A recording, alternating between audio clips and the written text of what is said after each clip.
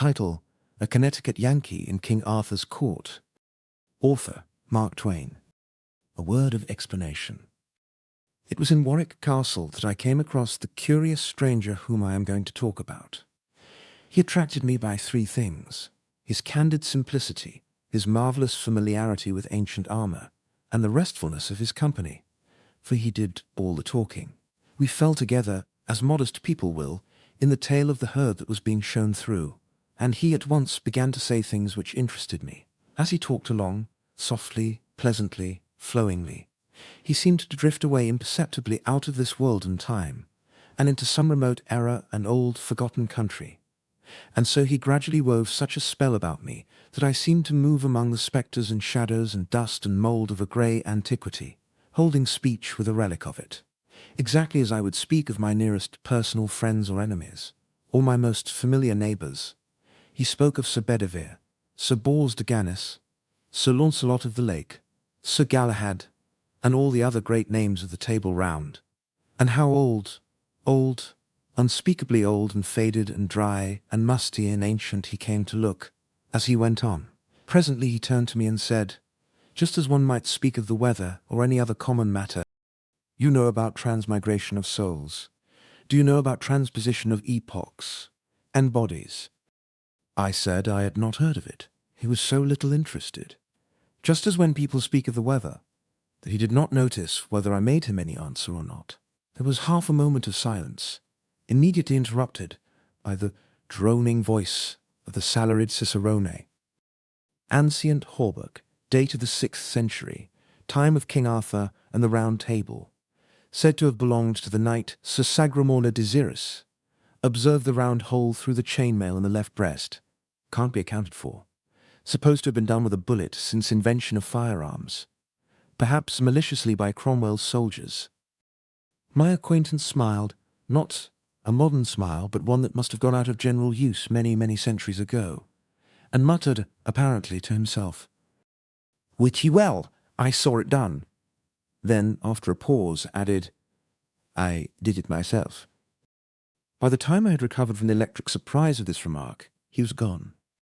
All that evening I sat by my fire at the Warwick Arms, steeped in a dream of the olden time, while the rain beat upon the windows, and the wind roared about the eaves and corners. From time to time I dipped into old Sir Thomas Malory's enchanting book, and fed at its rich feast of prodigies and adventures, breathed in the fragrance of its obsolete names, and dreamed again. Midnight being come at length, I read another tale for a nightcap, this which here follows, to wit, how Sir Launcelot slew 2 giants, and made a castle free. And none withal came there upon him 2 great giants, well armed, all save the heads, with 2 horrible clubs in their hands. Sir Launcelot put his shield afore him, and put the stroke away of the one giant, and with his sword he clave his head asunder. When his fellow saw that, he ran away, as he were wood, into demented, for fear of the horrible strokes, and Sir Launcelot after him with all his might, and smote him on the shoulder, and clave him to the middle. Then Sir Launcelot went into the hall, and there came afore him 80 ladies and damsels, and all kneeled unto him, and thanked God and him of their deliverance. For, sir, said they, the most part of us have been here this 7 year their prisoners, and we have worked all manner of silk works for our meat, and we are all great gentlewomen born, and blessed be the time, knight, that ever thou wert born, for thou hast done the most worship that ever did knight in the world. That will we bear record, and we all pray you to tell us your name, that we may tell our friends who delivered us out of prison. Fair damsels, he said, my name is Sir Launcelot du Lake.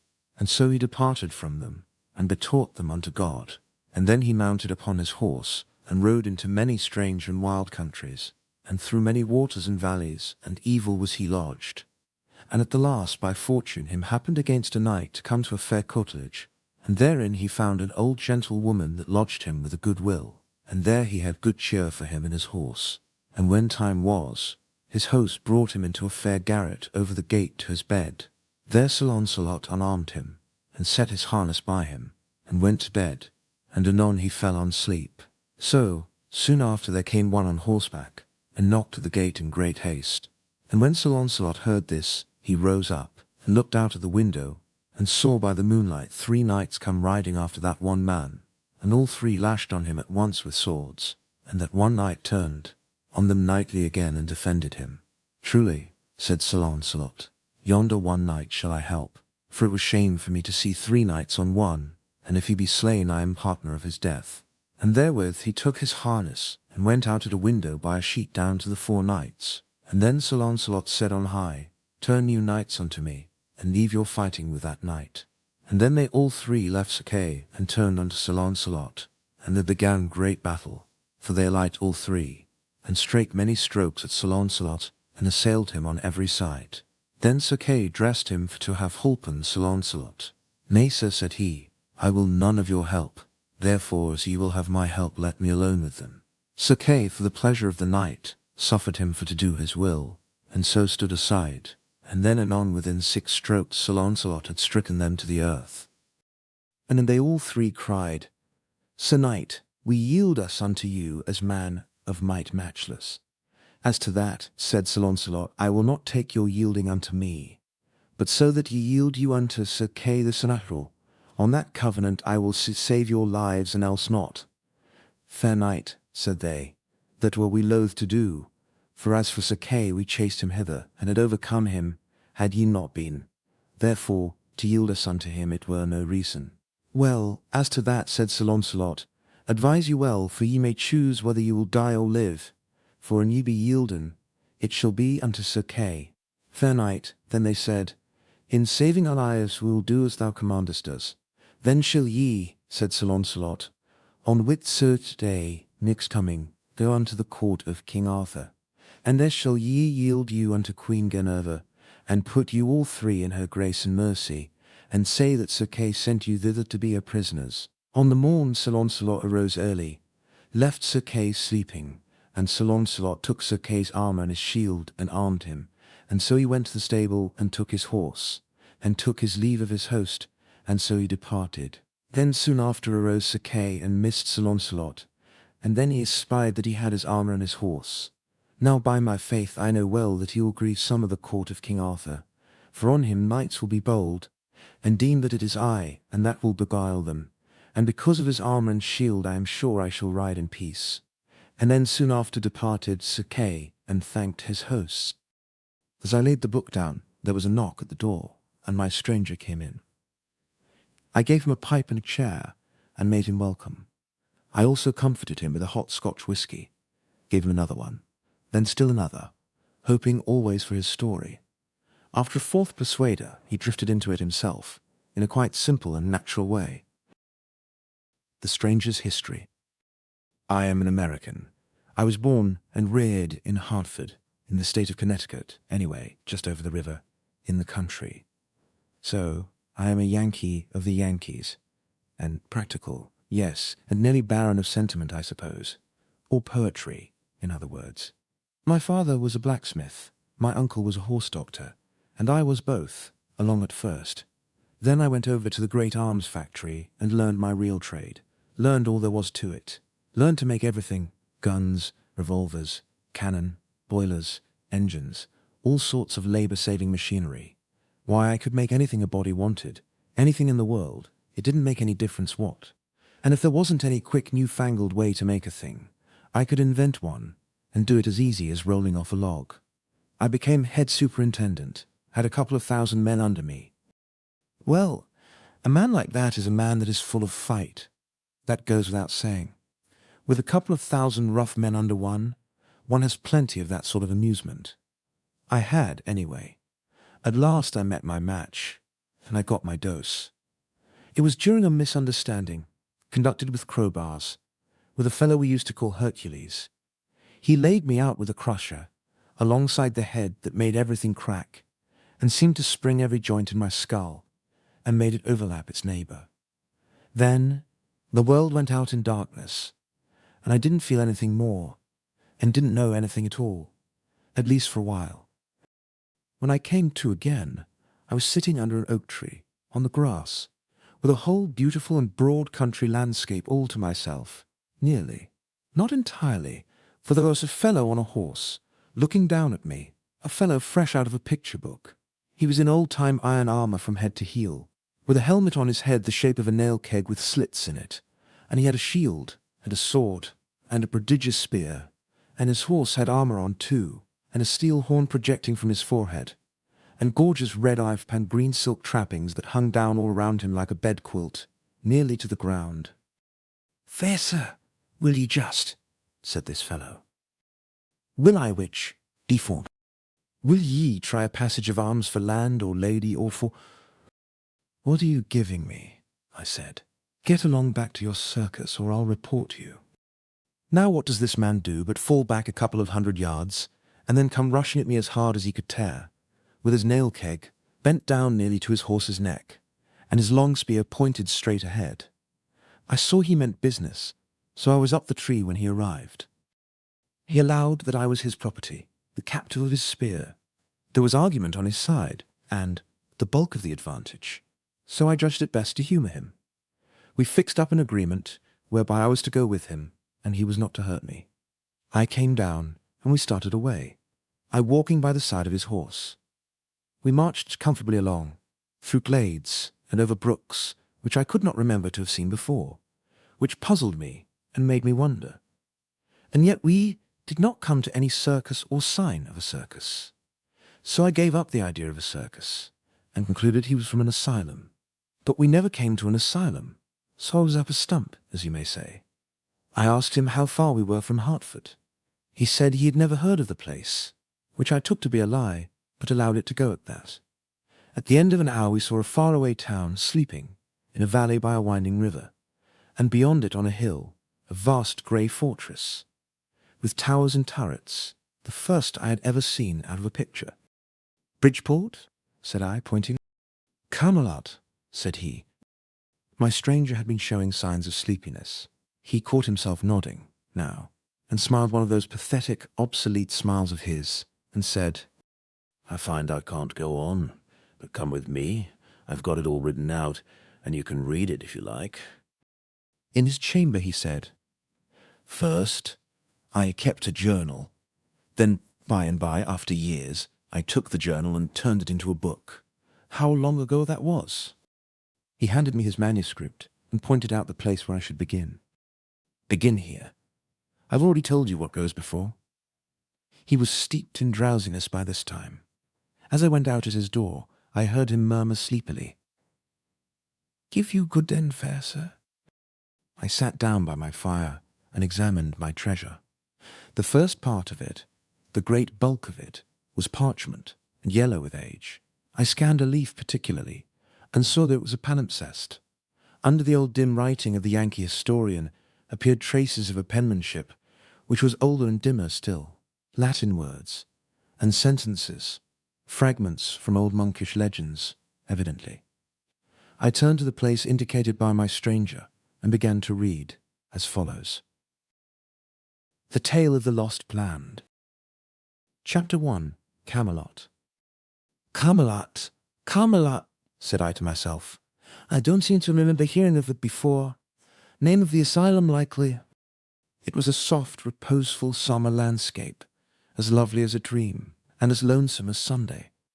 The air was full of the smell of flowers, and the buzzing of insects, and the twittering of birds, and there were no people, no wagons, there was no stir of life, nothing going on. The road was mainly a winding path with hoofprints in it, and now and then a faint trace of wheels on either side in the grass, wheels that apparently had a tire as broad as one's hand. Presently, a fair slip of a girl, about 10 years old with a cataract of golden hair streaming down over her shoulders, came along. Around her head she wore a hoop of flame-red poppies. It was as sweet an outfit as ever I saw, what there was of it. She walked indolently along with a mind at rest, its peace reflected in her innocent face. The circus man paid no attention to her, didn't even seem to see her. And she was no more startled at his fantastic make-up than if she was used to his like every day of her life. She was going by as indifferently as she might have gone by a couple of cows. But when she happened to notice me, then there was a change. Up went her hands, and she was turned to stone. Her mouth dropped open, her eyes stared wide and timorously. She was the picture of astonished curiosity touched with fear.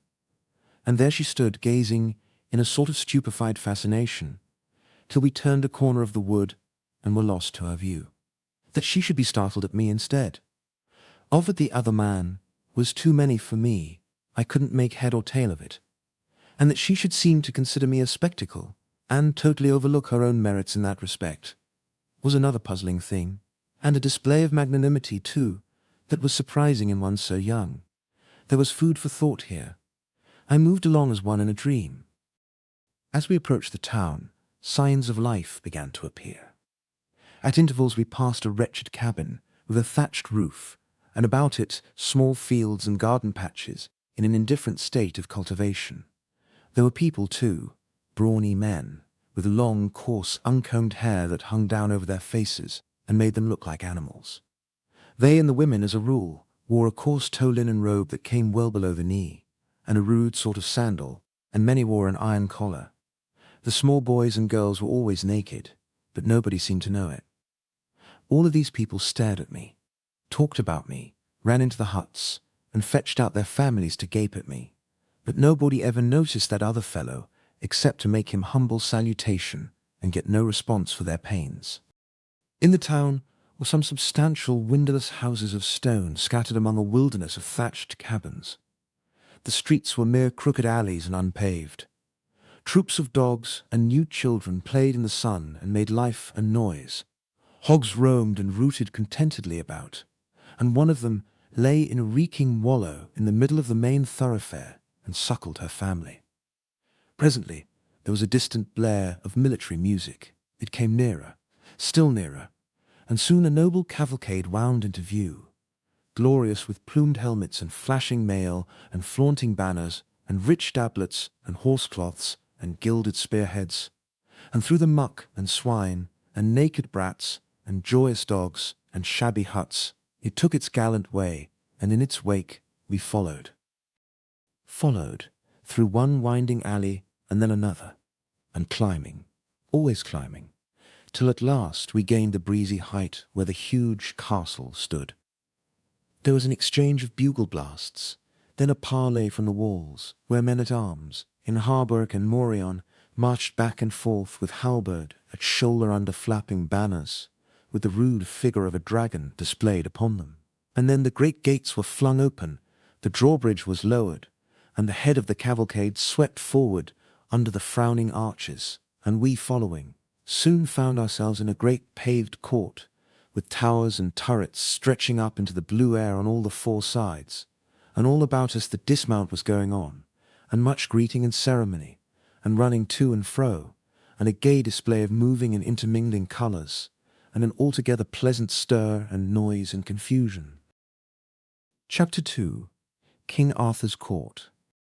The moment I got a chance, I slipped aside privately and touched an ancient, common-looking man on the shoulder, and said, in an insinuating, confidential way, "Friend, do me a kindness. Do you belong to the asylum, or are you just on a visit or something like that, dilly man?" He looked me over stupidly and said, "Marry, fair sir, meseemeth—" "That will do," I said. "I reckon you are a patient." I moved away, cogitating, and at the same time keeping an eye out for any chance passenger in his right mind that might come along and give me some light. I judged I had found one, presently. So I drew him aside and said in his ear, "If I could see the head keeper a minute, only just a minute." "Prithee, do not let me." "Let you what?" "Hinder me, then, if the word please thee better." Then he went on to say he was an undercook, and could not stop to gossip, though he would like it another time, for it would comfort his very liver to know where I got my clothes. As he started away, he pointed and said, yonder was one who was idle enough for my purpose, and was seeking me besides, no doubt. This was an airy slim boy in shrimp-coloured tights that made him look like a forked carrot. The rest of his gear was blue silk and dainty laces and ruffles, and he had long yellow curls, and wore a plumed pink satin cap tilted complacently over his ear. By his look, he was good-natured. By his gait, he was satisfied with himself. He was pretty enough to frame. He arrived, looked me over with a smiling and impudent curiosity, said he had come for me, and informed me that he was a page. "Go long," I said. "You ain't more than a paragraph." It was pretty severe, but I was nettled. However, it never fazed him. He didn't appear to know he was hurt. He began to talk and laugh in a happy, thoughtless, boyish fashion as we walked along, and made himself old friends with me at once. Asked me all sorts of questions about myself and about my clothes, but never waited for an answer, always chatted straight ahead, as if he didn't know he had asked a question and wasn't expecting any reply, until at last he happened to mention that he was born in the beginning of the year 513. It made the cold chills creep over me. I stopped and said, a little faintly, "Maybe I didn't hear you just right. Say it again, and say it slow. What year was it?" 5-3. You don't look it. Come, my boy, I am a stranger and friendless. Be honest and honourable with me. Are you in your right mind? He said he was. Are these other people in their right minds? He said they were. And this isn't an asylum. I mean, it isn't a place where they cure crazy people. He said it wasn't. Well then, I said, either I am a lunatic, or something just as awful has happened. Now tell me, honest and true, where am I deleted? In King Arthur's court. I waited a minute, to let that idea shudder its way home, and then said, and according to your notions, what year is it now? 528, 19th of June. I felt a mournful sinking at the heart, and muttered, I shall never see my friends again. Never, never again. They will not be born for more than 1,300 years yet. I seemed to believe the boy. I didn't know why. Something in me seemed to believe him. My consciousness, as you may say. But my reason didn't. My reason straightway began to clamour. That was natural. I didn't know how to go about satisfying it, because I knew that the testimony of men wouldn't serve. My reason would say they were lunatics and throw out their evidence. But all of a sudden, I stumbled on the very thing. Just by luck. I knew that the only total eclipse of the sun in the first half of the 6th century occurred on the 21st of June, AD 528 OS, and began at 3 minutes after 12 noon. I also knew that no total eclipse of the sun was due in what to me was the present year, i.e. 1879. So, if I could keep my anxiety and curiosity from eating the heart out of me for 48 hours, I should then find out for certain whether this boy was telling me the truth or not. Wherefore, being a practical Connecticut man, I now shoved this whole problem clear out of my mind, till its appointed day and hour should come, in order that I might turn all my attention to the circumstances of the present moment, and be alert and ready to make the most out of them that could be made. One thing at a time is my motto, and just play that thing for all it is worth, even if it's only 2 pair and a jack. I made up my mind to 2 things. If it was still the 19th century, and I was among lunatics, and couldn't get away, I would presently boss that asylum, or know the reason why. And if, on the other hand, it was really the 6th century, all right, I didn't want any softer thing.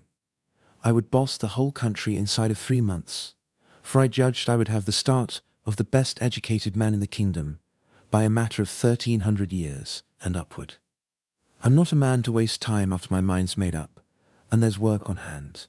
So I said to the page, Now, Clarence, my boy, if that might happen to be your name, I'll get you to post me up a little if you don't mind.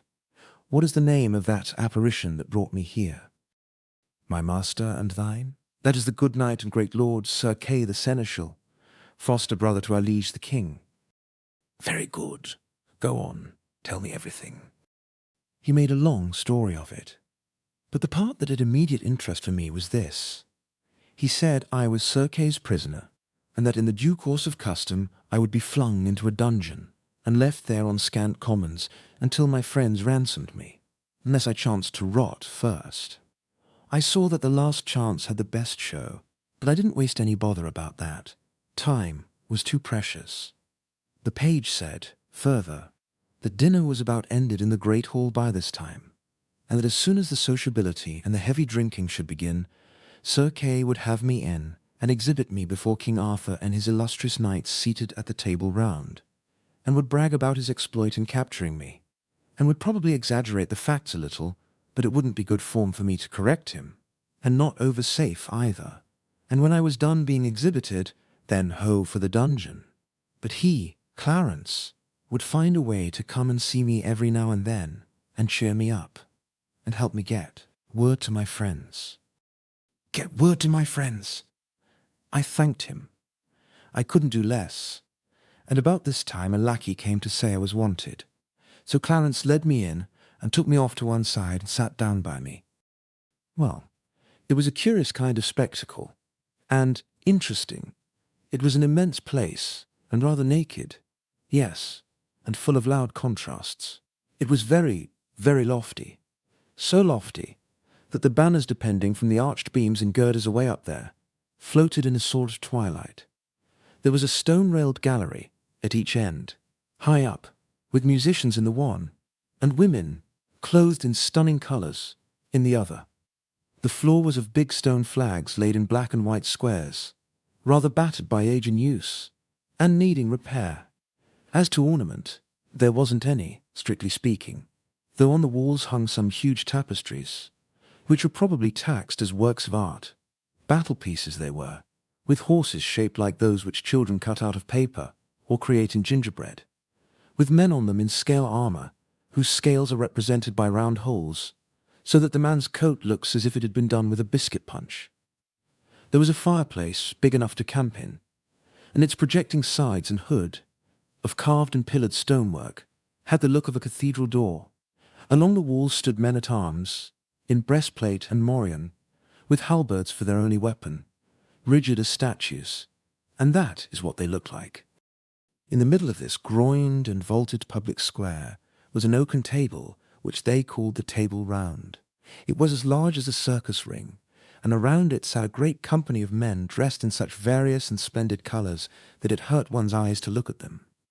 They wore their plumed hats right along, except that whenever one addressed himself directly to the king, he lifted his hat a trifle just as he was beginning his remark.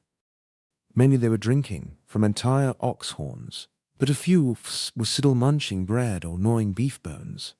There was about an average of 2 dogs to one man, and these sat in expectant attitudes till a spent bone was flung to them, and then they went for it by brigades and divisions with a rush, and there ensued a fight which filled the prospect with a tumultuous chaos of plunging heads and bodies and flashing tails, and the storm of howlings and barkings deafened all speech for the time. But that was no matter, for the dog fight was always a bigger interest anyway. The men rose, sometimes, to observe it the better and bet on it, and the ladies and the musicians stretched themselves out over their balusters with the same object, and all broke into delighted ejaculations from time to time. In the end, the winning dog stretched himself out comfortably with his bone between his paws, and proceeded to growl over it, and gnaw it, and grease the floor with it, just as 50 others were already doing, and the rest of the court resumed their previous industries and entertainments. As a rule, the speech and behaviour of these people were gracious and courtly, and I noticed that they were good and serious listeners when anybody was telling anything. I mean in a dog-fightless interval. And plainly, too, they were a childlike and innocent lot, telling lies of the stateliest pattern with a most gentle and winning naivety, and ready and willing to listen to anybody else's lie, and believe it, too. It was hard to associate them with anything cruel or dreadful, and yet they dealt in tales of blood and suffering, with a guileless relish that made me almost forget to shudder. I was not the only prisoner present. There were 20 or more. Poor devils. Many of them were maimed, hacked, carved in a frightful way, and their hair, their faces, their clothing were caked with black and stiffened drenchings of blood. They were suffering sharp physical pain, of course, and weariness, and hunger and thirst, no doubt, and at least none had given them the comfort of a wash, or even the poor charity of a lotion for their wounds. Yet you never heard them utter a moan or a groan, or saw them show any sign of restlessness, or any disposition to complain. The thought was forced upon me, the rascals they have served other people so in their day, it being their own turn now. They were not expecting any better treatment than this, so their philosophical bearing is not an outcome of mental training, intellectual fortitude, reasoning. It is mere animal training. They are white Indians. Chapter 3. Knights of the Table Round. Mainly the round table talk was monologues. narrative accounts of the adventures in which these prisoners were captured and their friends and backers killed and stripped of their steeds and armor. As a general thing, as far as I could make out, these murderous adventures were not forays undertaken to avenge injuries, nor to settle old disputes or sudden fallings out. No, as a rule, they were simply duels between strangers, duels between people who had never even been introduced to each other, and between whom existed no cause of offense whatever. Many a time I had seen a couple of boys, strangers, meet by chance and say simultaneously, "I can lick you," and go at it on the spot, but I had always imagined until now that that sort of thing belonged to children only, and was a sign and mark of childhood. But here were these big boobies sticking to it, and taking pride in it clear up into full age and beyond. Yet there was something very engaging about these great simple-hearted creatures, something attractive and lovable. There did not seem to be brains enough in the entire nursery, so to speak, to bait a fishhook with, but you didn't seem to mind that after a little, because you soon saw that brains were not needed in a society like that, and indeed would have marred it, hindered it, spoiled its symmetry, perhaps rendered its existence impossible. There was a fine manliness observable in almost every face, and in some a certain loftiness and sweetness that rebuked your belittling criticisms and stilled them. A most noble benignity and purity reposed in the countenance of him they called Sir Galahad, and likewise in the king's also, and there was majesty and greatness in the giant frame, and high bearing of Sir Launcelot of the Lake. There was presently an incident which centred the general interest upon this Sir Launcelot. At a sign from a sort of master of ceremonies, 6 or 8 of the prisoners rose and came forward in a body, and knelt on the floor and lifted up their hands toward the ladies' gallery, and begged the grace of a word with the Queen. The most conspicuously situated lady, in that massed flower-bed of feminine show and finery, inclined her head by way of assent, and then the spokesman of the prisoners delivered himself and his fellows into her hands for free pardon, ransom, captivity, or death, as she in her good pleasure might elect. And this, as he said, he was doing by command of Sir Kay the Seneschal, whose prisoners they were, he having vanquished them by his single might and prowess in sturdy conflict in the field. Surprise and astonishment flashed from face to face all over the house. The Queen's gratified smile faded out at the name of Sir Kay, and she looked disappointed, and the page whispered in my ear with an accent and manner expressive of extravagant derision, "Sir Kay, forsooth! Oh, call me pet names, dearest. Call me a marine. In twice 1,000 years shall the unholy invention of man labour at odds to beget the fellow to this majestic lad." Every eye was fastened with severe inquiry upon Sir Kay, but he was equal to the occasion. He got up and played his hand like a major and took every trick. He said he would state the case exactly according to the facts. He would tell the simple, straightforward tale without comment of his own.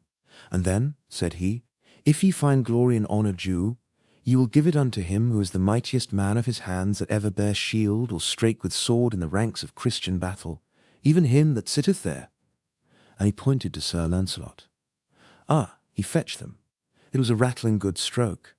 Then he went on and told how Sir Launcelot, seeking adventures some brief time gone by, killed 7 giants at one sweep of his sword, and set 142 captive maidens free, and then went further, still seeking adventures, and found him, Sir Kay, fighting a desperate fight against 9 foreign knights, and straightway took the battle solely into his own hands, and conquered the 9. And that night Sir Launcelot rose quietly, and dressed him in Sir Kay's armour, and took Sir Kay's horse, and gat him away into distant lands, and vanquished 16 knights in one pitched battle, and 34 in another. And all these and the former 9 he made to swear that about Whitsuntide they would ride to Arthur's court and yield them to Queen Guinevere's hands as captives of Sir Kay the Seneschal, spoil of his knightly prowess. And now here were these 6, and the rest would be along as soon as they might be healed of their desperate wounds. Well, it was touching to see the Queen blush and smile, and look embarrassed and happy, and fling furtive glances at Sir Launcelot that would have got him shot in Arkansas, to dead certainty. Everybody praised the valour and magnanimity of Sir Launcelot, and as for me, I was perfectly amazed that one man, all by himself, should have been able to beat down and capture such battalions of practised fighters. I said as much to Clarence, but this mocking featherhead only said, "And Sir Kay had had time to get another skin of sour wine into him. Ye had seen the account doubled." I looked at the boy in sorrow, and as I looked I saw the cloud of a deep despondency settle upon his countenance. I followed the direction of his eye, and saw that a very old and white-bearded man, clothed in a flowing black gown, had risen and was standing at the table upon unsteady legs, and feebly swaying his ancient head, and surveying the company with his watery and wandering eye. The same suffering look that was in the page's face was observable in all the faces around, the look of dumb creatures, who know that they must endure and make no moan.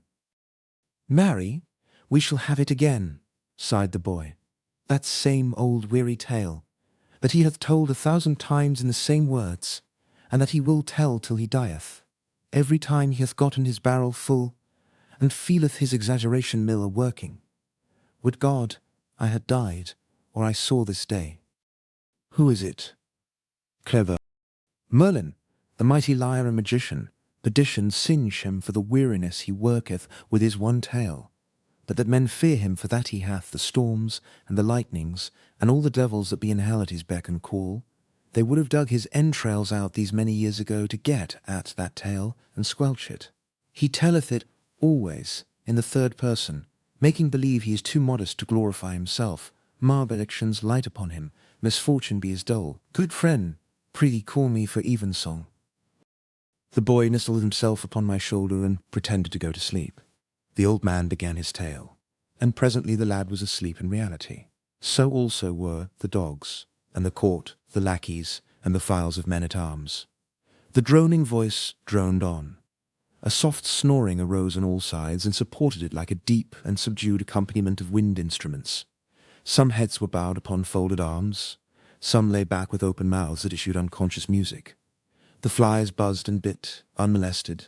The rats swarmed softly out from 100 holes, and pattered about, and made themselves at home everywhere.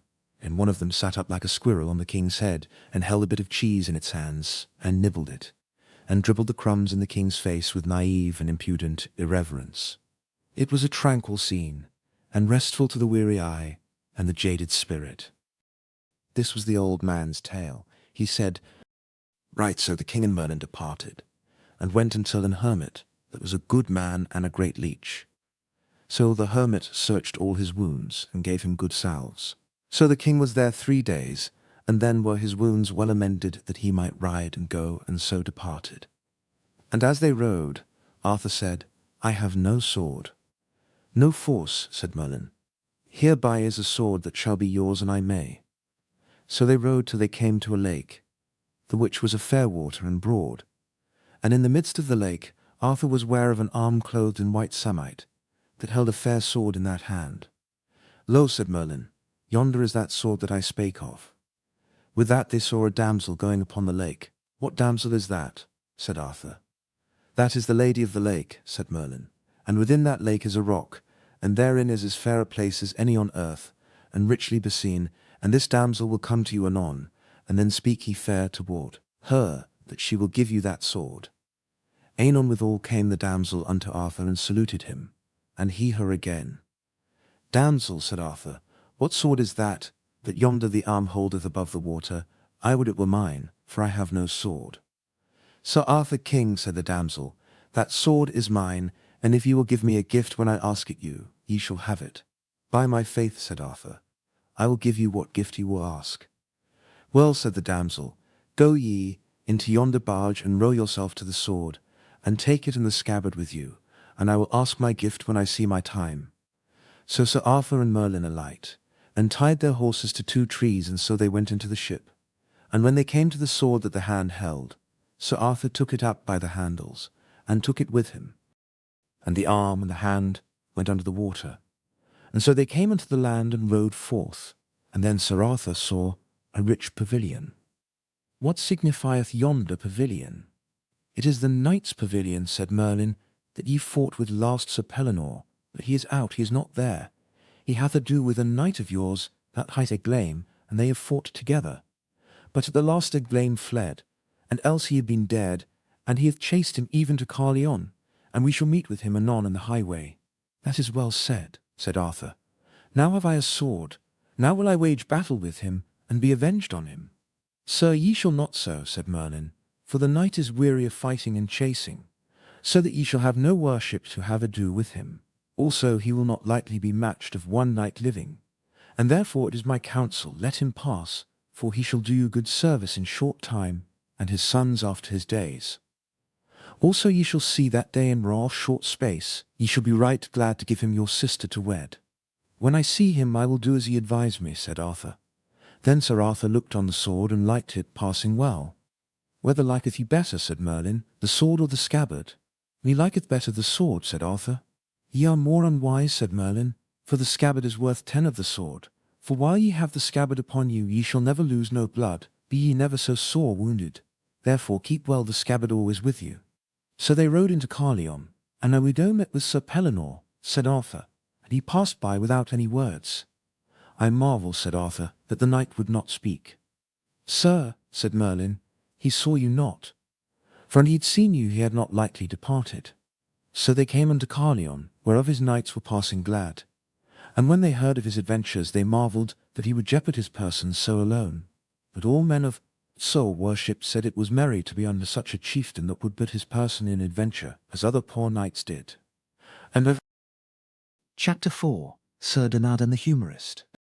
It seemed to me that this quaint lie was most simply and beautifully told, but then I had heard it only once, and that makes a difference.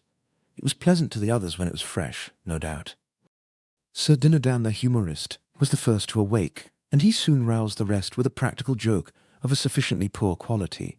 He tied some metal mugs to a dog's tail and turned him loose, and he tore around and around the place in a frenzy of fright, with all the other dogs bellowing after him and battering and crashing against everything that came in their way, and making altogether a chaos of confusion and a most deafening din and turmoil, at which every man and woman of the multitude laughed, till the tears flowed, and some fell out of their chairs and wallowed on the floor in ecstasy. It was just like so many children. Sir Dinadan was so proud of his exploit that he could not keep from telling over and over again, to weariness, how the immortal idea happened to occur to him, and as is the way with humorists of his breed, he was still laughing at it after everybody else had got through. He was so set up that he concluded to make a speech. Of course, a humorous speech. I think I never heard so many old, played-out jokes strung together in my life. He was worse than the minstrels, worse than the clown in the circus. It seemed peculiarly sad to sit here 1,300 years before I was born, and listen again to poor, flat, worm-eaten jokes that had given me the dry gripes when I was a boy 1,300 years afterwards. It about convinced me that there isn't any such thing as a new joke possible. Everybody laughed at these antiquities, but then they always do. I had noticed that, centuries later. However, of course, the scoffer didn't laugh. I mean the boy. No, he scoffed. There wasn't anything he wouldn't scoff at. He said the most of Sir Dinadan's jokes were rotten, and the rest were petrified. I said petrified was good, as I believed, myself, that the only right way to classify the majestic ages of some of those jokes was by geologic periods. But that neat idea hit the boy in a blank place, for geology hadn't been invented yet. However, I made a note of the remark, and calculated to educate the Commonwealth up to it, if I pulled through. It is no use to throw a good thing away, merely because the market isn't ripe yet.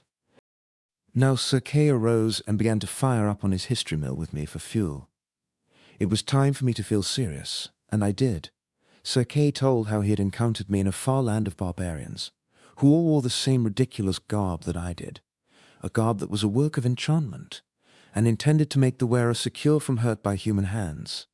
However, he had nullified the force of the enchantment by prayer, and had killed my 13 knights in a 3 hours battle, and taken me prisoner, sparing my life in order that so strange a curiosity as I was might be exhibited to the wonder and admiration of the king and the court.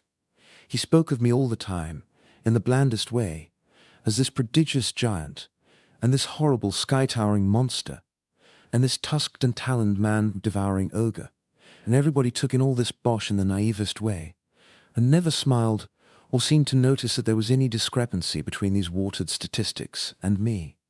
He said that in trying to escape from him I sprang into the top of a tree, 200 cubits high at a single bound, but he dislodged me with a stone the size of a cow, which all to brass to most of my bones, and then swore me to appear at Arthur's court for sentence. He ended by condemning me to die at noon on the 21st, and was so little concerned about it that he stopped to yawn before he named the date. I was in a dismal state by this time. Indeed, I was hardly enough in my right mind to keep the run of a dispute that sprung up as to how I had better be killed, the possibility of the killing being doubted by some because of the enchantment in my clothes. And yet it was nothing but an ordinary suit of $15 slop shops. Still, I was sane enough to notice this detail, to wit, many of the terms used in the most matter-of-fact way by this great assemblage of the first ladies and gentlemen in the land would have made a Comanche blush. Indelicacy is too mild a term to convey the idea.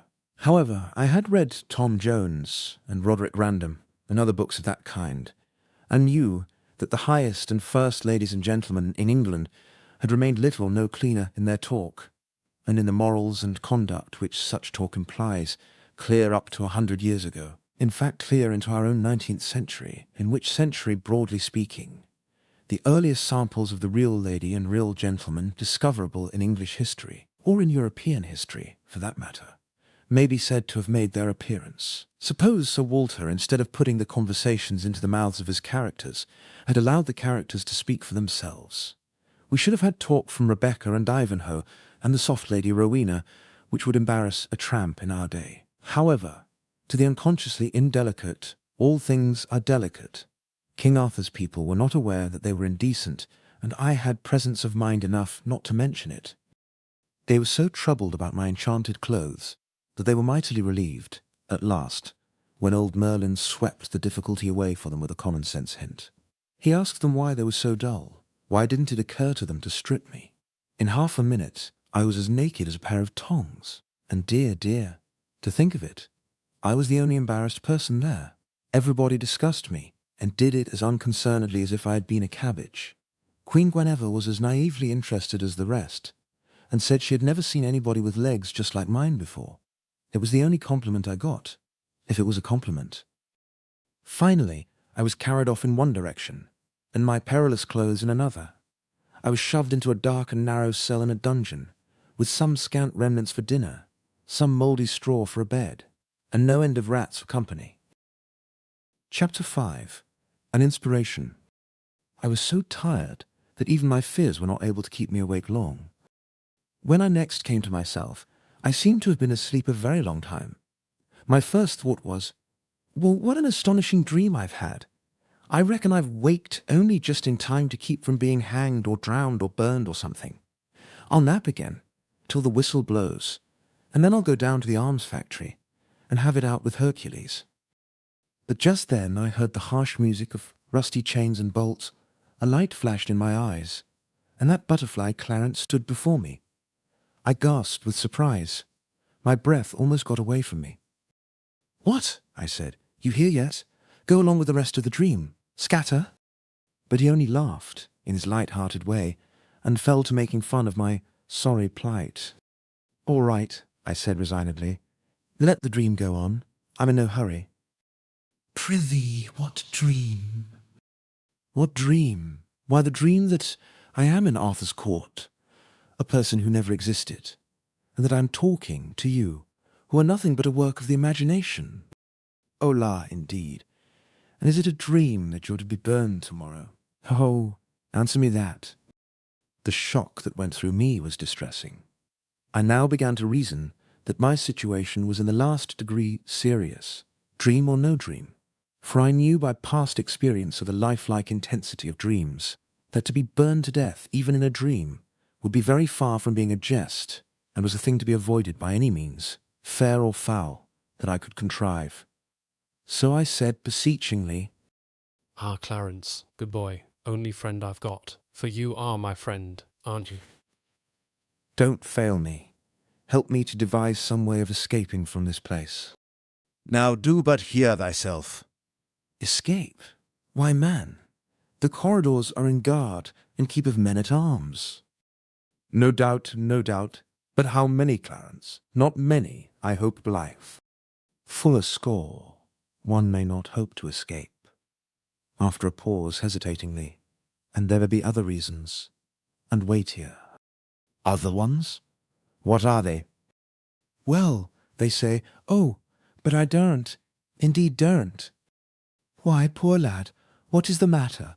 Why do you blench? Why do you tremble so? Oh, in sooth, there is need. I do want to tell you, but... Come, be brave, be a man, speak out, there's a good lad. He hesitated, pulled one way by desire, the other way by fear. Then he stole to the door and peeped out, listening, and finally crept close to me and put his mouth to my ear and told me his fearful news in a whisper, and with all the cowering apprehension of one who was venturing upon awful ground, and speaking of things whose very mention might be freighted with death. Merlin, in his malice, has woven a spell about this dungeon, and there bides not the man in these kingdoms that would be desperate enough to essay to cross its lines with you. Now God pity me, I have told it.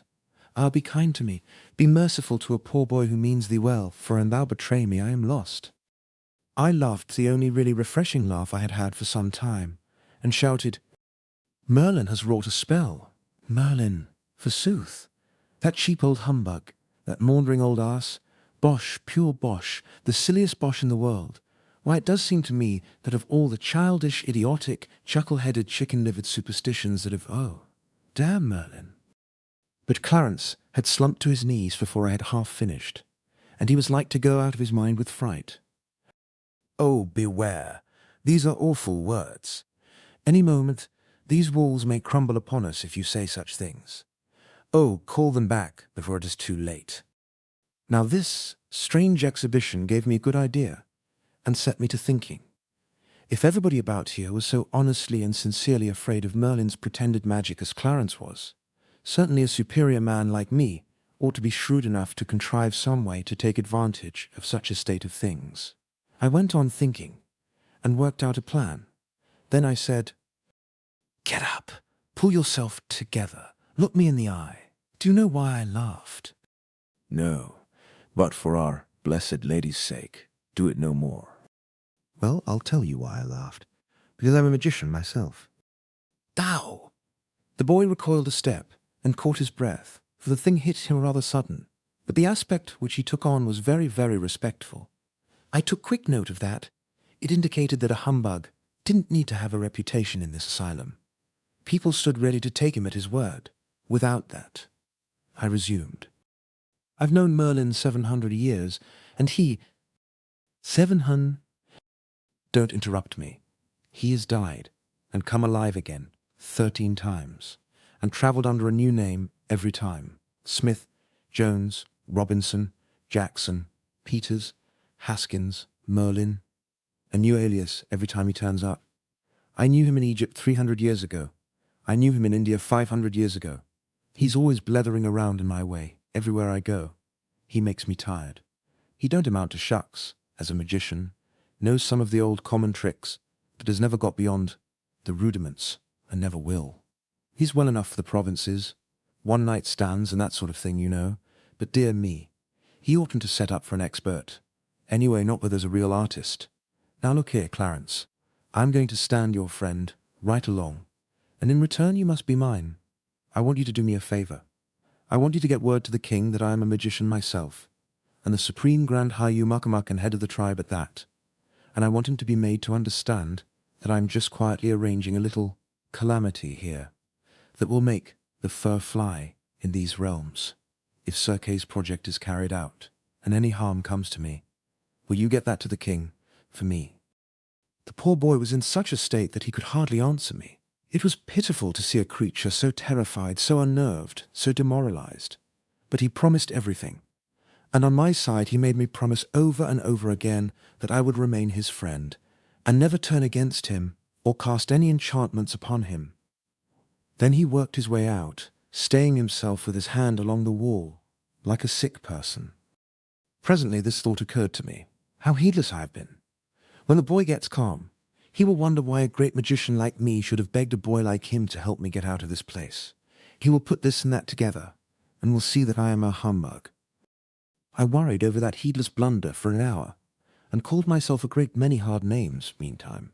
But finally it occurred to me all of a sudden that these animals didn't reason, that they never put this and that together, that all their talk showed that they didn't know a discrepancy when they saw it. I was at rest then.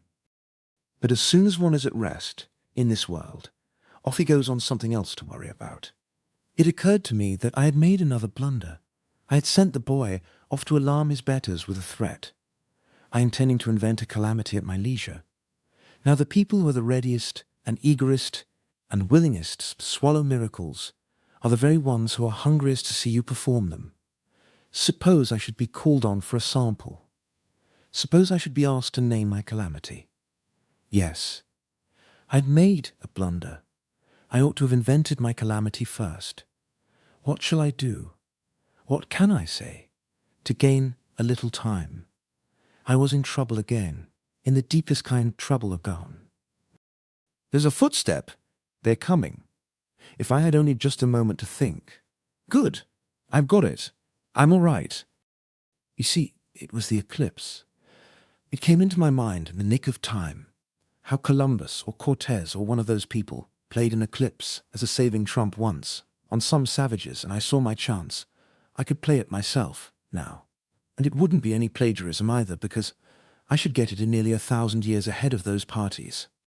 Clarence came in, subdued, distressed, and said, I hasted the message to our liege the king, and straightway he had me to his presence, and was frighted even to the marrow, and was minded to give order for your instant enlargement, and that you be clothed in fine raiment, and lodged as befitted one so great.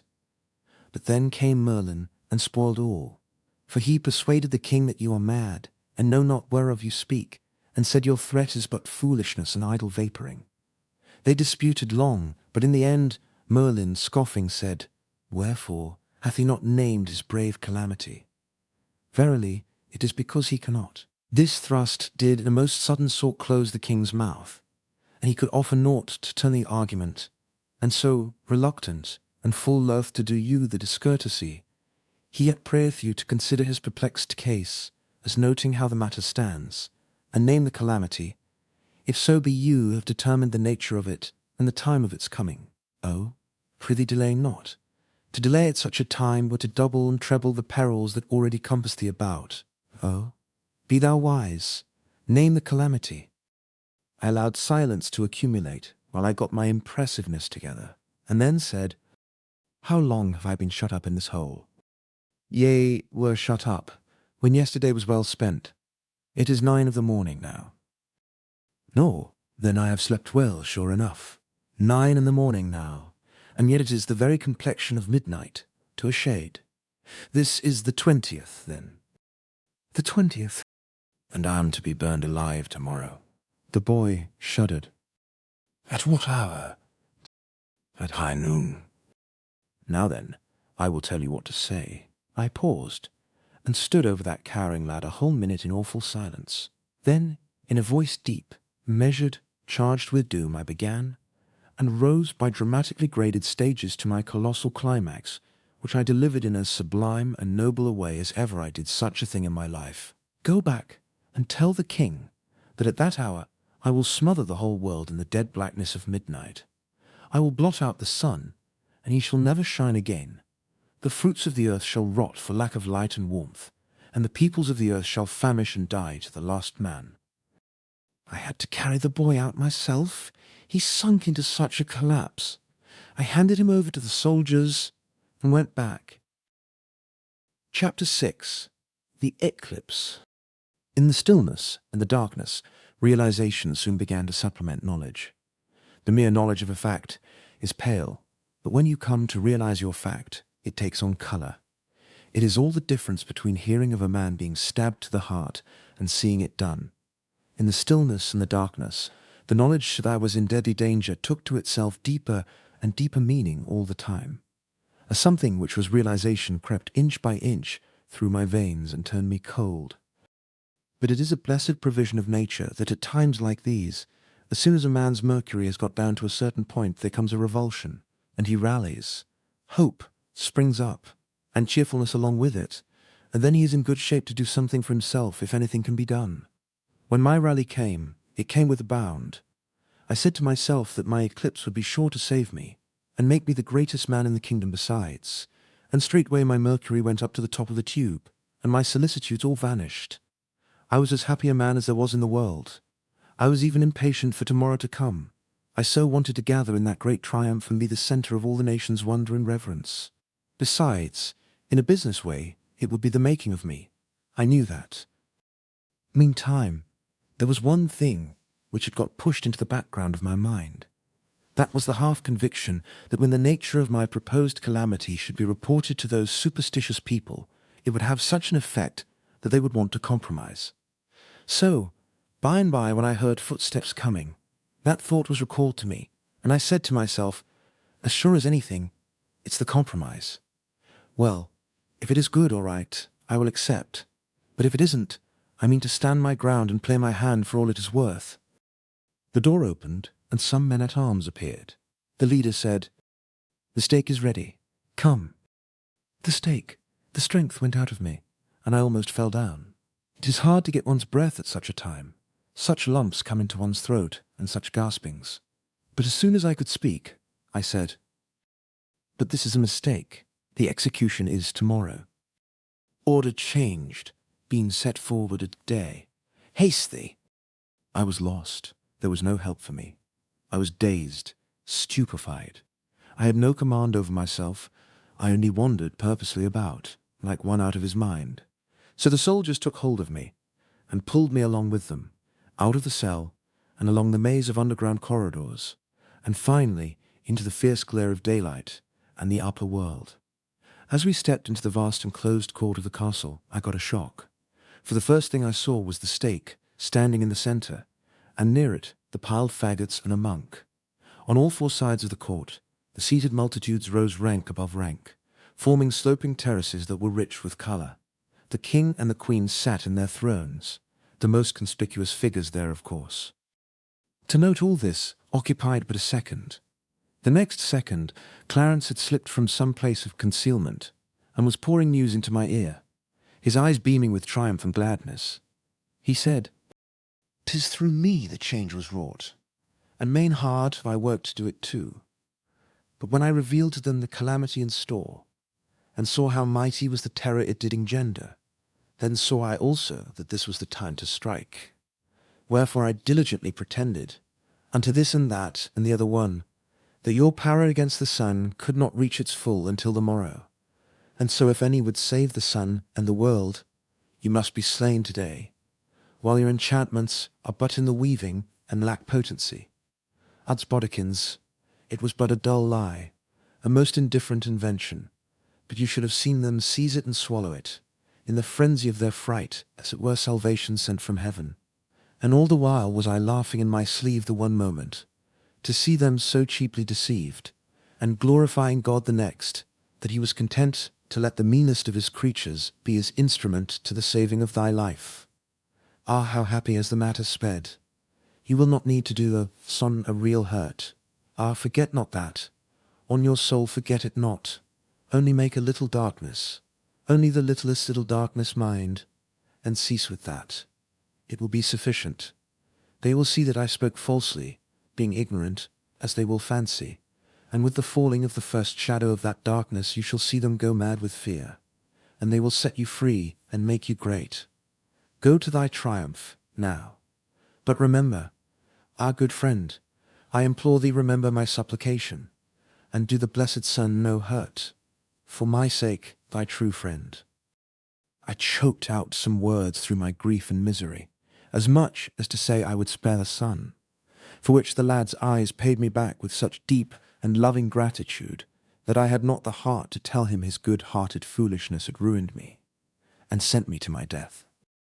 As the soldiers assisted me across the court, the stillness was so profound that if I had been blindfold, I should have supposed I was in a solitude instead of walled in by 4,000 people. There was not a movement perceptible in those masses of humanity. They were as rigid as stone images, and as pale, and dread sat upon every countenance. This hush continued while I was being chained to the stake. It still continued, while the faggots were carefully and tediously piled about my ankles, my knees, my thighs, my body. Then there was a pause, and a deeper hush, if possible, and a man knelt down at my feet with a blazing torch. The multitude strained forward, gazing, and parting slightly from their seats without knowing it. The monk raised his hands above my head, and his eyes toward the blue sky, and began some words in Latin. In this attitude, he droned on and on, a little while, and then stopped. I waited 2 or 3 moments, then looked up. He was standing there, petrified. With a common impulse, the multitude rose slowly up and stared into the sky. I followed their eyes. As sure as guns, there was my eclipse beginning. The life went boiling through my veins. I was a new man. The rim of black spread slowly into the sun's disk. My heart beat higher and higher, and still the assemblage and the priest stared into the sky, motionless. I knew that this gaze would be turned upon me next. When it was, I was ready. I was in one of the most grand attitudes I ever struck, with my arm stretched up pointing to the sun. It was a noble effect. You could see the shudder sweep the mass like a wave. 2 shouts rang out, one close upon the heels of the other. "Apply the torch." I forbid it. The one was from Merlin, the other from the king. Merlin started from his place. To apply the torch himself, I judged. I said, "Stay where you are. If any man moves, even the king, before I give him leave, I will blast him with thunder, I will consume him with lightnings." The multitude sank meekly into their seats, and I was just expecting they would. Merlin hesitated a moment or two, and I was on pins and needles during that little while. Then he sat down, and I took a good breath, for I knew I was master of the situation now. The king said, "Be merciful, fair sir, and essay no further in this perilous matter, lest disaster follow. It was reported to us that your powers could not attain unto their full strength until the morrow, but your majesty thinks the report may have been a lie. It was a lie." That made an immense effect. Up went appealing hands everywhere, and the king was assailed with a storm of supplications that I might be bought off at any price, and the calamity stayed. The king was eager to comply. He said, "Name any terms, reverend sir, even to the halving of my kingdom, but banish this calamity. Spare the sun." My fortune was made. I would have taken him up in a minute, but I couldn't stop an eclipse. The thing was out of the question. So I asked time to consider. The king said, "How long? How long, good sir? Be merciful. Look, it groweth darker, moment by moment. Prithee, how long?" "Not long. Half an hour, maybe an hour." There were 1,000 pathetic protests, but I couldn't shorten up any, for I couldn't remember how long a total eclipse lasts. I was in a puzzle condition anyway, and wanted to think. Something was wrong about that eclipse, and the fact was very unsettling. If this wasn't the one I was after, how was I to tell whether this was the 6th century, or nothing but a dream? Dear me, if I could only prove it was the latter, here was a glad new hope. If the boy was right about the date, and this was surely the 20th, it wasn't the 6th century. I reached for the monk's sleeve, in considerable excitement, and asked him what day of the month it was. Hang him!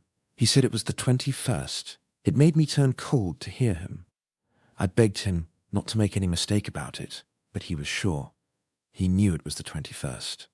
So that feather-headed boy had botched things again. The time of the day was right for the eclipse. I had seen that for myself, in the beginning, by the dial that was nearby. Yes, I was in King Arthur's court, and I might as well make the most out of it I could. The darkness was steadily growing, the people becoming more and more distressed. I now said, "I've reflected, Sir King. For a lesson I will let this darkness proceed, and spread night in the world. But whether I blot out the sun for good or restore it, shall rest with you. These are the terms to wit. You shall remain king over all your dominions, and receive all the glories and honours that belong to the kingship. But you shall appoint me your perpetual minister and executive, and give me for my services 1% of such actual increase of revenue over and above its present amount as I may succeed in creating for the state. If I can't live on that, I shan't ask anybody to give me a lift. Is it satisfactory?" There was a prodigious roar of applause, and out of the midst of it the king's voice rose, saying, "Away with his bonds, and set him free, and do him homage, high and low, rich and poor, for he is become the king's right hand, is clothed with power and authority, and his seat is upon the highest step of the throne. Now sweep away this creeping night, and bring the light and cheer again, that all the world may bless thee." But I said, "That a common man should be shamed before the world is nothing, but it would dishonour to the king if any that saw his minister naked should not also see him delivered from his shame. If I might ask that my clothes be brought again—" "They are no meet," the king broke in. "Fetch raiment of another sort. Clothe him like a prince." My idea worked. I wanted to keep things as they were till the eclipse was total, otherwise they would be trying again to get me to dismiss the darkness, and of course I couldn't do it. Sending for the clothes gained some delay, but not enough, so I had to make another excuse. I said it would be but natural if the king should change his mind, and repent to some extent of what he had done under excitement. Therefore I would let the darkness grow a while, and if at the end of a reasonable time the king had kept his mind the same, the darkness should be dismissed. Neither the king nor anybody else was satisfied with that arrangement, but I had to stick to my point. It grew darker and darker and blacker, while I struggled with those awkward 6th century clothes. It got to be pitch dark at last, and the multitude groaned with horror to feel the cold, uncanny night breezes fan through the place, and see the stars come out and twinkle in the sky. At last the eclipse was total, and I was very glad of it, but everybody else was in misery, which was quite natural. I said, "The king, by his silence, still stands to the terms." Then I lifted up my hands, stood just so a moment. Then I said, with the most awful solemnity, "Let the enchantment dissolve and pass harmless away." There was no response for a moment in that deep darkness and that graveyard hush, but when the silver rim of the sun pushed itself out, a moment or two later, the assemblage broke loose with a vast shout and came pouring down like a deluge to smother me with blessings and gratitude. And Clarence was not the last of the wash, to be sure. Chapter 7. Merlin's Tower. Inasmuch as I was now the second personage in the kingdom, as far as political power and authority were concerned, much was made of me. My raiment was of silks and velvets and cloth of gold, and by consequence was very showy, also uncomfortable. But habit would soon reconcile me to my clothes. I was aware of that. I was given the choicest suite of apartments in the castle, after the king's. They were aglow with loud-coloured silken hangings, but the stone floors had nothing but rushes on them for a carpet, and they were misfit rushes at that, being not all of one breed. As for conveniences, properly speaking, there weren't any. I mean, little conveniences. It is the little conveniences that make the real comfort of life. The big oaken chairs, graced with rude carvings, were well enough, but that was the stopping place. There was no soap, no matches, no looking-glass, except a metal one, about as powerful as a pail of water, and not a chromo. I had been used to chromos for years, and I saw now that without my suspecting it, a passion for art had got worked into the fabric of my being and was become a part of me. It made me homesick to look around over this proud and gaudy but heartless barrenness, and remember that in our house in East Hartford, all unpretending as it was, you couldn't go into a room, but you would find an insurance chromo, or at least a 3-colour God Bless Our Home over the door, and in the parlour we had 9. But here, even in my grand room of state, there wasn't anything in the nature of a picture, except a thing the size of a bedquilt, which was either woven or knitted. It had darned places in it, and nothing in it was the right colour or the right shape. And as for proportions, even Raphael himself couldn't have botched them more formidably, after all his practice on those nightmares they call his celebrated Hampton Court cartoons. Raphael was a bird. We had several of his chromos. One was his miraculous draught of fishes, where he puts in a miracle of his own. puts 3 men into a canoe which wouldn't have held a dog without upsetting. I always admired to study art. It was so fresh and unconventional. There wasn't even a bell or a speaking tube in the castle. I had a great many servants, and those that were on duty lolled in the anteroom. And when I wanted one of them, I had to go and call for him. There was no gas, there were no candles. A bronze dish half full of boarding-house butter, with a blazing rag floating in it, was the thing that produced what was regarded as light. A lot of these hung along the walls, and modified the dark, just toned it down enough to make it dismal. If you went out at night, your servants carried torches. There were no books, pens, paper or ink, and no glass in the openings they believed to be windows. It is a little thing, glasses, until it is absent, then it becomes a big thing. But perhaps the worst of all was that there wasn't any sugar, coffee, tea, or tobacco. I saw that I was just another Robinson Crusoe cast away on an uninhabited island with no society but some more or less tame animals. And if I wanted to make life bearable, I must do as he did. Invent, contrive, create, reorganize things, set brain and hand to work, and keep them busy. Well, that was in my line. One thing troubled me along at first, the immense interest which people took in me. Apparently, the whole nation wanted to look at me. It soon transpired that the eclipse had scared the British world, almost to death. But while it lasted, the whole country, from one end to the other, was in a pitiable state of panic, and the churches, hermitages, and monkeries overflowed with praying and weeping poor creatures who thought the end of the world was come. Then had followed the news that the producer of this awful event was a stranger, a mighty magician at Arthur's court, that he could have blown out the sun like a candle, and was just going to do it, when his mercy was purchased, and he then dissolved his enchantments, and was now recognized and honored as the man who had by his unaided might save the globe from destruction and its peoples from extinction. Now if you consider that everybody believed that, and not only believed it, but never even dreamed of doubting it, you will easily understand that there was not a person in all Britain that would not have walked 50 miles to get man was to sight of me. Of course I was all the talk. All other subjects were dropped. Even the king became suddenly a person of minor interest and notoriety. Within 24 hours the delegations began to arrive, and from that time onward for a fortnight they kept coming. The village was crowded, and all the countryside. I had to go out a dozen times a day and show myself to these reverent and awe-stricken multitudes. It came to be a great burden, as to time and trouble, but of course it was at the same time compensatingly agreeable to be so celebrated and such a centre of homage. It turned Brer Merlin green with envy and spite, which was a great satisfaction to me. But there was one thing I couldn't understand. Nobody had asked for an autograph. I spoke to Clarence about it. By George, I had to explain to him what it was. Then he said nobody in the country could read or write but a few dozen priests. Land, think of that. There was another thing that troubled me a little. Those multitudes presently began to agitate for another miracle. That was natural. To be able to carry back to their far homes the boast that they had seen the man who could command the sun, riding in the heavens, and be obeyed, would make them great in the eyes of their neighbours, and envied by them all. But to be able to also say they had seen him work a miracle themselves, why people would come a distance to see them. The pressure got to be pretty strong. There was going to be an eclipse of the moon, and I knew the date and hour, but it was too far away. 2 years. I would have given a good deal for license to hurry it up, and use it now when there was a big market for it.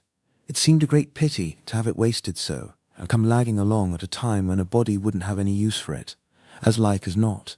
If it had been booked for only a month away, I could have sold it to Torchet. But, as matters stood, I couldn't seem to cipher out any way to make it do me any good, so I gave up trying. Next, Clarence found that old Merlin was making himself busy on the sly among those people. He was spreading a report that I was a humbug, and that the reason I didn't accommodate the people with a miracle was because I couldn't. I saw that I must do something. I presently thought out a plan. By my authority as executive, I threw Merlin into prison, the same cell I had occupied myself. Then I gave public notice by herald and trumpet that I should be busy with affairs of state for a fortnight. But about the end of that time, I would take a moment's leisure and blow up Merlin's stone tower by fires from heaven. In the meantime, whoso listened to evil reports about me, let him beware. Furthermore, I would perform but this one miracle at this time, and no more. If it failed to satisfy, and any murmured, I would turn the murmurers into horses and make them useful. Quiet ensued. I took Clarence into my confidence, to a certain degree, and we went to work privately. I told him that this was a sort of miracle that required a trifle of preparation, and that it would be sudden death to ever talk about these preparations to anybody. That made his mouth safe enough. Clandestinely, we made a few bushels of first-rate blasting powder, and I superintended my armourers while they constructed a lightning rod and some wires. This old stone tower was very massive, and rather ruinous too, for it was Roman and 400 years old. Yes, and handsome after a rude fashion, and clothed with ivy from base to summit, as with a shirt of scale mail. It stood on a lonely eminence, in good view from the castle, and about half a mile away. Working by night, we stowed the powder in the tower, dug stones out, on the inside, and buried the powder in the walls themselves, which were 15 feet thick at the base. We put in a peck at a time, in a dozen places. We could have blown up the Tower of London with these charges. When the 13th night was come, we put up our lightning rod, bedded it in one of the batches of powder, and ran wires from it to the other batches. Everybody had shunned that locality from the day of my proclamation, but on the morning of the 14th I thought best to warn the people through the heralds to keep clear away, a quarter of a mile away. Then added, by command, that at some time during the 24 hours I would consummate the miracle, but would first give a brief notice, by flags on the castle towers if in the daytime, by torch baskets in the same places if at night. Thunder showers had been tolerably frequent of late, and I was not much afraid of a failure. Still, I shouldn't have cared for a delay of a day or two. I should have explained that I was busy with affairs of state yet, and the people must wait. Of course, we had a blazing sunny day, almost the first one without a cloud for 3 weeks. Things always happen so. I kept secluded and watched the weather. Clarence dropped in from time to time and said the public excitement was growing and growing all the time, and the whole country filling up with human masses as far as one could see from the battlements. At last the wind sprang up and a cloud appeared, in the right quarter too, and just at nightfall. For a little while I watched that distant cloud spread and blacken. Then I judged it was time for me to appear. I ordered the torch baskets to be lit, and Merlin liberated and sent to me. A quarter of an hour later I ascended the parapet, and there found the king and the court assembled and gazing off in the darkness toward Merlin's tower. Already the darkness was so heavy that one could not see far.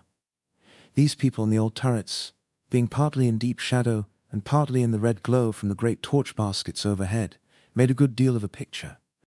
Merlin arrived in a gloomy mood. I said, "You wanted to burn me alive when I had not done you any harm, and latterly you have been trying to injure my professional reputation. Therefore, I am going to call down fire and blow up your tower. But it is only fair to give you a chance. Now, if you think you can break my enchantments and ward off the fires, step to the bat. It's your innings." "I can, fair sir, and I will. Doubt it not." He drew an imaginary circle on the stones of the roof, and burnt a pinch of powder in it, which sent up a small cloud of aromatic smoke, whereat everybody fell back and began to cross themselves and get uncomfortable.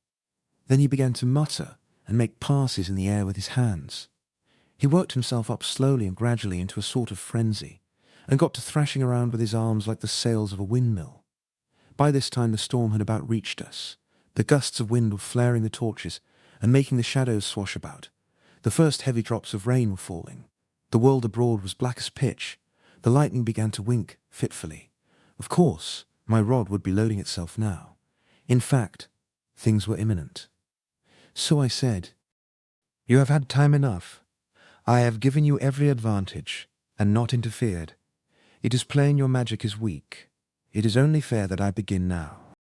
I made about 3 passes in the air, and then there was an awful crash, and that old tower leaped into the sky in chunks, along with a vast volcanic fountain of fire that turned night to noonday, and showed 1,000 acres of human beings grovelling on the ground in a general collapse of consternation.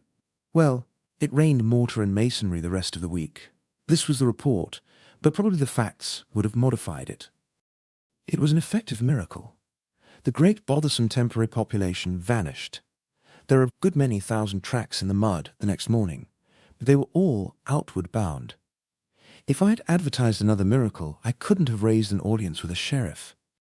Merlin's stock was flat. The king wanted to stop his wages. He even wanted to banish him. But I interfered. I said he would be useful to work the weather and attend to small matters like that, and I would give him a lift now and then when his poor little parlour magic soured on him. There wasn't a rag of his tower left, but I had the government rebuild it for him and advised him to take boarders. But he was too high-toned for that, and as for being grateful, he never even said thank you. He was a rather hard lot, take him how you might. But then you couldn't fairly expect a man to be sweet that had been set back so. Chapter 8. The Boss. To be vested with enormous authority is a fine thing, but to have the onlooking world consent to it is a finer. The Tower episode solidified my power and made it impregnable. If any were perchance disposed to be jealous and critical before that, they experienced a change of heart now. There was not anyone in the kingdom who would have considered it good judgment to meddle with my matters. I was fast getting adjusted to my situation and circumstances. For a time, I used to wake up, mornings, and smile at my dream and listen for the Colt's factory whistle. But that sort of thing played itself out, gradually, and at last I was fully able to realize that I was actually living in the 6th century, and in Arthur's court, not a lunatic asylum. After that, I was just as much at home in that century as I could have been in any other. And as for preference, I wouldn't have traded it for the 20th. Look at the opportunities here for a man of knowledge, brains, pluck, and enterprise to sail in and grow up with the country. The grandest field that ever was, and all my own, not a competitor, not a man who wasn't a baby to me in acquirements and capacities. Whereas, what would I amount to in the 20th century? I should be foreman of a factory, that is about all, and could drag a seine down street any day and catch 100 better men than myself. What a jump I had made! I couldn't keep from thinking about it, and contemplating it, just as one does who has struck oil. There was nothing back of me that could approach it, unless it might be Joseph's case, and Joseph's only approached it. It didn't equal it, quite. For it stands to reason that as Joseph's splendid financial ingenuities advantaged nobody but the king, the general public must have regarded him with a good deal of disfavour, whereas I had done my entire public a kindness in sparing the son, and was popular by reason of it. I was no shadow of a king. I was the substance. The king himself was the shadow.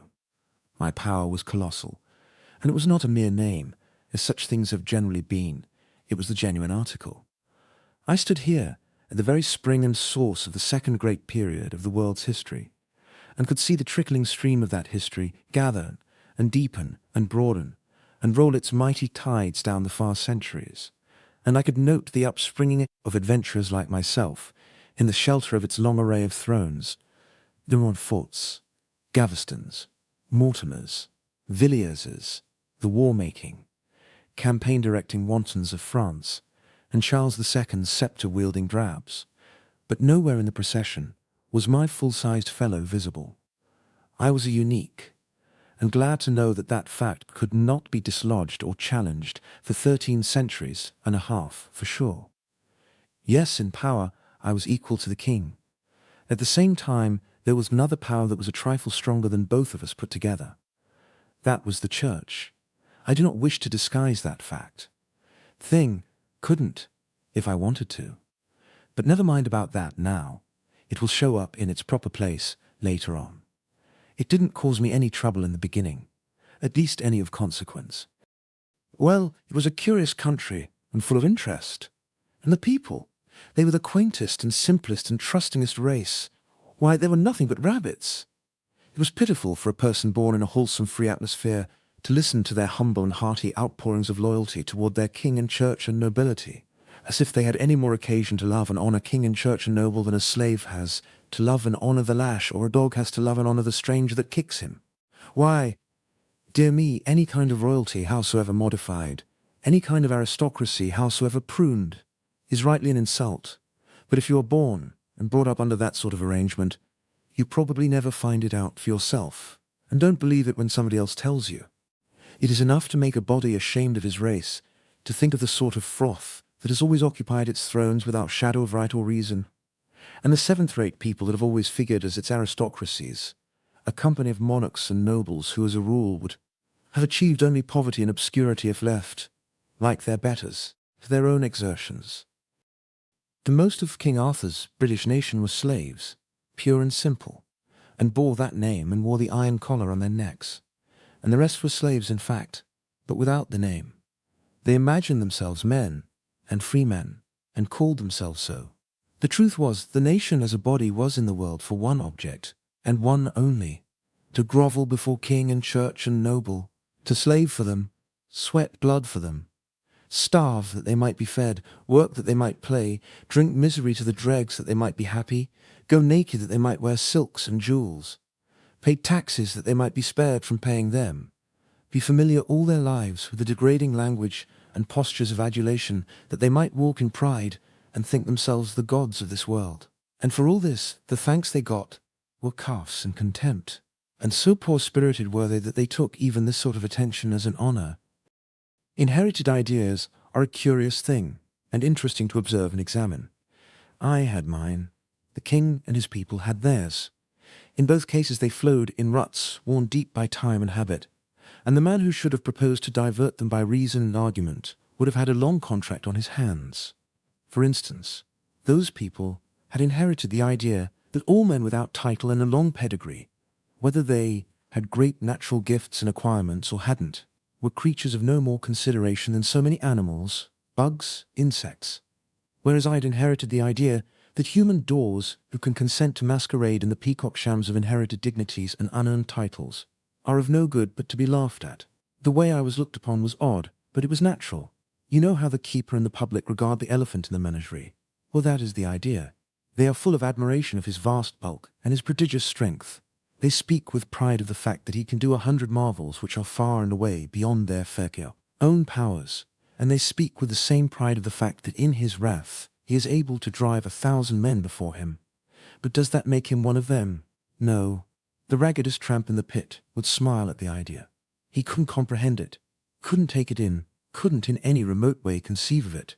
Well, to the king, the nobles, and all the nation, down to the very slaves and tramps, I was just that kind of an elephant, and nothing more.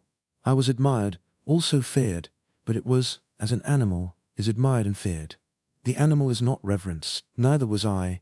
I was not even respected. I had no pedigree, no inherited title. So in the king's and nobles' eyes I was mere dirt. The people regarded me with wonder and awe, but there was no reverence mixed with it.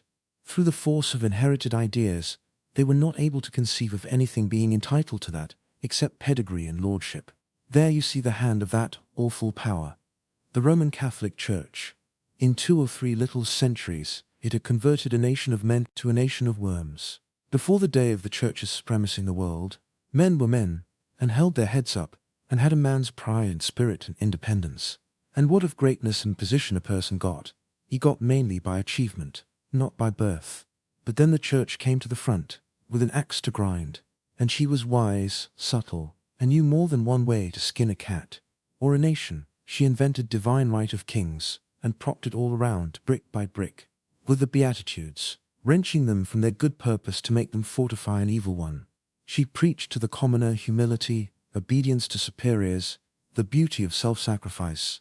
She preached to the commoner meekness under insult, preached still to the commoner, always to the commoner patience, meanness of spirit, non-resistance under oppression, and she introduced heritable ranks and aristocracies, and taught all the Christian populations of the earth to bow down to them and worship them. Even down to my birth century, that poison was still in the blood of Christendom, and the best of English commoners was still content to see his inferiors impudently continuing to hold a number of positions, such as lordships and the throne, to which the grotesque laws of his country did not allow him to aspire. In fact, he was not merely contented with this strange condition of things, he was even able to persuade himself that he was proud of it. It seems to show that there isn't anything you can't stand, if you are only born and bred to it. Of course that taint, that reverence for rank and title, had been in our American blood too. I know that. But when I left America, it had disappeared, at least to all intents and purposes. The remnant of it was restricted to the dudes and dudesses. When a disease has worked its way down to that level, it may fairly be said to be out of the system. But to return to my anomalous position in King Arthur's kingdom. Here I was, a giant among pygmies, a man among children, a master intelligence among intellectual moles. By all rational measurement, the one and only actually great man in that whole British world. And yet there and then, just as in the remote England of my birth time, the sheep-witted earl who could claim long descent from a king's layman, acquired at second hand from the slums of London, was a better man than I was. Such a personage was fawned upon in Arthur's realm, and reverently looked up to by everybody, even though his dispositions were as mean as his intelligence, and his morals as base as his lineage. There were times when he could sit down in the king's presence, but I couldn't. I could have got a title easily enough, and that would have raised me a large step in everybody's eyes, even in the king's, the giver of it. But I didn't ask for it, and I declined it when it was offered. I couldn't have enjoyed such a thing with my notions, and it wouldn't have been fair anyway, because, as far back as I could go, our tribe had always been short of the bar sinister. I couldn't have felt really and satisfactorily fine and proud and set up over any title, except one that should come from the nation itself, the only legitimate source, and such an one I hoped to win. And in the course of years of honest and honourable endeavour, I did win it, and did wear it, with a high and clean pride.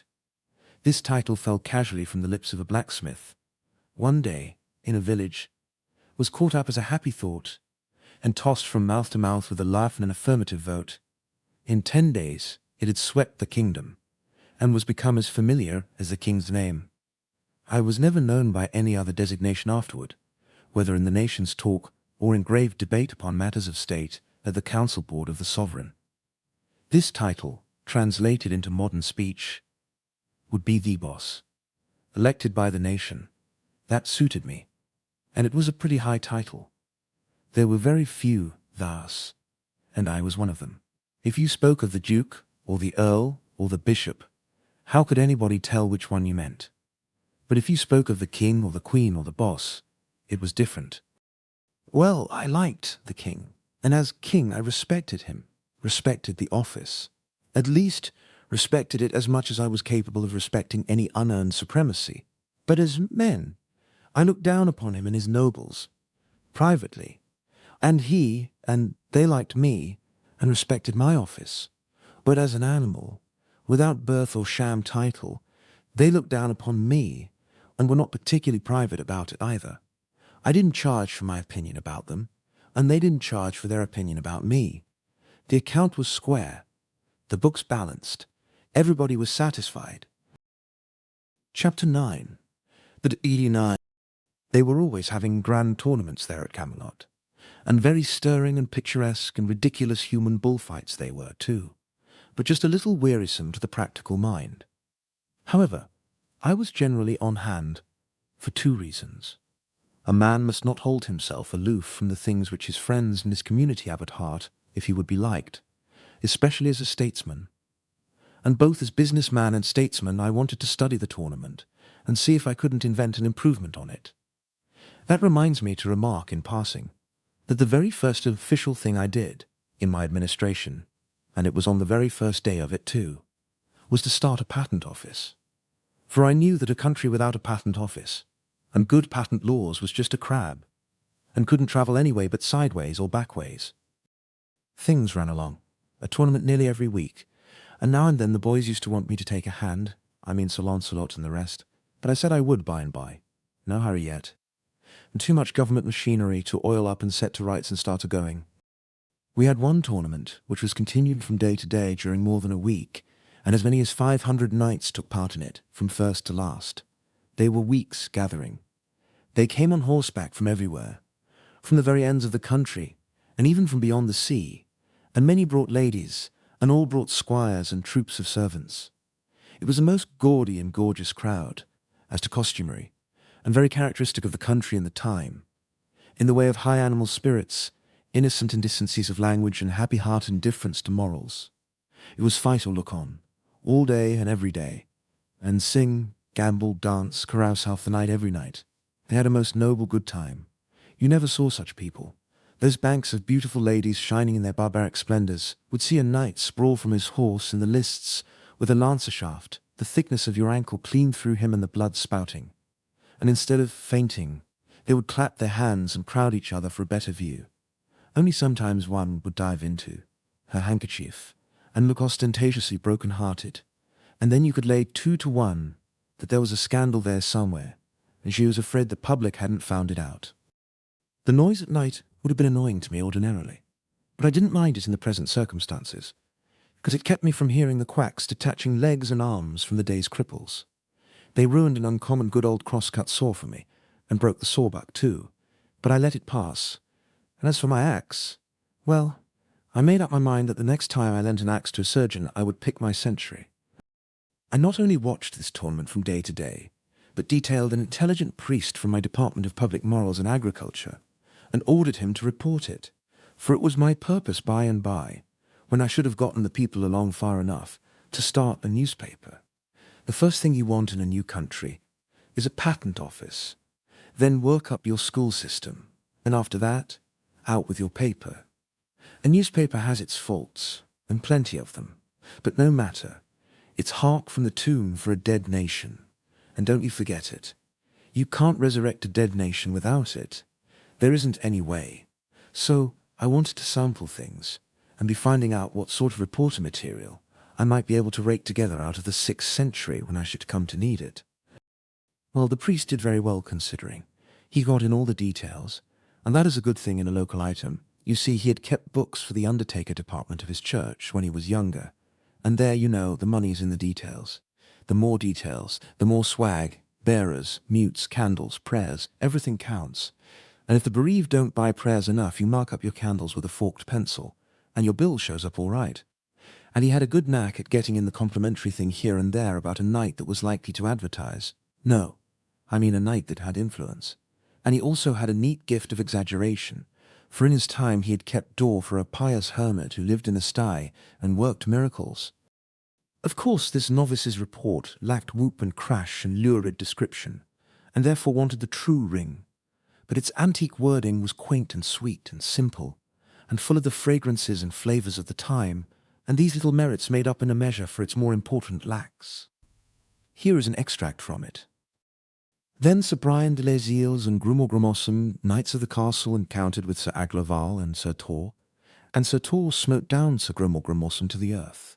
Then came Sir Carados of the Dolorous Tower, and Sir Turquin, knights of the castle, and there encountered with them Sir Perceval de Gallis and Sir Lamorac de Gallis, that were 2 brethren, and there encountered Sir Perceval with Sir Carados, and either brake their spears under their hands, and then Sir Turquin with Sir Lamorac, and either of them smote down other horse and all to the earth, and either parties rescued other and horsed them again.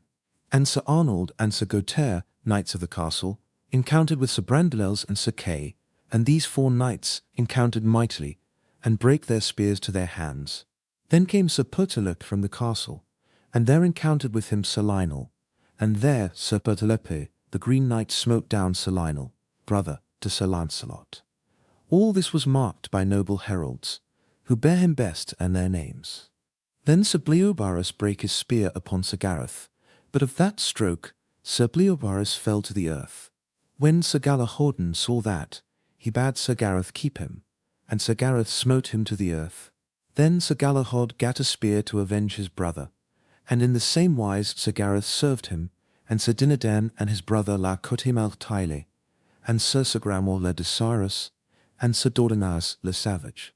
All these he bare down with one spear. When King Asthulsons of Ireland saw Sir Gareth fare, so he marvelled what he might be, that one time seemed green, and another time, at his again coming, he seemed blue. And thus at every course that he rode to and fro he changed his colour, so that there might neither king nor knight have ready cognizance of him. Then Sir Agwarsons the King of Ireland encountered with Sir Gareth, and there Sir Gareth smote him from his horse, saddle and all. And then came King Carados of Scotland, and Sir Gareth smote him down horse and man. And in the same wise he served King Uriens of the land of Gore. And then there came in Sir Bagdemagus, and Sir Gareth smote him down horse and man to the earth. And Bagdemagus' son Melegards brake a spear upon Sir Gareth mightily and knightly. And then Sir Galahad the noble prince cried on high, Knight with the many colours, well hast thou justed, now make thee ready that I may just with thee. Sir Gareth heard him, and he gat a great spear, and so they encountered together. And there the prince brake his spear, but Sir Gareth smote him upon the left side of the helm, that he reeled here and there, and he had fallen down, had not his men recovered him. Truly, said King Arthur, that knight with the many colours is a good knight. Wherefore the king called unto him Sir Launcelot, and prayed him to encounter with that knight. Sir, said Launcelot, I may as well find in my heart for to forbear him at this time, for he hath had travail enough this day, and when a good knight doth so well upon some day, it is no good knight's part to let him of his worship, and, namely, when he seeth a knight hath done so great labour. For, peradventure, said Sir Launcelot, his quarrel is here this day, and peradventure he is best beloved with this lady of all that be here. For I see well he paineth himself, and enforceth him to do great deeds. And therefore, said Sir Launcelot, as for me, this day he shall have the honour. Though it lay in my power to put him from it, I would not. There was an unpleasant little episode that day, which for reasons of state I struck out of my priest's report. You will have noticed that Gary was doing some great fighting in the engagement. When I say Gary, I mean Sir Gareth. Gary was my private pet name for him. It suggests that I had a deep affection for him, and that was the case. But it was a private pet name only, and never spoken aloud to anyone, much less to him. Being a noble, he would not have endured a familiarity like that from me. Well, to proceed, I sat in the private box set apart for me as the king's minister. While Sir Dinadan was waiting for his turn to enter the lists, he came in there and sat down, and began to talk. For he was always making up to me, because I was a stranger, and he liked to have a fresh market for his jokes. The most of them having reached that stage of where the teller has to do the laughing himself, while the other person looks sick. I had always responded to his efforts, as well as I could, and felt a very deep and real kindness for him too, for the reason that if by malice of fate he knew the one particular anecdote which I had heard oftenest, and had most hated and most loathed all my life, he had at least spared it me. It was one which I had heard attributed to every humorous person who had ever stood on American soil, from Columbus down to Artemus Ward. It was about a humorous lecturer, who flooded an ignorant audience with the killingest jokes for an hour, and never got a laugh. And then when he was leaving, some grey simpletons wrung him gratefully by the hand, and said it had been the funniest thing they had ever heard, and it was all they could do to keep from laughing right out in meeting. That anecdote never saw the day that it was worth the telling, and yet I had sat under the telling of it hundreds and thousands and millions and billions of times, and cried and cursed all the way through. Then who can hope to know what my feelings were, to hear this armour-plated ass start in on it again, in the murky twilight of tradition, before the dawn of history, while even Lactantius might be referred to as the late Lactantius, and the Crusades wouldn't be born for 500 years yet. Just as he finished, the call-boy came. So, haw-hawing like a demon, he went rattling and clanking out like a crate of loose castings, and I knew nothing more. It was some minutes before I came to, and then I opened my eyes just in time to see Sir Gareth fetch him an awful welt, and I unconsciously out with a prayer, I hope to gracious he's killed. But by ill luck, before I had got half through with the words, Sir Gareth crashed into Sir Sagramore le Desirous, and sent him thundering over his horse's crupper, and Sir Sagramore caught my remark and thought I meant it for him. Well, whenever one of those people got a thing into his head, there was no getting it out again. I knew that, so I saved my breath, and offered no explanations. As soon as Sir Sagramore got well, he notified me that there was a little account to settle between us, and he named a day 3 or 4 years in the future, place of settlement, the lists where the offence had been given. I said I would be ready when he got back. You see, he was going for the Holy Grail. The boys all took a flyer at the Holy Grail now and then. It was a several years' cruise. They always put in the long absence snooping around, in the most conscientious way, though none of them had any idea where the Holy Grail really was, and I don't think any of them actually expected to find it, or would have known what to do with it if he had run across it. You see, it was just the Northwest Passage of that day, as you may say. That was all. Every year expeditions went out Holy Grailing, and next year relief expeditions went out hunt for them. There was worlds of reputation in it, but no money. Why they actually wanted me to put in. Well, I should smile. Chapter 10. Beginnings of Civilization. The Round Table soon heard of the challenge, and of course it was a good deal discussed, for such things interested the boys. The king thought I ought now to set forth in quest of adventures, so that I might gain renown and be the more worthy to meet Sir Sagramor. When the several years should have rolled away, I excused myself for the present. I said it would take me 3 or 4 years yet to get things well fixed up and going smoothly. Then I should be ready. All the chances were that at the end of that time, Sir Sagramor would still be out grailing, so no valuable time would be lost by the postponement. I should then have been in office 6 or 7 years, and I believed my system and machinery would be so well developed that I could take a holiday without its working any harm. I was pretty well satisfied with what I had already accomplished. In various quiet nooks and corners, I had the beginnings of all sorts of industries underway, nuclei of future vast factories, the iron and steel missionaries of my future civilization. In these were gathered together the brightest young minds I could find, and I kept agents out raking the country for more all the time. I was training a crowd of ignorant folk into experts in every sort of handiwork and scientific calling. These nurseries of mine went smoothly and privately along undisturbed in their obscure country retreats, for nobody was allowed to come into their precincts without a special permit, for I was afraid of the church. I had started a teacher factory and a lot of Sunday schools the first thing. As a result, I now had an admirable system of graded schools in full blast in those places, and also a complete variety of Protestant congregations, all in a prosperous and growing condition. Everybody could be any kind of a Christian he wanted to. There was perfect freedom in that matter, but I confined public religious teaching to the churches and the Sunday schools, permitting nothing of it in my other educational buildings. I could have given my own sect the preference and made everybody a Presbyterian without any trouble, but that would have been to affront a law of human nature. Spiritual wants and instincts are as various in the human family as are physical appetites, complexions, and features, and a man is only at his best morally when he is equipped with the religious garment whose colour and shape and size most nicely accommodate themselves to the spiritual complexion, angularities, and stature of the individual who wears it. And besides, I was afraid of a united church. It makes a mighty power, the mightiest conceivable, and then when it by and by gets into selfish hands, as it is always bound to do, it means death to human liberty and paralysis to human thought. All mines were royal property, and there were a good many of them.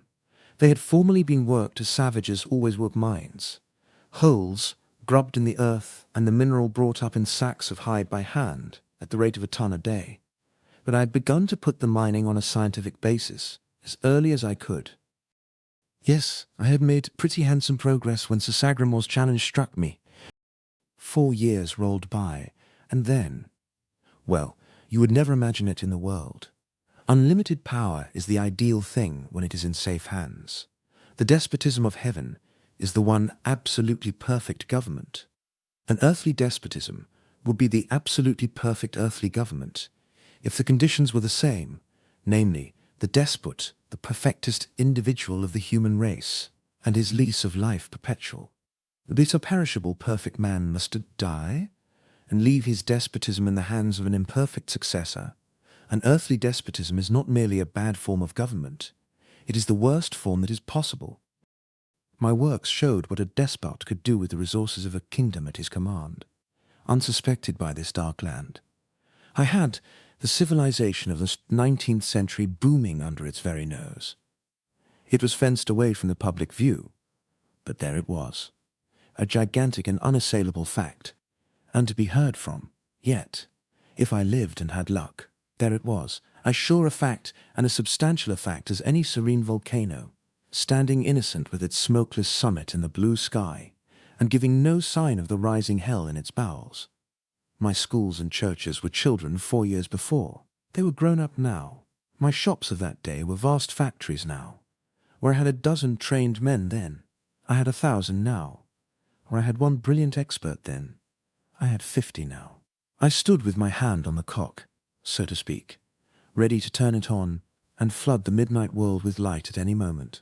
But I was not going to do the thing in that sudden way. It was not my policy. The people could not have stood it, and moreover, I should have had the established Roman Catholic Church on my back in a minute. No, I had been going cautiously all the while. I had had confidential agents trickling through the country some time, whose office was to undermine knighthood by imperceptible degrees, and to gnaw a little at this and that and the other superstition, and so prepare the way gradually for a better order of things. I was turning on my light, one candle power at a time, and meant to continue to do so. I had scattered some branch schools secretly about the kingdom, and they were doing very well. I meant to work this racket more and more, as time wore on, if nothing occurred to frighten me. One of my deepest secrets was my West Point, my military academy. I kept that most jealously out of sight, and I did the same with my naval academy, which I had established at a remote seaport. Both were prospering to my satisfaction. Clarence was 22 now, and was my head executive, my right hand. He was a darling. He was equal to anything. There wasn't anything he couldn't turn his hand to. Of late I had been training him for journalism, for the time seemed about right for a start in the newspaper line. Nothing big, but just a small weekly for experimental circulation in my civilization nurseries. He took to it like a duck. There was an editor concealed in him, sure. Already he had doubled himself in one way. He talked 6th century and wrote 19th. His journalistic style was climbing, steadily. It was already up to the back settlement Alabama mark, and couldn't be told from the editorial output of that region either by matter or flavor. We had another large departure on hand, too. This was a telegraph and a telephone, our first venture in this line. These wires were for private service only as yet, and must be kept private until a riper day should come. We had a gang of men on the road, working mainly by night. They were stringing ground wires. We were afraid to put up poles, for they would attract too much inquiry. Ground wires were good enough in both instances, for my wires were protected by an insulation of my own invention which was perfect. My men had orders to strike across country, avoiding roads, and establishing connection with any considerable towns whose lights betrayed their presence, and leaving experts in charge. Nobody could tell you how to find any place in the kingdom, for nobody ever went intentionally to any place, but only struck it by accident in his wanderings, and then generally left it without thinking to inquire what its name was. At one time and another, we had sent out topographical expeditions to survey and map the kingdom, but the priests had always interfered and raised trouble. So we had given the thing up, for the present. It would be poor wisdom to antagonize the church. As for the general condition of the country, it was as it had been when I arrived in it, to all intents and purposes. I had made changes, but they were necessarily slight, and they were not noticeable. Thus far, I had not even meddled with taxation, outside of the taxes which provided the royal revenues.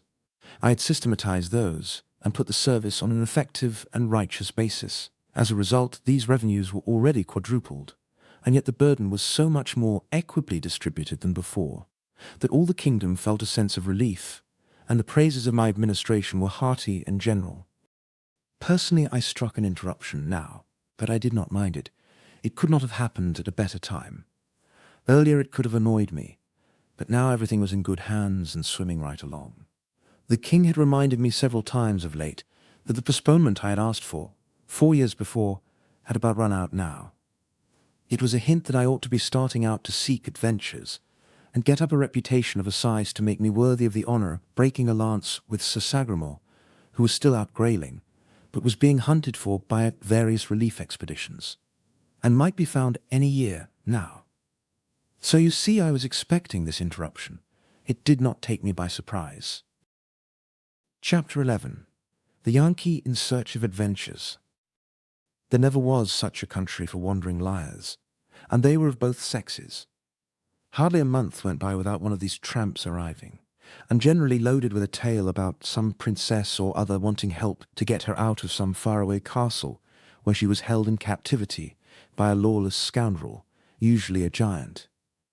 Now you would think that the first thing the king would do after listening to such a novelette from an entire stranger would be to ask for credentials. Yes, and a pointer or two as to locality of castle, best route to it, and so on. But nobody ever thought of so simple and common sense a thing at that. No, everybody swallowed these people's lies whole, and never asked a question of any sort or about anything. Well, one day when I was not around, one of these people came along, it was a she one, this time, and told a tale of the usual pattern. Her mistress was a captive in a vast and gloomy castle, along with 44 other young and beautiful girls, pretty much all of them princesses. They had been languishing in that cruel captivity for 26 years. The masters of the castle were 3 stupendous brothers, each with 4 arms and 1 eye, the eye in the center of the forehead, and as big as a fruit. Sort of fruit not mentioned, their usual slovenliness in statistics. Would you believe it? The king and the whole round table were in raptures over this preposterous opportunity for adventure.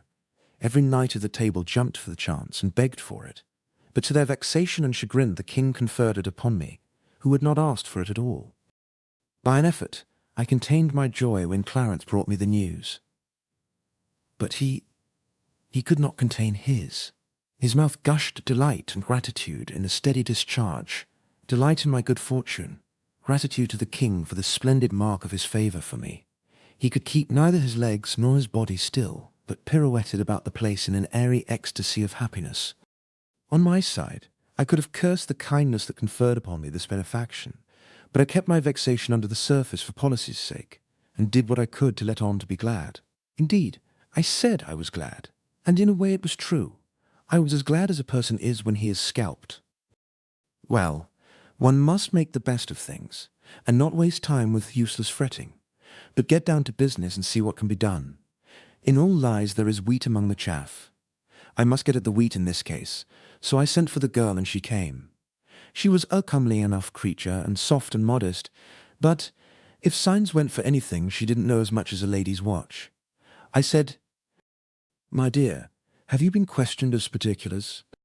She said she hadn't. "Well, I didn't expect you had, but I thought I would ask to make sure. It's the way I've been raised. Now, you mustn't take it unkindly if I remind you that as we don't know you, we must go a little slow. You may be all right, of course, and we'll hope that you are. But to take it for granted isn't business. You understand that. I'm obliged to ask you a few questions. Just answer up fair and square, and don't be afraid. Where do you live when you are at home?" "In the land of Modar, fair sir." "Land of Modar.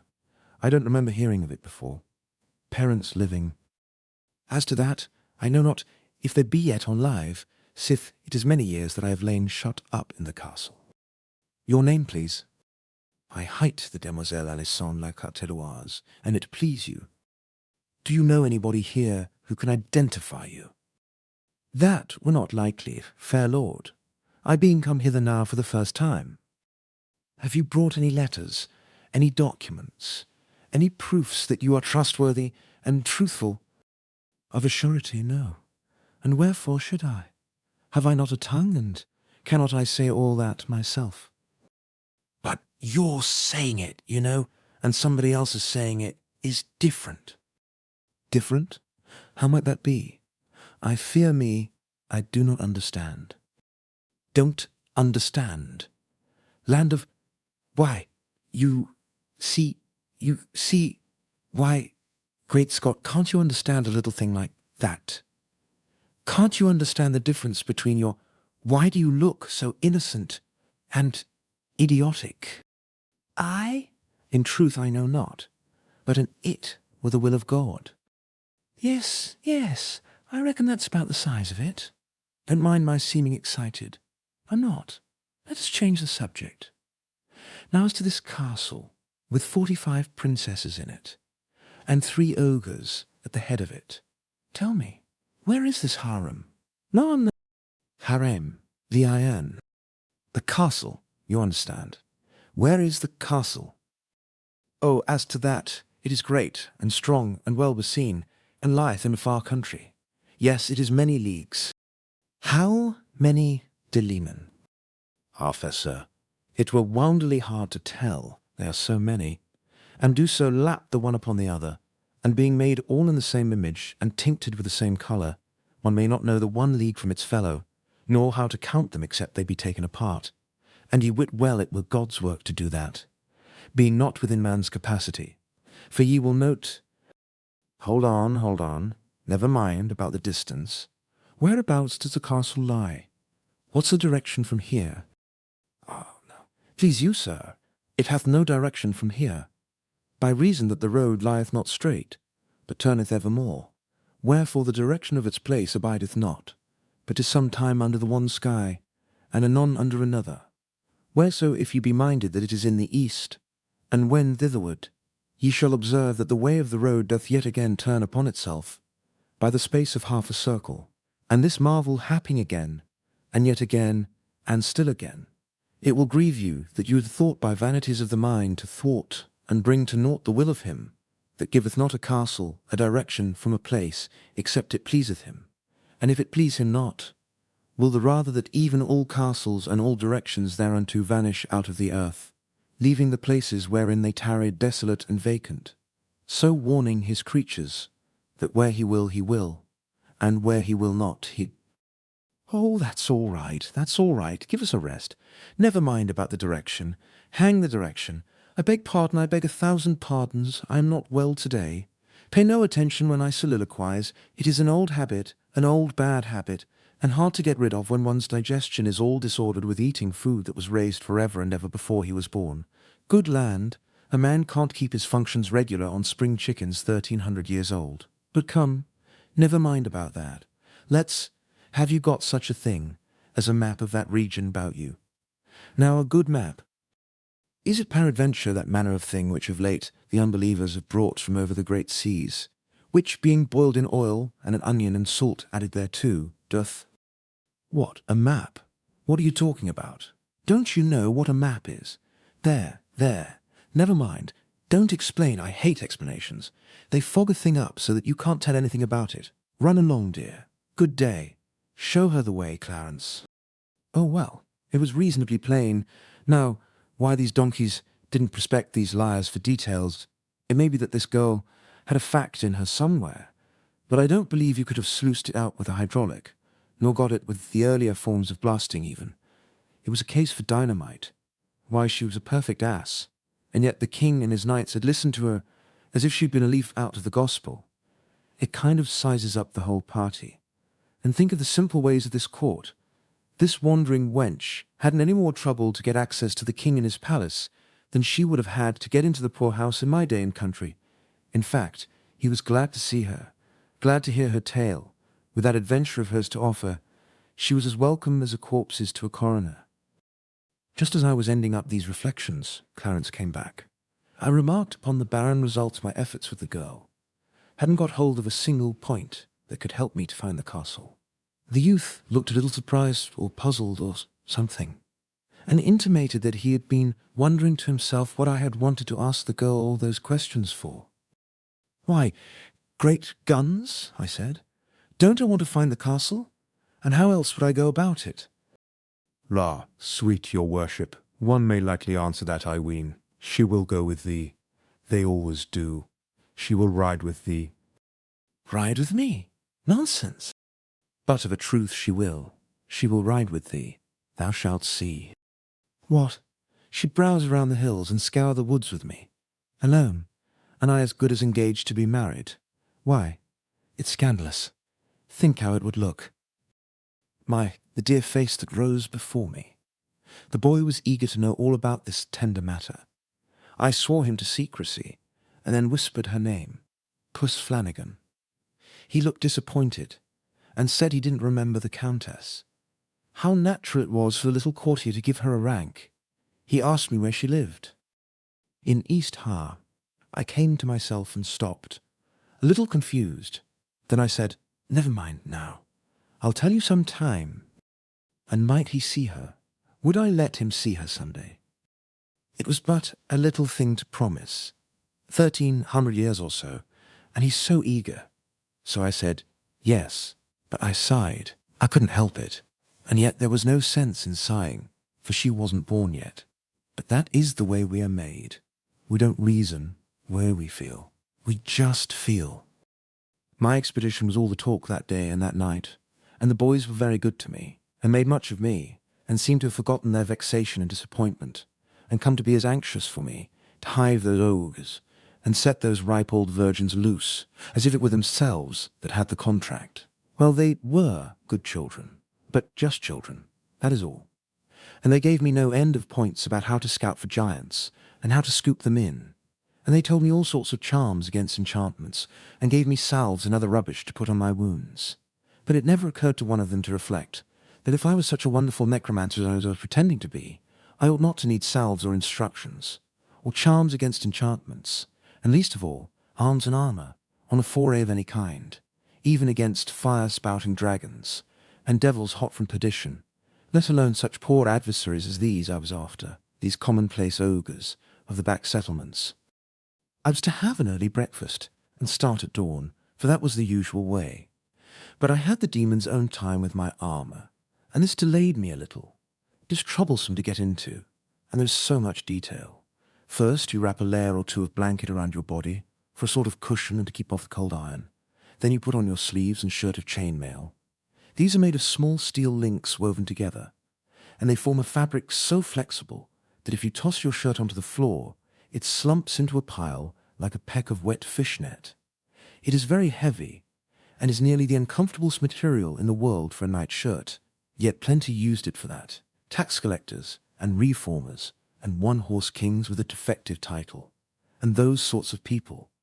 Then you put on your shoes, flat boats roofed over with enerving bands of steel, sturdy signophilia. Next you buckle your greaves on your legs and your cuisses on your thighs. Then come your backplate and your breastplate, and you begin to feel crowded. Then you hitch onto the breastplate the half petticoat of broad overlapping bands of steel, which hangs down in front but is scalloped out behind, so you can sit down, and isn't any real improvement on an inverted coal scuttle, either for looks or for wear, or to wipe your hands on. Next you belt on your sword. Then you put your stovepipe joints onto your arms, your iron gauntlets onto your hands, your iron rat trap onto your head, with a rag of steel web hitched onto it to hang over the back of your neck, and there you are, snug as a candle in a candle mould. This is no time to dance. Well, a man that is packed away like that is a nut that isn't worth the cracking. There is so little of the meat when you get down to it, by comparison with the shell. The boys helped me, or I never could have got in. Just as we finished, Sir Bedivere happened in, and I saw that as like as not I hadn't chosen the most convenient outfit for a long trip. How stately he looked, and tall, and broad, and grand. He had on his head a conical steel casque that only came down to his ears, and for visor had only a narrow steel bar that extended down to his upper lip and protected his nose. And all the rest of him, from neck to heel, was flexible chainmail, trousers and all. But pretty much all of him was hidden under his outside garment, which of course was of chainmail, as I said, and hung straight from his shoulders to his ankles, and from his middle to the bottom, both before and behind was divided, so that he could ride and let the skirts hang down on each side. He was going greyling, and it was just the outfit for it too. I would have given a good deal for that ulster, but it was too late now to be fooling around. The scupped sun was just up. The king and the court were all on hand to see me off and wish me luck, so it wouldn't be etiquette for me to tarry. You don't get on your horse yourself. No, if you tried it, you'd get disappointed. They carry you out just as they carry a sunstruck man to the drugstore and put you on, and help get you to rights, and fix your feet in the stirrups, and all the while you do feel so strange and stuffy and like somebody else, like somebody that has been married on a sudden, or struck by lightning, or something like that, and hasn't quite fetched around yet, and is sort of numb, and can't just get his bearings. Then they stood up the mast they called a spear, in its socket by my left foot, and I gripped it with my hand. Lastly, they hung my shield around my neck, and I was all complete and ready to up anchor and get to sea. Everybody was as good to me as they could be, and a maid of honour gave me the stirrup cup her own self. There's a cute middag wars will make dear, they'll make turt to the out the make thurt. Then there's all, and so we started, and everybody gave us a goodbye and waved their handkerchiefs or helmets, and everybody we met, going down the hill and through the village, was respectful to us, except some shabby little boys on the outskirts. They said, "Oh, what a guy," and hove clods at us. In my experience, Boys are the same in all ages. They don't respect anything. They don't care for anything or anybody. They say, "Go up, bald head," to the prophet going his unoffending way in the grey of antiquity. They sass me in the holy gloom of the Middle Ages, and I had seen them act the same way in Buchanan's administration. I remember because I was there and helped. The prophet had his bears and settled with his boys, and I wanted to get down and settle with mine, but it wouldn't answer, because I couldn't have got up again. I hate a country without a derrick. Chapter 12. Slow Torture. Straight off, we were in the country. It was most lovely and pleasant in those sylvan solitudes in the early cool morning in the first freshness of autumn. From hilltops we saw fair green valleys lying spread out below, with streams winding through them, and island groves of trees here and there, and huge lonely oaks scattered about and casting black blots of shade. And beyond the valleys we saw the ranges of hills, blue with haze, stretching away in billowy perspective to the horizon, with at wide intervals a dim fleck of white or grey on a wave summit, which we knew was a castle. We crossed broad natural lawns sparkling with dew, and we moved like spirits, the cushioned turf giving out no sound of footfall. We dreamed along through glades in a mist of green light that got its tint from the sun-drenched roof of leaves overhead, and by our feet the clearest and coldest of runlets went frisking and gossiping over its reefs and making a sort of whispering music, comfortable to hear. And at times we left the world behind and entered into the solemn great deeps and rich gloom of the forest, where furtive wild things whisked and scurried by and were gone before you could even get your eye on the place where the noise was, and where only the earliest birds were turning out and getting to business with a song here and a quarrel yonder, and a mysterious far-off hammering and drumming for worms on a tree trunk away somewhere in the impenetrable remotenesses of the woods. And by out we would swing again into the glare. About the third or fourth or fifth time that we swung out into the glare, it was along there somewhere, a couple of hours or so after sunup. It wasn't as pleasant as it had been. It was beginning to get hot. This was quite noticeable.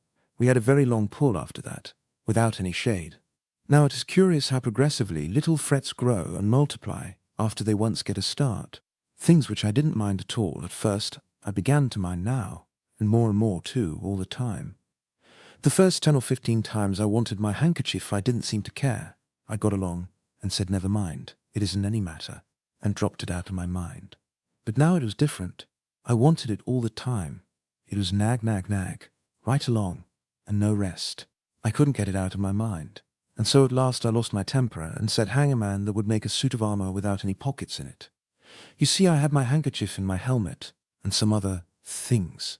But it was that kind of a helmet that you can't take off by yourself. That hadn't occurred to me when I put it there. And in fact I didn't know it. I supposed it would be particularly convenient there. And so now the thought of its being there, so handy and close by, and yet not get it able, made it all the worse and the harder to bear. Yes, the thing that you can't get is the thing that you want, mainly. Everyone has noticed that. Well, it took my mind off from everything else, took it clear off and centered it in my helmet. And mile after mile there it stayed, imagining the handkerchief, picturing the handkerchief. And it was bitter and aggravating to have the salt sweat keep trickling down into my eyes, and I couldn't get at it. It seems like a little thing on paper, but it was not a little thing at all. It was the most real kind of misery. I would not say it if it was not so. I made up my mind that I would carry along a reticule next time, let it look how it might, and people say what they would. Of course these iron dudes of the Round Table would think it was scandalous, and maybe raise Sheol about it. But as for me, give me comfort first, and style afterwards. So we jogged along, and now and then we struck a stretch of dust, and it would tumble up in clouds and get into my nose and make me sneeze and cry. And of course I said things I oughtn't to have said. I don't deny that. I am not better than others.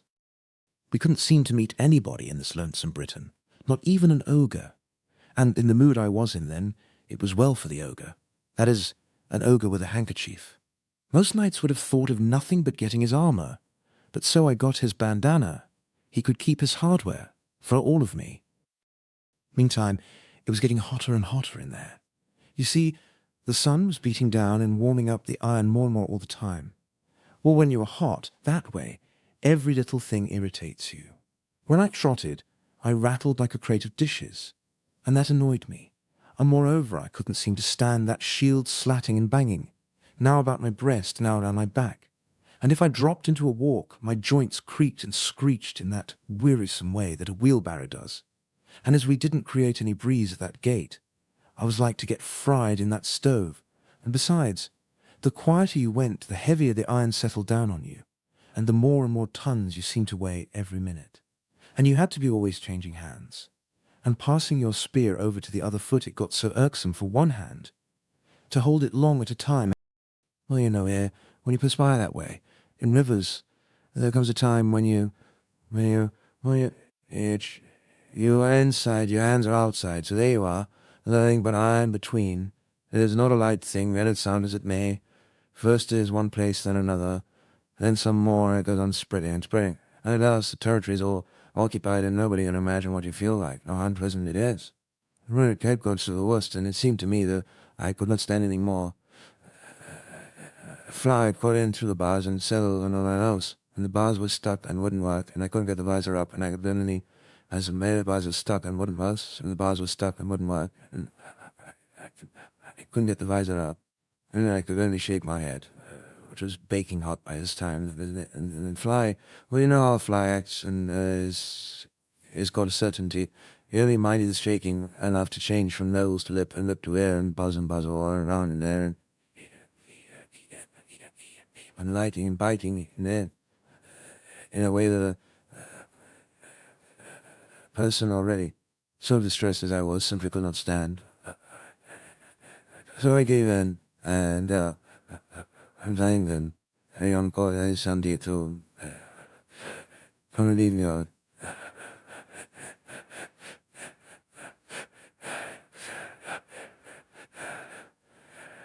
Then you know, the she emptied the conveniences out and fetched it full of water, and I don't think how refreshing it was. She continued to fetch and pour into the air were well soaked and thoroughly comfortable, and it was good to have a rest and peace. But nothing is quite perfect in this life at any time. I had made a pipe a while back, and also some pretty fair tobacco. Not the real thing, but what some of the Indians use. The inside bark of the willow, dried. These comforts had been in the helmet, and now I had them again, but no matches. Gradually, as the time wore along, one annoying fact was borne in upon my understanding, that we were weather-bound. An armed novice cannot mount his horse without help, and plenty of it. Sandy was not enough for me anyway. We had to wait until somebody should come along. Waiting, in silence, would have been agreeable enough, for I was full of matter for reflection, and wanted to give it a chance to work. I wanted to try and think out how it was that rational or even half-rational men could ever have learned to wear armor, considering its inconveniences, and how they had managed to keep up such a fashion for generations, when it was plain that what I had suffered today, they had had to suffer all the days of their lives. I wanted to think that out, and moreover I wanted to think out some way to reform this evil, and persuade the people to let the foolish fashion die out. But thinking was out of the question in the circumstances. You couldn't think where Sandy was. She was a quite biddable creature, and good-hearted, but she had a flow of talk that was as steady as a mill, and made your head sore like the trays and wagons in a city. If she'd had a cork, she would have been a comfort. But you can't cork that kind. They would die. Her clack was going all day, and you'd think something would surely happen to her works by and by.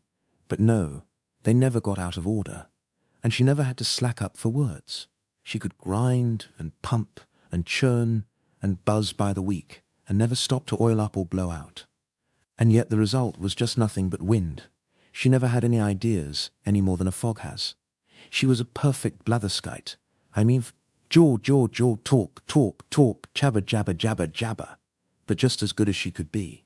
I hadn't minded her mill that morning, on account of having that hornet's nest of other troubles, but more than once in the afternoon I had to say, "Take a rest, child.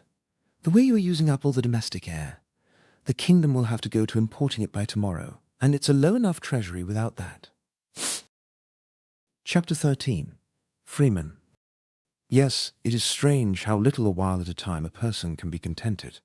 Only a little while back, when I was riding and suffering, what a heaven this peace, this rest, This sweet serenity, in this secluded shady nook, by this purling stream would have seemed, where I could keep perfectly comfortable all the time by pouring a dipper of water into my armour now and then. Yet already I was getting dissatisfied, partly because I could not light my pipe, for, although I had long ago started a match factory, I had forgotten to bring matches with me, and partly because we had nothing to eat. Here was another illustration of the childlike improvidence of this age and people. A man in armour always trusted to chance for his food on a journey, and would have been scandalized at the idea of hanging a basket of sandwiches on his spear. There was probably not a knight of all the Round Table combination who would not rather have died than been caught carrying such a thing as that on his flagstaff. And yet there could not be anything more sensible. It had been my intention to smuggle a couple of sandwiches into my helmet, but I was interrupted in the act, and had to make an excuse and lay them aside, and a dog got them. Night approached, and with it a storm. The darkness came on fast. We must camp, of course. I found a good shelter for the demoiselle under a rock, and went off and found another for myself. But I was obliged to remain in my armour, because I could not get it off by myself, and yet could not allow Alisande to help, because it would have seemed so like undressing before folk. It would not have amounted to that in reality, because I had clothes on underneath.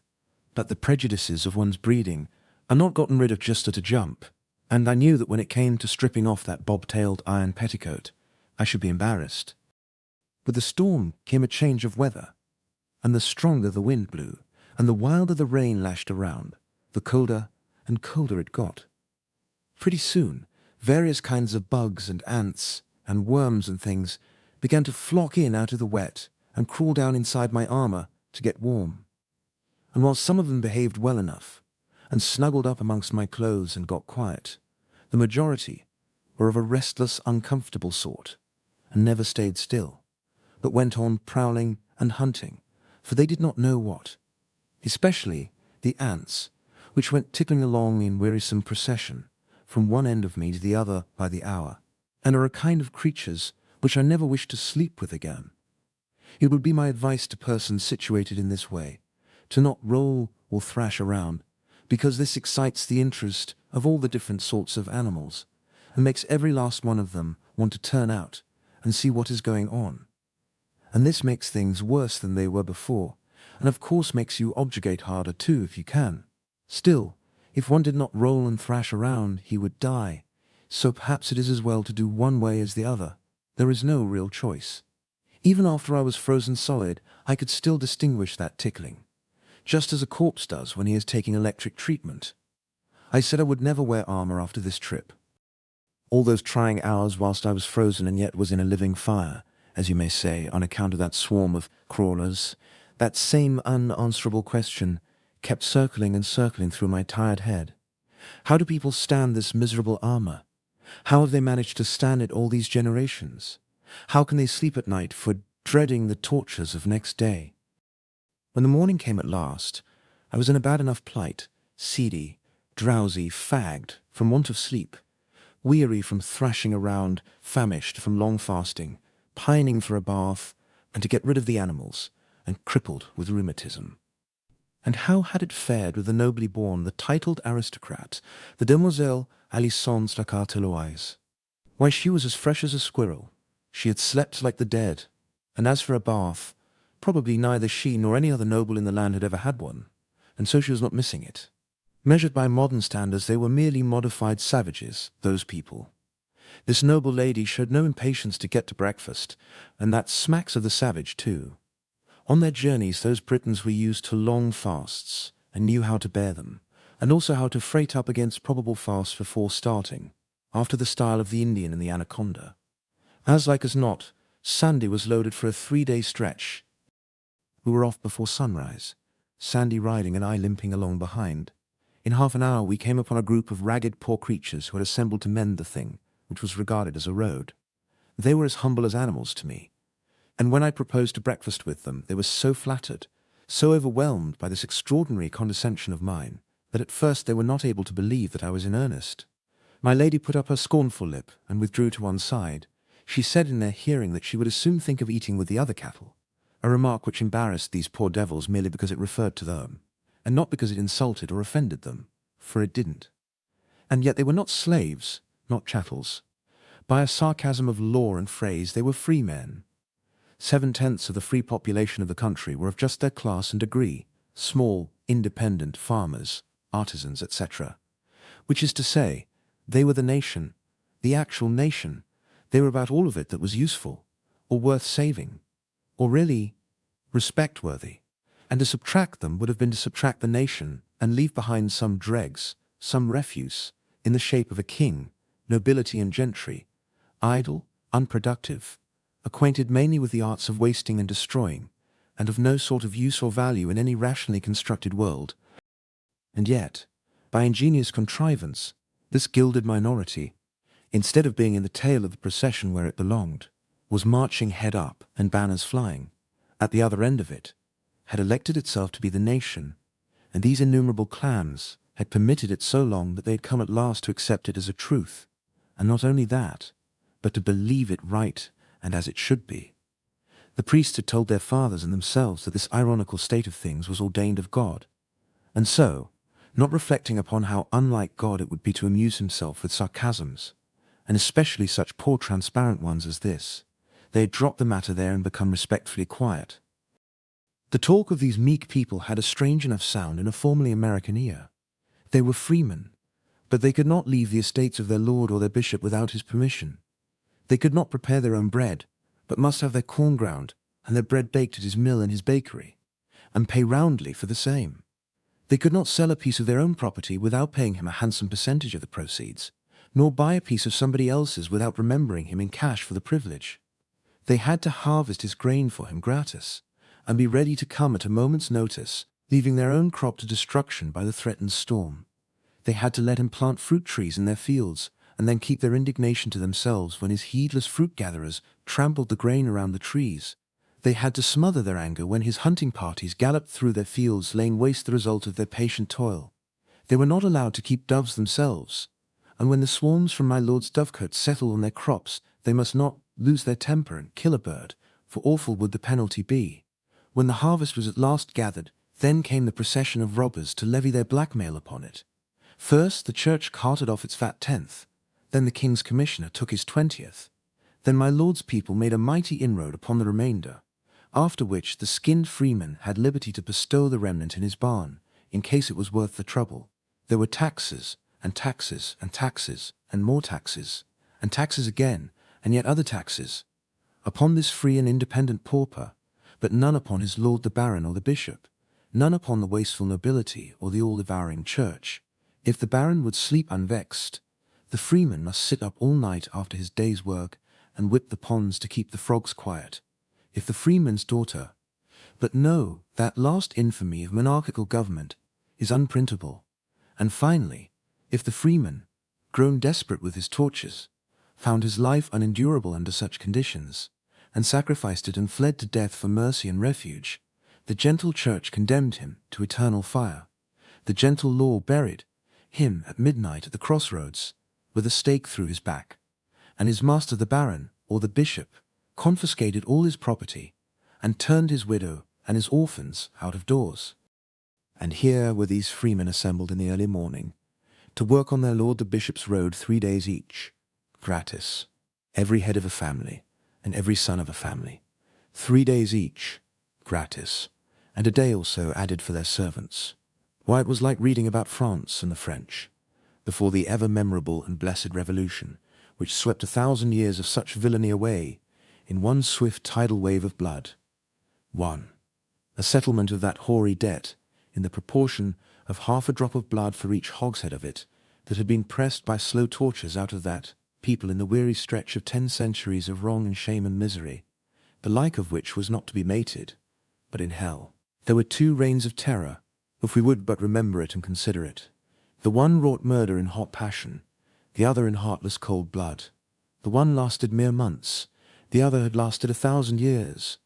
The one inflicted death upon 10,000 persons, the other upon 100 millions. But our shudders are all for the horrors of the minor part. Terror, the momentary terror, so to speak, whereas what is the horror of swift death by the axe, compared with lifelong death from hunger, cold, insult, cruelty, and heartbreak? What is swift death by lightning, compared with death by slow fire at the stake. A city cemetery could contain the coffins filled by that brief terror, which we have all been so diligently taught to shiver at and mourn over.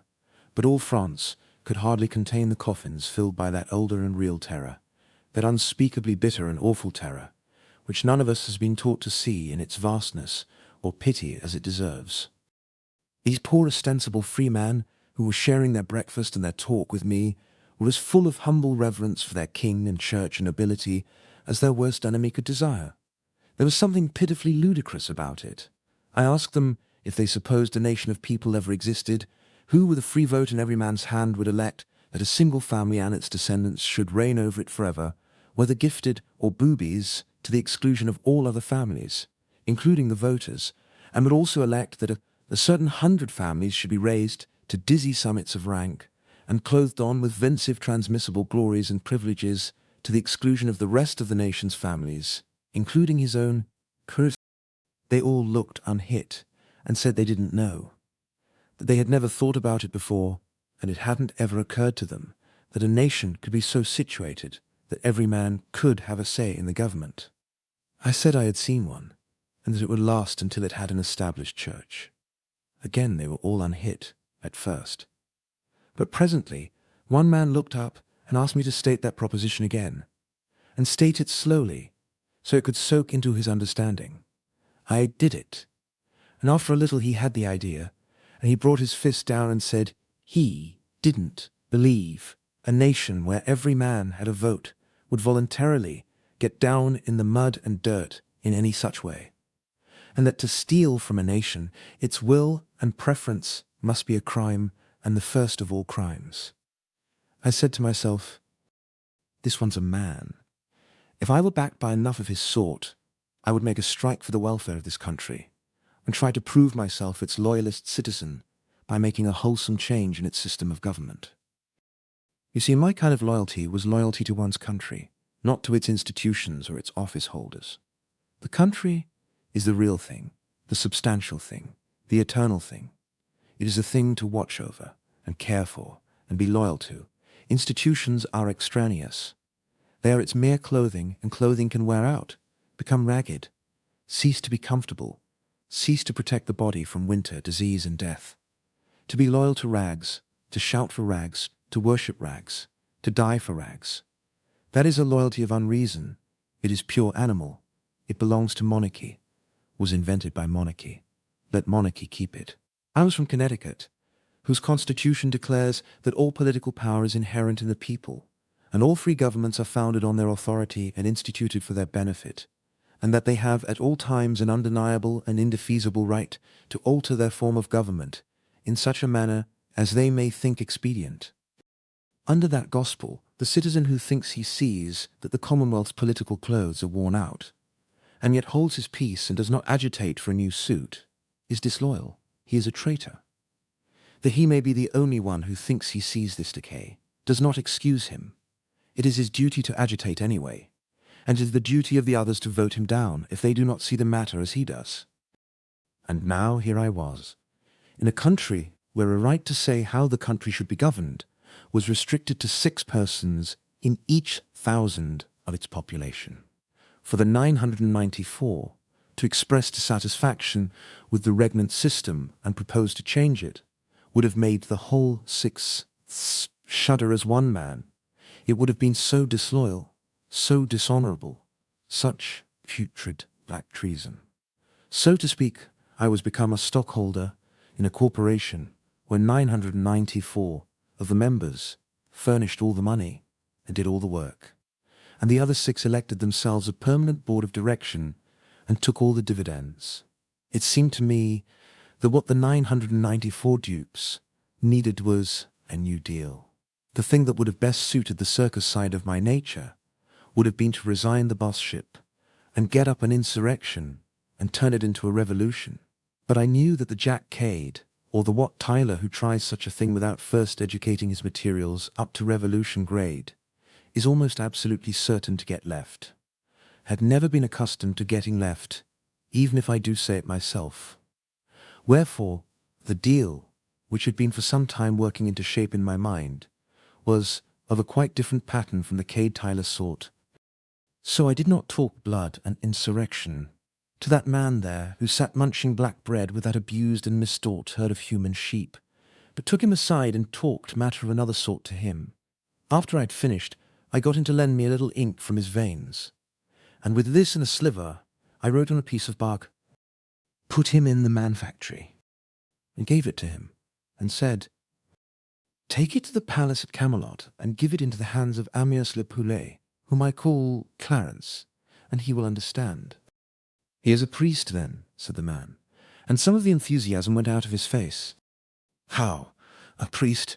Didn't I tell you that no chattel of the church, no bond-slave of pope or bishop can enter my man-factory? Didn't I tell you that you couldn't enter unless your religion, whatever it might be, was your own free property? Marry, it is so, and for that I was glad, wherefore it liked me not, and bred in me a cold doubt, to hear of this priest being there.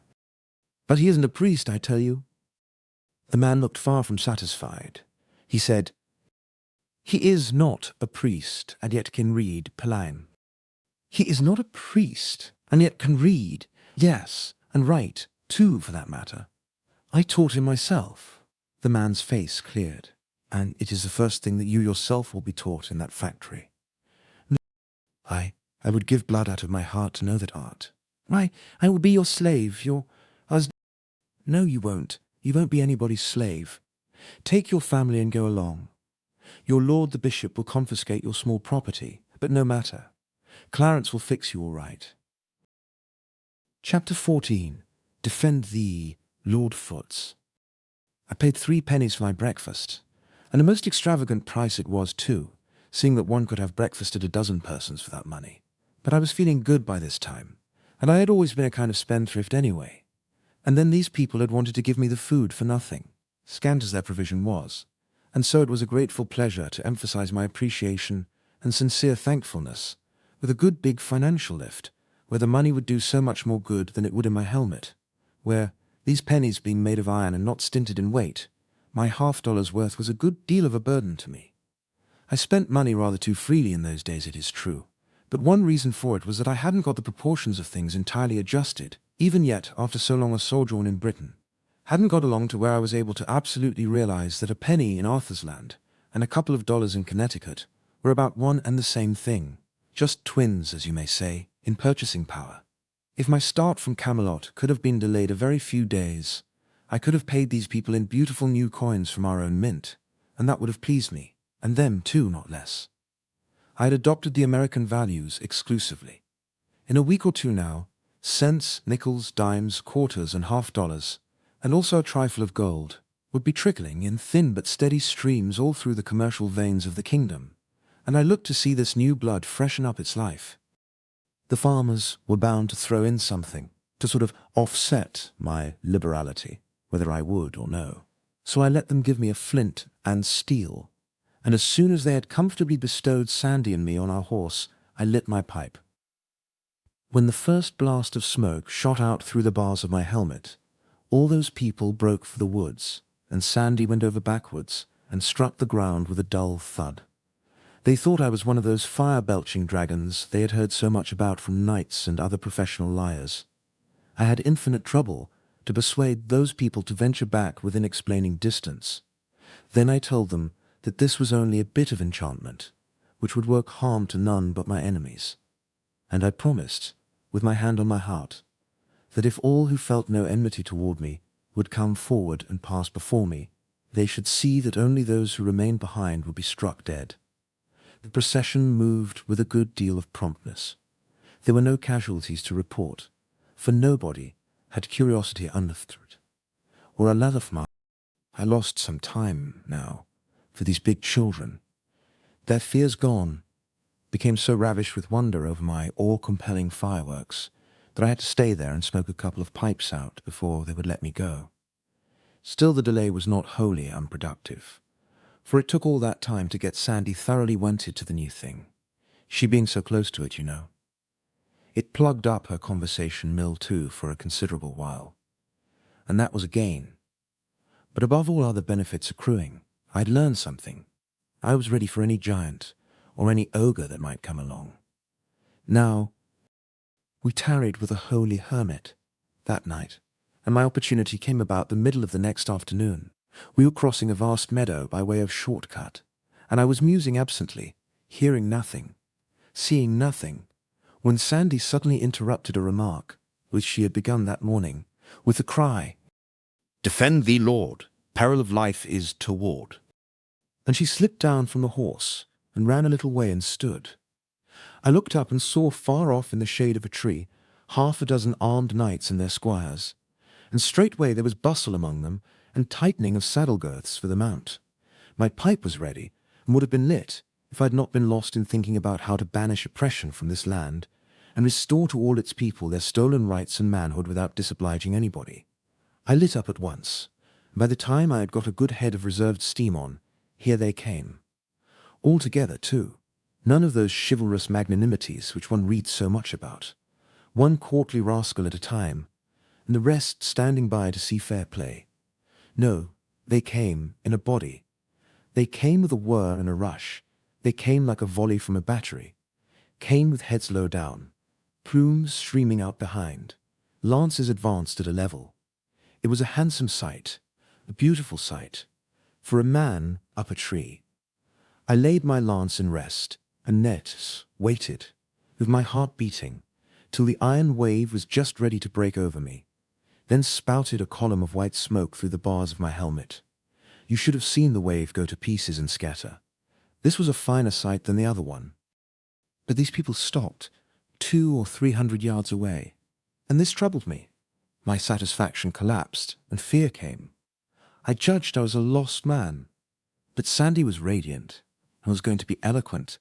But I stopped her, and told her my magic had miscarried, somehow or other, and she must mount with all dispatch, and we must ride for life. No, she wouldn't. She said that my enchantment had disabled those knights. They were not riding on because they couldn't. Wait, they would drop out of their saddles presently, and we would get their horses in harness. I could not deceive such trusting simplicity, so I said it was a mistake, that when my fireworks killed at all, they killed instantly. No, the men would not die. There was something wrong about my apparatus. I couldn't tell what, but we must hurry and get away, for those people would attack us again, in a minute. Sandy laughed and said, "Lack a days, sir, they be not of that breed. Sir Launcelot will give battle to dragons, and will abide by them, and will assail them again, and yet again, and still again, until he do conquer and destroy them. And so likewise will Sir Pellinore and Sir Aglavala and Sir Carados, and mayhap others. But there be none else that will venture it. Let the idle say what the idle will. And, la, as to yonder base rufflers, think ye they have not their fill, but yet desire more dulung." Well then, what are they waiting for? Why don't they leave? Nobody's hindering. Good land. I'm willing to let bygones be bygones, I'm sure. Leave, is it? Oh, give thyself easement as to that. They dream not of it, no, not they. They wait to yield them. Come, really? Is that sooth, as you people say? If they want to, why don't they? Why don't they thumb? It would like them much, but an ye wot how dragons are esteemed. Ye would not hold them blamable. They fear to come. Well then, suppose I go to them instead, and— Ah, wit ye well, they would not abide your coming. I will go. And she did. She was a handy person to have along on a raid. I would have considered this a doubtful errand myself. I presently saw the knights riding away, and Sandy coming back. That was a relief. I judged she had somehow failed to get the first innings. I mean in the conversation, otherwise the interview wouldn't have been so short. But it turned out that she had managed the business well, in fact, admirably. She said that when she told those people I was the boss, it hit them where they lived, smote them sore with fear and dread was her word. And then they were ready to put up with anything she might require. So she swore them to appear at Arthur's court within 2 days, and yield them, with horse and harness, and be my knights henceforth, and subject to my command. How much better I managed that thing than I should have done it myself. She was a daisy. Chapter 15. Sandy's Tale. "And so I'm proprietor of some knights," said I, as we rode off. "Who would ever have supposed that I should live to list up assets of that sort? I shan't know what to do with them. unless I raffle them off. How many of them are there, Sandy? 7, please you, sir, and they're squires. It is a good hall. Who are they? Where do they hang out? Where do they hang out? Yes, where do they live? Ah, I understood thee not. That will I tell eftsoons. Then she said musingly and softly, turning the words daintily over her tongue. Hang they out, where do they hang out, eh? Right so, where do they hang out? Eh, right so, where do they hang out? Of a truth the phrase hath a fair and winsome grace, and is prettily worded withal. I will repeat it anon and anon in mine ides, whereby I may peradventure learn it. Where do they hang out? Even so, already it falleth trippingly from my tongue, and forasmuch as— Don't forget the cowboys, Sandy. Cowboys. Yes, the knights, you know. You're going to tell me about them. A while back, you remember. Figuratively speaking, games called— Game. Yes. Go to the bat. I mean, get to work on your statistics. And don't burn so much kindling getting your fire started. Tell me about the knights. I will well, and lightly will begin. So they two departed, and rode into a great forest. And Great Scott! You see, I recognized my mistake at once. I had set her works a-going. It was my own fault. She would be 30 days getting down to those facts. And she generally began without a preface and finished without a result. If you interrupted her, she would either go right along without noticing, or answer with a couple of words, and go back and say the sentence over again. So, interruptions only did harm, and yet I had to interrupt, and interrupt pretty frequently too in order to save my life. A person would die if he let her monotony drip on him, right along all day. Great Scott, I said in my distress. She went right back and began over again. So they two departed, and rode into a great forest, and— Sir, which two do you mean? Sir Gawain and Sir Uwaine. And so they came to an abbey of monks, and there were well lodged. So on the morn they heard their masses in the abbey, and so they rode forth till they came to a great forest. Then was Sir Gawain ware in a valley by a turret of 12 fair damsels, and 2 knights armed on great horses, and the damsels went to and fro by a tree. And then was Sir Gawain ware how there hung a white shield on that tree, and ever as the damsels came by it, they spit upon it, and some threw mire upon the shield. Now if I hadn't seen the like myself in this country, Sandy, I wouldn't believe it. But I've seen it, and I can just see those creatures now, parading before that shield and acting like that. The women here do certainly act like all possessed. Yes, and I mean your best too, society's very choicest brands. The humblest hello girl along 10,000 miles of wire could teach gentleness, patience, modesty, manners to the highest duchess in Arthur's land. Hello girl. Yes, but don't you ask me to explain. It's a new kind of a girl. They don't have them here. One often speaks sharply to them when they are not the least in fault, and he can't get over feeling sorry for it and ashamed of himself in 1300 years. It's such shabby mean conduct, and so unprovoked. The fact is, no gentleman ever does it, though I'm, well, by myself if I've got to confess. Peradventure she— Never mind her. I tell you I couldn't ever explain her so you would understand.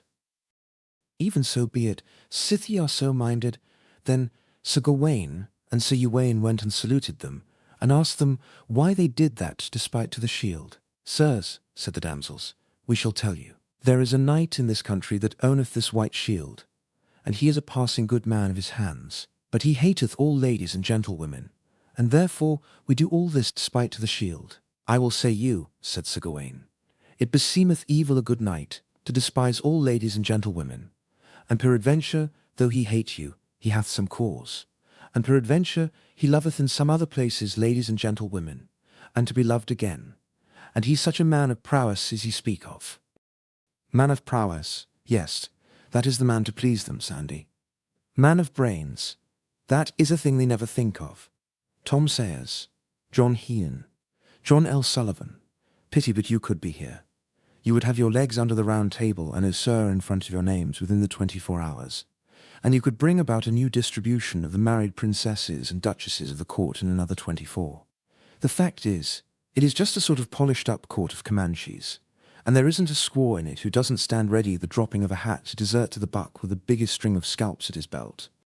And he be such a man of prowess as ye speak of, said Sir Gawain. Now, what is his name? Sir, said they, his name is Marhaus, the king's son of Ireland. Son of the king of Ireland, you mean? The other form doesn't mean anything. And look out and hold on tight. Now we must jump this gully. There, we are all right now. This horse belongs in the circus. He is born before his time. I know him well, said Sir Gawain. He is a passing good knight, as any is on live. On live. If you've got a fault in the world, Sandy, it is that you are a shade too archaic. But it isn't any matter. For I saw him once proved at a justs where many knights were gathered, and that time there might no man withstand him. Ah, said Sir Gawain, damsels, methinketh ye are to blame, for it is to suppose that he that hung that shield will not be long therefrom, and then may those knights match him on horseback, and that is more your worship than thus. For I will abide no longer to see a knight's shield dishonoured. And therewith Sir Uwaine and Sir Gawain departed a little from them, and then were they where Sir Marhaus came riding on a great horse straight toward them. And when the 12 damsels saw Sir Marhaus, they fled into the turret, as they were wild, so that some of them fell by the way. Then the one of the knights of the tower dressed his shield and said on high, Sir Marhaus, defend thee. And so they ran together, that the knight brake his spear on Marhaus, and Sir Marhaus smote him so hard that he brake his neck and the horse's back. Well, that is just the trouble about this state of things. It ruins so many horses. That saw the other knight of the turret, and dressed him toward Marhaus, and they went so eagerly together, that the knight of the turret was soon smitten down, horse and man, stark dead. Another horse gone. I tell you it is a custom that ought to be broken up. I don't see how people with any feeling can applaud and support it. So these 2 knights came together with great random. I saw that I'd been asleep and missed a chapter, but I didn't say anything. I judged that the Irish knight was in trouble with the visitors by this time, and this turned out to be the case. That Sir Uwaine smote Sir Marhaus, that his spear brast in pieces on the shield, and Sir Marhaus smote him so sore that horse and man he bare to the earth, and hurt Sir Uwaine on the left side. The truth is, Elisinde, these archaics are a little too simple. The vocabulary is too limited, and so, by consequence, descriptions suffer in the matter of variety. They run too much to level sorrows of fact, and not enough to picturesque detail. This throws about them a certain air of the monotonous. In fact, the fights are all alike. A couple of people come together with great random is a good word, and so is exegesis, for that matter, and so is holocaust, and defalcation, and Euphract and 100 others. But land, a body ought to discriminate. They come together with great random, and a spear is brast, and one party break his shield and the other one goes down, horse and man, over his horsetail and break his neck, and then the next candidate comes randoming in, and brast his spear, and the other man brast his shield, and down he goes, horse and man, over his horsetail, and break his neck, and then there's another elected, and another, and still another, till the material is all used up. And when you come to figure out results, you can't tell one fight from another, nor who whipped, and as a picture of living, raging, roaring battle. Show, why, it's pale and noiseless, just ghosts scuffling in a fog. Dear me, what would this barren vocabulary get out of the mightiest spectacle? The burning of Rome in Nero's time, for instance. Why, it would merely say, town burned down, no insurance, boy brast a window, fireman break his neck. Why, that ain't a picture. It was a good deal of a lecture, I thought, but it didn't disturb Sandy, didn't turn a feather. Her steam soared steadily up again, the minute I took off the lid. Then Sir Marhaus turned his horse and rode toward Gawain with his spear. And when Sir Gawain saw that, he dressed his shield, and they aventured their spears, and they came together with all the might of their horses, that either knight smote other so hard in the midst of their shields. But Sir Gawain's spear brake. I knew it would. But Sir Marhaus' spear held, and therewith Sir Gawain and his horse rushed down to the earth. Just so, and brake his back. And lightly Sir Gawain rose upon his feet and pulled out his sword, and dressed him towards Sir Marhaus on foot, and therewith either came unto other eagerly, and smote together with their swords, that their shields flew in cantels, and they bruised their helms and their hauberks, and wounded either other. But Sir Gawain, fro it past 9 of the clock, waxed by the space of 3 hours ever stronger, and thrice. His might was increased. All this espied Sir Marhaus, and had great wonder how his might increased. And so they wounded other passing sore. And then when it was come noon, the pelting sing-song of it carried me forward to scenes and sounds of my boyhood days. Yee-you, haven! 10 minutes for refreshments. Conductor strike the gong bell. 2 minutes before train leaves. Passengers for the shoreline, please take seats in the rear car. This kive don't go no further. Ah, pilis, all, says per nanes, tzadandachas, pipakon. And waxed past noon, and drew toward evensong. Sir Gawain's strength feebled, and waxed passing faint, that unnen these he might dure any longer, and Sir Marhaus was then bigger and bigger, which strained his armour, of course, and yet little would one of these people mind a small thing like that. And so, Sir Knight, said Sir Marhaus, I have well felt that ye are a passing good knight, and a marvellous man of might as ever I felt any, while it lasteth, and our quarrels are not great, and therefore it were a pity to do you hurt, for I feel you are passing feeble. Ah, said Sir Gawain, gentle knight, ye say the word that I should say. And therewith they took off their helms, and either kissed other, and there they swore together either to love other as brethren. But I lost the thread there, and dozed off to slumber, thinking about what a pity it was that men with such superb strength enabling them to stand up cased in cruelly burdensome iron, and drenched with perspiration, and hack and batter and bang each other for 6 hours on a stretch, should not have been born at a time when they could put it to some useful purpose. Take a jackass, for instance. A jackass has that kind of strength, and puts it to a useful purpose, and is valuable to this world because he is a jackass. But a nobleman is not valuable because he is a jackass. It is a mixture that is always ineffectual, and should never have been attempted in the first place. And yet once you start a mistake, the trouble is done, and you never know what is going to come of it. When I came to myself again and began to listen, I perceived that I had lost another chapter, and that Alisande had wandered a long way off with her people. And so they rode and came into a deep valley full of stones, and thereby they saw a fair stream of water. Above thereby was the head of the stream, a fair fountain, and 3 damsels sitting thereby. In this country, said Sir Marhaus, came never knight since it was christened, but he found strange adventures. This is not good form, Alisander. Sir Marhaus, the king's son of Ireland, talks like all the rest. You ought to give him a brogue, or at least a characteristic expletive. By this means one would recognize him as soon as he spoke, without his ever being named. It is a common literary device with the great authors. You should make him say, in this country, be jabbers, came never knight since it was christened, but he found strange adventures, be jabbers. You see how much better that sounds. Came never knight, but he found strange adventures, be jabbers. Of a truth it doth indeed, fair lord, albeit it's passing hard to say, though peradventure that will not tarry, but better speed with usage. And then they rode to the damsels, and either saluted other, and the eldest had a garland of gold about her head, and she was 80 winter of age or more. The damsel was Even so, dear lord, and her hair was white under the garland. Celluloid teeth, $9 a set, as like as not, the loose-fit kind that go up and down like a portcullis when you eat, and fall out when you laugh. The second damsel was of 30 winter of age, with a circlet of gold about her head.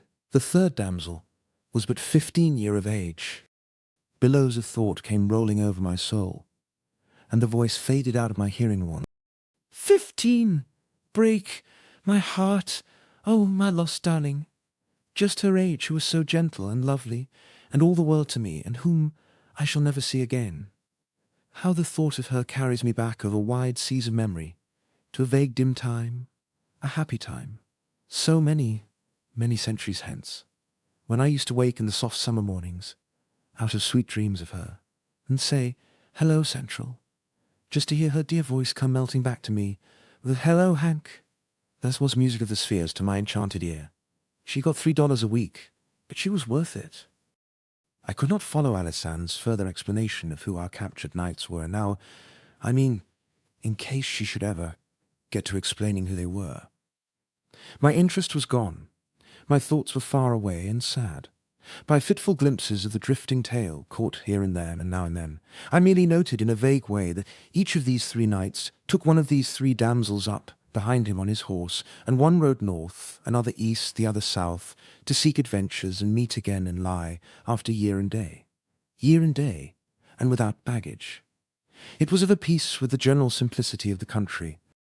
The sun was now setting. It was about 3 in the afternoon when Alisande had begun to tell me who the cowboys were, so she had made pretty good progress with it, for her. She would arrive some time or other, no doubt, but she was not a person who could be hurried. We were approaching a castle which stood on high ground, a huge, strong, venerable structure, whose grey towers and battlements were charmingly draped with ivy, and whose whole majestic mass was drenched with splendours flung from the sinking sun.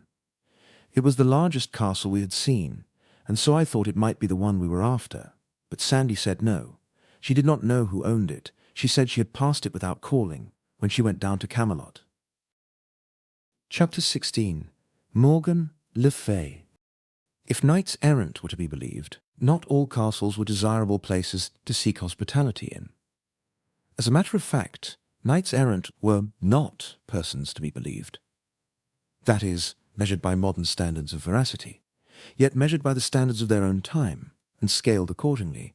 You got the truth. It was very simple. You discounted a statement 97%. The rest was fact. Now, after making this allowance, the truth remained that if I could find out something about a castle before ringing the doorbell, hailing the warders, it was the sensible thing to do. So I was pleased when I saw in the distance a horseman making the bottom turn of the road that wound down from this castle. As we approached each other, I saw that he wore a plumed helmet, and seemed to be otherwise clothed in steel, but bore a curious addition also, a stiff, square garment like a herald's tabard. However, I had to smile at my own forgetfulness when I got nearer and read this sign on his tabard. Persimmon soap. All the prime donna use it. That was a little idea of my own, and had several wholesome purposes in view toward the civilizing and uplifting of this nation. In the first place, it was a furtive, underhand blow at this nonsense of knight-errantry, though nobody suspected that but me. I had started a number of these people out, the bravest knights I could get, each sandwiched between bulletin boards bearing one device or another, and I judged that by and by, when they got to be numerous enough, they would begin to look ridiculous, and then even the steel-clad ass that hadn't any board would himself begin to look ridiculous, because he was out of the fashion. Secondly, these missionaries would gradually, and without creating suspicion or exciting alarm, introduce a rudimentary cleanliness among the nobility, and from them it would work down to the people, if the priests could be kept quiet. This would undermine the church. Would be a step toward that. Next, education. Next, freedom. And then she would begin to crumble. It being my conviction that any established church is an established crime, an established slave pen, I had no scruples, but was willing to assail it in any way or with any weapon that promised to hurt it. Why? In my own former day, in remote centuries not yet stirring in the womb of time, there were old Englishmen who imagined that they had been born in a free country with the Corporation Act, and a test still in force in it, timbers propped against men's liberties and dishonoured consciences to shore up an established anachronism with fill. My missionaries were taught to spell out the gilt signs on their tabards. The showy gilding was a neat idea. I could have got the king to wear a bulletin board, for the sake of that barbaric splendour. They were to spell out these signs, and then explain to the lords and ladies what soap was. And if the lords and ladies were afraid of it, get them to try it on a dog. The missionary's next move was to get the family together and try it on himself. He was to stop at no experiment, however desperate, that could convince the nobility that soap was harmless. If any final doubt remained, he must catch a hermit. The woods were full of them. Saints, they called themselves, and saints they were believed to be. They were unspeakably holy, and worked miracles, and everybody stood in awe of them. If a hermit could survive a wash, and that failed to convince a duke, give him up, let him alone. Whenever my missionaries overcame a knight errant in the road, they washed him, and when he got well they swore him to go and get a bulletin board, and disseminate soap and civilization the rest of his days. As a consequence, the workers in the field were increasing by degrees, and the reform was steadily spreading. My soap factory felt the strain early. At first I had only 2 hands, but before I left home I was already employing 15, and running night and day. And the atmospheric result was getting so pronounced that the king went sort of fainting and gasping around, and said he did not believe he could stand it much longer. And Sir Launcelot got so that he did hardly anything but walk up and down the roof and swear, although I told him it was worse up there than anywhere else. But he said he wanted plenty of air, and he was always complaining that a palace was no place for a soap factory anyway, and said if a man was to start one in his house, he would be damned if he wouldn't strangle him. There were ladies present too, but much these people ever cared for that. They would swear before children, if the wind was their way when the factory was going. This missionary knight's name was La Cote Tailly, and he said that this castle was the abode of Morgan le Fay, sister of King Arthur, and wife of King Uriens, monarch of a realm about as big as the District of Columbia. You could stand in the middle of it and throw bricks into the next kingdom. King's pen and kingdoms were as thick in Britain as they had been in Little Palestine in Joshua's time, when people had to sleep with their knees pulled up because they couldn't stretch out without a passport. Lucote was much depressed, for he had scored here the worst failure of his campaign. He had not worked off a cake, yet he had tried all the tricks of the trade, even to the washing of a hermit. But the hermit died. This was indeed a bad failure, for this animal would now be dubbed a martyr, and would take his place among the saints of the Roman calendar. Thus made he his moan, this poor Selecor to Malotier, and sorrowed passing sore. And so my heart bled for him, and I was moved to comfort and stay him. Wherefore I said, Forbear to grieve, fair knight, for this is not a defeat. We have brains, you and I, and for such as have brains there are no defeats, but only victories. Observe how we will turn this seeming disaster into an advertisement for our soap, and the biggest one, to draw, that was ever thought of. An advertisement that will transform that Mount Washington defeat into a Matterhorn victory. We will put on your bulletin board, patronized by the elect. How does that strike you? Verily, it is wonderly a thought. Well, a body is bound to admit that for just a modest little one-line ad, it's a corker. So the poor colporteur's griefs vanished away. He was a brave fellow, and had done mighty feats of arms in his time. His chief celebrity rested upon the events of an excursion like this one of mine, which he had once made with a damsel named Maledicent, who was as handy with her tongue as was Sandy, though in a different way, for her tongue churned forth only railings and insult, whereas Sandy's music was of a kindlier sort. I knew his story well, and so I knew how to interpret the compassion that was in his face when he bade me farewell. He supposed I was having a bitter hard time of it. Sandy and I discussed his story as we rode along, and she said that Lecote's bad luck had begun with the very beginning of that trip, for the king's fool had overthrown him on the first day, and in such cases it was customary for the girl to desert to the conqueror, but Maledicent didn't do it, and also persisted afterward in sticking to him after all his defeats. But, said I, suppose the victor should decline to accept his spoil? She said that wouldn't answer. He must. He couldn't decline. It wouldn't be regular. I made a note of that. If Sandy's music got to be too burdensome, some time I would let a knight defeat me, on the chance that she would desert to him. In due time we were challenged by the warders, from the castle walls, and after a parley admitted. I have nothing pleasant to tell about that visit, but it was not a disappointment, for I knew Mrs. Le Fay by reputation, and was not expecting anything pleasant. She was held in awe by the whole realm, for she had made everybody believe she was a great sorceress.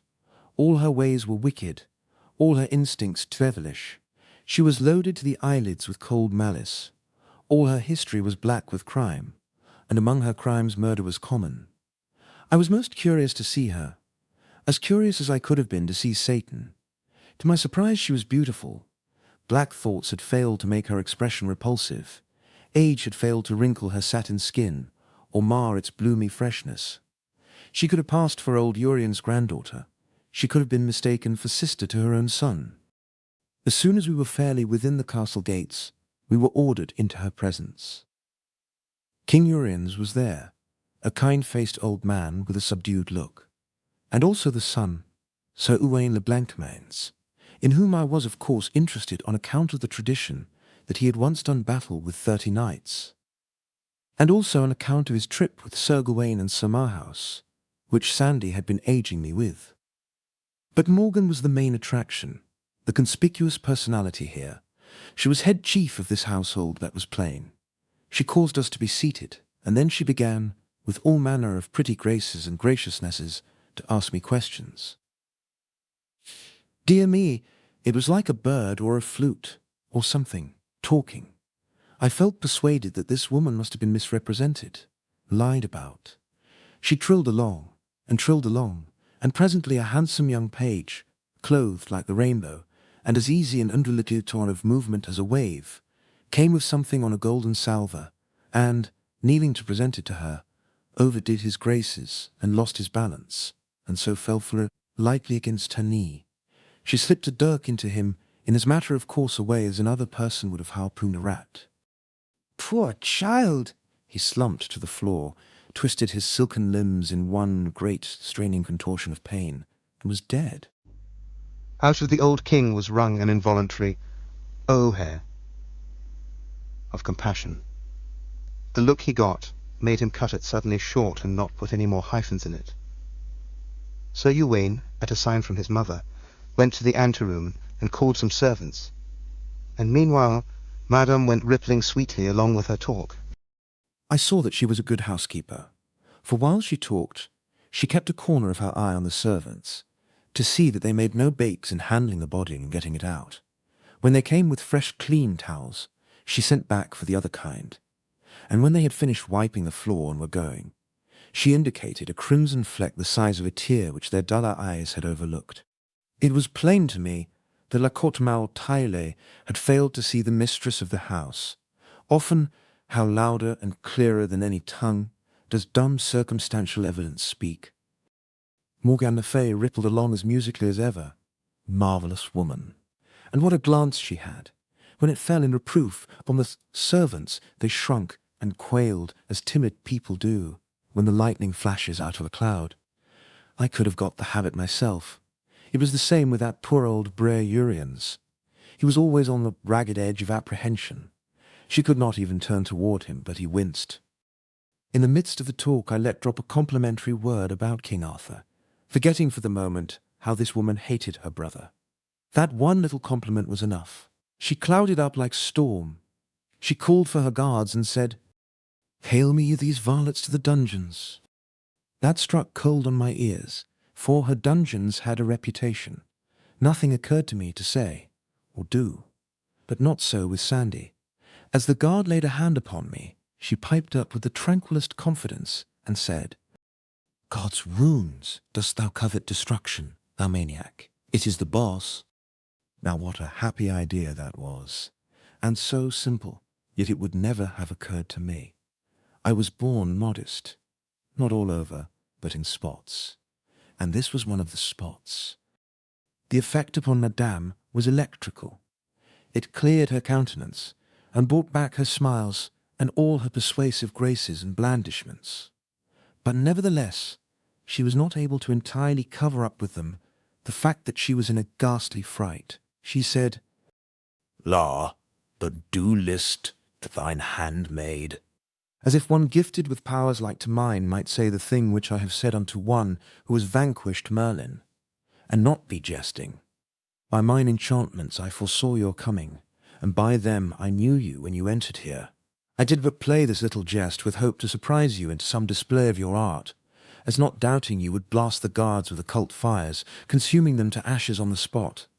A marvel much beyond mine own ability, yet one which I have long been childishly curious to see. The guards were less curious, and got out as soon as they got permission. Chapter 17. A Royal Banquet. Madame, seeing me pacific and unresentful, no doubt judged that I was deceived by her excuse, for her fright dissolved away, and she was soon so importunate to have me give an exhibition and kill somebody, that the thing grew to be embarrassing. However, to my relief, she was presently interrupted by the call to prayers. I will say this much for the nobility, that, tyrannical, murderous, rapacious, and morally rotten as they were deeply and enthusiastically religious. Nothing could divert them from the regular and faithful performance of the pieties enjoined by the Church. More than once I had seen a noble who had gotten his enemy at a disadvantage stop to pray before cutting his throat. More than once I had seen a noble, after ambushing and dispatching his enemy, retire to the nearest wayside shrine and humbly give thanks, without even waiting to rob the body. There was to be nothing finer or sweeter in the life of even Benvenuto Cellini, that rough-hewn saint 10 centuries later. All the nobles of Britain, with their families, attended divine service morning and night daily, in their private chapels, and even the worst of them had family worship 5 or 6 times a day besides. The credit of this belonged entirely to the Church. Although I was no friend to that Catholic Church, I was obliged to admit this, and often, in spite of me, I found myself saying, "What would this country be without the Church?" After prayers, we had dinner in a great banqueting hall, which was lighted by hundreds of grease jets, and everything was as fine and lavish and rudely splendid as might become the royal degree of the hosts. At the head of the hall, on a dais, was the table of the king, queen, and their son, Prince Eugène. Stretching down the hall from this was the general table, on the floor. At this, above the salt, sat the visiting nobles and the grown members of their families, of both sexes, the resident court, in effect, 61 persons. Below the salt sat minor officers of the household, with their principal subordinates, altogether 118 persons sitting, and about as many liveried servants standing behind their chairs, or serving in one capacity or another. It was a very fine show. In a gallery, a band with cymbals, horns, harps, and other horrors opened the proceedings with what seemed to be the crude first draft or original agony of the wail known to later centuries as "In the Sweet By and By." It was new, and ought to have been rehearsed a little more. For some reason, or rather the Queen, had the composer hanged after dinner. After this music, the priest who stood behind the royal table said a noble long grace in ostensible Latin. Then the battalion of waiters broke away from their posts, and darted, rushed, flew, fetched, and carried, and the mighty feeding began. No words anywhere, but absorbing attention to business. The rows of chops opened and shut in vast unison, and the sound of it was like to the muffled burr of subterranean machinery. The havoc continued an hour and a half, and unimaginable was the destruction of substantials. Of the chief feature of the feast, the huge wild boar that lay stretched out so portly and imposing at the start, nothing was left but the semblance of a hoop skirt, and he was but the type and symbol of what had happened to all the other dishes. With the pastries and so on, the heavy drinking began, and the talk. Gallon after gallon of wine and mead disappeared, and everybody got comfortable, then happy, then sparklingly joyous. Both sexes, and by pretty noisy. Men told anecdotes that were terrific to hear, but nobody blushed. And when the nub was sprung, the assemblage let go with a horse laugh that shook the fortress. Ladies answered back with historiettes that would almost have made Queen Margaret of Navarre, or even the great Elizabeth of England, hide behind a handkerchief. But nobody hid here, but only laughed. Howled, you may say. In pretty much all of these dreadful stories, ecclesiastics were the hardy heroes. But that didn't worry the chaplain any. He had his laugh with the rest. More than that, upon invitation, he roared out a song which was of as daring a sort as any that was sung that night. By midnight, everybody was fagged out, and sore with laughing, and, as a rule, drunk. Some weepingly, some affectionately, some hilariously, some quarrelsomely, some dead, and under the table. Of the ladies, the worst spectacle was a lovely young duchess, whose wedding eve this was. And indeed she was a spectacle, sure enough. Just as she was, she could have sat in advance for the portrait of the young daughter of the Regent d'Orléans, at the famous dinner whence she was carried, foul-mouthed, intoxicated and helpless, to her bed, in the lost and lamented days of the ancient regime.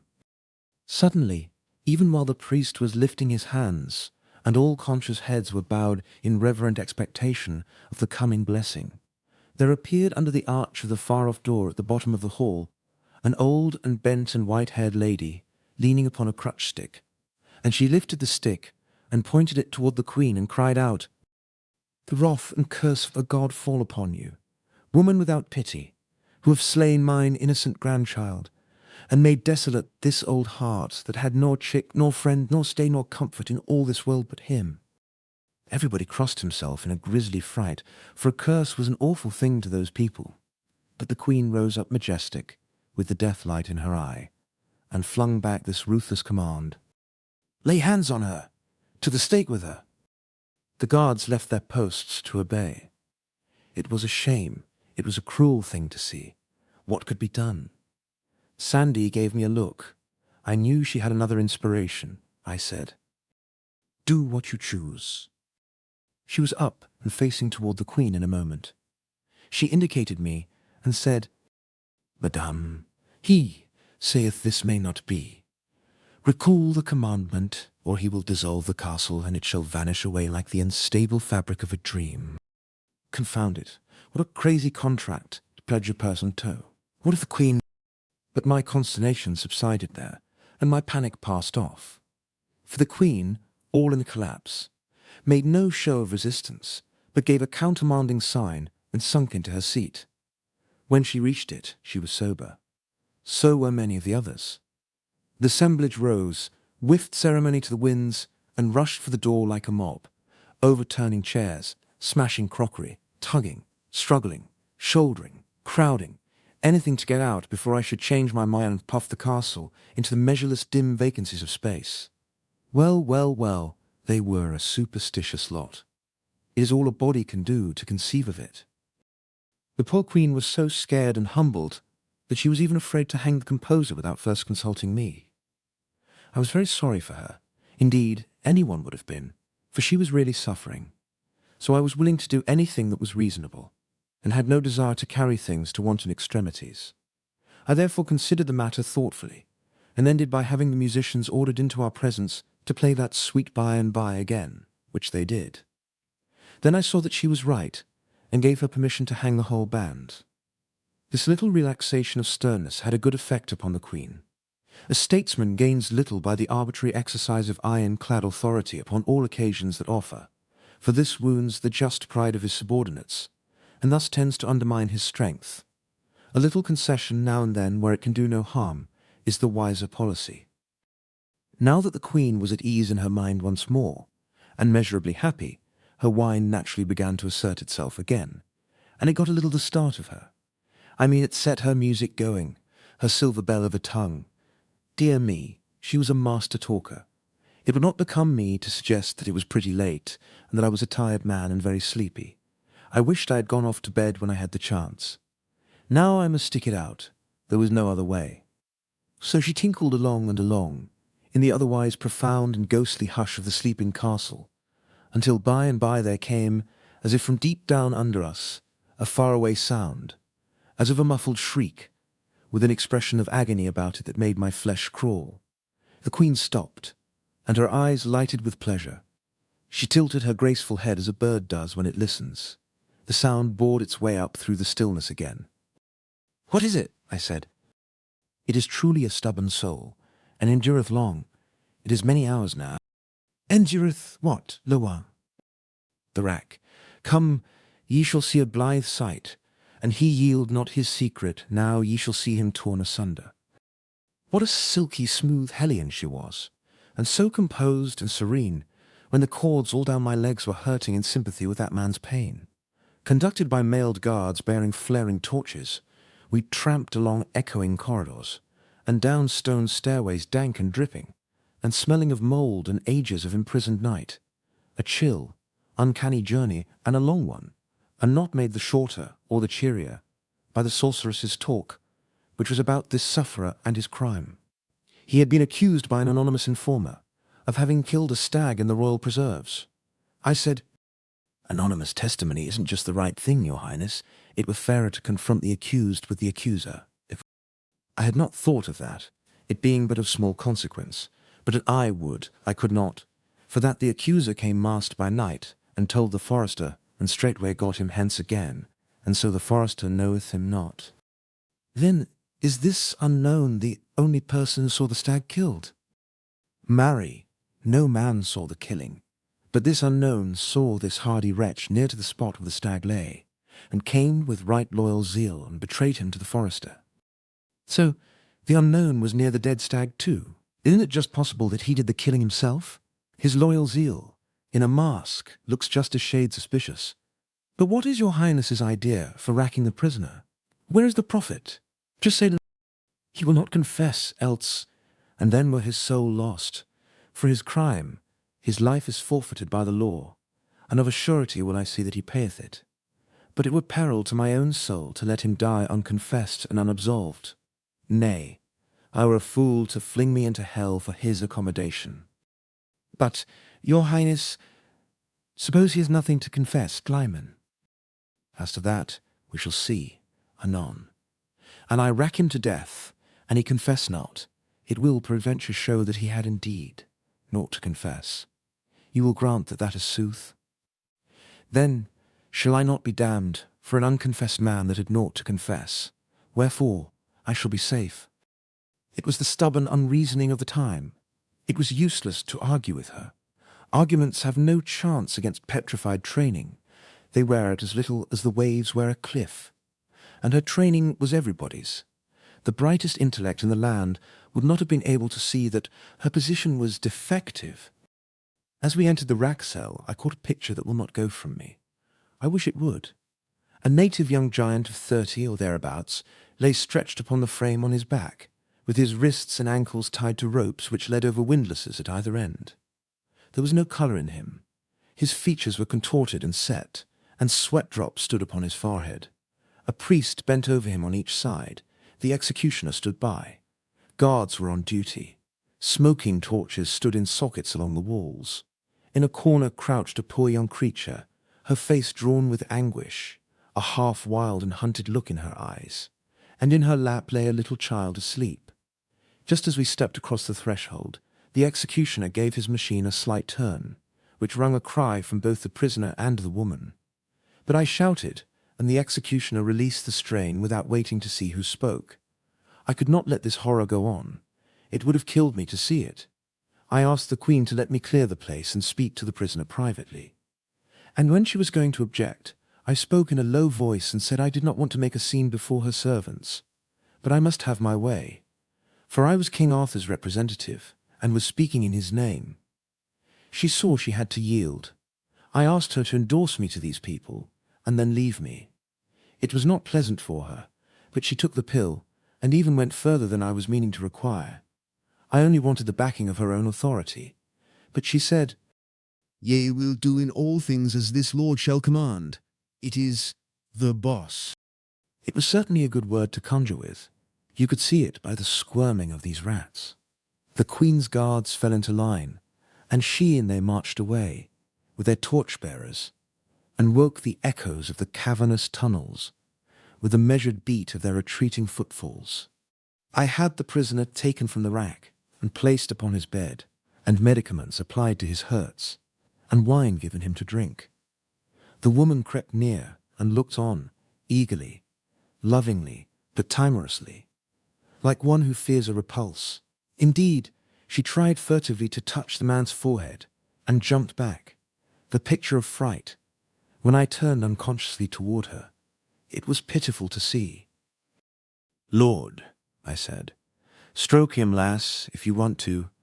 Do anything you're a mind to. Don't mind me." Why, her eyes were as grateful as an animal's. When you do it a kindness that it understands. The baby was out of her way, and she had her cheek against the man's in a minute, and her hands fondling his hair, and her happy tears running down. The man revived and caressed his wife with his eyes, which was all he could do. I judged I might clear the den now, and I did. Cleared it of all but the family and myself. Then I said, "Now, my friend, tell me your side of this matter. I know the other side." The man moved his head in sign of refusal, but the woman looked pleased, as it seemed to me, pleased with my suggestion. I went on. "You know of me." "Yes, all do, in Arthur's realms. If my reputation has come to you right and straight, you should not be afraid to speak." The woman broke in eagerly. "Ah, fair my lord, do thou persuade him." "Thou canst, and thou wilt." "Ah, he suffereth so, and it is for me. "And how can I bear it? I would. I might see him die, a sweet, swift death." "Oh, my Hugo, I cannot bear this one." And she fell to sobbing and grovelling about my feet, and still imploring. Imploring what? The man's death? I could not quite get the bearings of the thing. But Hugo interrupted her, and said, "Peace. You wit not what ye ask. Shall I starve whom I love, to win a gentle death? I when thou knewest me better." "Well," I said, "I can't quite make this out. It is a puzzle. Now, for— Ah, dear my lord, and ye will but persuade him. Consider how these his tortures wound me. Oh, and he will not speak, whereas the healing, the solace that lie in a blessed swift death. What are you maundering about? He's going out from here a free man and whole. He's not going to die." The man's white face lit up, and the woman flung herself at me in a most surprising explosion of joy, and cried out, "He is saved, for it is the king's word by the mouth of the king's servant, Arthur, the king whose word is gold." "Well, then you do believe I can be trusted after all. Why didn't you before?" "Who doubted? Not I, indeed, and not she." "Well, why wouldn't you tell me your story then?" "You've made no promise, else had it been otherwise." I see. And yet, I believe I don't quite see after all. You stood the torture and refused to confess, which shows plain enough to even the dullest understanding that you had nothing to confess." "I, my lord? How so?" "It was I that killed the deer." "You did? Oh dear, this is the most mixed-up business that ever—" "Dear lord, I begged him on my knees to confess." You did. It gets thicker and thicker. What did you want him to do that for?" "Sith it would bring him a quick death, and save him all this cruel pain." "Well, yes, there is reason in that, but he didn't want the quick death." "He? Why, of a surety he did." "Well, then, why in the world didn't he confess?" "Ah, sweet sir, and leave my wife and chick without bread and shelter." "Oh, heart of gold, now I see it." The bitter lord takes the convicted man's estate and beggars his widow and his orphans. They could torture you to death, but without conviction or confession they could not rob your wife and baby. You stood by them like a man, and you, true wife and the woman that you are, you would have bought him release from torture at cost to yourself of slow starvation and death. Well, it humbles a body to think what your sex can do when it comes to self-sacrifice. I'll book you both for my colony. You like it there. It's a factory, where I'm going to turn groping and grubbing automata into men. Chapter 18. In the Queen's Dungeons. Well, I arranged all that, and I had the man sent to his home. I had a great desire to rack the executioner, not because he was a good, painstaking, and pine-giving official, for surely it was not Twain's discredit that he performed his functions well, but to pay him back for wantonly cuffing and otherwise distressing that young woman. The priests told me about this, and were generously hot to have him punished. Something of this disagreeable sort was turning up every now and then. I mean, episodes that showed that not all priests were frauds and self-seekers, but that many, even the great majority, of these that were down on the ground among the common people, were sincere and right-hearted, and devoted to the alleviation of human troubles and sufferings. Well, it was a thing which could not be helped, so I seldom fretted about it, and never many minutes at a time. It has never been my way to bother much about things which you can't cure. But I did not like it, for it was just the sort of thing to keep people reconciled to an established church. We must have a religion. It goes without saying, but my idea is to have it cut up into 40 free sects, so that they will police each other, as had been the case in the United States in my time. Concentration of power in the political machine is bad, and an established church is only a political machine. It was invented for that. It is nursed, cradled, preserved for that. It is an enemy to human liberty, and does no good which it could not better do in a split-up and scattered condition. That wasn't law. It wasn't gospel. It was only an opinion. My opinion, and I was only a man. One man. So it wasn't worth any more than the Pope's, or any less, for that matter. Well, I couldn't rack the executioner, neither would I overlook the just complaint of the priests. The man must be punished somehow or other, so I degraded him from his office, and made him leader of the band, the new one that was to be started. He begged hard, and said he couldn't play. A plausible excuse, but too thin. There wasn't a musician in the country that could. The Queen was a good deal outraged next morning when she found she was going to have neither Hugo's life nor his property.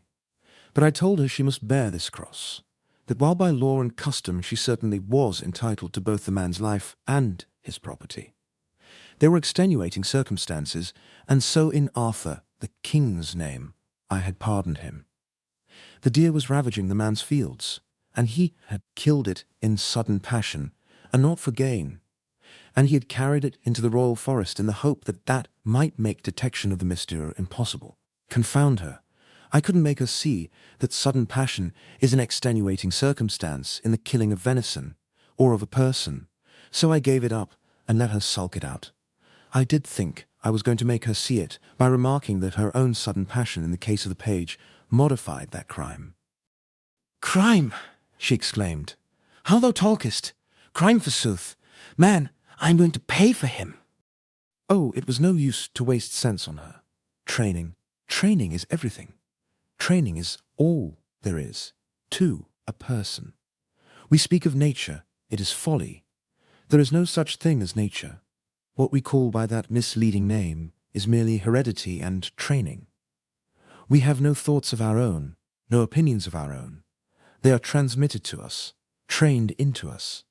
All that is original in us, and therefore fairly creditable or discreditable to us, can be covered up and hidden by the point of a cambric needle, all the rest being atoms contributed by and inherited from a procession of ancestors that stretches back 1 billion years to the Adam clam, or grasshopper, or monkey, from whom our race has been so tediously and ostentatiously and unprofitably developed. And as for me, all that I think about in this plodding sad pilgrimage, this pathetic drift between the eternities, is to look out and humbly live a pure and high and blameless life, and save that one microscopic atom in me that is truly me. The rest may land in shale, and welcome for all I care. No, confound her, her intellect was good, she had brains enough, but her training made her an ass. That is, from a many centuries later point of view, to kill the page was no crime, it was her right, and upon her right she stood, serenely and unconscious of offence. She was a result of generations of training in the unexamined and unassailed belief that the law which permitted her to kill a subject when she chose was a perfectly right and righteous one. Well, we must give even Satan his due. She deserved a compliment for one thing, and I tried to pay it, but the words stuck in my throat. She had a right to kill the boy, but she was in no wise obliged to pay for him. That was law for some other people, but not for her. She knew quite well that she was doing a large and generous thing to pay for that lad, and that I ought in common fairness to come out with something handsome about it. But I couldn't. My mouth refused. I couldn't help seeing, in my fancy, that poor old grandma with the broken heart, and that fair young creature lying butchered, his little silken pomps and vanities laced with his golden blood. How could she pay for him? Whom could she pay? And so well knowing that this woman, trained as she had been, deserved praise, even adulation, I was yet not able to utter it, trained as I had been.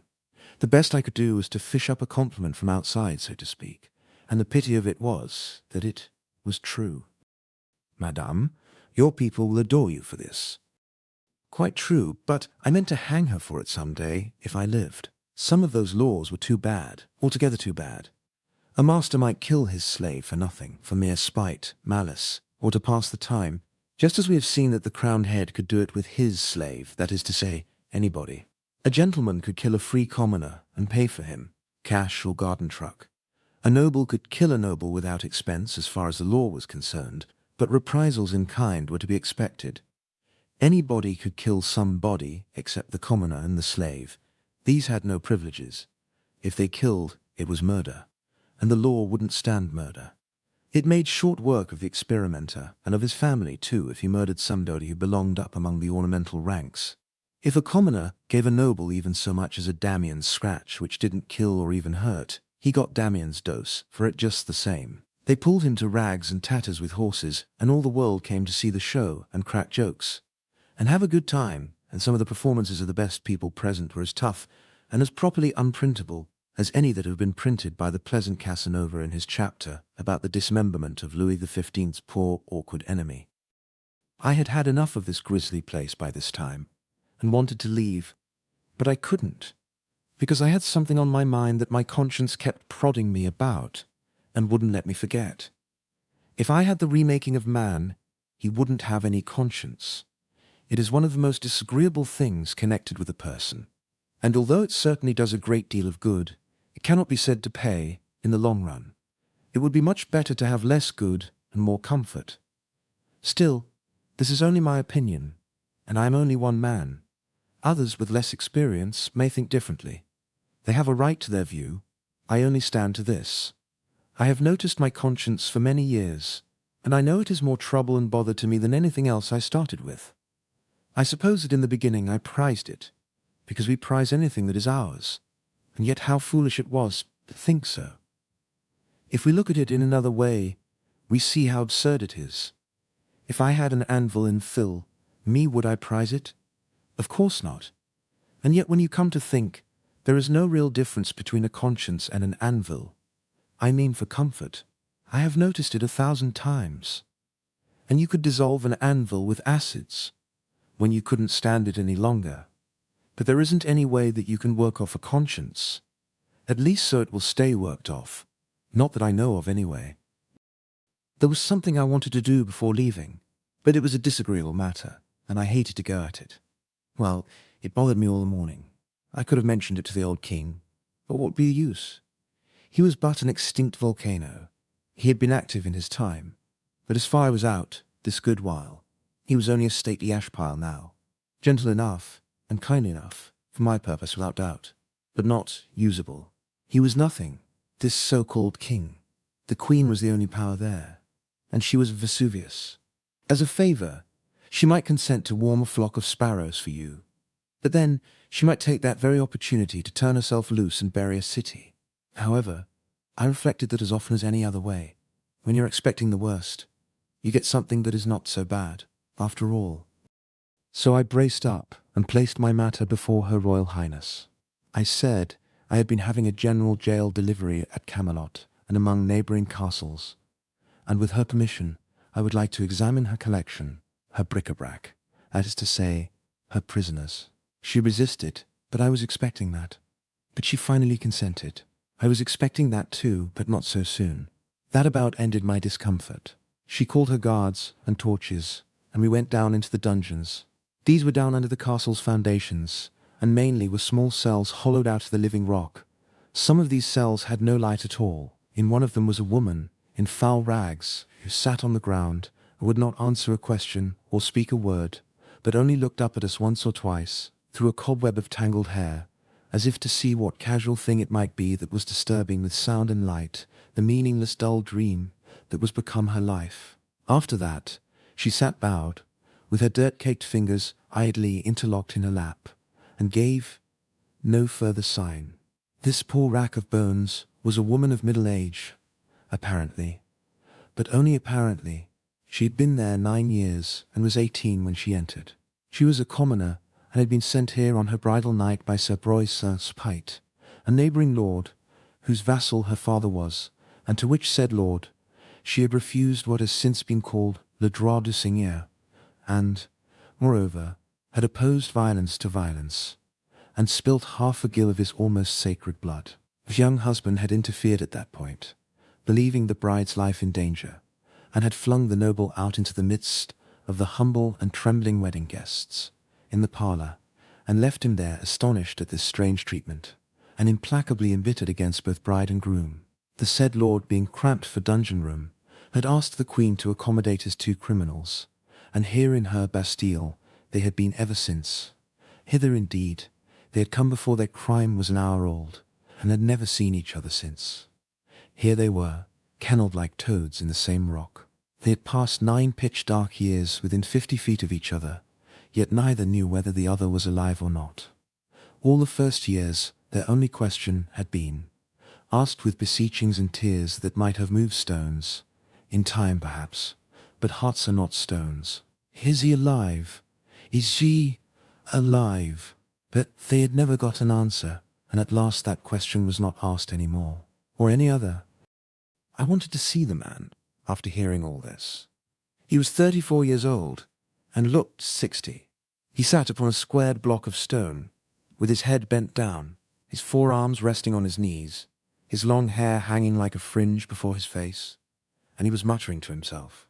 He raised his chin, and looked us slowly over, in a listle way, blinking with the distress of the torchlight, then dropped his head, and fell to muttering again, and took no further notice of us. There were some pathetically suggestive, dumb witnesses present.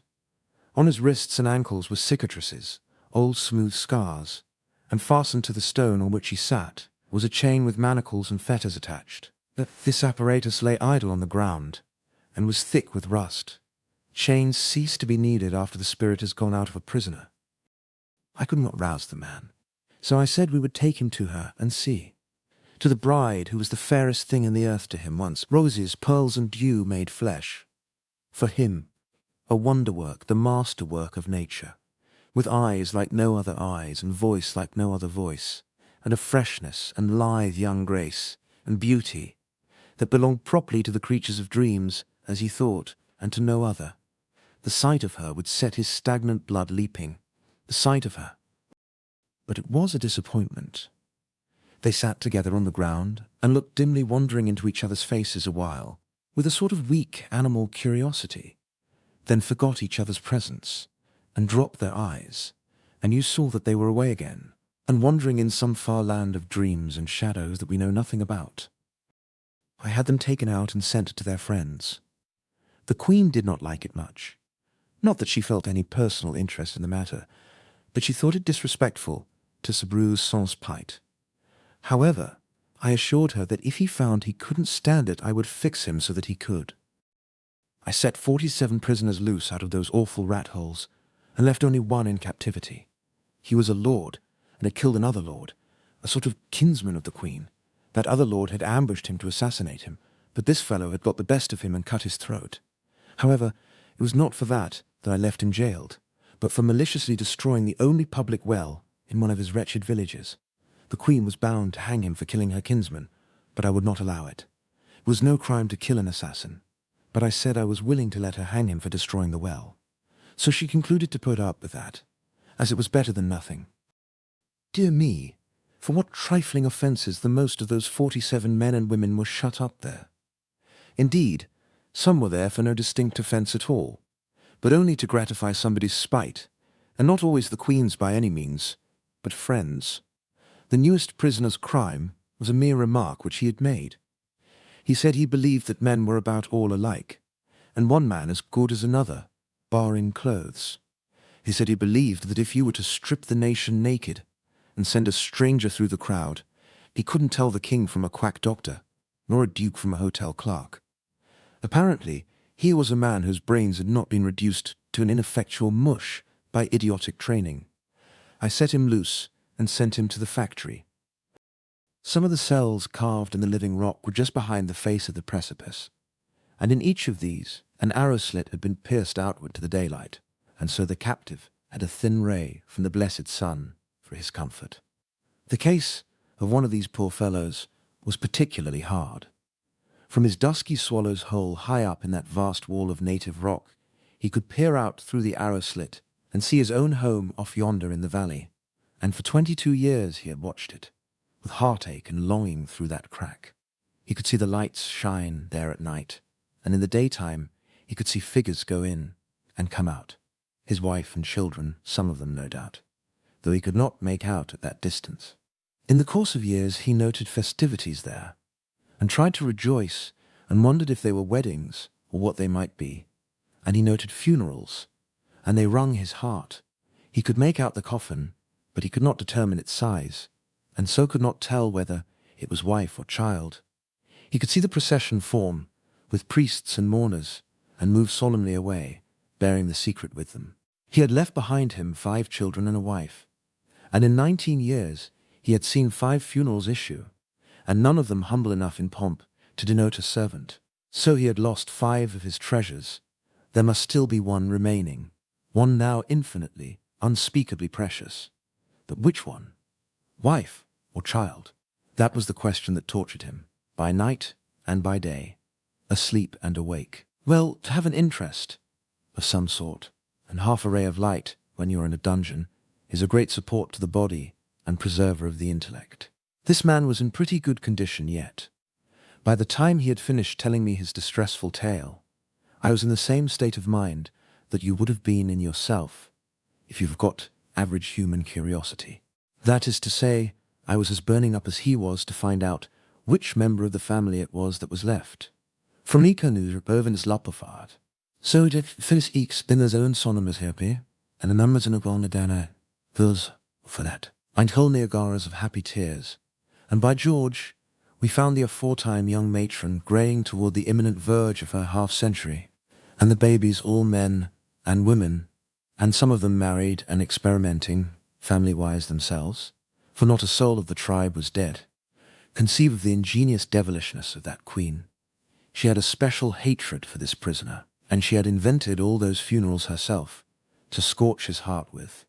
And the sublimest stroke of genius of the whole thing was leaving the family invoice a funeral short, so as to let him wear his poor soul out guessing. But for me, he never would have got out. Morgan le Fay hated him with her whole heart, and she never would have softened toward him. And yet his crime was committed more in thoughtlessness than deliberate depravity. He had said she had red hair. Well, she had, but that was no way to speak of it. When red-headed people are above a certain social grade, their hair is auburn. Consider it. Among these 47 captives, there were 5 whose names, offences, and dates of incarceration were no longer known. 1 woman and 4 men, all bent and wrinkled, and mind-extinguished patriarchs. They themselves had long ago forgotten these details. At any rate, they had mere vague theories about them. Nothing definite and nothing that they repeated twice in the same way. The succession of priests whose office it had been to pray daily with the captives and remind them that God had put them there, for some wise purpose or other, and teach them that patience, humbleness, and submission to oppression was what he loved to see in parties of a subordinate rank, had traditions about these poor old human ruins, but nothing more. These traditions went but little way, for they concerned the length of the incarceration only, and not the names of the offences. And even by the help of tradition, the only thing that could be proven was that none of the 5 had seen daylight for 35 years. How much longer this privation has lasted was not guessable. The king and the queen knew nothing about these poor creatures, except that they were heirlooms, assets inherited, along with the throne, from the former firm. Nothing of their history had been transmitted with their persons, and so the inheriting owners had considered them of no value, and had felt no interest in them. I said to the queen, "Then why in the world didn't you set them free?" The question was a puzzler. She didn't know why she hadn't. The thing had never come up in her mind. So here she was, forecasting the veritable history of future prisoners of the Castle d'If, without knowing it. It seemed plain to me now that with her training, those inherited prisoners were merely property, nothing more, nothing less. Well, when we inherit property, it does not occur to us to throw it away, even when we do not value it. when I brought my procession of human bats up into the open world in the glare of the afternoon sun, previously blindfolding them, in charity for eyes so long untortured by light, they were a spectacle to look at. Skeletons, scarecrows, goblins, pathetic frights, every one. Legitimate possible children of monarchy by the grace of God and the established church, I muttered absently. I wish I could photograph them. You have seen that kind of people who will never let on that they don't know the meaning of a new big word. The more ignorant they are, the more pitifully certain they are to pretend you haven't shot over their heads. The Queen was just one of that sort, and was always making the stupidest blunders by reason of it. She hesitated a moment, then her face brightened up with sudden comprehension, and she said she would do it for me. I thought to myself, she? Why, what can she know about photography? But it was a poor time to be thinking. When I looked around, she was moving on the procession with an axe cut a cat. Well, she certainly was a curious one, was Morgan le Fay. I have seen a good many kinds of women in my time, but she laid over them all for variety. And how sharply characteristic of her this episode was. She had no more idea than a horse of how to photograph a procession, but being in doubt, it was just like her to try to do it with an axe. Chapter 19. Knight-errantry as a Trade. Sandy and I were on the road again next morning, bright and early.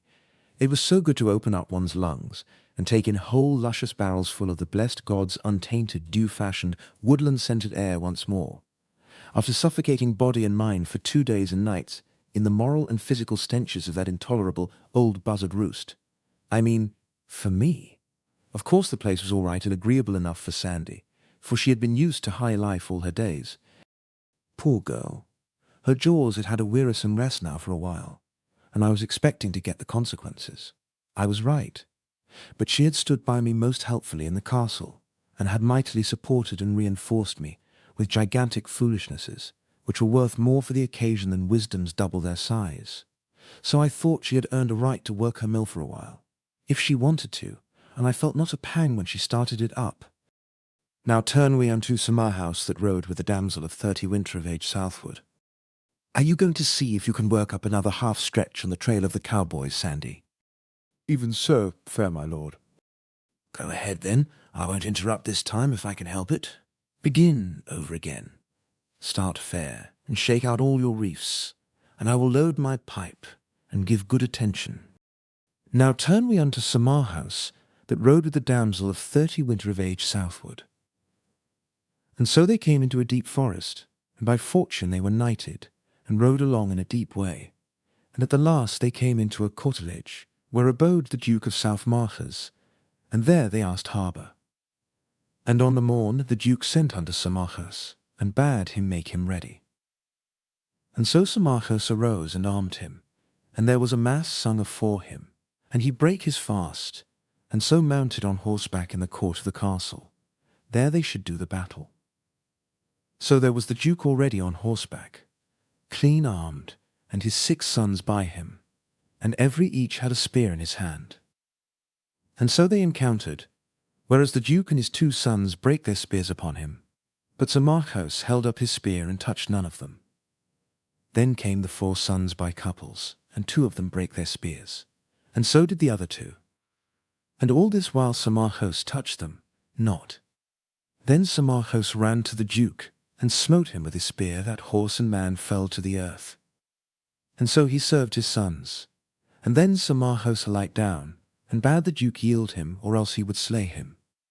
And then some of his sons recovered, and would have set upon Sir Marches. Then Sir Marches said to the Duke, Cease thy sons, or else I will do the uttermost to you all. When the Duke saw he might not escape the death, he cried to his sons, and charged them to yield them to Sir Marches.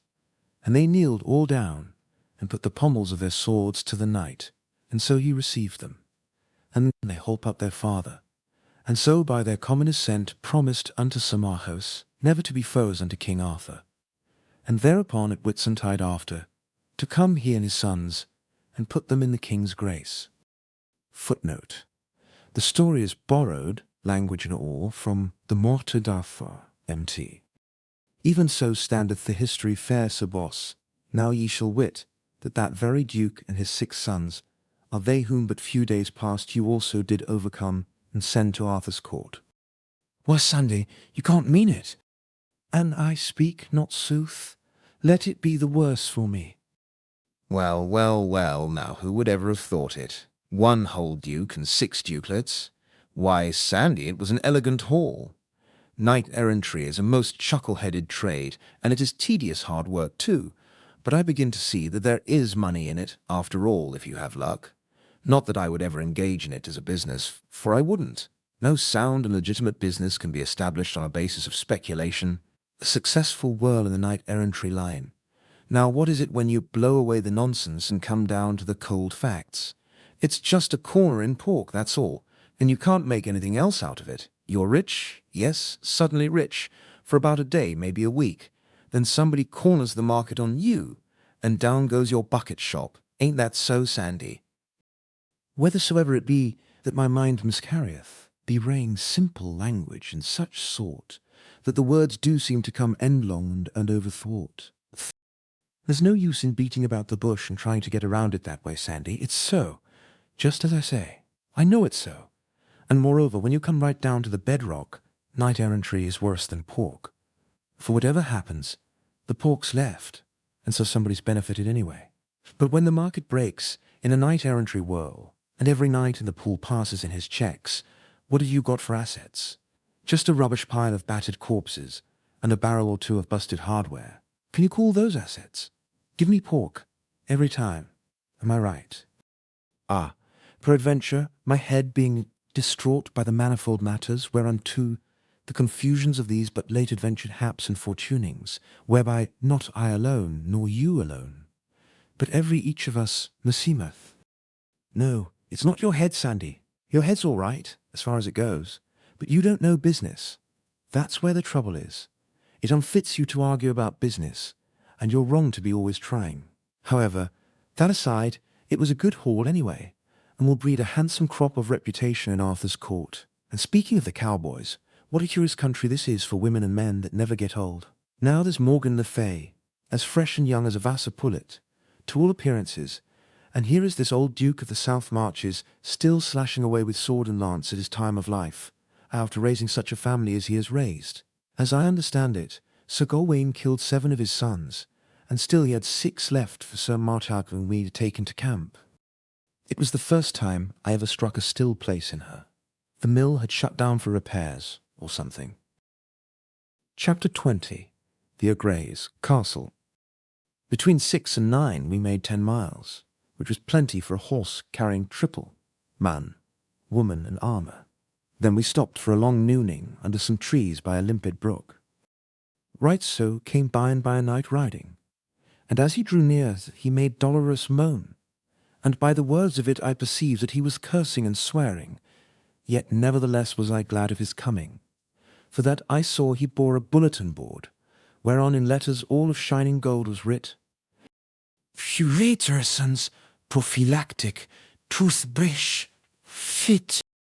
I was glad of his coming, for even by this token I knew him for knight of mine. It was Sir Madoc de la Montagne, a burly great fellow whose chief distinction was that he had come within an ace of sending Sir Launcelot down over his horsetail once. He was never long in a stranger's presence without finding some pretext or other to let out that great fact. But there was another fact of nearly the same size, which he never pushed upon anybody unasked, and yet never withheld when asked. That was, that the reason he didn't quite succeed was that he was interrupted, and sent down over horsetail himself. This innocent vast lubber did not see any particular difference between the two facts. I liked him, for he was earnest in his work, and very valuable, and he was so fine to look at, with his broad mailed shoulders, and the grand leonine set of his plumed head, and his big shield with its quaint device of a gauntleted hand clutching a prophylactic toothbrush, with motto, Freinoyodon. This was a toothwash that I was introducing. He was all weary, he said, and indeed he looked it, but he would not alight. He said he was after the stove-polish man, and with this he broke out cursing and swearing anew. The bulletin boarder referred to was Sir of Surlus, a brave knight, and of considerable celebrity on account of his having tried conclusions in a tournament once, with no less a mogul than Sir Gareth himself. Although not successfully, he was of a light and laughing disposition, and to him nothing in this world was serious. It was for this reason that I had chosen him to work up a stove-polish sentiment. There were no stoves yet, and so there could be nothing serious about stove polish. All that the agent needed to do was to deftly and by degrees prepare the public for the great change, and have them established in predilections toward neatness against the time when the stove should appear upon the stage. Sir Maddock was very bitter, and brake out anew with cursings. He said he had cursed his soul to rags, and yet he would not get down from his horse, neither would he take any rest or listen to any comfort until he should have found Sir Osicey and settled this account. It appeared, by what I could piece together of the unprofaned fragments of his statement, that he had chanced upon Sir Osicey at dawn of the morning, and been told that if he would make a short cut across the fields and swamps and broken hills and glades, he could head off a company of travellers who would be rare customers for prophylactics and toothwash. With characteristic zeal, Sir Maddock had plunged away at once upon this quest, and after 3 hours of awful crosslot riding, had overhauled his game. And behold, it was the 5 patriarchs that had been released from the dungeons the evening before. Poor old creatures! It was all of 20 years since any one of them had known what it was to be equipped with any remaining snag or remnant of a tooth. "Blank, blank, blank him," said Sir Maddock, "and I do not stove-polish him, and I may find him. Leave it to me, for never no knight that's hight osses or aught else may do me this disservice and bide on live, and I may find him, the which I have thereunto sworn a great oath this day." And with these words and others, he lightly took his spear and gat him thence. In the middle of the afternoon we came upon one of those very patriarchs ourselves, in the edge of a poor village. He was basking in the love of relatives and friends whom he had not seen for 50 years. And about him and caressing him were also descendants of his own body whom he had never seen at all till now. But to him these were all strangers. His memory was gone, his mind was stagnant. It seemed incredible that a man could outlast half a century shut up in a dark hole like a rat. But here were his old wife and some old comrades to testify to it. They could remember him as he was in the freshness and strength of his young manhood, when he kissed his child and delivered it to its mother's hands and went away into that long oblivion. The people at the castle could not tell within half a generation the length of time the man had been shut up there for his unrecorded and forgotten offence.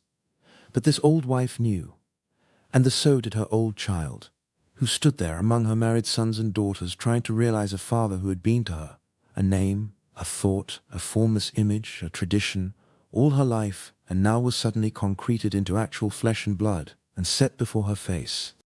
It was a curious situation, yet it is not on that account that I have made room for it here, but on account of a thing which seemed to me still more curious, to wit, that this dreadful matter brought from these downtrodden people no outburst of rage against these oppressors. They had been heritors and subjects of cruelty and outrage so long that nothing could have startled them but a kindness. Yes, here was a curious revelation indeed of the depth to which this people had been sunk in slavery. Their entire being was reduced to a monotonous, dead level of patience, resignation, dumb, uncomplaining acceptance of whatever might befall them in this life. Their very imagination was dead. When you can say that of a man, he has struck bottom, I reckon.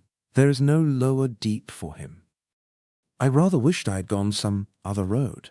This was not the sort of experience for a statesman to encounter who was planning out a peaceful revolution in his mind, for it could not help bringing up the unget-aroundable fact that, all gentle cant and philosophizing to the contrary notwithstanding, no people in the world ever did achieve their freedom by goody-goody talk and moral suasion, it being immutable law that all revolutions that will succeed must begin in blood, whatever may answer afterward. If history teaches anything, it teaches that. What this folk needed then was a reign of terror and a guillotine, and I was the wrong man for them. 2 days later, toward noon, Sandy began to show signs of excitement and feverish expectancy. She said we were approaching the ogre's castle. I was surprised into an uncomfortable shock. The object of our quest had gradually dropped out of my mind. This sudden resurrection of it made it seem quite a real and startling thing for a moment, and roused up in me a smart interest. Sandy's excitement increased every moment, and so did mine, for that sort of thing is catching. My heart got to thumping. You can't reason with your heart. It has its own laws, and thumps about things which the intellect scorns. Presently, when Sandy slid from the horse, motioned me to stop, and went creeping stealthily, with her head bent nearly to her knees, toward a row of bushes that bordered a declivity, the thumpings grew stronger and quicker, and they kept it up while she was gaining her ambush and getting her glimpse over the declivity, and also while I was creeping to her side on my knees. Her eyes were burning now, as she pointed with her finger, and said in a panting whisper, The castle, the castle! Lo, where it looms! What a welcome disappointment I experienced. I said, Castle? It is nothing but a pigsty with a wattled fence around it. She looked surprised and distressed. The animation faded out of her face, and during many moments she was lost in thought and silent. Then, It was not enchanted aforetime, she said in a musing fashion, as if to herself.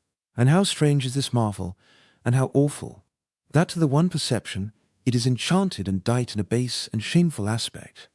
Yet to the perception of the other it is not enchanted, hath suffered no change, but stands firm and stately still, girt with its moat and waving its banners in the blue air from its towers. And God shield us, how it pricks the heart to see again these gracious captives, and the sorrow deepened in their sweet faces. We have tarried along, and are to blame. I saw my cue. The castle was enchanted to me, not to her. It would be wasted time to try to argue her out of her delusion. It couldn't be done. I must just humour it. So I said, This is a common case. The enchanting of a thing to one eye and leaving it in its proper form to another. You have heard of it before, Sandy, though you haven't happened to experience it. But no harm is done. In fact, it is lucky the way it is. If these ladies were hogs to everybody and to themselves, it would be necessary to break the enchantment, and that might be impossible if one failed to find out the particular process of the enchantment. And hazardous, too, for in attempting a disenchantment without the true key, you are liable to err and turn your hogs into dogs, and the dogs into cats, the cats into rats, and so on, and end by reducing your materials to nothing finally, or to an odourless gas which you can't follow, which of course amounts to the same thing. But here, by good luck, no one's eyes but mine are under the enchantment, and so it is of no consequence to dissolve it. These ladies remain ladies to you, and to themselves, and to everybody else, and at the same time they will suffer in no way from my delusion, for when out from women I will pathe to my waiting to any. Thanks, O sweet my lord, thou talkest like an angel, and I know that thou wilt deliver them, for that thou art minded to great deeds, and art as strong a knight of your hands, and as brave to will and to do, as any that is on live. I will not leave a princess in the Stein, Sandy. Are those three yonder that to my disordered eyes are starveling swineherds? The ogres, are they changed also? It is most wonderful. Now am I fearful, for how canst thou strike with sure aim, when 5 of their 9 cubits of stature are to thee invisible? Ah, go warily, fair sir, this is a mightier emprise than I went. You be easy, Sandy. All I need to know is how much of an ogre is invisible. Then I know how to locate his vitals. Don't you be afraid. I will make short work of these bunco steerers. Stay where you are. I left Sandy kneeling there, corpse-faced but plucky and hopeful, and rode down to the pigsty and struck up a trade with the swineherds. I won their gratitude by buying out all the hogs at the lump sum of 16 pennies, which was rather above latest quotations. I was just in time, for the church, the lord of the manor, and the rest of the tax-gatherers would have been along next day and swept off pretty much all the stock, leaving the swineherds very short of hogs and Sandy out of princesses. But now the tax people could be paid in cash, and there would be a stake left besides. One of the men had 10 children, and he said that last year when a priest came, and of his 10 pigs took the fattest one for tithes, the wife burst out upon him, and offered him a child, and said, Thou beast without bowels of mercy, why leave me my child, yet rob me of the wherewithal to feed it? How curious. The same thing had happened in the Wales of my day, under this same old established church, which was supposed by many to have changed its nature when it changed its disguise. I sent the 3 men away, and then opened the sty gate and beckoned Sandy to come, which she did, and not leisurely, but with the rush of a prairie fire. And when I saw her fling herself upon those hogs with tears of joy running down her cheeks, and strain them to her heart, and kiss them and caress them, and call them reverently by grand princely names, I was ashamed of her, ashamed of the human race. We had to drive those hogs home 10 miles, and no ladies were ever more fickle-minded or contrary. They would stay in no road, no path. They broke out through the brush on all sides and flowed away in all directions, over rocks and hills, and the roughest places they could find. And they must not be struck or roughly accosted. Sandy could not bear to see them treated in ways unbecoming their rank. The troublesomest old sow of the lot had to be called my lady, and your highness like the rest. It is annoying and difficult to scour around after hogs in armour. There was one small countess, with an iron ring in her snout and hardly any hair on her back. That's for the devil for perversity.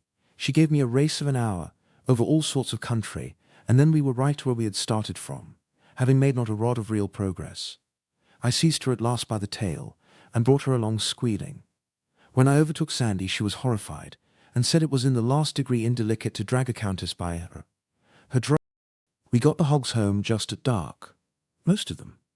The Princess Neravens de Morganore was missing, and 2 of her ladies in waiting, namely Miss Angela Bohun and the Demoiselle Elaine Cortimer, the former of these 2 being a young black sow with a white star in her forehead, and the latter a brown one with thin legs and a slight limp in the forward shank on the starboard side, a couple of the trinest blisters to drive that I ever saw.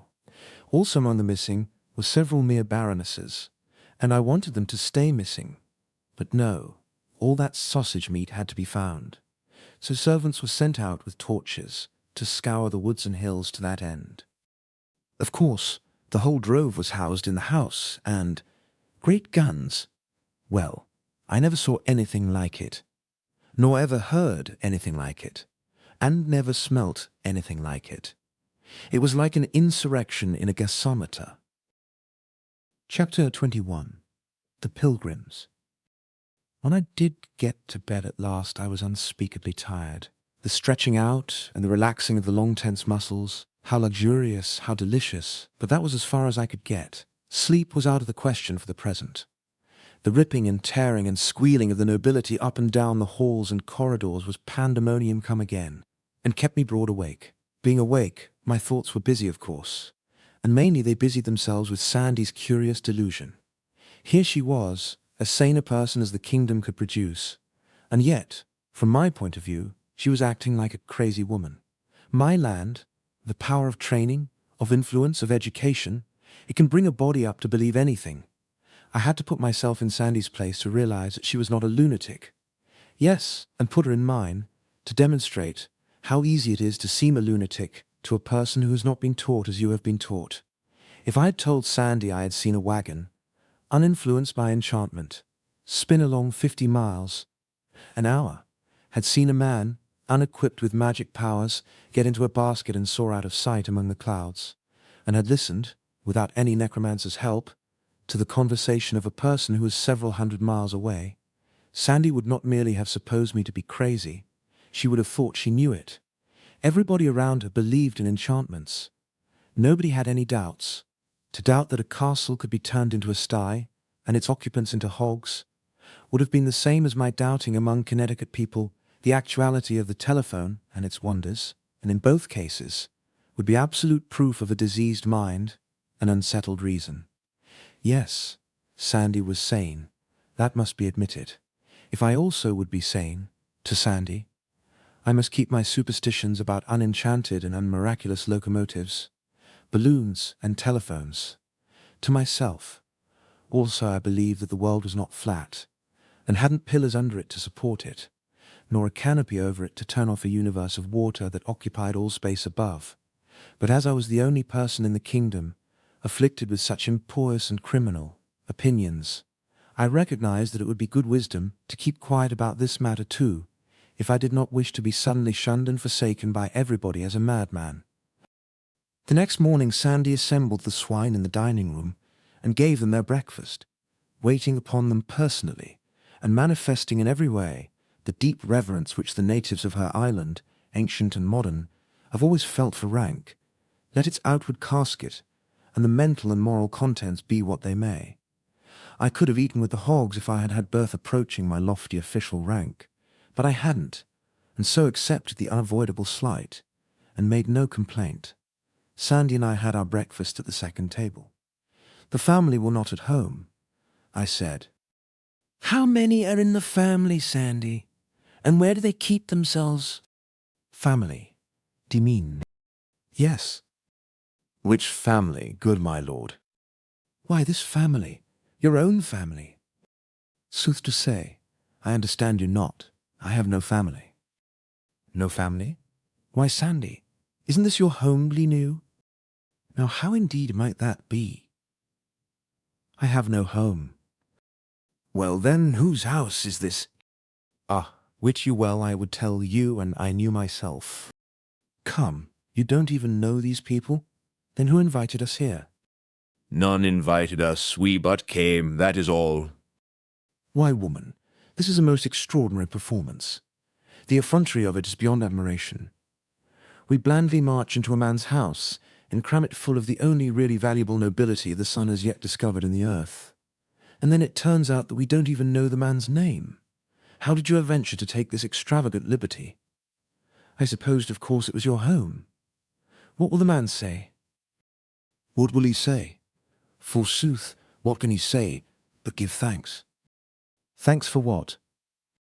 Her face was filled with a puzzled surprise. "Verily thou troublest mine understanding with strange words. Do ye dream that one of his estate is like to have the honour twice in his life to entertain company, such as we have brought to grace his house withal?" "Well, no, when you come to that, no, it's an even bet that this is the first time he has had a treat like this." "Then let him be thankful, and manifest the same by grateful speech and due humility. He were a dog, else, and the heir and ancestor of dogs." To my mind, the situation was uncomfortable. It might become more so. It might be a good idea to muster the hogs and move on. So I said, "The day is wasting, Sandy. It is time to get the nobility together and be moving." "Wherefore, fair sir and boss?" "We want to take them to their home, don't we?" La, but list to him. They be of all the regions of the earth. Each must hie to her own home. Wend you we might do all these journeys in one so brief life as he hath appointed that created life, and thereto death likewise with help of Adam, who by sin done through persuasion of his helpmeet, she being wrought upon and bewrayed by the beguilements of the great enemy of man.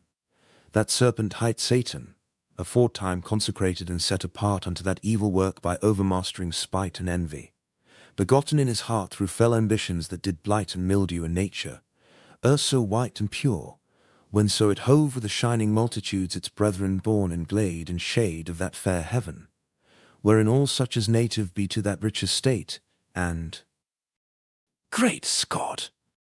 My lord, well, you know we haven't got time for this sort of thing.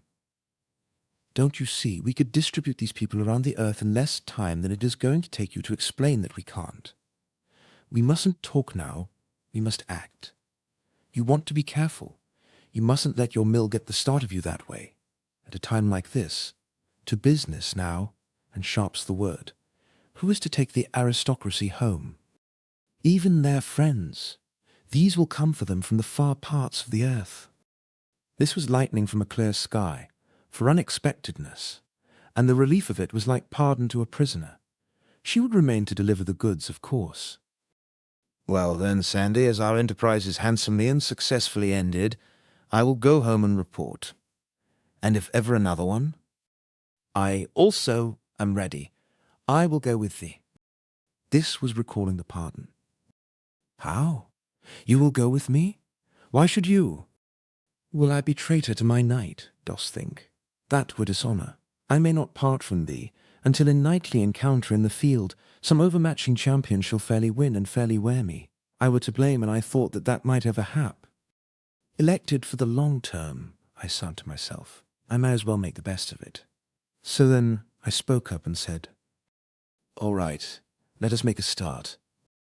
While she was gone to cry her farewells over the pork, I gave that whole peerage away to the servants, and I asked them to take a duster and dust around a little where the nobilities had mainly lodged and promenaded, but they considered that that would be hardly worth while, and would moreover be a rather grave departure from custom, and therefore likely to make talk. a departure from custom. That settled it. It was a nation capable of committing any crime but that. The servants said they would follow the fashion, a fashion grown sacred through immemorial observance. They would scatter fresh rushes in all the rooms and halls, and then the evidence of the aristocratic visitation would be no longer visible. It was a kind of satire on nature. It was the scientific method, the geologic method. It deposited the history of the family in a stratified record, and the antiquary could dig through it and tell by the remains of each period what changes of diet the family had introduced successively for 100 years. The first thing we struck that day was a procession of pilgrims. It was not going our way, but we joined it nevertheless, for it was hourly being borne in upon me now that if I would govern this country wisely, I must be posted in the details of its life, and not at second hand, but by personal observation and scrutiny. This company of pilgrims resembled Chaucer's in this, that it had in it a sample of about all the upper occupations and professions the country could show, and a corresponding variety of costume. There were young men and old men, young women and old women, lively folk and grave folk. They rode upon mules and horses, and there was not a side saddle in the party, for this specialty was to remain unknown in England for 900 years yet.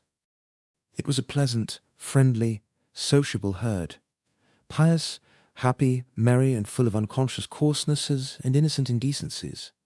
What they regarded as the merry tale went the continual round and caused no more embarrassment than it would have caused in the best English society 12 centuries later. Practical jokes worthy of the English wits of the first quarter of the far-off 19th century were sprung here and there and yonder along the line, and compelled the delightedest applause. And sometimes, when a bright remark was made at one end of the procession and started on its travels toward the other, you could note its progress all the way by the sparkling spray of laughter it threw off from its bows as it ploughed along, and also by the blushes of the mules in its wake. Sandy knew the goal and purpose of this pilgrimage, and she posted me.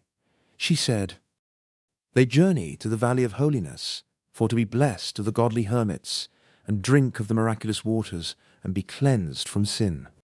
"Where is this watering place?" "It lieth a 2-day journey hence, by the borders of the land that hight the Cuckoo Kingdom." "Tell me about it. Is it a celebrated place?" "Oh, of a truth, yes. There be none more so. Of old time there lived there an abbot and his monks.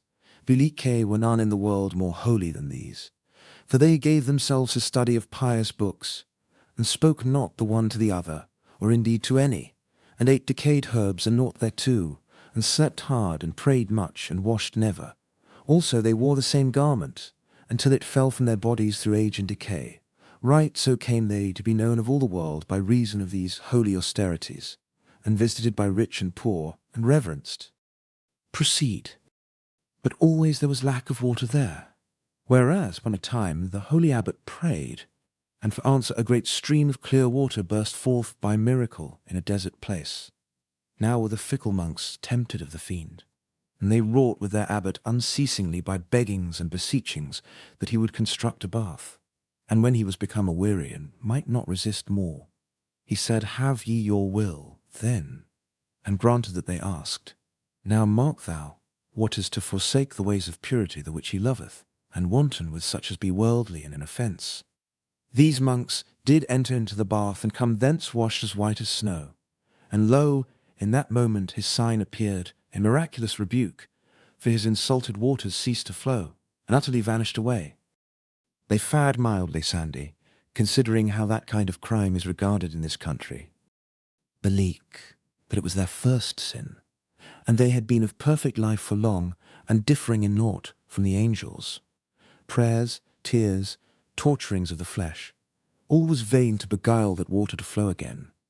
Even processions, even burnt offerings, even votive candles to the Virgin, did fail every each of them, and all in the land did marvel.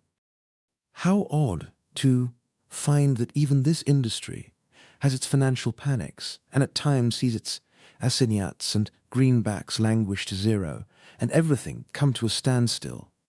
Go on, Sandy.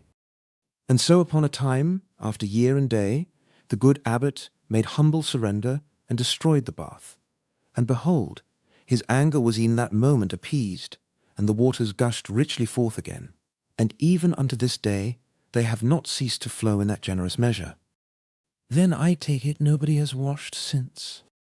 He that would essay it could have his halter free. Yes, and swiftly would he need it too.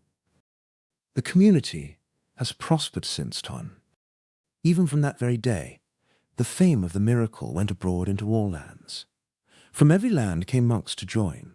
They came even as the fishes come, in shoals, and the monastery added building to building, and yet others to these, and so spread wide its arms and took them in. And nuns came also, and more again, and yet more, and built over against the monastery on the yon side of the vale, and added building to building, until mighty was that nunnery. And these were friendly unto those, and they joined their loving labours together, and together they built a fair great foundling asylum midway of the valley between. You spoke of some hermits, Sandy. These have gathered there from the ends of the earth. A hermit thriveth best, where there be multitudes of pilgrims. Ye shall not find no hermit of no sort wanting. If any shall mention a hermit of a kind he thinketh new, and not to be found but in some far strange land, let him but scratch among the holes and caves and swamps that line that valley of holiness, and whatsoever be his breed, it skills not, he shall find a sample of it there. I closed up alongside of a burly fellow with a fat, good-humoured face, purposing to make myself agreeable and pick up some further crumbs of fact. But I had hardly more than scraped acquaintance with him when he began eagerly and awkwardly to lead up, in the immemorial way, to that same old anecdote, the one Sir Dinadan told me. What time I got into trouble with Sir Sagramore and was challenged of him on account of it. I excused myself and dropped to the rear of the procession, sad at heart, willing to go hence from this troubled life, this vale of tears, this brief day of broken rest, of cloud and storm, of weary struggle and monotonous defeat, and yet shrinking from the change, as remembering how long eternity is, and how many have wended thither who know that anecdote. Early in the afternoon we overtook another procession of pilgrims, but in this one was no merriment, no jokes, no laughter, no playful ways, nor any happy giddiness, either of youth or age. Yet both were here, both age and youth, grey-old men and women, strong men and women of middle age, young husbands, young wives, little boys and girls, and 3 babies at the breast. Even the children were smileless. There was not a face among all these 100 people but was cast down, and bore that set expression of hopelessness which is bred of long and hard trials and old acquaintance with despair. They were slaves. Chains led from their fettered feet and their manacled hands to a sole leather belt about their waists, and all except the children were also linked together in a file 6 feet apart by a single chain which led from collar to collar all down the line. They were on foot, and had tramped 300 miles in 18 days, upon the cheapest odds and ends of food, and stingy rations of that. They had slept in these chains every night, bundled together like swine. They had upon their bodies some poor rags, but they could not be said to be clothed. Their irons had chafed the skin from their ankles and made sores which were ulcerated and wormy. Their naked feet were torn, and none walked without a limp. Originally there had been 100 of these unfortunates, but about half had been sold on the trip. The trader in charge of them rode a horse and carried a whip with a short handle, and a long heavy lash divided into several knotted tails at the end. With this whip he cut the shoulders of any that tottered from weariness and pain, and straightened them up. He did not speak. The whip conveyed his desire without that. None of these poor creatures looked up as we rode along by. They showed no consciousness of our presence, and they made no sound but one. That was the dull and awful clank of their chains from end to end of the long file, as 43 burdened feet rose and fell in unison. The file moved in a cloud of its own making. All these faces were grey with a coating of dust. One has seen the like of this coating upon furniture in unoccupied houses, and has written his idle thought in it with his finger. I was reminded of this when I noticed the faces of some of those women, young mothers carrying babes that were near to death and freedom. How as something in their hearts was written in the dust upon their faces, plain to see, and Lord, how plain to read, for it was the track of tears. One of these young mothers was but a girl, and it hurt me to the heart to read that writing, and reflect that it was come up out of the breast of such a child, a breast that ought not to know trouble yet, but only the gladness of the morning of life. And no doubt she reeled just then, giddy with fatigue, and down came the lash and flicked a flake of skin from her naked shoulder. It stung me as if I'd been hit instead. The master halted the file and jumped from his horse. He stormed and swore at this girl and said she had made annoyance enough with her laziness, and as this was the last chance he should have, he would settle the account now. She dropped on her knees and put up her hands and began to beg and cry and implore in a passion of terror, but the master gave no attention. He snatched the child from her, and then made the men slaves who were chained before and behind her throw her on the ground and hold her there and expose her body, and then he laid on with his lash like a madman, till her back was flayed, she shrieking and struggling the while piteously. One of the men who was holding her turned away his face, and for this humanity he was reviled and flogged. All our pilgrims looked on and commented on the expert way in which the whip was handled.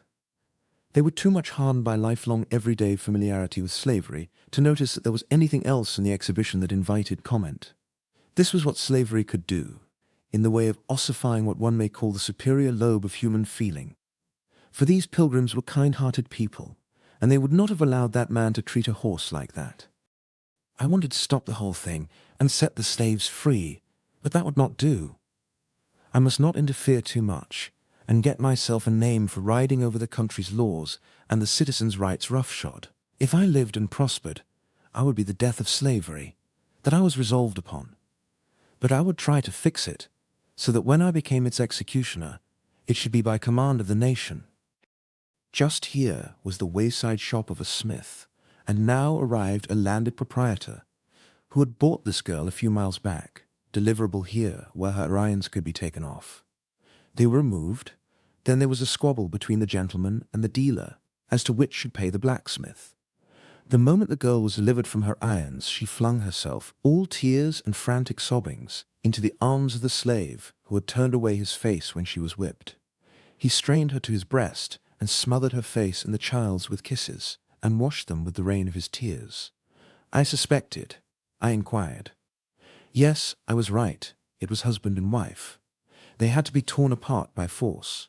The girl had to be dragged away, and she struggled and fought and shrieked like one gone mad till a turn of the road hid her from sight. And even after that, we could still make out the fading plaint of those receding shrieks, and the husband and father, with his wife and child gone, never to be seen by a work. Him again in life? Well, the look of him one might not bear at all, and so I turned away. But I knew I should never get his picture out of my mind again, and there it is, to this day, to wring my heartstrings whenever I think of it. We put up at the inn in a village just at nightfall, and when I rose next morning and looked abroad, I was where a knight came riding in the golden glory of the new day, and recognized him for knight of mine, Sir Rosanna le Cure Hardy. He was in the gentleman's furnishing line, and his missionarying specialty was plug hats. He was clothed all in steel, in the beautifulest armour of the time, up to where his helmet ought to have been, but he hadn't any helmet. He wore a shiny stovepipe hat, and was ridiculous a spectacle as one might want to see. It was another of my surreptitious schemes for extinguishing knighthood, by making it grotesque and absurd. Sir Rosanna's saddle was hung about with leather hat boxes, and every time he overcame a wandering knight, he swore him into my service, and fitted him with a plug, and made him wear it. I dressed and ran down to welcome Sir Rosanna and get his news. "How is trade?" I asked. "Ye will note that I have but these 4 left, yet were they 16 whenas I got me from Camelot." "Why, you have certainly done nobly, Sir Rosanna. Where have you been foraging of late?" "I am but now come from the Valley of Holiness, please you, sir." "I am pointed for that place myself. Is there anything stirring in the monkery, more than common?" "By the mass ye may not question it. Give him good feed, boy, and stint it not, and thou valuest thy crown, so get ye lightly to the stable, and do even as I bid. Sir, it is parlous news I bring, and be these pilgrims? Then ye may not do better, good folk, than gather and hear the tale I have to tell, sith it concerneth you, for as much as ye go to find that ye will not find, and seek that ye will seek in vain, my life being hostage for my word, and my word and message being these, namely, that a hap has happened whereof the like has not been seen no more, but once this 200 years, which was the first and last time that said misfortune strake the holy valley in that form by commandment of the Most High, whereto by reasons just and causes thereunto contributing, wherein the matter, the miraculous fount hath ceased to flow. This shout burst from 20 pilgrim mouths at once. Ye say well, good people, I was verging to it, even when ye spake. Has somebody been washing again? Nay, it is suspected, but none believe it. It is thought to be some other sin, but none wit what.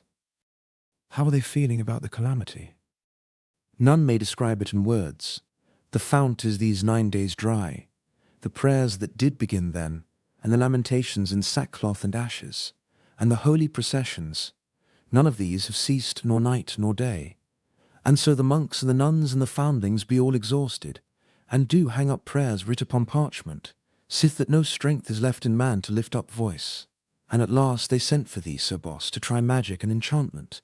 And if ye could not come, then was the messenger to fetch Merlin, and he is there these 3 days now, and saith he will fetch that water, though he burst the globe and wreck its kingdoms to accomplish it. And right bravely doth he work his magic, and call upon his hellions to hie them hither and help.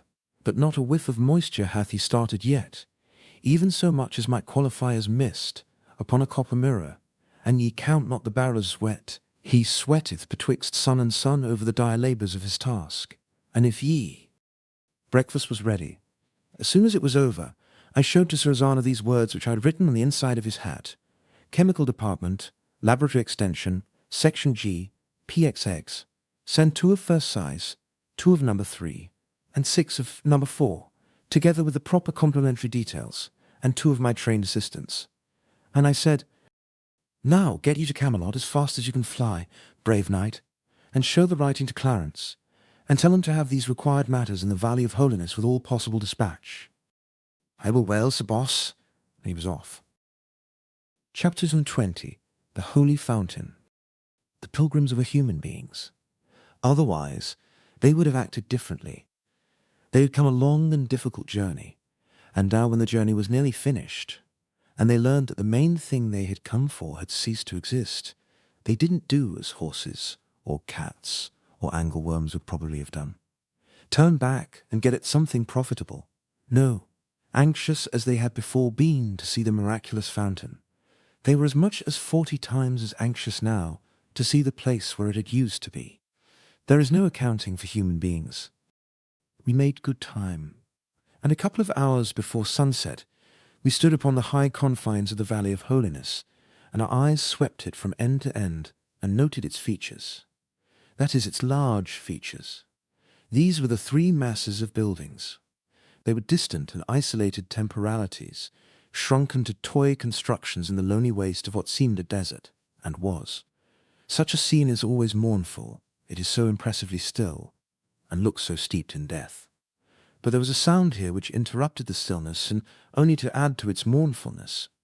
This was the faint far sound of tolling bells, which floated fitfully to us on the passing breeze, and so faintly, so softly, that we hardly knew whether we heard it with our ears or with our spirits. We reached the monastery before dark, and there the males were given lodging, but the women were sent over to the nunnery. The bells were close at hand now, and their solemn booming smote upon the ear like a message of doom. A superstitious despair possessed the heart of every monk, and published itself in his ghastly face. Everywhere these black-robed, soft-sandaled, tallow-visaged spectres appeared, flitted about and disappeared, noiseless as the creatures of a troubled dream, and as uncanny. The old abbot's joy to see me was pathetic, even to tears, but he did the shedding himself. He said, Delay not, son, but get to thy saving work, and we bring not the water back again, and soon we are ruined, and the good work of 200 years must end, and see thou do it with enchantments that be holy, for the Church will not endure that work in her cause be done by devil's magic. When I work, father, be sure there will be no devil's work connected with it. I shall use no arts that come of the devil, and no elements not created by the hand of God. But is Merlin working strictly on pious lines? Ah, he said he would, my son, he said he would, and took oath to make his promise good. Well, in that case let him proceed. But surely you will not sit idle by, but help. It will not answer to mix methods, Father. Neither would it be professional courtesy. Two of a trade must not underbid each other. We might as well cut rates and be done with it. It would arrive at that in the end. Merlin has the contract. No other magician can touch it till he throws it up. But I will take it from him. It is a terrible emergency, and the act is thereby justified. And if it were not so, who will give law to the Church? The Church giveth law to all, and what she wills to do, that she may do, hurt whom it may. I will take it from him. You shall begin upon the moment. It may not be, Father. No doubt, as you say, where power is supreme, one can do as one likes and suffer no injury. But we poor magicians are not so situated. Merlin is a very good magician in a small way, and has quite a neat provincial reputation. He is struggling along, doing the best he can, and it would not be etiquette for me to take his job until he himself abandons it. The abbot's face lighted. Ah, that is simple. There are ways to persuade him to abandon it. No, Father, it skills not, as these people say. If he were persuaded against his will, he would load that well with a malicious enchantment which would balk me until I found out its secret. It might take a month. I could set up a little enchantment of mine, which I call the telephone, and he could not find out its secret in 100 years. Yes, you perceive, he might block me for a month. Would you like to risk a month in a dry time like this? A month! The mere thought of it maketh me to shudder. Have it thy way, my son. But my heart is heavy with this disappointment. Leave me, and let me wear my spirit with weariness and waiting, even as I have done these 10 long days, counterfeiting thus the thing that is called rest, the prone body making outward sign of repose where inwardly is none. Of course, it would have been best all round for Merlin to waive etiquette and quit and call it half a day, since he would never be able to start that water, for he was a true magician of the time, which is to say, the big miracles, the ones that gave him his reputation, always had the luck to be performed when nobody but Merlin was present.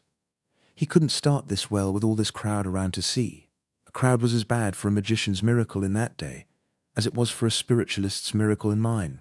There was sure to be some skeptic on hand to turn up the gas at the crucial moment and spoil everything. But I did not want Merlin to retire from the job until I was ready to take hold of it effectively myself. And I could not do that until I got my things from Camelot, and that would take 2 or 3 days. My presence gave the monks hope, and cheered them up a good deal, insomuch that they ate a square meal that night for the first time in 10 days. As soon as their stomachs had been properly reinforced with food, their spirits began to rise fast. When the mead began to go round, they rose faster. By the time everybody was half seas over, the holy community was in good shape to make a night of it. So we stayed by the board and put it through on that line. Matters got to be very jolly. Good old questionable stories were told that made the tears run down and cavernous mouths stand wide and the round bellies shake with laughter, and questionable songs were bellowed out in a mighty chorus that drowned the boom of the tolling bells. At last, I ventured a story myself, and vast was the success of it. Not right off, of course, for the native of those islands does not, as a rule, dissolve upon the early applications of a humorous thing, but the 5th time I told it, they began to crack in places. The 8th time I told it, they began to crumble. At the 12th repetition, they fell apart in chunks, and at the 15th, they disintegrated, and I got a broom and swept them up. This language is figurative. Those islanders, well, they are slow pay at first, in the matter of return for your investment of effort, but in the end they make the pay of all other nations poor and small by contrast. I was at the well next day betimes. Merlin was there, enchanting away like a beaver, but not raising the moisture. He was not in a pleasant humour, and every time I hinted that perhaps this contract was a shade too hefty for a novice, he unlimbered his tongue and cursed like a bishop, French bishop of the Regency days, I mean. Matters were about as I expected to find them. The fountain was an ordinary well. It had been dug in the ordinary way and stirred up in the ordinary way. There was no miracle about it. Even the lie that had created its reputation was not miraculous. I could have told it myself, with one hand tied behind me. The well was in a dark chamber which stood in the centre of a cut stone chapel. whose walls were hung with pious pictures of a workmanship that would have made a chromo feel good, pictures historically commemorative of curative miracles which had been achieved by the waters when nobody was looking. That is, nobody but angels. They are always on deck when there is a miracle to the fore, so as to get put in the picture, perhaps. Angels are as fond of that as a fire company. Look at the old masters. The well chamber was dimly lighted by lamps. The water was drawn with a windlass and chain by monks, and poured into troughs which delivered it into stone reservoirs outside in the chapel, when there was water to draw, I mean, and none but monks could enter the well chamber. I entered it, for I had temporary authority to do so, by courtesy of my professional brother and subordinate. But he hadn't entered it himself. He did everything by incantations. He never worked his intellect. If he had stepped in there and used his eyes instead of his disordered mind, he could have cured the well by natural means, and then turned it into a miracle in the customary way. But no, he was an old numbskull, a magician who believed in his own magic. And no magician can thrive who is handicapped with a superstition like that. I had an idea that the well had sprung a leak, that some of the wall stones near the bottom had fallen and exposed fissures that allowed the water to escape. I measured the chain 98 feet. Then I called in a couple of monks, locked the door, took a candle, and made them lower me in the bucket. When the chain was all paid out, the candle confirmed my suspicion. A considerable section of the wall was gone, exposing a good big fissure. I almost regretted that my theory about the well's trouble was correct, because I had another one that had a showy point or two about it for a miracle. I remembered that in America, many centuries later, when an oil well ceased to flow, they used to blast it out with a dynamite torpedo. If I should find this well dry, and no explanation of it, I could astonish these people most nobly by having a person of no especial value drop a dynamite bomb into it. It was my idea to appoint Merlin. However, it was plain that there was no occasion for the bomb. One cannot have everything the way he would like it. A man has no business to be depressed by a disappointment, anyway. He ought to make up his mind to get even. That is what I did. I said to myself, I am in no hurry. I can wait. That bomb will come good yet. And it did too. When I was above ground again, I turned out the monks and let down a fish line. The well was 150 feet deep, and there was 41 feet of water in it. I called in a monk and asked, How deep is the well, Beanlan? That, sir, I wit not, having never been told. How does the water usually stand in it? Near to the top, these 2 centuries, as the testimony goeth, brought down to us through our predecessors. It was true, as to recent times at least, for there was witness to it, and better witness than a monk. Only about 20 or 30 feet of the chain showed wear and use. The rest of it was unworn and rusty. What had happened when the well gave out that other time? Without doubt, some practical person had come along and mended the leak, and then had come up and told the abbot he had discovered by divination that if the sinful bath were destroyed, the well would flow again. The leak had befallen again now, and these children would have prayed and processioned and tolled their bells for heavenly succour till they all dried up and blew away, and no innocent of them all would ever have thought to drop a fish line into the well, or go down in it and find out what was really the matter. Old habit of mind is one of the toughest things to get away from in the world. It transmits itself like physical form and feature, and for a man, in those days, to have had an idea that his ancestors hadn't had, would have brought him under suspicion of being illegitimate. I said to the monk, It is a difficult miracle to restore water in a dry well, but we will try if my brother Merlin fails. Brother Merlin is a very passable artist, but only in the parlour magic line, and he may not succeed. In fact, is not likely to succeed. But that should be nothing to his discredit. The man that can do this kind of miracle knows enough to keep hotel. Hotel? I might not to have heard. Of hotel. It's what you call hostel. The man that can do this miracle can keep hostel. I can do this miracle. I shall do this miracle. Yet I do not try to conceal from you that it is a miracle to tax the occult powers to the last strain. None knoweth that truth better than the brotherhood, indeed. For it is of record that aforetime it was parlous difficult and took a year. Nathanus, God send you good success, and to that end will we pray. As a matter of business, it was a good idea to get the notion around that the thing was difficult. Many a small thing has been made large by the right kind of advertising. That monk was filled up with the difficulty of this enterprise. He would fill up the others. In 2 days the solicitude would be booming. On my way home at noon, I met Sandy. She had been sampling the hermits. I said, I would like to do that myself. This is Wednesday. Is there a matinee? A which, please you, sir? Mutini. Do they keep open afternoons? Le matin. Who, de Woolen? The hermits, of course. Keep open? Yes, keep open. Isn't that plain enough? Do they knock off at noon? Knock off. Knock off? Yes, knock off. What is the matter with knock off? I never saw such a dunderhead. Can't you understand anything at all? In plain terms, do they shut up shop, draw the gain, bank the fires? Shut up shop, draw. There, never mind, let it go. You make me tired. You can't seem to understand the simplest thing. I would I might please thee, sir, and it is to me dole and sorrow that I fail.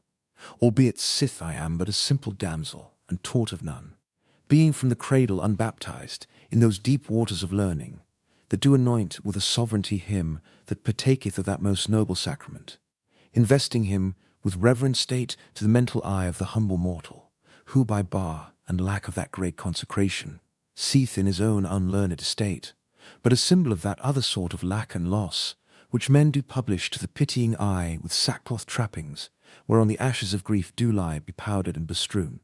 And so, when such shall in the darkness of his mind encounter these golden phrases of high mystery, these shut up shops and draw the game, and bank the fires, it is but by the grace of God that he burst not for envy of the mind that can beget, and tongue that can deliver so great and mellow-sounding miracles of speech, and if there do ensue confusion in that humbler mind, and failure to divine the meanings of these wonders, then if so be this miscomprehension is not vain, but sooth and true, which ye well it is the very substance of worshipful dear homage, and may not lightly be misprized, nor had been, and ye had noted this complexion of mood and mind, and understood that I would I could not, and that I could not, I might not, nor yet, nor might, nor could, nor might not, nor could not, might be, by advantage turn to the desired would. And so I pray you mercy of my fault, and that ye will of your kindness and your charity forgive it, good my master, and most dear lord. I couldn't make it all out, that is, the details, but I got the general idea, and enough of it too, to be ashamed. It was not fair to spring those 19th century technicalities on the untutored infant of the 6th, and then rail at her because she couldn't get their drift. And when she was making the honest best drive at it, she could too, and no fault of hers that she couldn't fetch the home plate, and so I apologized. Then we meandered pleasantly away toward the hermit holes in sociable converse together, and better friends than ever. I was gradually coming to have a mysterious and shuddery reverence for this girl. Nowadays, whenever she pulled out from the station and got her train fairly started on one of those horizonless, transcontinental sentences of hers, it was borne in upon me that I was standing in the awful presence of the mother of the German language. I was so impressed with this, that sometimes when she began to empty one of these sentences on me, I unconsciously took the very attitude of reverence and stood uncovered. And if words had been water, I had been drowned, sure. She had exactly the German way. Whatever was in her mind to be delivered, whether a mere remark, or a sermon, or a cyclopedia, or the history of a war, she would get it into a single sentence or die. Whenever the literary German dives into a sentence, that is the last you are going to see of him, till he emerges on the other side of his Atlantic, with his verb in his mouth. We drifted from hermit to hermit all the afternoon. It was a most strange menagerie. The chief emulation among them seemed to be to see which could manage to be the uncleanest and most prosperous of the vermin. Their manner and attitudes were the last expression of complacent self-righteousness. It was one anchorite's pride to lie naked in the mud and let the insects bite him and blister him unmolested. It was another's to lean against a rock all day long, conspicuous to the admiration of the throng of pilgrims, and pray. It was another's to go naked and crawl around on all fours. It was another's to drag about with him, year in and year out, 80 pounds of iron. It was another's to never lie down when he slept, but to stand among the thorn bushes and snore when there were pilgrims around to look. A woman, who had the white hair of age, and no other apparel, was black from crown to heel, with 47 years of holy abstinence from water. Groups of gazing pilgrims stood around all and every of these strange objects, lost in reverent wonder and envious of the fleckless sanctity which these pious austerities had won for them from an exacting heaven. By and by, we went to see one of the supremely great ones. He was a mighty celebrity. His fame had penetrated all Christendom. The noble and the renowned journeyed from the remotest lands on the globe to pay him reverence. His stand was in the centre of the widest part of the valley, and it took all that space to hold his crowds. His stand was a pillar 60 feet high, with a broad platform on the top of it. He was now doing what he had been doing every day for 20 years up there, bowing his body ceaselessly and rapidly almost to his feet. It was his way of praying. I timed him with a stopwatch, and he made 1,244 revolutions in 24 minutes and 46 seconds. It seemed a pity to have all this power going to waste. It was one of the most useful motions in mechanics, the pedal movement. So I made a note in my memorandum book, purposing some day to apply a system of elastic cords to him and run a sewing machine with it. I afterward carried out that scheme and got 5 years' good service out of him, in which time he turned out upward of 18,000 first-rate tow linen shirts, which was 10 a day. I worked him Sundays and all. He was going Sundays, the same as weekdays, and it was no use to waste the power. These shirts cost me nothing but just the mere trifle for the materials. I furnished those myself. It would not have been right to make him do that, and they sold like smoke to pilgrims at $1.50 apiece, which was the price of 50 cows or a blooded racehorse in Arthurdom. They were regarded as a perfect protection against sin, and advertised as such by my knights everywhere, with a paint pot and stencil plate, insomuch that there was not a cliff or a boulder or a dead wall in England but you could read on it at a mile distance, "By the only genuine St. Stylite, patronized by the nobility, patent applied for a..." There was more money in the business than one knew what to do with. As it extended, I brought out a line of goods suitable for kings, and a nobby thing for duchesses and that sort, with ruffles down the forehatch and the running gear clewed up with a feather stitch to leeward, and then hauled aft with a backstay, and triced up with a half-turn in the standing rigging forward of the weather gaskets. Yes, it was a daisy. But about that time, I noticed that the motive power had taken to standing on one leg, and I found that there was something the matter with the other one. So I stocked the business and unloaded, taking Sir Bors de Ganis into camp financially, along with certain of his friends, for the works stopped within a year, and the good saint got him to his rest. But he had earned it. I can say that for him. When I saw him that first time, however, his personal condition will not quite bear description here. You can read it in the Lives of the Saints. Chapter 23. Restoration of the Fountain. Saturday noon I went to the well and looked on a while. Merlin was still burning smoke powders, and pawing the air, and muttering gibberish as hard as ever, but looking pretty downhearted, for of course he had not started even a perspiration in that well yet. Finally I said, "How does the thing promise by this time, partner?" "Behold, I am even now busied with trial of the powerfulest enchantment known to the princes of the occult arts in the lands of the East, and it fail me, naught can avail. Peace until I finish." He raised a smoke this time that darkened all the region, and must have made matters uncomfortable for the hermits, for the wind was their way, and it rolled down over their dens in a dense and billowy fog. He poured out volumes of speech to match, and contorted his body and sawed the air with his hands in a most extraordinary way. At the end of 20 minutes, he dropped down, panting, and about exhausted. Now arrived the abbot and several hundred monks and nuns, and behind them a multitude of pilgrims and a couple of acres of foundlings, all drawn by the prodigious smoke, and all in a grand state of excitement. The abbot inquired anxiously for results. Merlin said, If any labour of mortal might break the spell that binds these waters, this which I have but just essetified, it has failed, whereby I do now know that that which I had feared is a truth established. The sign of this failure is, that the most potent spirit known to the magicians of the East, and whose name none may utter and live, has laid his spell upon this well.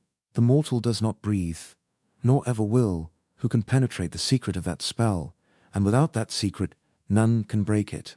The water will flow no more forever. Good father, I have done what man could. Suffer me to go. Of course this threw the abbot into a good deal of a consternation.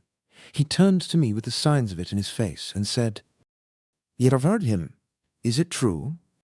"Part of it is." "Not all, then, not all. What part is true?" "That spirit with the Russian name has put his spell upon the well." God's wounds, then, are we ruined? "Possibly." But not certainly. "You mean, Not certainly. that is it. Wherefore, ye also mean that when he saith none can break the spell." "Yes, when he says that, he says what isn't necessarily true. There are conditions under which an effort to break it may have some chance, that is, some small, some trifling chance, of success." "The conditions? Oh, they are nothing difficult. Only these. I want the well and the surroundings for the space of 1/2 a mile, entirely to myself, from sunset to day, until I remove the ban, and nobody allowed to cross the ground but by my authority." Are these all? "Yes." And you have no fear to try? "Oh, none. One may fail, of course, and one may also succeed. One can try, and I am ready to chance it. I have my conditions. These and all others ye may name. I will issue commandment to that effect." Wait, said Merlin, with an evil smile. "Ye wit that he that would break this spell must know that spirit's name." "Yes, I know his name, and which you also, that to know it skills not of itself, but ye must likewise pronounce it." Ha ha! Knew ye that? "Yes, I knew that, too." "You had that knowledge, art a fool. Are ye minded to utter that name and die?" "Utter it? Why, certainly. I would utter it if it was Welsh." "Ye are even a dead man, then, and I go to tell Arthur." "That's all right. Take your gripsack and get along. The thing for you to do is to go home and work the weather. John W. Merlin." It was a home shot, and it made him wince, for he was the worst weather failure in the kingdom. Whenever he ordered up the danger signals along the coast, there was a week's dead calm, sure, and every time he prophesied fair weather it rained brickbats. But I kept him in the Weather Bureau right along, to undermine his reputation. However, that shot raised his bile, and instead of starting home to report my death, he said he would remain and enjoy it. My 2 experts arrived in the evening, and pretty well fagged, for they had travelled double tides. They had pack mules along, and had brought everything I needed: tools, pump, lead pipe, Greek fire, sheaves of big rockets, Roman candles, coloured fire sprays, electric apparatus, and a lot of sundries, everything necessary for the stateliest kind of a miracle. They got their supper in a nap, and about midnight we sallied out to a solitude so wholly vacant and complete that it quite overpassed the required conditions. We took possession of the well and its surroundings. My boys were experts in all sorts of things, from the stoning up of a well to the constructing of a mathematical instrument. An hour before sunrise, we had that leak mended in ship-shape fashion, and the water began to rise. Then we stowed our fireworks in the chapel, locked up the place, and went home to bed. Before the noon mass was over, we were at the well again, for there was a deal to do yet, and I was determined to spring the miracle before midnight, for business reasons. For whereas a miracle worked for the church on a weekday is worth a good deal, it is worth 6 times as much if you get it in on a Sunday. In 9 hours the water had risen to its customary level, that is to say, it was within 23 feet of the top. We put in a little iron pump, one of the first turned out by my works near the Capitol. We bored into a stone reservoir which stood against the outer wall of the well chamber and inserted a section of lead pipe, that was long enough to reach to the door of the chapel and project beyond the threshold, where the gushing water would be visible to the 250 acres of people I was intending should be present on the flat plain in front of this little holy hillock at the proper time. We knocked the head out of an empty hogshead and hoisted this hogshead to the flat roof of the chapel, where we clamped it down fast, poured in gunpowder till it lay loosely an inch deep on the bottom. Then we stood up rockets in the hogshead as thick as they could loosely stand, all the different breeds of rockets there are, and they made a portly and imposing sheaf, I can tell you. We grounded the wire of a pocket electrical battery in that powder. We placed a whole magazine of Greek fire on each corner of the roof, blue on one corner, green on another, red on another, and purple on the last, and grounded a wire in each. About 200 yards off, in the flat, we built a pen of scantlings, about 4 feet high, and laid planks on it, and so made a platform. We covered it with swell tapestries borrowed for the occasion, and topped it off with the abbot's own throne. When you are going to do a miracle for an ignorant race, you want to get in every detail that will count. You want to make all the properties impressive to the public eye. You want to make matters comfortable for your head guest. Then you can turn yourself loose and play your effects for all they are worth. I know the value of these things, for I know human nature. You can't throw too much style into a miracle. It costs trouble and work and sometimes money, but it pays in the end. Well, we brought the wires to the ground at the chapel, and then brought them under the ground to the platform, and hid the batteries there. We put a rope fence 100 feet square around the platform to keep off the common multitude, and that finished the work. My idea was, doors open at 10:30, performance to begin at 11:25 sharp. I wished I could charge admission, but of course that wouldn't answer. I instructed my boys to be in the chapel as early as 10, before anybody was around, and be ready to man the pumps at the proper time and make the fur fly. Then we went home to supper. The news of the disaster to the well had travelled far by this time, and now for 2 or 3 days a steady avalanche of people had been pouring into the valley. The lower end of the valley was become one huge camp. We should have a good house, no question about that. Criers went the rounds early in the evening and announced the coming attempt, which put every pulse up to fever heat. They gave notice that the abbot and his official suite would move in state and occupy the platform at 10:30, up to which time all the region which was under my ban must be clear. The bells would then cease from tolling, and this sign should be permission to the multitudes to close in and take their places. I was at the platform, all ready to do the honours, when the abbot's solemn procession hove in sight, which it did not do till it was nearly to the rope fence, because it was a starless black night, and no torches permitted. With it came Merlin, and took a front seat on the platform. He was as good as his word for once. One could not see the multitudes banked together beyond the ban, but they were there, just the same. The moment the bells stopped, those banked masses broke, and poured over the line like a vast black wave, and for as much as a half hour it continued to flow, and then it solidified itself, and he could have walked upon a pavement of human heads to, well, miles. We had a solemn stage wait, now, for about 20 minutes, a thing I had counted on for effect. It is always good to let your audience have a chance to work up its expectancy. At length, out of the silence a noble Latin chant, men's voices, broke and swelled up and rolled away into the night, a majestic tide of melody. I had put that up too, and it was one of the best effects I ever invented.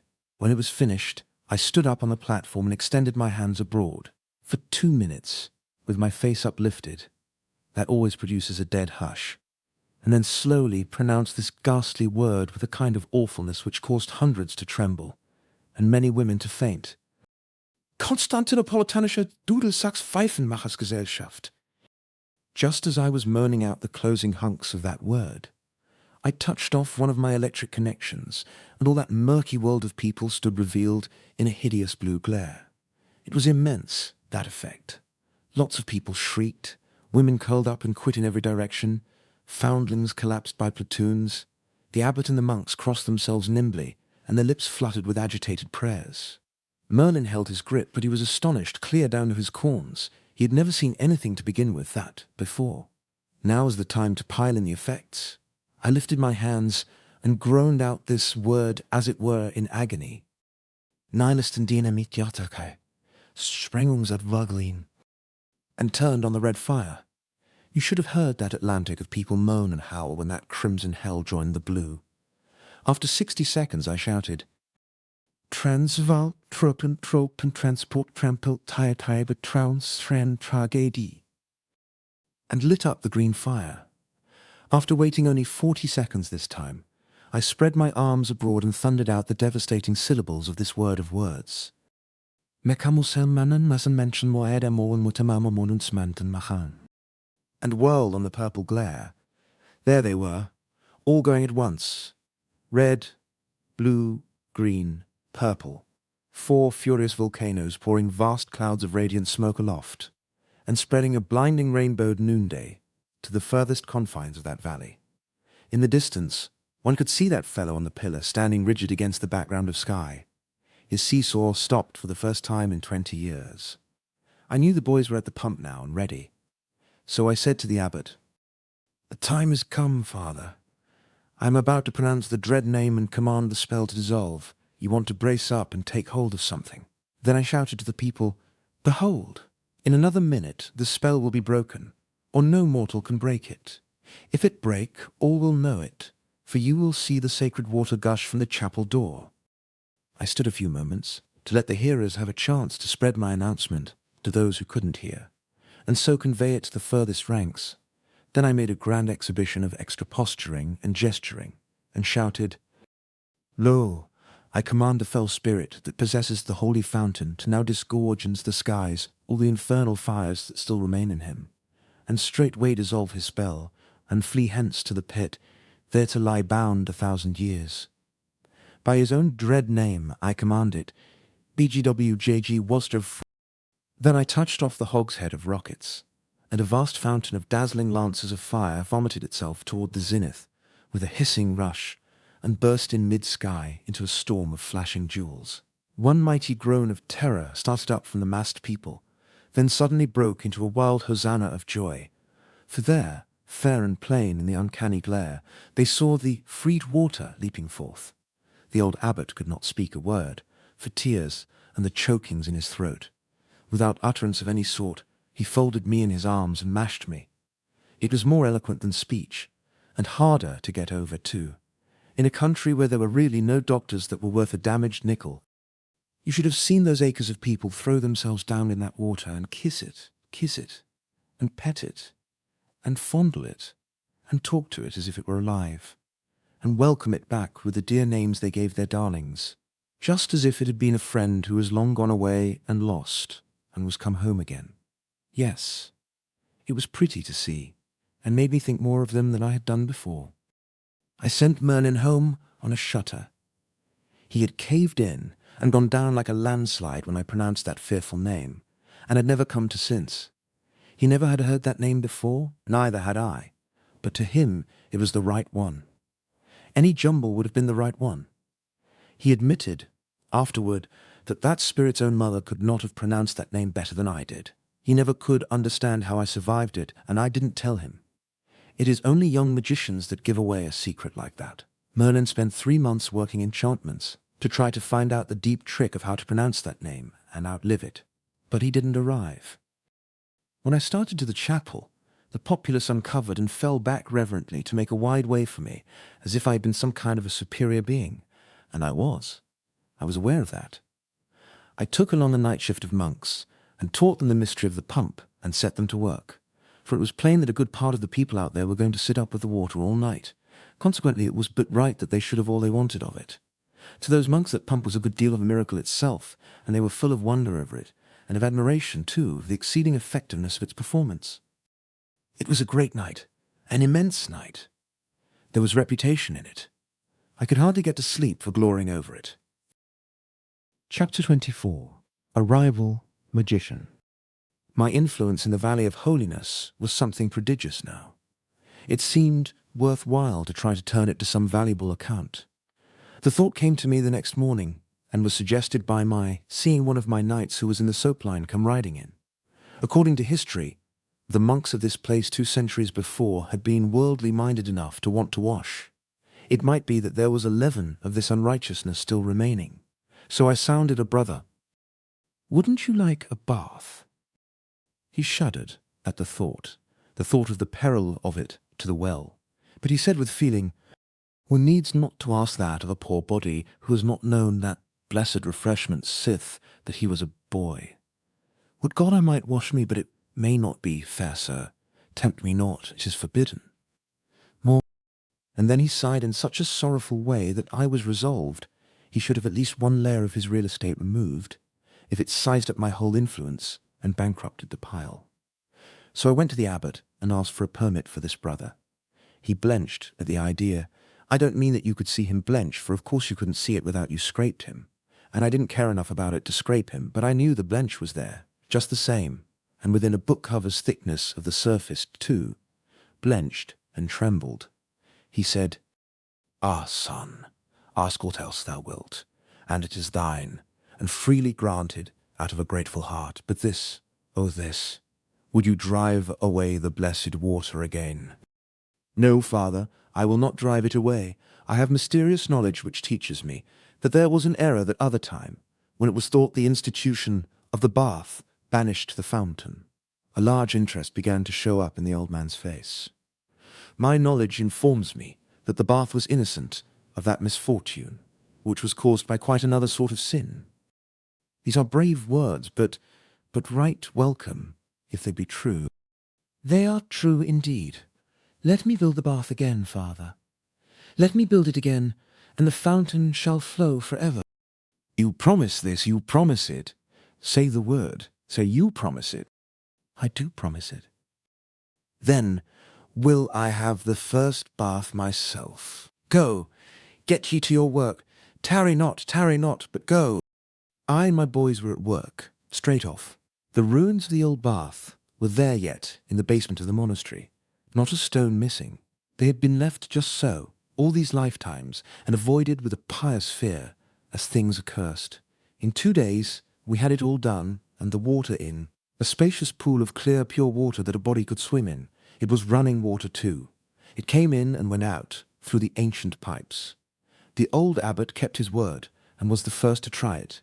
He went down black and shaky, leaving the whole black community above troubled and worried and full of bodings. But he came back white and joyful, and the game was made. Another triumph scored. It was a good campaign that we made in that valley of holiness, and I was very well satisfied.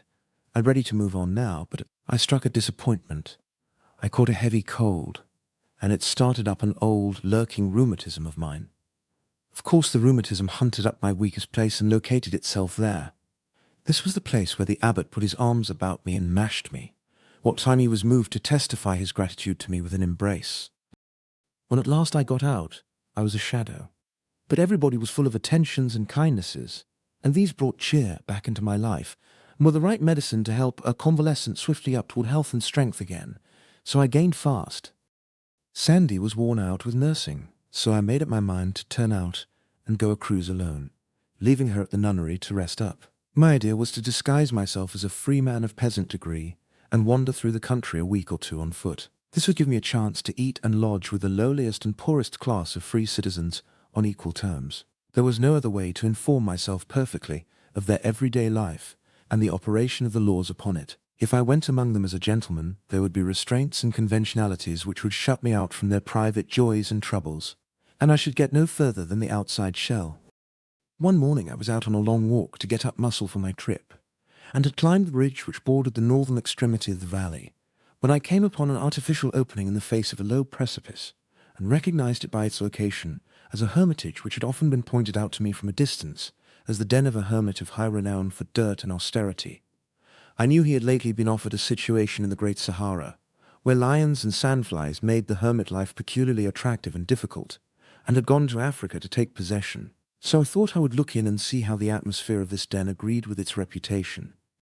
My surprise was great. The place was newly swept and scoured. Then there was another surprise. Back in the gloom of the cavern, I heard the clink of a little bell, and then this exclamation, "Hello, Central, is this you, Camelot? Behold, thou mayst glad thy heart, and thou hast faith to believe the wonderful, when that it cometh in unexpected guise, and maketh itself manifest in impossible places. Here standeth in the flesh his mightiness, the boss, and with thine own ears shall ye hear him speak. Now, what a radical reversal of things this was. What a jumbling together of extravagant incongruities. What a fantastic conjunction of opposites and irreconcilables. The home of the bogus miracle become the home of a real one. The den of a medieval hermit turned into a telephone office. The telephone clerk stepped into the light, and I recognized one of my young fellows. I said, "How long has this office been established here, Alpheus?" "But since midnight, fair Sir Boss, and it please you. We saw many lights in the valley, and so judged it well to make a station.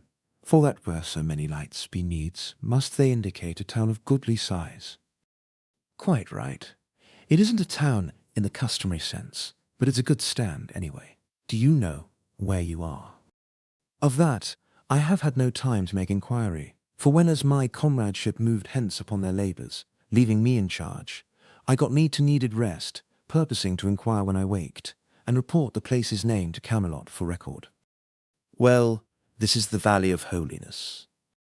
It didn't take, he didn't start at the name, as I had supposed he would. He merely said, "I will so report it." "Why? The surrounding regions are filled with the noise of late wonders that have happened here.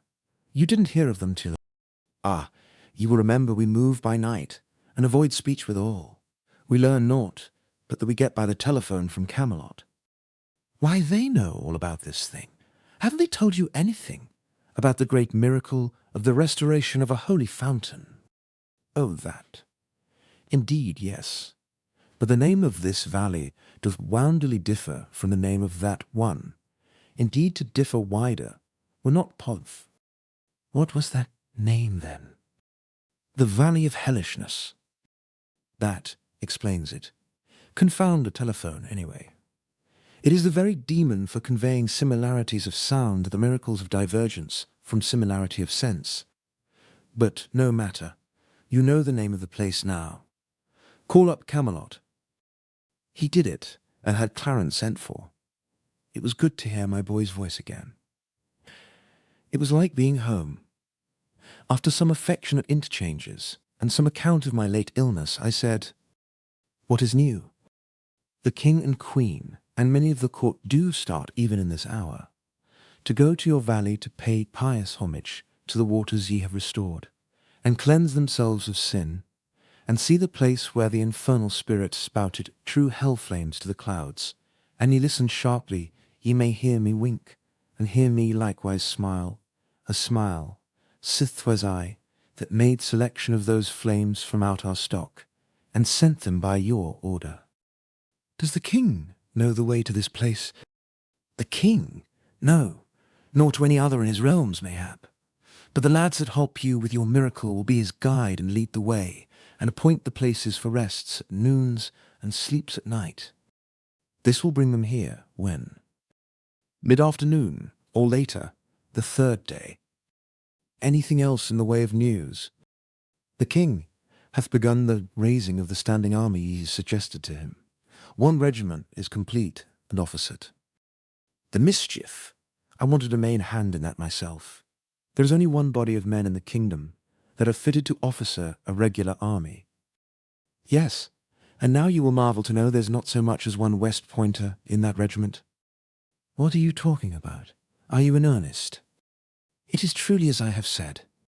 "Why, this makes me uneasy. Who were chosen, and what was the method?" "Competitive examination." "Indeed, I know naught of the method. I but know this. These officers be all of noble family, and are born— what is it you call it? Shuckleheads." "There's something wrong, Clarence." "Comfort yourself, then.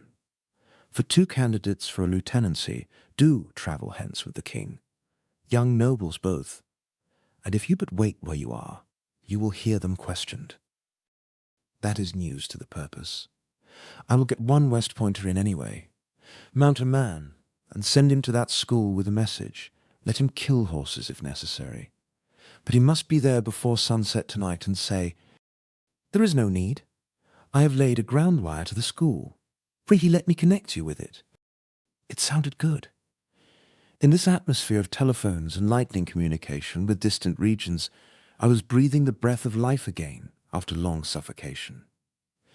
I realized then what a creepy, dull, inanimate horror this land had been to me all these years, and how I had been in such a stifled condition of mind as to have grown used to it almost beyond the power to notice it. I gave my order to the superintendent of the academy personally. I also asked him to bring me some paper and a fountain pen and a box or so of safety matches. I was getting tired of doing without these conveniences. I could have them now, as I wasn't going to wear armor any more at present, and therefore could get at my pockets. When I got back to the monastery, I found a thing of interest going on. The abbot and his monks were assembled in the great hall, observing with childish wonder and faith the performances of a new magician, a fresh arrival. His dress was the extreme of the fantastic, as showy and foolish as the sort of thing an Indian medicine man wears. He was mowing and mumbling and gesticulating and drawing mystical figures in the air and on the floor, the regular thing, you know. He was a celebrity from Asia, so he said, and that was enough. That sort of evidence was as good as gold, and passed current everywhere. How easy and cheap it was to be a great magician on this fellow's terms. His specialty was to tell you what any individual on the face of the globe was doing at the moment, and what he had done at any time in the past, and what he would do at any time in the future. He asked if any would like to know what the Emperor of the East was doing now. The sparkling eyes and the delighted rubbing of hands made eloquent answer. This reverent crowd would like to know what that monarch was at. Just as this moment, the fraud went through some more mummery, and then made grave announcement.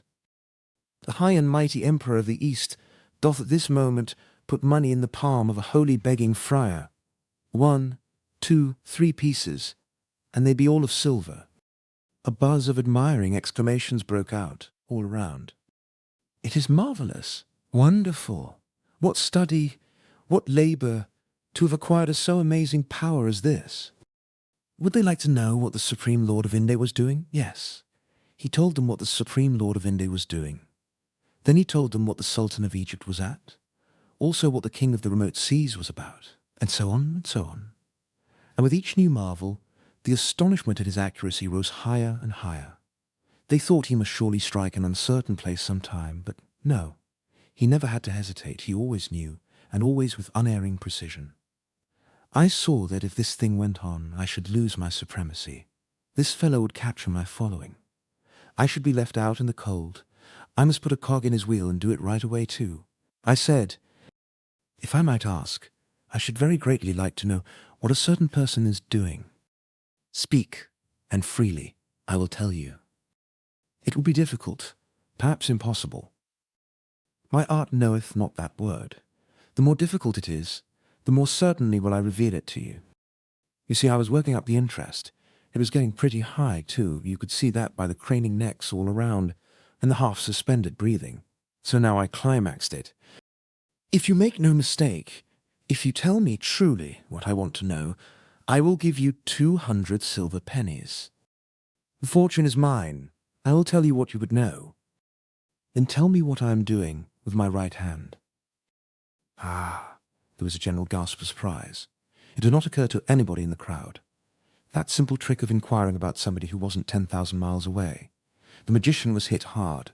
It was an emergency that had never happened in his experience before, and it corked him. He didn't know how to meet it. He looked stunned, confused. He couldn't say a word. Come, I said. What are you waiting for? Is it possible you can answer up, right off, and tell what anybody on the other side of the earth is doing, and yet can't tell what a person is doing who isn't 3 yards from you? Persons behind me know what I am doing with my right hand. They will endorse you if you tell correctly. He was still dumb. Very well. I'll tell you why you don't speak up and tell. It is because you don't know. You a magician. Good friends, this tramp is a mere fraud and liar. This distressed the monks and terrified them. They were not used to hearing these awful beings called names, and they did not know what might be the consequence. There was a dead silence now. Superstitious bodings were in every mind. The magician began to pull his wits together, and when he presently smiled an easy, nonchalant smile, it spread a mighty relief around, for it indicated that his mood was not destructive. He said, "It hath struck me speechless, the frivolity of this person's speech. Let all know, if perchance there be any who know it not, that enchanters of my degree deign not to concern themselves with the doings of any but kings, princes, emperors, them that be born in the purple and them only. Had ye asked me what Arthur the great king is doing, it were another matter, and I had told ye. But the doings of a subject interest me not. Oh, I misunderstood you. I thought you said anybody, and so I supposed anybody included, well, anybody, that is, everybody.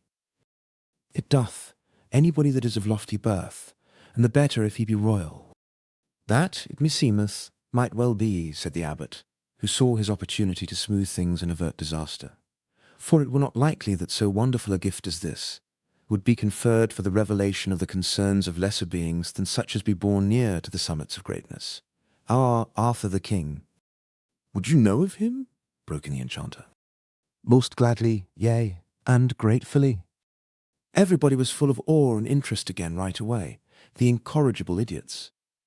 They watched the incantations absorbingly, and looked at me with a, "There now, what can you say to that?" air, when the announcement came. The king is weary with the chase, and lieth in his palace, these 2 hours sleeping a dreamless sleep. God's benison upon him, said the abbot, and crossed himself. May that sleep be to the refreshment of his body and his soul. And so it might be, if he were sleeping, I said, but the king is not sleeping, the king rides. Here was trouble again, a conflict of authority. Nobody knew which of us believe. I still had some reputation left.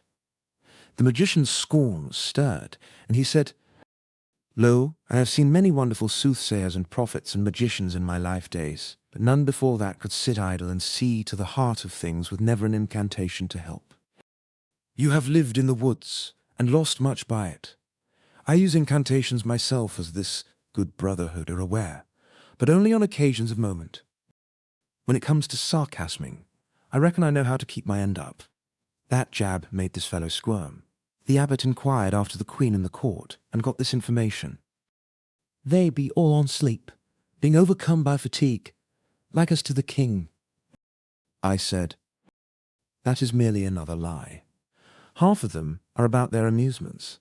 The queen and the other half are not sleeping, they ride. Now perhaps you can spread yourself a little, and tell us where the king and queen and all that are this moment riding with them are going beyond. They sleep now, as I said, but on the morrow they will ride, for they go a journey toward the sea. And where will they be the day after tomorrow at vespers? Far to the north of Camelot, and half their journey will be done. That is another lie. By the space of 150 miles. Their journey will not be merely half done.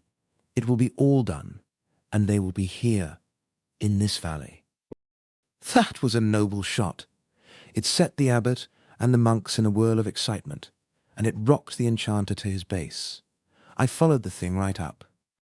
If the king does not arrive, I will have myself ridden on a rail. If he does, I will ride you on a rail instead. Next day I went up to the telephone office, and found that the king had passed through 2 towns that were on the line. I spotted his progress on the succeeding day in the same way. I kept these matters to myself. The 3rd day's reports showed that if he kept up his gait, he would arrive by 4 in the afternoon. There was still no sign anywhere of interest in his coming. There seemed to be no preparations making to receive him in state. A strange thing, truly. Only one thing could explain this. That other magician had been cutting under me. Sure, this was true. I asked a friend of mine, a monk, about it, and he said yes. The magician had tried some further enchantments, and found out that the court had concluded to make no journey at all, but stay at home. Think of that. Observe how much a reputation was worth in such a country. These people had seen me do the very showiest bit of magic in history, and the only one within their memory that had a positive value. And yet here they were, ready to take up with an adventurer who could offer no evidence of his powers, but his mere unproven word. However, it was not good politics to let the king come without any fuss and feathers at all. So I went down and drummed up a procession of pilgrims, and smoked out a batch of hermits, and started them out at 2 o'clock to meet him. And that was the sort of state he arrived in. The abbot was helpless with rage and humiliation, and I brought him out on a balcony and showed him the head of the state marching in, and never a monk on hand to offer him welcome, and no stir of life or clang of joy bell to glad his spirit. He took one look, and then flew to rouse out his forces. The next minute, the bells were dinning furiously, and the various buildings were vomiting monks and nuns, who went swarming in a rush toward the coming procession, and with them went that magician. And he was on a rail too, by the abbot's order, and his reputation was in the mud, and mine was in the sky again. Yes, a man can keep his trademark current in such a country, but he can't sit around and do it. He has a car. Was the page well composed? Chapter 25. A competitive examination. When the king travelled for change of air, or made a progress, or visited a distant noble whom he wished to bankrupt with the cost of his keep, part of the administration moved with him. It was a fashion of the time. The commission, charged with the examination of candidates for posts in the army, came with the king to the valley, whereas they could have transacted their business just as well at home. And, although this expedition was strictly a holiday excursion for the king, he kept some of his business functions going just the same. He touched for the evil, as usual. He held court in the gate at sunrise, and tried cases, for he was himself Chief Justice of the King's Bench. He shone very well in this latter office. He was a wise and humane judge, and he clearly did his honest best and fairest, according to his lights. That is a large reservation. His lights, I mean his rearing, often coloured his decisions. Whenever there was a dispute between a noble or gentleman and a person of lower degree, the king's leanings and sympathies were for the former class always, whether he suspected it or not. It was impossible that this should be otherwise. The blunting effects of slavery upon the slaveholders' moral perceptions are known and conceded the world over. And a privileged class, an aristocracy, is but a band of slaveholders under another name. This has a harsh sound, and yet should not be offensive to any, even to the noble himself, unless the fact itself be an offence. For the statement simply formulates a fact. The repulsive feature of slavery is the thing, not its name. One needs but to hear an aristocrat speak of the classes that are below him to recognize, and in but indifferently modified measure, the very air and tone of the actual slaveholder, and behind these are the slaveholders in spirit, the slaveholder's blunted feeling. They are the result of the same cause in both cases, the possessor's old and inbred custom of regarding himself as a superior being. The king's judgments wrought frequent injustices, but it was merely the fault of his training, his natural and unalterable sympathies. He was as unfitted for a judgeship as would be the average mother for the position of milk distributor to starving children in famine time. Her own children would fare a shade better than the rest. One very curious case came before the king. A young girl, an orphan, who had a considerable estate, married a fine young fellow who had nothing. The girl's property was within a seigneury held by the church. The bishop of the diocese, an arrogant scion of the great nobility, claimed the girl's estate on the ground that she had married privately, and thus had cheated the church out of one of its rights as lord of the seigneury, the one heretofore referred to as le droit du seigneur. The penalty of refusal or avoidance was confiscation. The girl's defence was that the lordship of the seigneury was vested in the bishop, and the particular right here involved was not transferable, but must be exercised by the lord himself or stand vacated, and that an older law of the church itself strictly barred the bishop from exercising it. It was a very odd case indeed. It reminded me of something I had read in my youth, about the ingenious way in which the aldermen of London raised the money that built the Mansion House. A person who had not taken the sacrament according to the Anglican rite could not stand as a candidate for Sheriff of London. Thus dissenters were ineligible. They could not run if asked. They could not serve if elected. The aldermen, who without any question were Yankees in disguise, hit upon this neat device. They passed a bylaw imposing a fine of L400 upon anyone who should refuse to be a candidate for sheriff, and a fine of L600 upon any person who, after being elected sheriff, refused to serve. Then they went to work and elected a lot of dissenters, one after another, and kept it up until they had collected L15,000 in fines.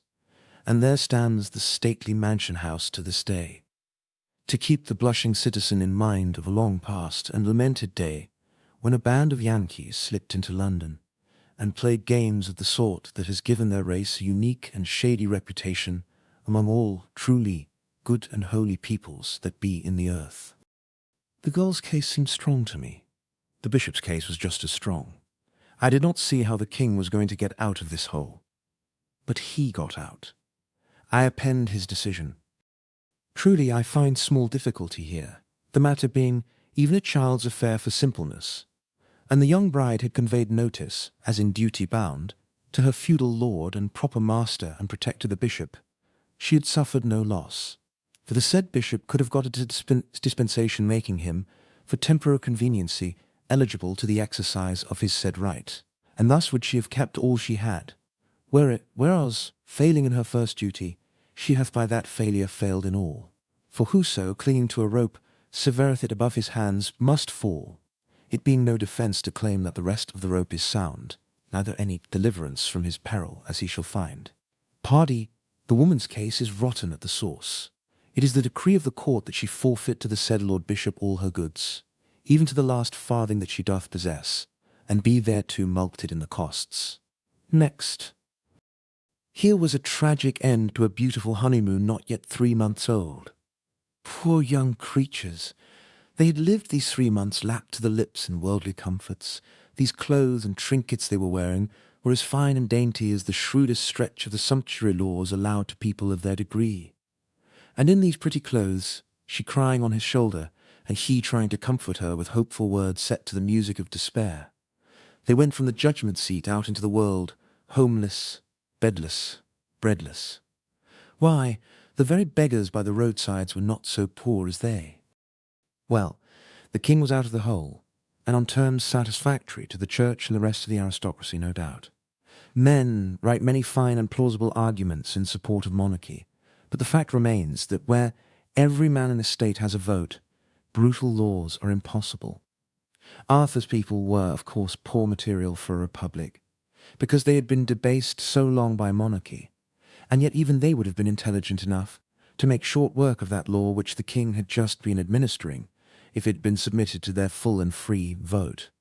There is a phrase which has grown so common in the world's mouth that it has come to seem to have sense and meaning, the sense and meaning implied when it is used. That is the phrase which refers to this or that or the other nation as possibly being capable of self-government, and the implied sense of it is that there has been a nation somewhere, some time or other, which wasn't capable of it, wasn't as able to govern itself as some self-appointed specialists were or would be to govern it.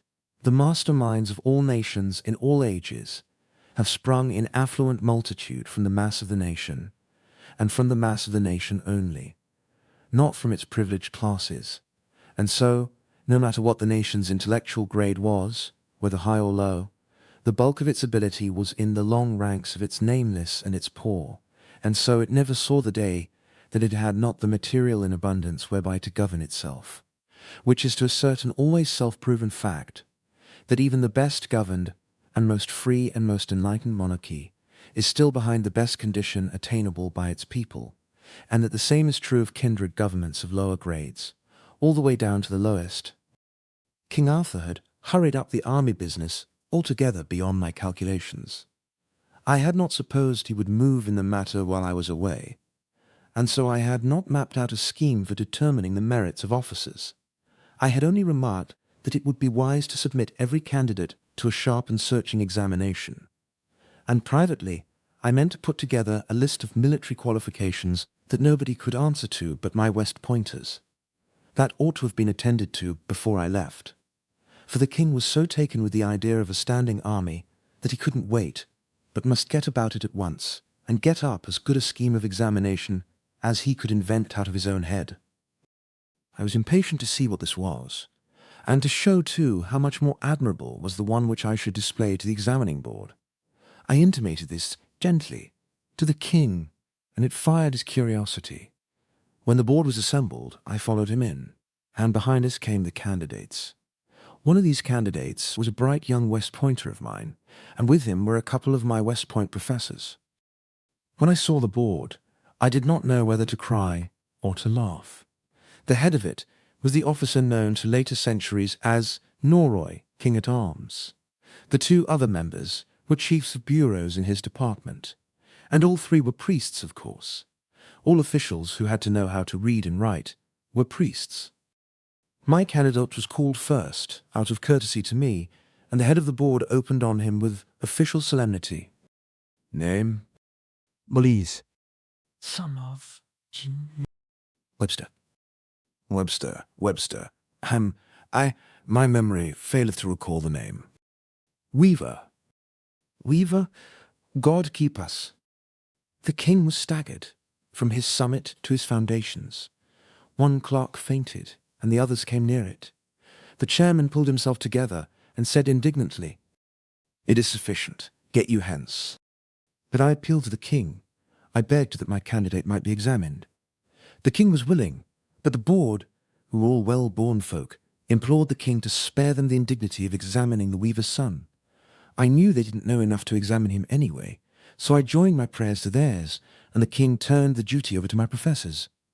I had had a blackboard prepared, and it was put up now, and the circus began. It was beautiful to hear the lad lay out the science of war, and wallow in details of battle and siege, of supply, transportation, mining and countermining, grand tactics, big strategy and little strategy, signal service, infantry, cavalry, artillery, and all about siege guns, field guns, Gatling guns, rifled guns, smooth bores, musket practice, revolver practice, and not a solitary word of it all could these catfish make head or tail of, you understand. And it was handsome to see him chalk off mathematical nightmares on the blackboard that would stump the angels themselves, and do it like nothing, too, all about eclipses, and comets, and solstices, and constellations, and meantime, and sidereal time, and puspula, dinner time, and bedtime, and every other imaginable thing above the clouds or under them that you could harry or bullyrag an enemy with, and make him wish he hadn't come. And when the boy made his military salute and stood aside at last, I was proud enough to hug him. And all those other people were so dazed they looked partly petrified, partly drunk, and wholly caught out and snowed under. I judged that the cake was ours, and by a large majority of education is a great thing. This was the same youth who had come to West Point so ignorant that when I asked him, if a general officer should have a horse shot under him on the field of battle, what ought he to do, answered up naively and said, "Get up and brush himself." One of the young nobles was called up now. I thought I would question him a little myself. I said, "Can your lordship read?" His face flushed indignantly, and he fired this at me. "Takest me for a clerk? I trow I am not of a blood that Answer the question." He crowded his wrath down and made out to answer, "Can you write?" He wanted to resent this too, but I said, "You will confine yourself to the questions and make no comments. You are not here to air your blood or your graces, and nothing of the sort will be permitted. Can you write?" "No." "Do you know the multiplication table?" "I would not what ye refer to." "How much is 9 times 6? It is a mystery that is hidden from me by reason that the emergency requiring the fathoming of it hath not in my life days occurred, and so not having no need to know this thing, I abide barren of the knowledge. If a trader barrel of onions to be, worth 2 pence the bushel, in exchange for a sheep worth 4 pence, and a dog worth a penny, and C kill the dog before delivery, because bitten by the same, who mistook him for D, what sum is still due to A from B? And which party pays for the dog, C or D? And who gets the money, if A is the penny sufficient?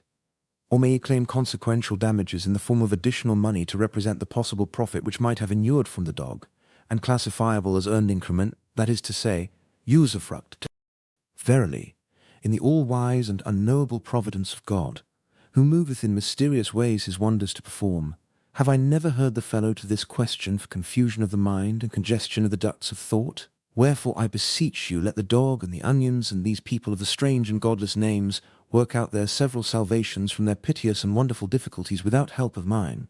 For indeed their trouble is sufficient as it is, whereas an I tried to help I should but damage their cause the more, and yet mayhap not live myself to see the desolation wrought. What do you know of the laws of attraction and gravitation?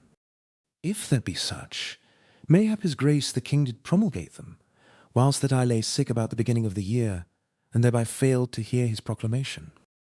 What do you know of the science of optics? I know of governors of places, and seneschals of castles, and sheriffs of counties, and many like small offices and titles of honour, but him you the call the science of optics I have not heard of before.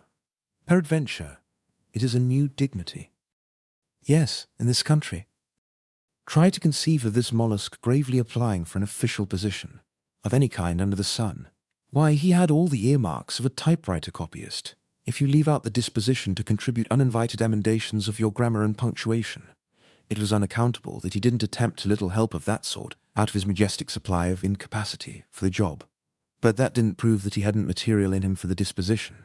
It only proved that he wasn't a typewriter copyist yet. After nagging him a little more, I let the professors loose on him and they turned him inside out, on the line of scientific war, and found him empty, of course. He knew somewhat about the warfare of the time, bushwhacking around for ogres and bullfights in the tournament ring and such things, but otherwise he was empty and useless. Then we took the other young noble in hand, and he was the first one's twin, for ignorance and incapacity. I delivered them into the hands of the chairman of the board, with the comfortable consciousness that their cake was dough. They were examined in the back of the previous order of precedence. Name, so please you. Pertipole, son of Sir Pertipole, Baron of Barley Mash. Grandfather.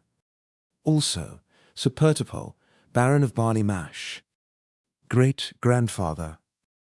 The same name and title. Great-great-grandfather.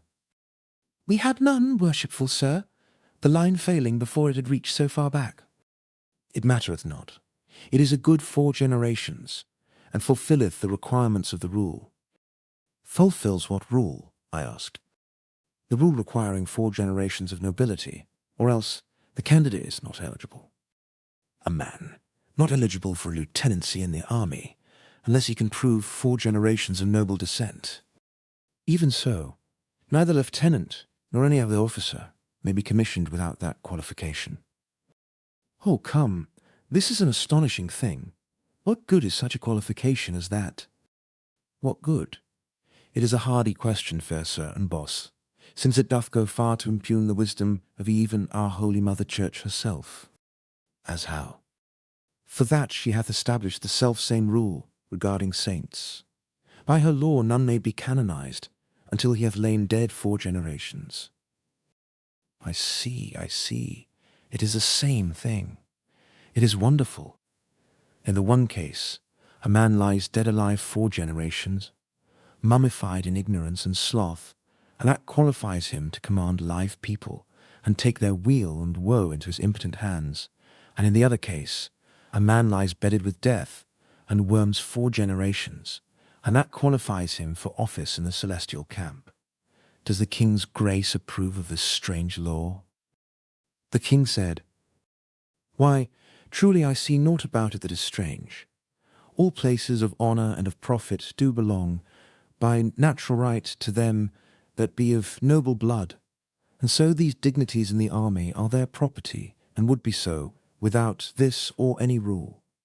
The rule is but to mark a limit. Its purpose is to keep out too recent blood, which would bring into contempt these offices, and men of lofty lineage would turn their backs and scorn to take them. I were to blame an I permitted this calamity. You can permit it in you, are minded so to do, for you are the delegated authority, but that the king should do it were a most strange madness, and not comprehensible to any. I yield. Proceed, Sir Chief of the Heralds' College. The chairman resumed as follows. By what illustrious achievement for the honour of the throne and state did the founder of your great line lift himself to the sacred dignity of the British nobility? He built a brewery. Sire, the board finds this candidate perfect in all the requirements and qualifications for military command, and doth hold his case open for decision after due examination of his competitor. The competitor came forward and proved exactly 4 generations of nobility himself. So there was a tie in military qualifications that far. He stood aside a moment, and Sir Pertipole was questioned further. Of what condition was the wife of the founder of your line? She came of the highest landed gentry, yet she was not noble. She was gracious and pure and charitable, of a blameless life and character, insomuch that in these regards was she peer of the best lady in the land. That will do. Stand down. He called up the competing lordling again and asked, what was the rank and condition of the great-grandmother who conferred British nobility upon your great house? She was a king's leman, and did climb to that splendid eminence by her own unholpen merit from the sewer where she was born.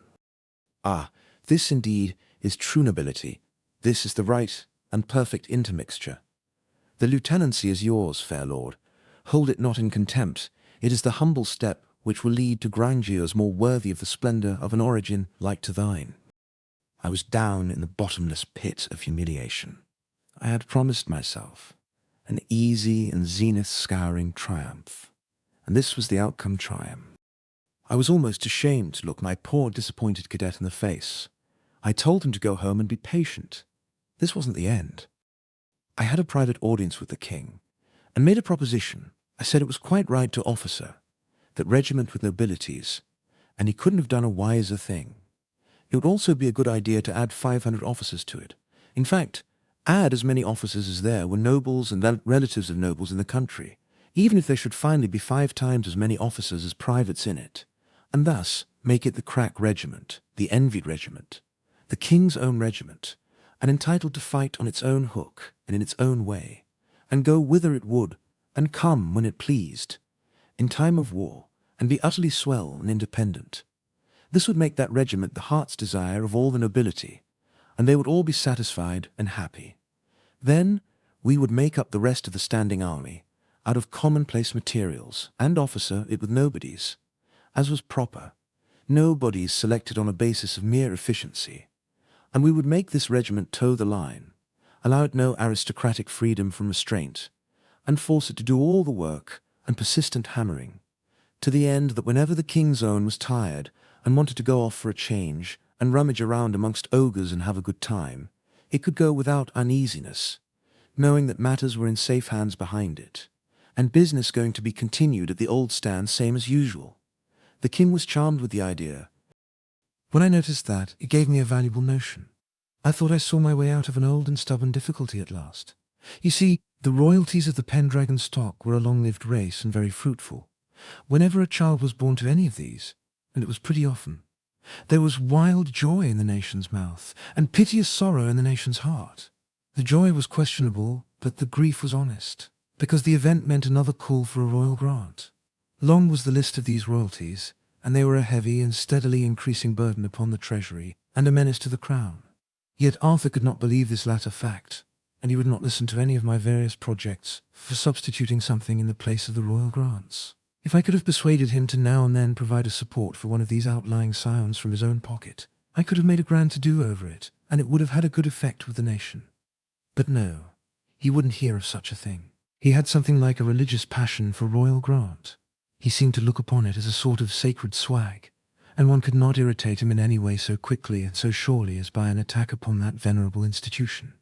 If I ventured to cautiously hint that there was not another respectable family in England that would humble itself to hold out the hat, however, that is as far as I ever got. He always cut me short there, and peremptorily too. But I believed I saw my chance at last. I would form this crack regiment out of officers alone, not a single private. Half of it should consist of nobles, who should fill all the places up to Major General, and serve gratis and pay their own expenses. And they would be glad to do this when they should learn that the rest of the regiment would consist exclusively of princes of the blood. These princes of the blood should range in rank from lieutenant general up to field marshal, and be gorgeously salaried, and equipped and fed by the state. Moreover, and this was the master stroke, it should be decreed that these princely grandees should be always addressed by a stunningly gaudy and awe-compelling title, which I would presently invent, and they only, in all England, should be so addressed. Finally, all princes of the blood should have free choice.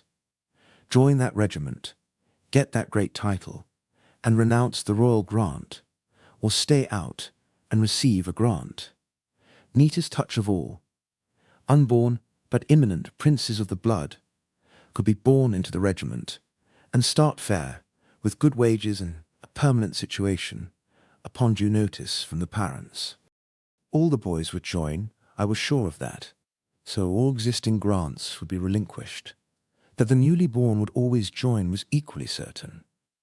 Within 60 days that quaint and bizarre anomaly, the royal grant, would cease to be a living fact, and take its place among the curiosities of the past. Chapter 26. The First Newspaper. When I told the king I was going out disguised as a petty freeman to scour the country and familiarize myself with the humbler life of the people, he was all afire with the novelty of the thing in a minute, and was bound to take a chance in the adventure himself. Nothing should stop him.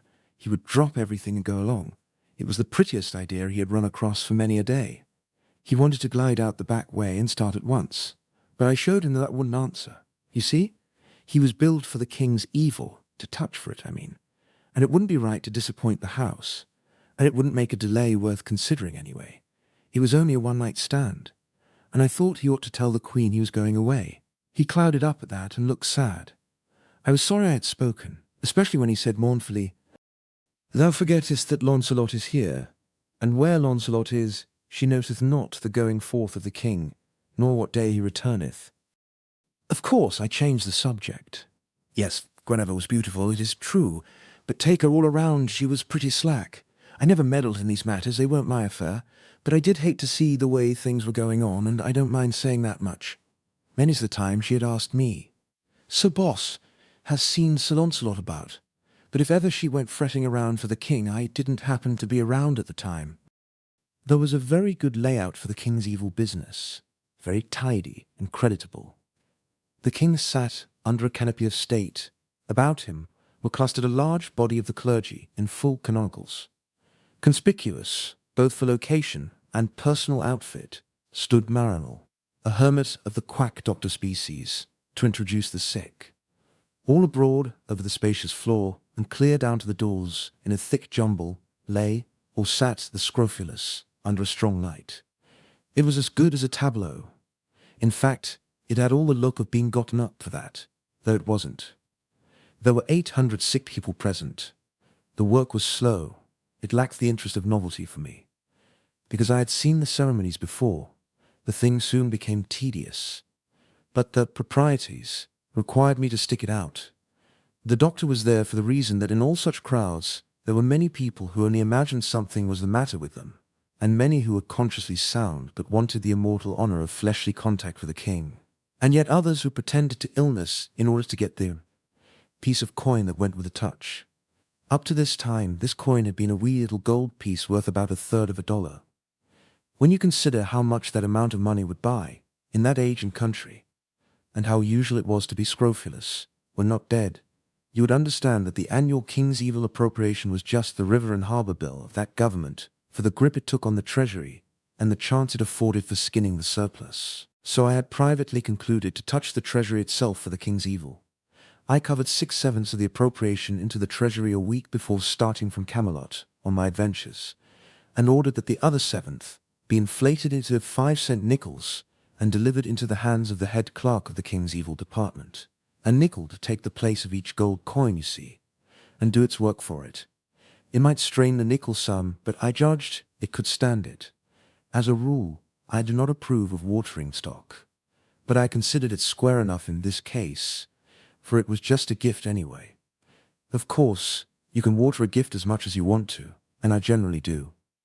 The old gold and silver coins of the country were of ancient and unknown origin, as a rule, but some of them were Roman. They were ill-shapen and seldom rounder than a moon that is a week past the full. They were hammered, not minted, and they were so worn with use that the devices upon them were as illegible as blisters, and looked like them. I judged that a sharp, bright new nickel, with a first-rate likeness of the king on one side of it and Guinevere on the other, and a blooming pious motto, would take the tuck out of scrofula as handy as a nobler coin, and please the scrofula's fancy more, and I was right. This batch was the first who was tried on, and it worked to a charm. The saving in expense was a notable economy. You will see that by these figures, we touched a trifle over 700 of the 800 patients.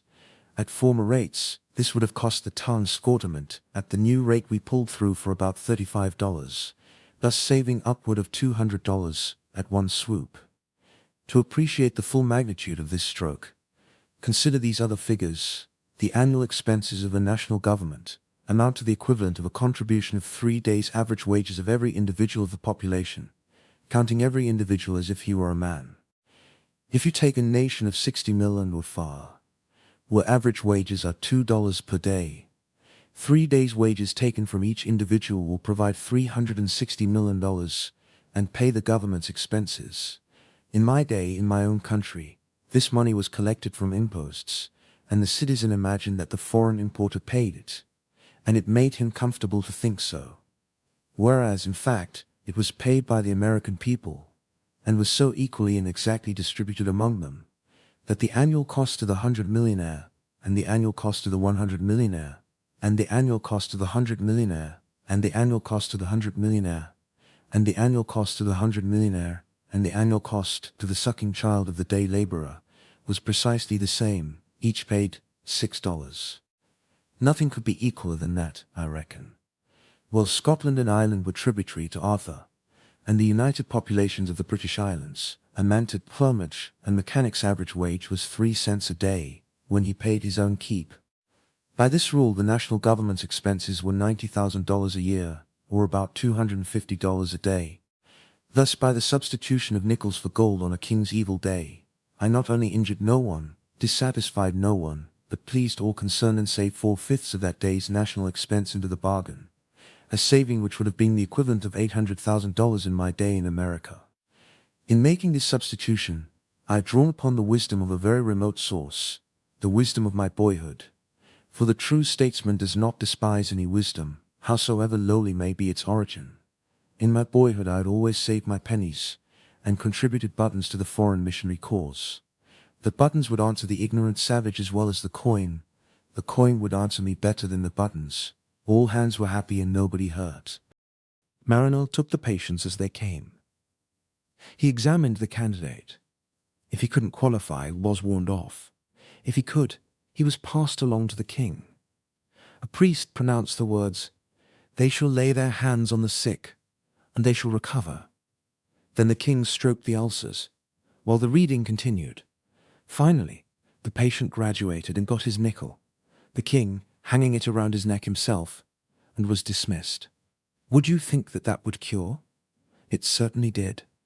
Any mummery will cure if the patient's faith is strong in it. Up by Astolat, there was a chapel, where the Virgin had once appeared to a girl who used to herd geese around there. The girl said so herself, and they built the chapel upon that spot, and hung a picture in it, representing the occurrence. A picture which you would think it dangerous for a sick person to approach, whereas, on the contrary, thousands of the lame and the sick came and prayed before it every year, and went away whole and sound. And even the well could look upon it and live. Of course, when I was told these things, I did not believe them, but when I went there and saw them, I had to succumb. I saw the cures effected myself, and they were real cures, and not questionable. I saw cripples, whom I had seen around Camelot for years on crutches, arrive and pray before that picture, and put down their crutches, and walk off without a limp. There were piles of crutches there which had been left by such people as a testimony. In other places, people operated on a patient's mind without saying a word to him, and cured him. In others, experts assembled patients in a room and prayed over them, and appealed to their faith, and those patients went away cured. Wherever you find a king who can't cure the king's evil, you can be sure that the most valuable superstition that supports his throne, the subject's belief in the divine appointment of his sovereign, has passed away. In my youth, the monarchs of England had ceased to touch for the evil, but there was no occasion for this diffidence. They could have cured it 49 times in 50. Well, when the priest had been droning for 3 hours, and the good king polishing the evidences, and the sick were still pressing forward as plenty as ever, I got to feeling intolerably bored. I was sitting by an open window, not far from the canopy of state. For the 500th time, a patient stood forward to have his repulsivenesses stroked. Again those words were being droned out. They shall lay their hands on the sick. When outside there rang clear as a clarion, a note that enchanted my soul and tumbled 13 worthless centuries about my ears. Camelot, Weekly Hosanna, and Literary Volcano. Latest eruption. Only 2 cents, all about the big miracle in the Valley of Holiness. One greater than kings had arrived, the newsboy. But I was the only person in all that throng who knew the meaning of this mighty birth, and what this imperial magician was come into the world to do. I dropped a nickel out of the window and got my paper. The Adam newsboy of the world went around the corner to get my change. Is around the corner yet. It was delicious to see a newspaper again, yet I was conscious of a secret shock when my eye fell upon the first batch of display headlines. I had lived in a clammy atmosphere of reverence, respect, deference, so long that they sent a quivery little cold wave through me. And so on, and so on. Yes, it was too loud. Once I could have enjoyed it and seen nothing out of the way about it, but now its note was discordant. It was good Arkansas journalism, but this was not Arkansas. Moreover, the next to the last line was calculated to give offence to the hermits, and perhaps lose us their advertising. Indeed, there was too lightsome a tone of flippancy all through the paper. It was plain I had undergone a considerable change without noticing it. I found myself unpleasantly affected by pert little irreverences, which would have seemed but proper and airy graces of speech at an earlier period of my life. There was an abundance of the following breed of items, and they discomforted me.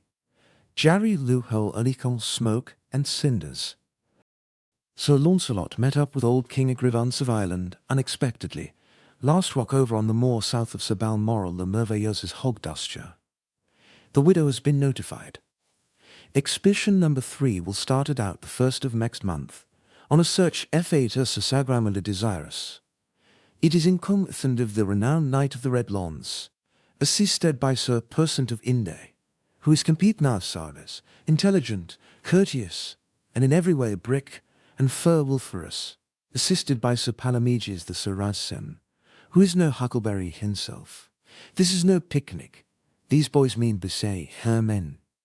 And the readers of the Hosanna will regret to learn that the handsome and popular Sir Charolais Gaul, who during his 4-week stay at the Bull and Halibut, this city, has won every heart by his polished manners and elegant sepia conversation, will pull out today for home.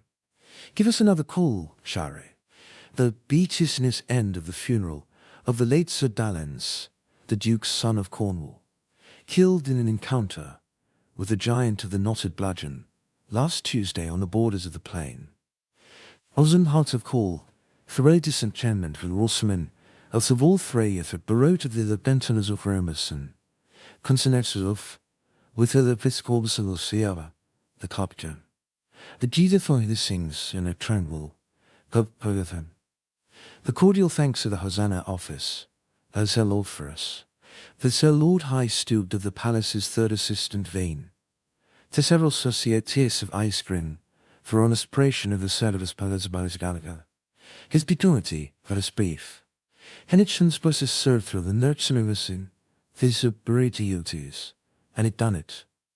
When this administration wants to chalk up a desirable name for early promotion, the Hosanna would like a chance to suggest that Dame Yasser Irene Dulip of South Astolat is visiting her uncle, the popular host of the cattlemen's boarding Hohenser, live alone, this city.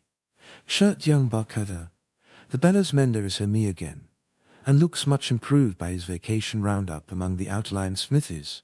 Sees ad. Of course, it was good enough journalism for a beginning. I knew that quite well, and yet it was somehow disappointing. The court circular pleased me better. Indeed, its simple and dignified respectfulness was a distinct refreshment to me after all those disgraceful familiarities. But even it could have been improved. Do what one may, there is no getting an air of variety into a court circular, I acknowledge that. There is a profound monotonousness about its facts that baffles and defeats one's sincerest efforts to make them sparkle and enthuse. The best way to manage, in fact, the only sensible way, is to disguise repetitiousness of fact under variety of form, Skin your fact each time, and lay on a new cuticle of words. It deceives the eye. You think it is a new fact. It gives you the idea that the court is carrying on like everything. This excites you, and you drain the whole column with a good appetite, and perhaps never notice that it's a barrel of soup made out of a single bean. Clarence's way was good. It was simple. It was dignified. It was direct and businesslike. All I'll say is, it was not the best way. However, take the paper by and large, I was vastly pleased with it. Little crudities of a mechanical sort were observable here and there, but there were not enough of them to amount to anything, and it was good enough Arkansas proofreading anyhow, and better than was needed in Arthur's day and realm. As a rule, the grammar was leaky, and the construction more or less lame, but I did not much mind these things. They are common defects of my own, and one mustn't criticize other people on grounds where he can't stand perpendicular himself. I was hungry enough for literature to want to take down the whole paper at this one meal, but I got only a few bites, and then had to postpone because the monks around me besieged me so with eager questions. What is this curious thing? What is it for? Is it a handkerchief? Saddle blanket? Part of a shirt? What is it made of? How thin it is, and how dainty and frail, and how it rattles. Will it wear, do you think? And won't the rain injure it? Is it writing that appears on it, or is it only ornamentation? They suspected it was writing, because those among them who knew how to read Latin, and had a smattering of Greek, recognized some of the letters, but they could make nothing out of the result as a whole. I put my information in the simplest form I could. It is a public journal. I will explain what that is another time. It is not cloth. It is made of paper. Sometime I will explain what paper is. The lines on it are reading matter, and not written by hand, but printed. By and by I will explain what printing is. 1,000 of these sheets have been made, all exactly like this, in every minute detail. They can't be told apart. Then they all broke out with exclamations of surprise and admiration. 1,000. Verily, a mighty work. A year's work for many men. No, merely a day's work for a man and a boy. They crossed themselves, and whiffed out a protective prayer or two. Ah, a miracle, a wonder, dark work of enchantment. I let it go at that. Then I read, in a low voice, to as many as could crowd their shaven heads within hearing distance, part of the account of the miracle of the restoration of the well, and was accompanied by astonished and reverent ejaculations all through. Aha! True! Amazing! Amazing! These be the very haps, as they happened, in marvellous exactness. And might they take this strange thing in their hands, and feel of it, and examine it, they would be very careful. Yes, so they took it, handling it as cautiously and devoutly as if it had been some holy thing come from some supernatural region, and gently felt of its texture, caressed its pleasant smooth surface with lingering touch, and scanned the mysterious characters with fascinated eyes. These grouped bent heads, these charmed faces, these speaking eyes, how beautiful to me! For was not this my darling, and was not all this mute wonder and interest and homage a most eloquent tribute, an unforced compliment to it?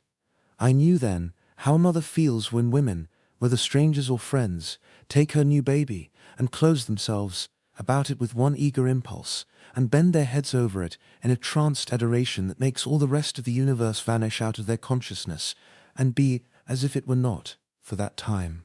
I knew how she feels, and that there is no other satisfied ambition, whether of king, conqueror, or poet, that ever reaches halfway to that serene far summit, or yields half so divine a contentment.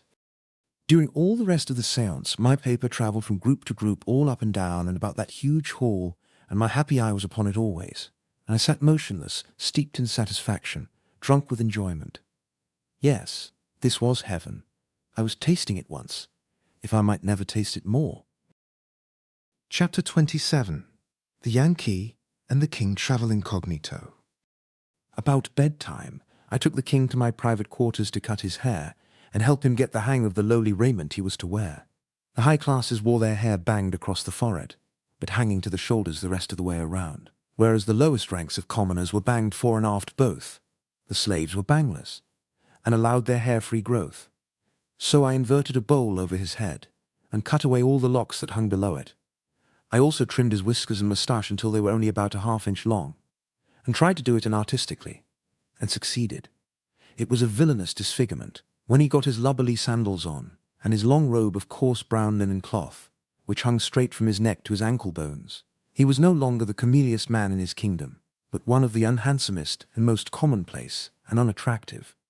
We were dressed and barbered alike, and could pass for small farmers, or farm bailiffs, or shepherds, or carters. Yes, or for village artisans if we chose, our costume being in effect universal among Sididorf, the poor because of its strength and cheapness. I don't mean that it was really cheap to a very poor person, but I do mean that it was the cheapest material there was for male attire. Manufactured material, you understand. We slipped away an hour before dawn, and by broad sun-up had made 8 or 10 miles, and were in the midst of a sparsely settled country. I had a pretty heavy knapsack. It was laden with provisions for the king to taper down on, till he could take to the coarse fare of the country without damage. I found a comfortable seat for the king by the roadside, and then gave him a morsel or two to stay his stomach with. Then I said I would find some water for him, and strolled away. Part of my project was to get out of sight and sit down and rest a little myself.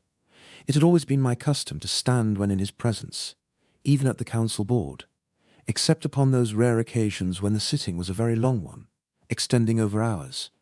Then I had a trifling little backless thing, which was like a reversed culvert, and was as comfortable as the toothache. I didn't want to break him in suddenly, but do it by degrees. We should have to sit together now and in company, or people would notice. But it would not be good politics for me to be playing equality with him, when there was no necessity for it. I found the water some 300 yards away, and had been resting about 20 minutes, when I heard voices.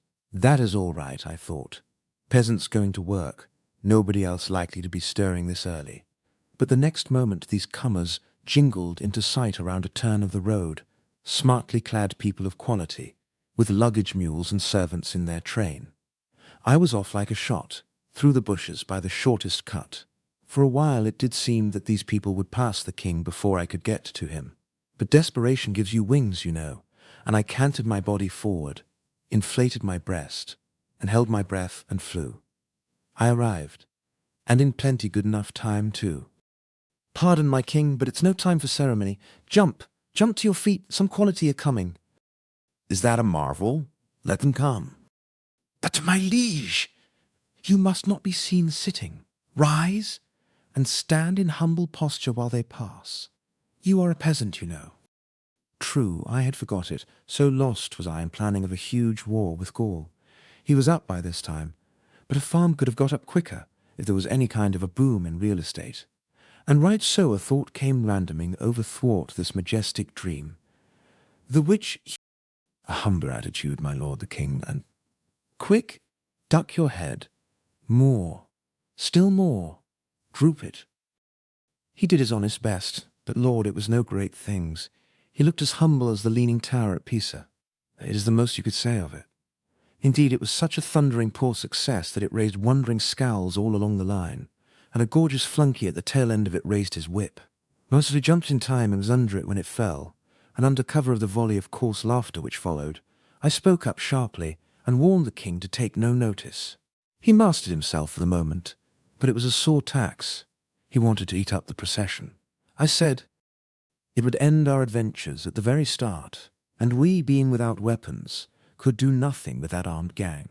If we are going to succeed in our emprise, we must not only look the peasant, but act the peasant. It is wisdom. None can gainsay it. Let us go on, Sir Boss. I will take note and learn, and do the best I may. He kept his word. He did the best he could, but I've seen better. If you've ever seen an active, heedless, enterprising child going diligently out of one mischief and into another all day long, and an anxious mother at its heels all the while, and just saving it by a hair from drowning itself or breaking its neck with each new experiment, you've seen the king and me. If I could have foreseen what the thing was going to be like, I should have said, no, if anybody wants to make his living exhibiting a king as a peasant, let him take the layout. I can do better with a menagerie, and last longer. And yet, during the first 3 days, I never allowed him to enter a hut or other dwelling. If he could pass muster anywhere during his early novitiate, it would be in small inns and on the road. So to these places we confined ourselves. Yes, he certainly did the best he could, but what of that? He didn't improve a bit that I could see. He was always frightening me, always breaking out with fresh astonishers in new and unexpected places.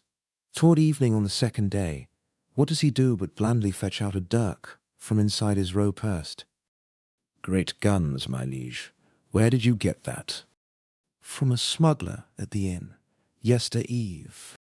What in the world possessed you to buy it? We have escaped divers dangers by wit, thy wit. But I have bethought me that it were but prudence if I bore a weapon too. Thine might fail thee in some pinch. But people of our condition are not allowed to carry arms. What would a lord say, yes, or any other person of whatever condition, if he caught an upstart peasant with a dagger on his person? It was a lucky thing for us that nobody came along just then. I persuaded him to throw the dirk away, and it was as easy as persuading a child to give up some bright, fresh new way of killing itself. We walked along, silent and thinking. Finally the king said, "When ye know that I meditate a thing inconvenient, or that hath a peril in it, why do you not warn me to cease from that project?" It was a startling question, and a puzzler. I didn't quite know how to take hold of it, or what to say, and so, of course, I ended by saying the natural thing. "But, sire, how can I know what your thoughts are?" The king stopped dead in his tracks, and stared at me. "I believed thou wert greater than Merlin, and truly in magic thou art. But prophecy is greater than magic. Merlin is a prophet. I saw I had made a blunder. I must get back my lost ground. After a deep reflection and careful planning, I said, "Sire, I have been misunderstood. I will explain. There are two kinds of prophecy. One is the gift to foretell things that are but a little way off. The other is the gift to foretell things that are whole ages and centuries away." Which is the mightier gift, do you think? "Oh, the last, most surely." "True. Does Merlin possess it?" "Partly, yes. He foretold mysteries about my birth and future kingship that were 20 years away." "Has he ever gone beyond that?" "He would not claim more, I think. It is probably his limit. All prophets have their limit. The limit of some of the great prophets has been 100 years. These are few, I ween. There have been two still greater ones, whose limit was 400 and 600 years, and one whose limit compassed even 720. Gramercy, it is marvellous. But what are these in comparison with me? They are nothing. What? Canst thou truly look beyond even so vast a stretch of time as 700 years? My liege, as clear as the vision of an eagle does my prophetic eye penetrate and lay bare the future of this world for nearly 13 centuries and a half. My land, you should have seen the king's eyes spread slowly open and lift the earth's entire atmosphere as much as an inch. That settled Brer Merlin. One never had any occasion to prove his facts with these people. All he had to do was to state them. It never occurred to anybody to doubt the statement. Now then, I continued, I could work both kinds of prophecy, the long and the short, if I chose to take the trouble to keep in practice. But I seldom exercise any but the long kind, because the other is beneath my dignity. It is proper to Merlin's sort, stump-tail prophets, as we call them in the profession. Of course, I wet up now and then and flirt out a minor prophecy, but not often, hardly ever, in fact. You will remember that there was great talk, when you reached the Valley of Holiness, about my having prophesied your coming, and the very hour of your arrival, 2 or 3 days beforehand. Indeed, yes, I mind it now. Well, I could have done it as much as 40 times easier, and piled on 1,000 times more detail into the bargain, if it had been 500 years away instead of 2 or 3 days. How amazing that it should be so! Yes, a genuine expert can always foretell a thing that is 500 years away easier than he can a thing that's only 500 seconds off. And yet in reason it should clearly be the other way. It should be 500 times as easy to foretell the last as the first, for indeed it is so close by that one uninspired might almost see it.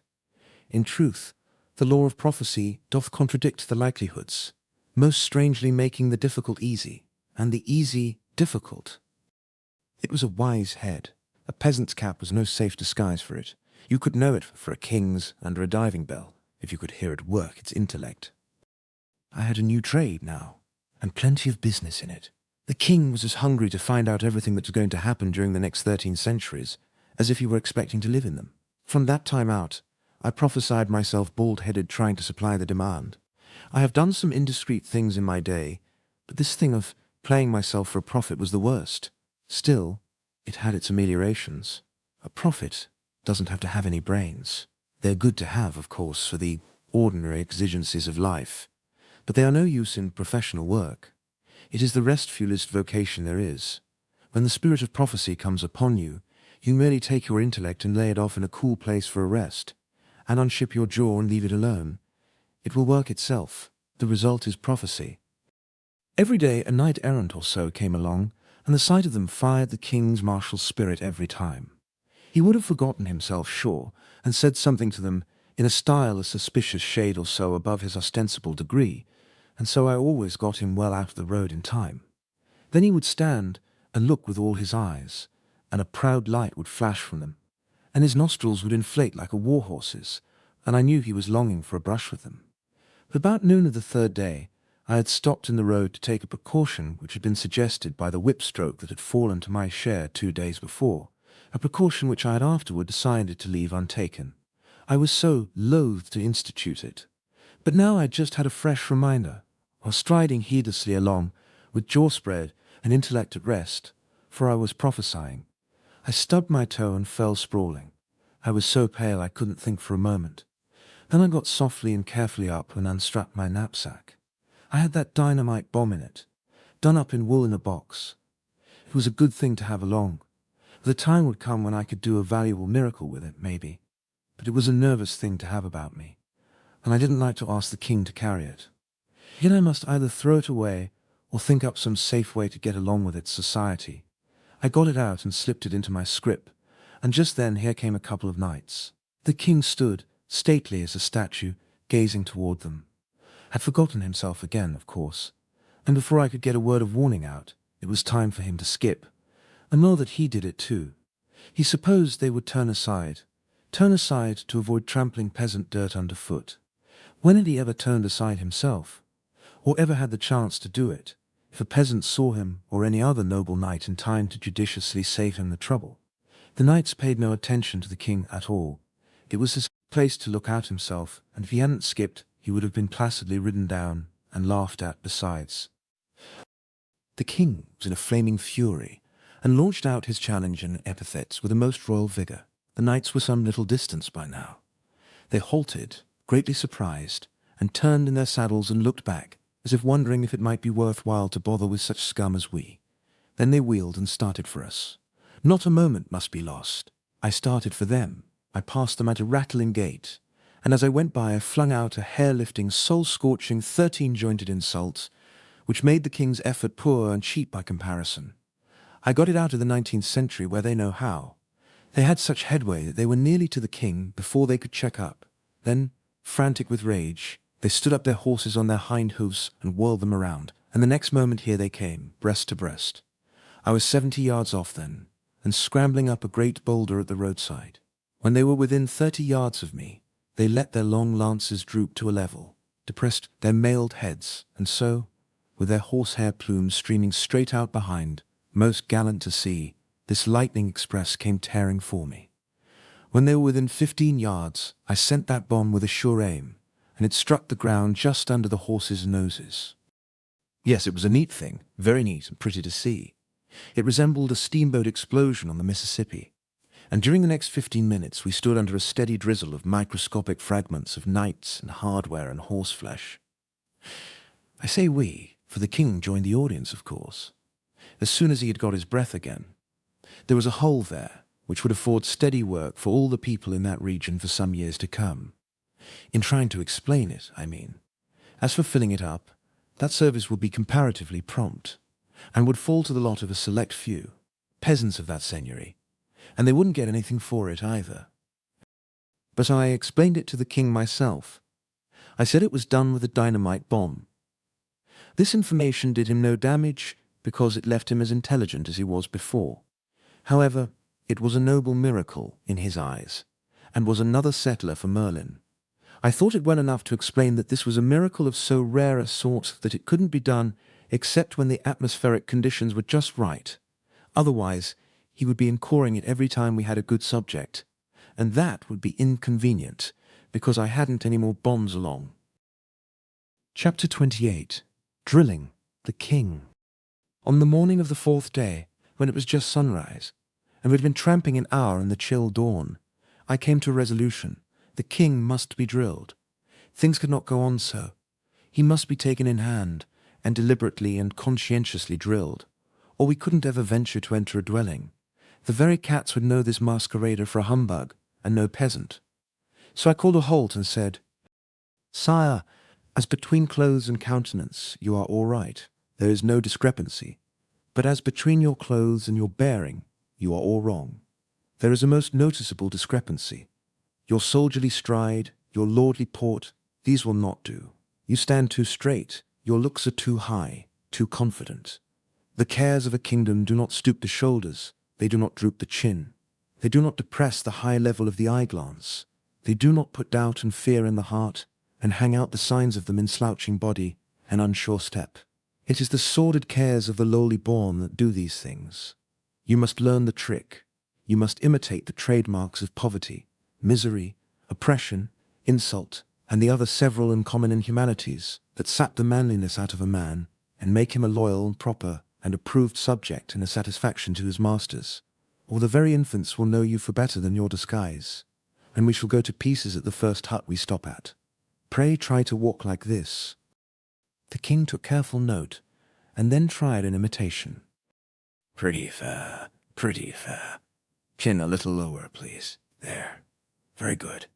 Eyes too high. Pray don't look at the horizon. Look at the ground, 10 steps in front of you.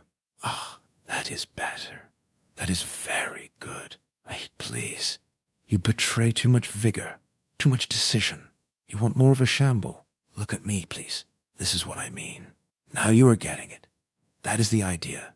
At least, it sort of approaches it. Yes, that is pretty fair. But there is a great big something wanting. I don't quite know what it is. Please walk 30 yards, so that I can get a perspective on the thing. Now then, your head's right, speed's right, shoulders right, eyes right, chin right, gait, carriage, general style right, everything's right. And yet the fact remains, the aggregate's wrong. The account don't balance. Do it again, please. Now I think I begin to see what it is. Yes, I've struck it. You see, the genuine spiritlessness is wanting. That's what's the trouble. It's all amateur, mechanical details, all right, almost to a hair. Everything about the delusion perfect, except that it don't delude. What, then, must one do to prevail? Let me think.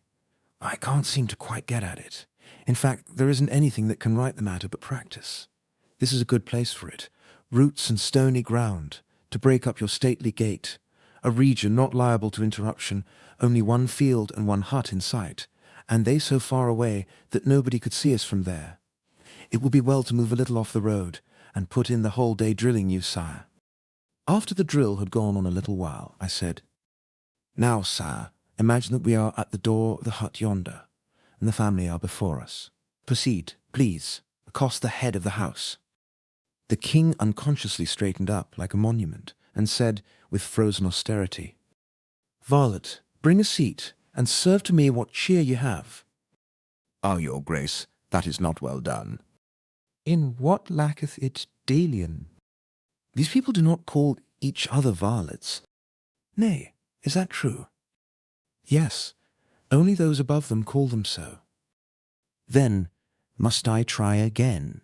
I will call him Vili." "No, for he may be a freeman." "Ah, so. Then peradventure I should call him good man." "That would answer, your grace, but it would be still better if you said friend or brother." "Brother, to dirt like that." "Ah, but we are pretending to be dirt like that too." "It is even true. I will say it. Brother, bring a seat, and thereto what cheer ye have, withal. Now 'tis right." "Not quite, not wholly right. You have asked for one, not us. For one, not both. Food for one, a seat for one. The king looked puzzled. He wasn't a very heavyweight, intellectually. His head was an hourglass. It could stow an idea, but it had to do it a grain at a time, not the whole idea at once. Would you have a seat also, and sit? If I did not sit, the man would perceive that we were only pretending to be equals, and playing the deception pretty poorly too. It is well and truly said, how wonderful is truth, come it in whatsoever unexpected form it may. Yes, he must bring out seats and food for both, and in serving us present, not ewer and napkin with more show of respect to the one than to the other.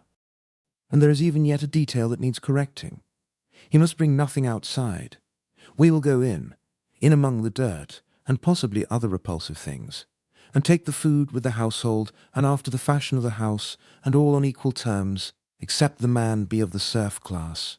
And finally, there will be no ewer and no napkin, whether he be serf or free. Please walk again, my liege. There, it is better. It is the best yet, but not perfect. The shoulders have known no ignobler burden than iron mail, and they will not stoop. Give me, then, the bag. I will learn the spirit that goeth with burdens that have not honour. It's the spirit that stoopeth the shoulders, I ween, and not the weight. For armour is heavy, yet it is a proud burden, and a man standeth straight in it.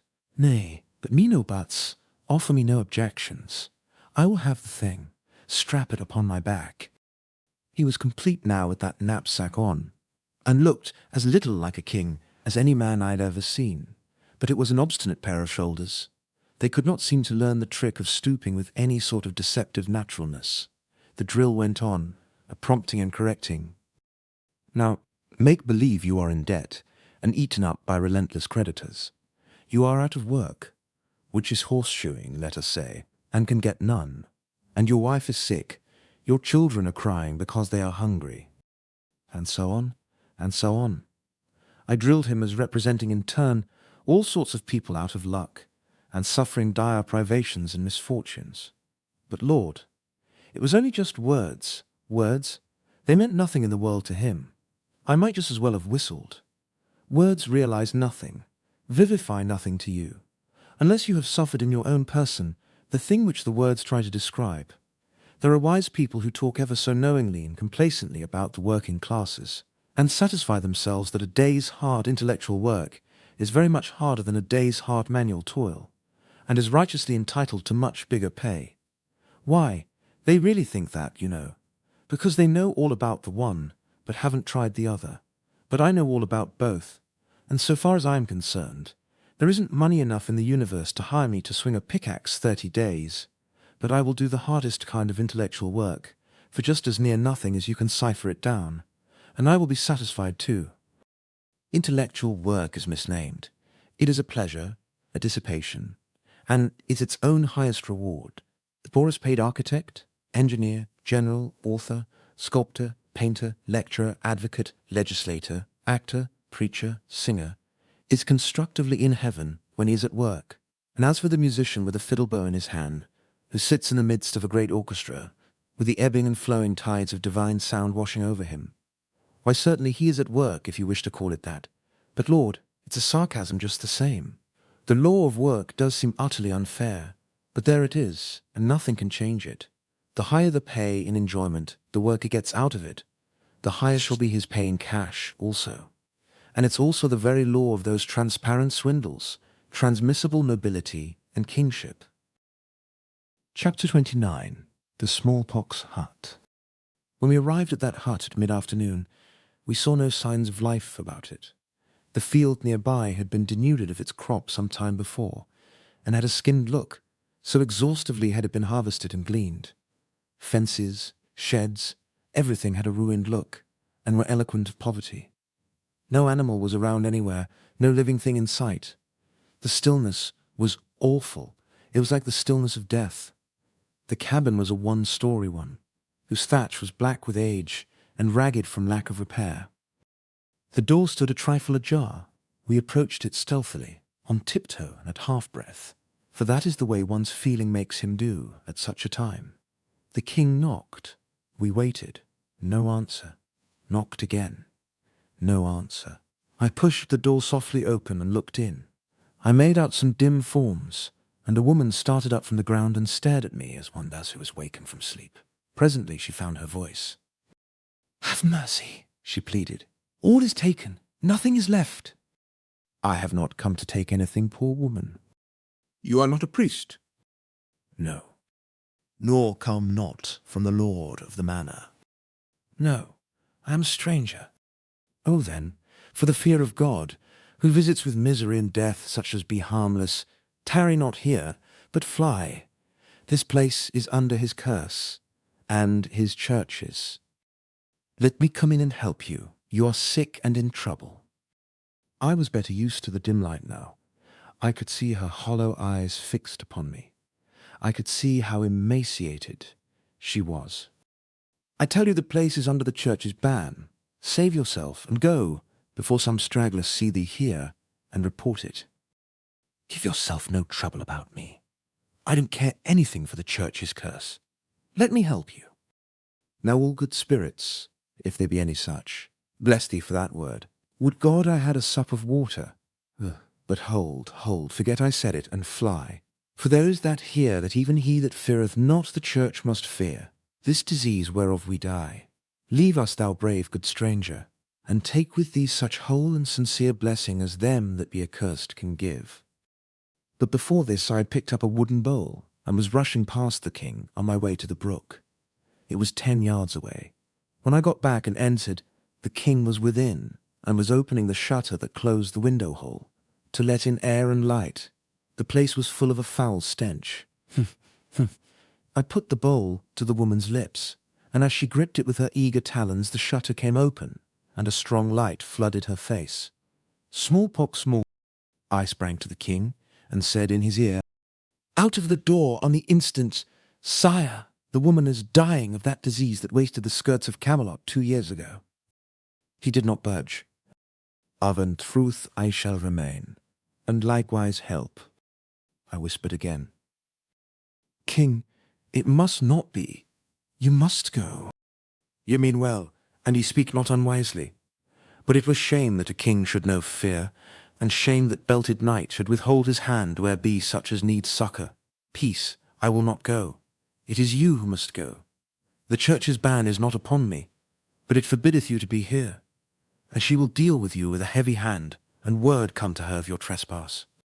It was a desperate place for him to be in, and might cost him his life, but it was no use to argue with him. If he considered his knightly honour at stake here, that was the end of argument. He would stay, and nothing could prevent it.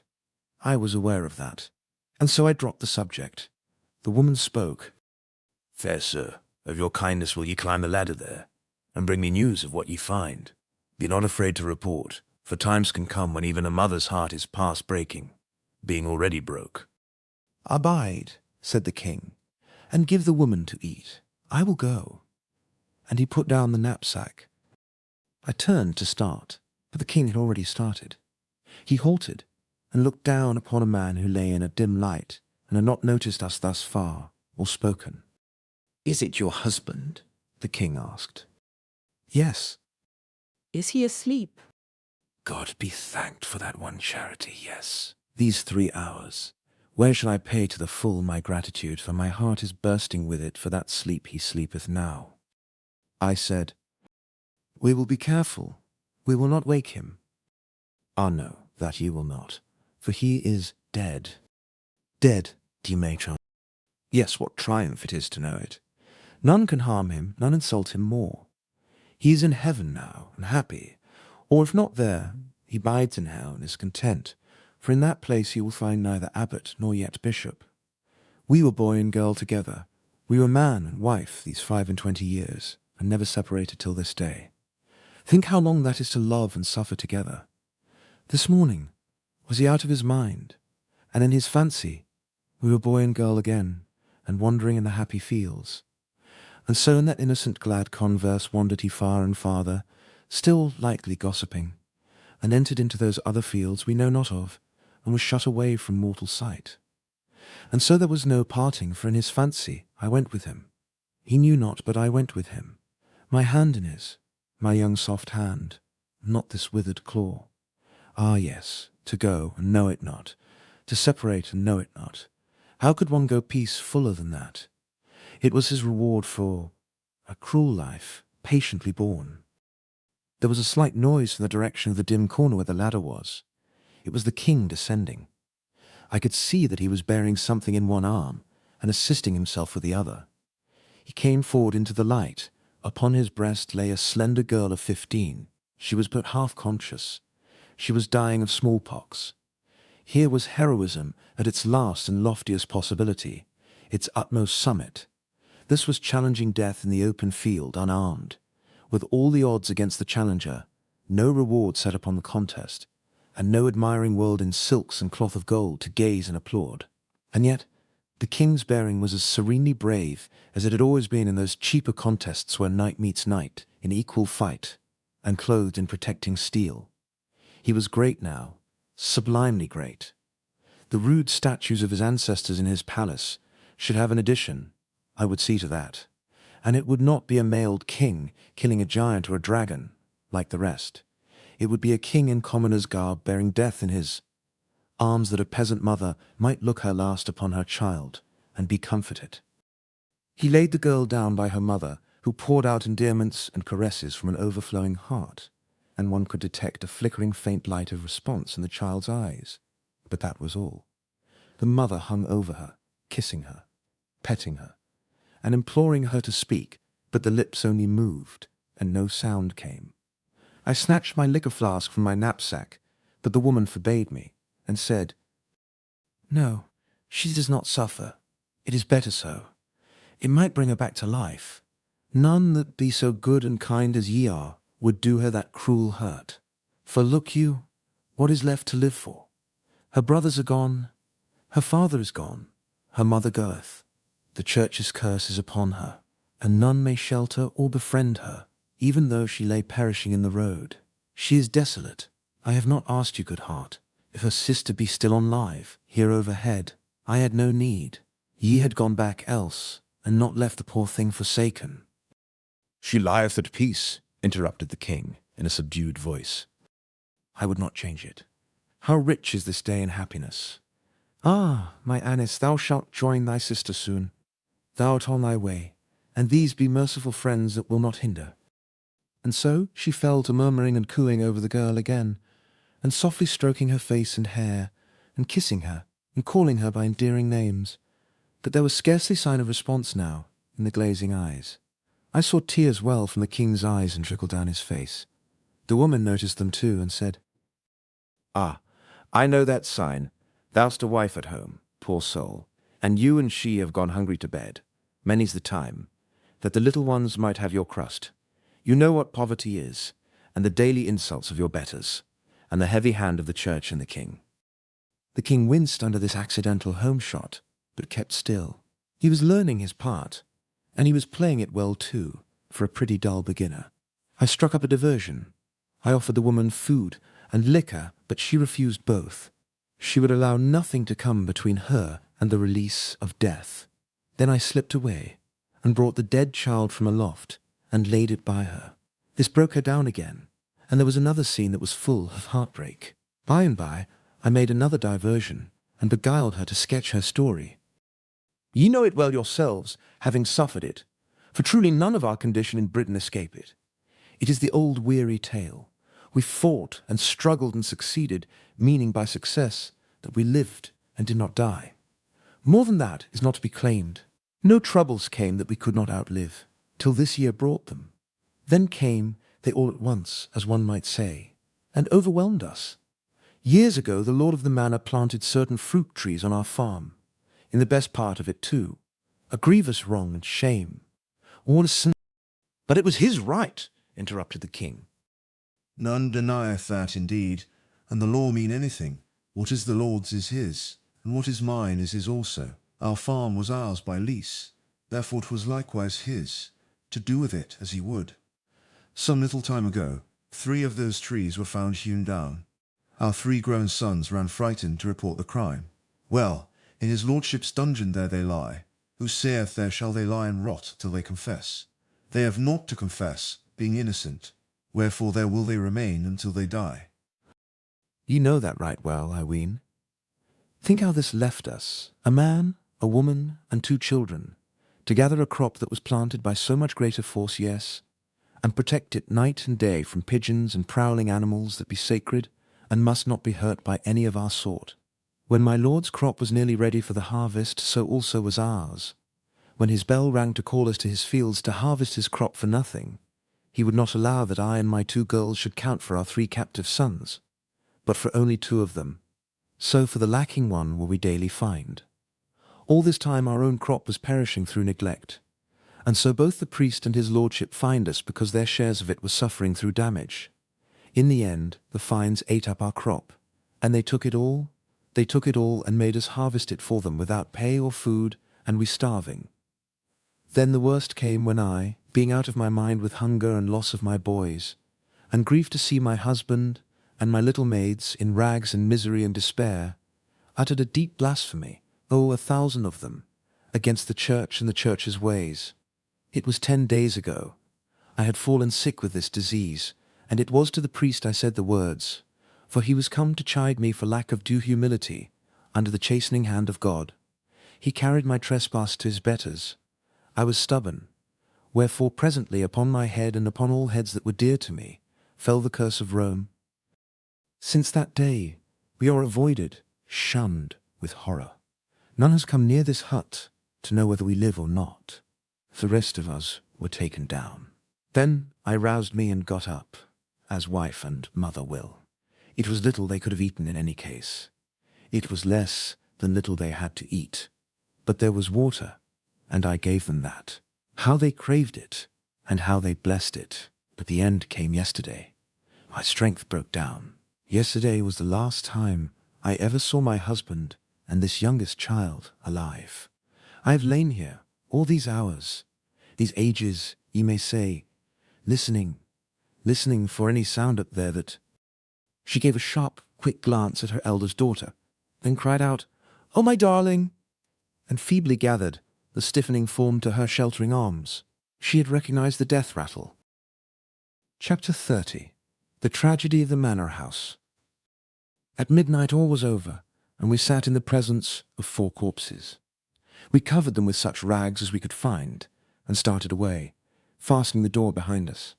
Their home must be these people's grave, for they could not have Christian burial, or be admitted to consecrated ground. They were as dogs, wild beasts, lepers, and no soul that valued its hope of eternal life would throw it away by meddling in any sort with these rebuked and smitten outcasts. We had not moved 4 steps when I caught a sound as of footsteps upon gravel. My heart flew to my throat. We must not be seen coming from that house.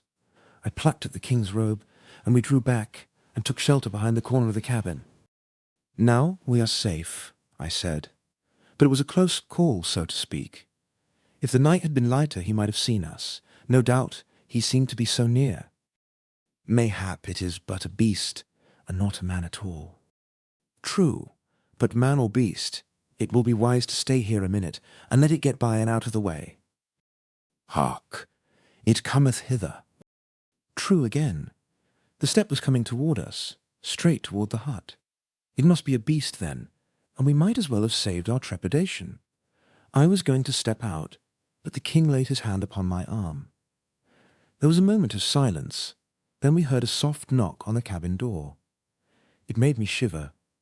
Presently the knock was repeated, and then we heard these words in a guarded voice. "Mother, father, open. We have got free, and we bring news to pale your cheeks but glad your hearts, and we may not tarry but must fly." But they answer not. "Mother, father, father." And I drew the king toward the other end of the hut and whispered, "Come, now we can get to the road."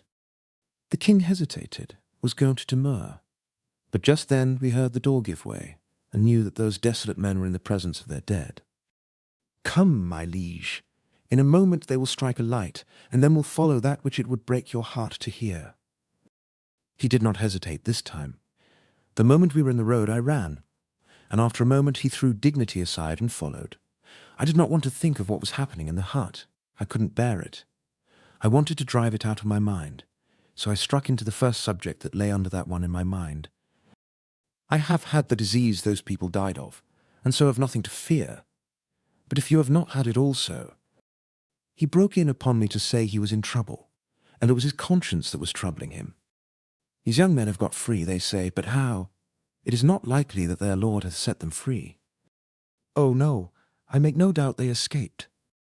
That is my trouble. I have a fear that this is so, and your suspicion doth confirm it, you having the same fear. I should not call it by that name, though. I do suspect that they escaped, but if they did, I am not sorry, certainly. I am not sorry, I think, but— So it was— What is it? What is there for one to be troubled about? If they did escape, then are we bound in duty to lay hands upon them and deliver them again to their Lord? For it is not seemly that one of his quality should suffer a so insolent and high-handed outrage from persons of their base degree. There it was again. He could see only one side of it. He was born so, educated so. His veins were full of ancestral blood that was rotten with this sort of unconscious brutality, brought down by inheritance from a long procession of hearts that had each done its share toward poisoning the stream. To imprison these men without proof, and starve their kindred, was no harm, for they were merely peasants and subject to the will and pleasure of their lord, no matter what fearful form it might take. But for these men to break out of unjust captivity was insult and outrage, and a thing not to be countenanced by any conscientious person who knew his duty to his sacred caste. I worked more than half an hour before I got him to change the subject, and even then an outside matter did it for me. This was a something which caught our eyes as we struck the summit of a small hill, a red glow, a good way off. That's a fire, said I. Fires interested me considerably, because I was getting a good deal of an insurance business started, and was also training some horses and building some steam fire engines, with an eye to a paid fire department by and by.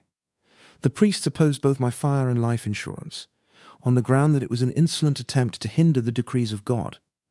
And if you pointed out that they did not hinder the decrees in the least, but only modified the hard consequences of them, if you took out policies and had luck, they retorted that that was gambling against the decrees of God, and was just as bad. So they managed to damage those industries more or less, but I got even on my accident business. As a rule, a knight is a lummox and sometimes even a labrick, and hence open to pretty poor arguments when they come glibly from a superstition monger. But even he could see the practical side of a thing once in a while. And so of late, you couldn't clean up a tournament and pile the result without finding one of my accident tickets in every helmet.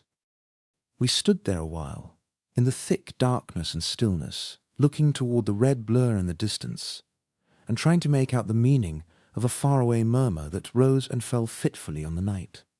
Sometimes it swelled up and for a moment seemed less remote, but when we were hopefully expecting it to betray its cause and nature, it dulled and sank again, carrying its mystery with it.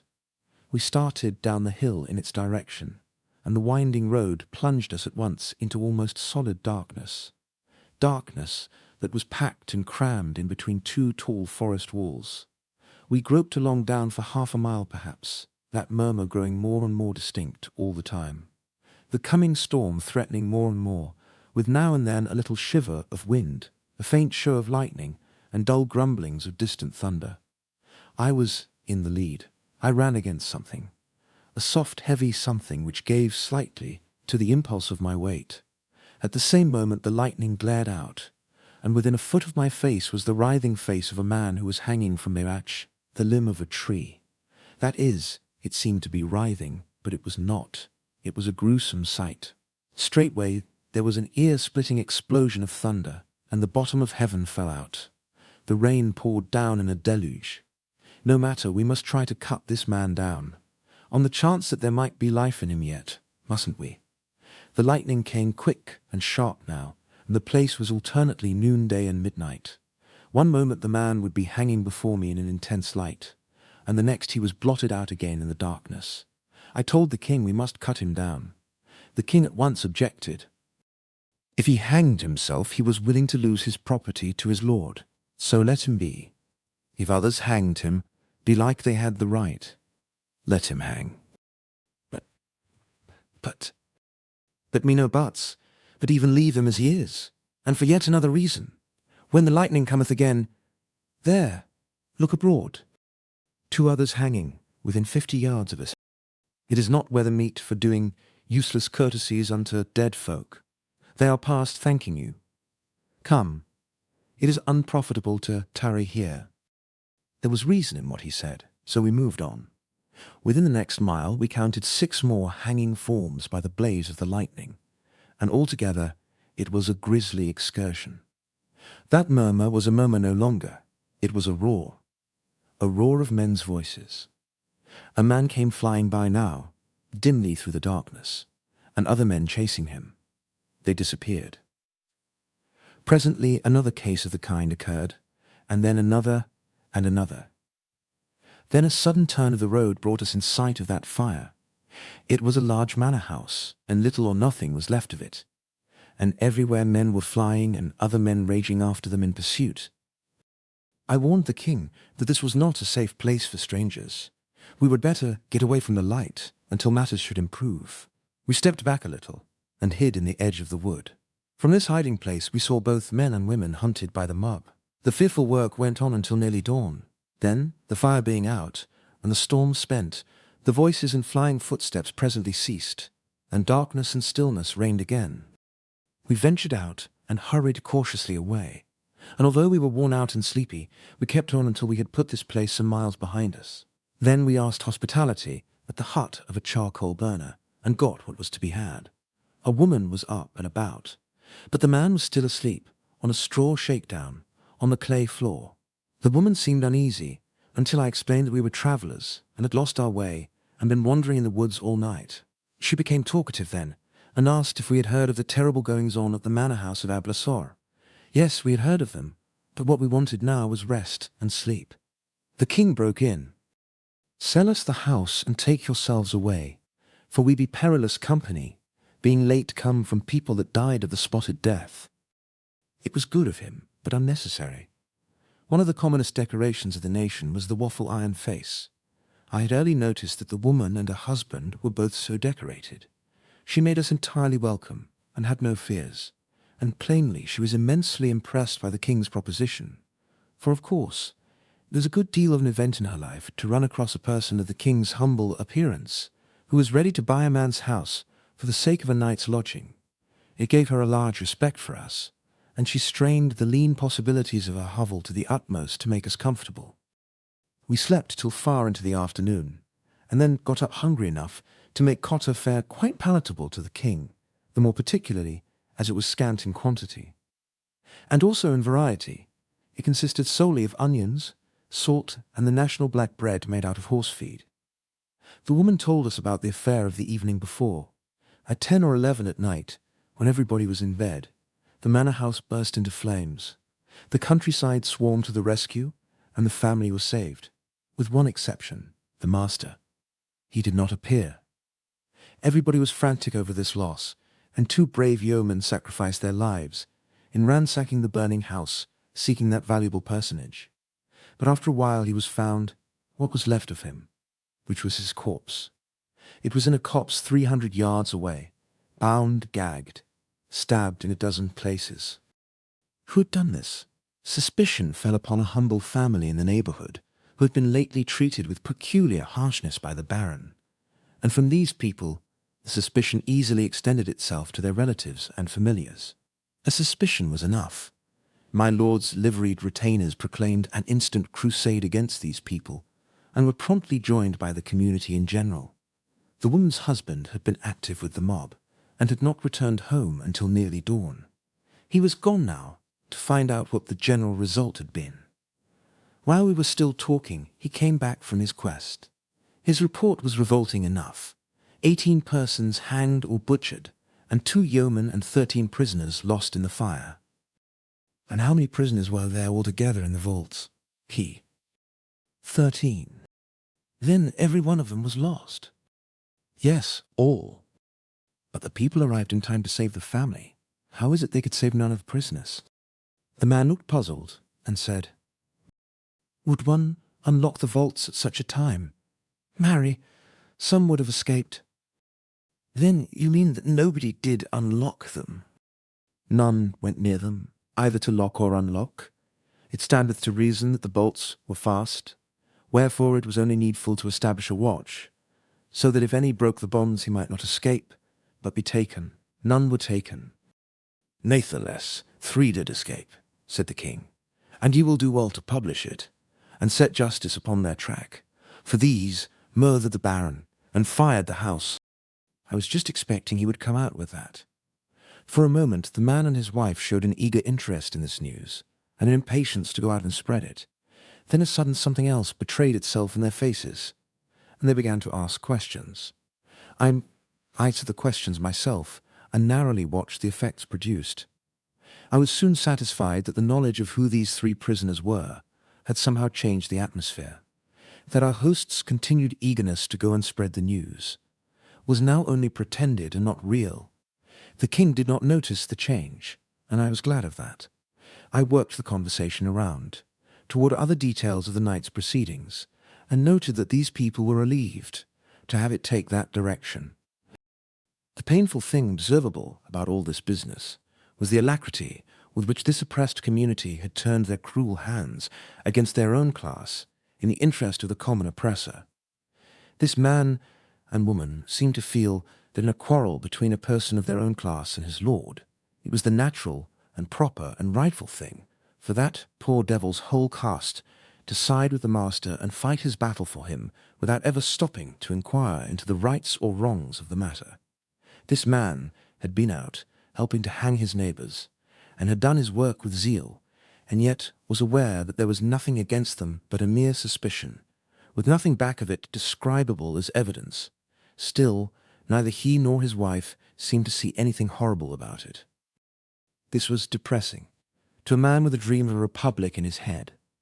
It reminded me of a time 13 centuries away, when the poor whites of our South, who were always despised and frequently insulted by the slave lords around them, and who owed their base conditions simply to the presence of slavery in their midst, were yet pusillanimously ready to side with the slave lords in all political moves for the upholding and perpetuating of slavery, and did also finally shoulder their muskets and pour out their lives in an effort to prevent the destruction of that very institution which degraded them. And there was only one redeeming feature connected with that pitiful piece of history, and that was that secretly the poor white did detest the slave lord, and did feel his own shame. That feeling was not brought to the surface, but the fact that it was there, and could have been brought out under favouring circumstances, was something. In fact, it was enough, for it showed that a man is at bottom a man, after all, even if it doesn't show on the outside. Well, as it turned out, this charcoal burner was just a twin of the southern poor white of the far future.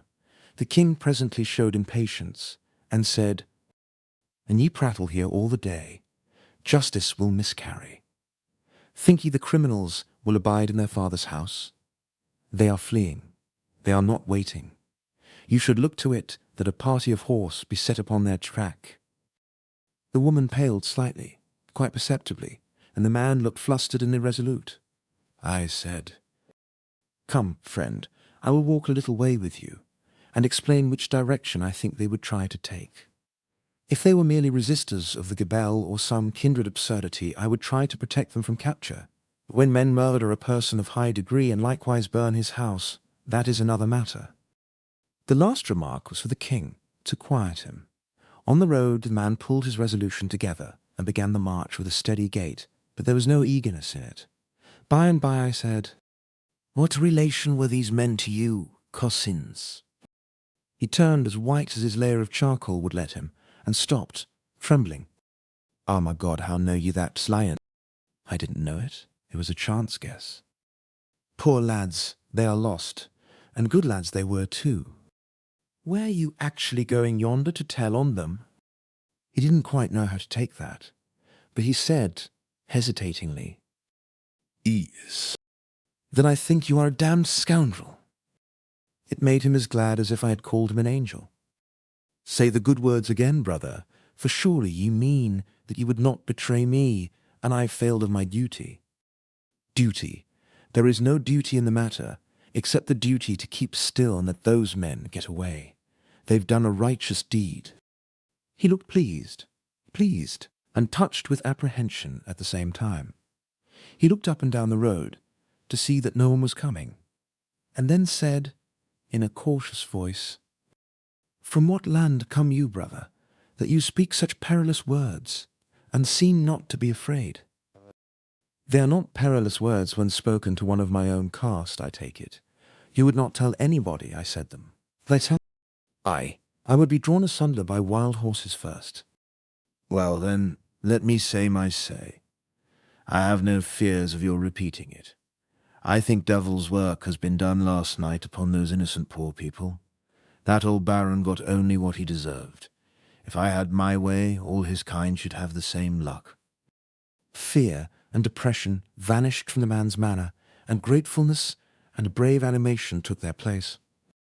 "Even though you be a spy, and your words a trap for my undoing, yet are they such refreshment that to hear them again and others like to them, I would go to the gallows happy, as having had one good feast at least in a starved life. And I will say my say now, and ye may report it, if ye be so minded. I helped to hang my neighbours, for that it were peril to my own life to show lack of zeal in the master's cause. The others helped for none other reason. All rejoice today that he is dead, but all do go about seemingly sorrowing, and shedding the hypocrite's tear. For in that lies safety. I have said the words, the only ones that have ever tasted good in my mouth, and the reward of that taste is sufficient. Lead on, and ye will, be it even to the scaffold, for I am ready." There it was, you see. A man is a man, at bottom. Whole ages of abuse and oppression cannot crush the manhood clear out of him. Whoever thinks it a mistake is himself mistaken. Yes, there is plenty good enough material for a republic in the most degraded people that ever existed. Even the Russians, plenty of manhood in them. Even the Germans, if one could but force it out of its timid and suspicious privacy. To overthrow and trample in the mud any throne that ever was set up and any nobility that ever supported it. We should see certain things yet, let us hope and believe. First, a modified monarchy, till Arthur's days were done, then the destruction of the throne, nobility abolished, every member of it bound out to some useful trade, universal suffrage instituted, and the whole government placed in the hands of the men and women of the nation there to remain. Yes, there was no occasion to give up my dream yet awhile. Chapter 31. Marco. We strolled along in a sufficiently indolent fashion now and talked. We must dispose of about the amount of time it ought to take to go to the little hamlet of Ablassor and put justice on the track of those murderers and get back home again. And meantime I had an auxiliary interest which had never paled yet, never lost its novelty for me since I had been in Arthur's kingdom, the behaviour, born of nice and exact subdivisions of caste, of chance passers-by toward each other, toward the shaven monk who trudged along with his cowl tilted back and the sweat washing down his fat jowls.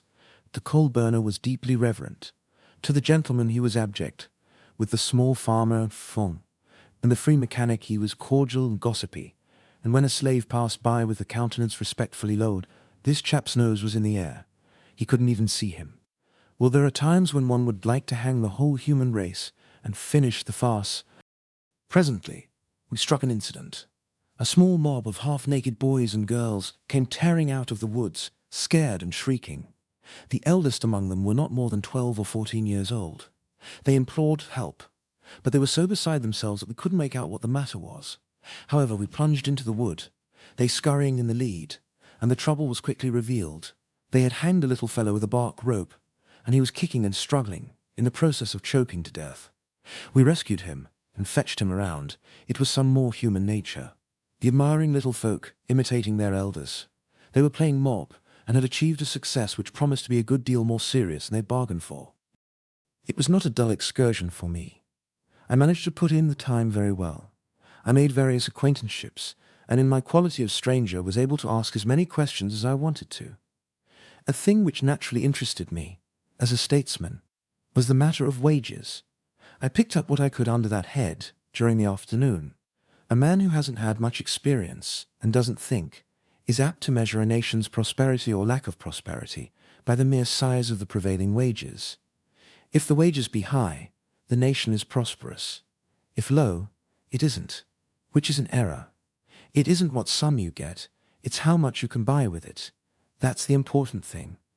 And it's that That tells whether your wages are high, in fact, or only high in name. I could remember how it was in the time of our great Civil War in the 19th century. In the North, a carpenter got $3 a day, gold valuation. In the South, he got 50, payable in Confederate shin plasters worth $1 a bushel. In the North, a suit of overalls cost $3, a day's wages. In the South, it cost 75, which was 2 days' wages. Other things were in proportion. Consequently, wages were twice as high in the North as they were in the South, because the one wage had that much more purchasing power than the other had. Yes, I made various acquaintances in the hamlet, and a thing that gratified me a good deal was to find our new coins in circulation. Lots of millrays, lots of mills, lots of cents, a good many nickels, and some silver. All this among the artisans and commonalty generally. Yes, and even some gold. But that was at the bank, that is to say, the goldsmith's. I dropped in there while Marco, the son of Marco, was haggling with the shopkeeper over a quarter of a pound of salt, and asked for change for a $20 gold piece. They furnished it, that is, after they had chewed the piece, and rung it on the counter, and tried acid on it, and asked me where I got it, and who I was, and where I was from, and where I was going to, and when I expected to get there, and perhaps a couple of hundred more questions. And when they got aground, I went right on and furnished them a lot of information voluntarily. Told them I owned a dog, and his name was Watch, and my first wife was a Free Will Baptist, and her grandfather was a Prohibitionist. And I used to know a man who had 2 thumbs on each hand, and a wart on the inside of his upper lip, and died in the hope of a glorious resurrection, and so on, and so on, and so on, till even that hungry village questioner began to look satisfied, and also a shade put out. But he had to respect a man of my financial strength, and so he didn't give me any lip. But I noticed he took it out of his underlings, which was a perfectly natural thing to do. Yes, they changed my 20, but I judged it strained the bank a little, which was a thing to be expected, for it was the same as walking into a paltry village store in the 19th century, and requiring the boss of it to change a $2,000 bill for you all of a sudden. He could do it, maybe, but at the same time he would wonder how a small farmer happened to be carrying so much money around in his pocket, which was probably this goldsmith's thought too, for he followed me to the door and stood there gazing after me, with a Russian admiration. Our new money was not only handsomely circulating, but its language was already glibly in use. That is to say, people had dropped the names of the former monies, and spoke of things as being worth so many dollars or cents or mills or millrays now. It was very gratifying. We were progressing, that was sure. I got to know several master mechanics, but about the most interesting fellow among them was the blacksmith. Dowley. He was a live man and a brisk talker, and had 2 journeymen and 3 apprentices, and was doing a raging business. In fact, he was getting rich, hand over fist, and was vastly respected. Marco was very proud of having such a man for a friend. He had taken me there, ostensibly to let me see the big establishment which bought so much of his charcoal, but really to let me see what easy and almost familiar terms he was on with this great man. Dowley and I fraternized at once. I had had just such picked men, splendid fellows, under me in the Colt Arms factory. I was bound to see more of him, so I invited him to come out to Marco's Sunday and dine with us. Marco was appalled and held his breath, and when the grandee accepted, he was so grateful that he almost forgot to be astonished at the condescension. Marco's joy was exuberant, but only for a moment. Then he grew thoughtful, then sad. And when he heard me tell Dowley I should have Dickon, the boss mason, and Smug, the boss wheelwright, out there too, the coal dust on his face turned to chalk, and he lost his grip. But I knew what was the matter with him. It was the expense. He saw ruin before him.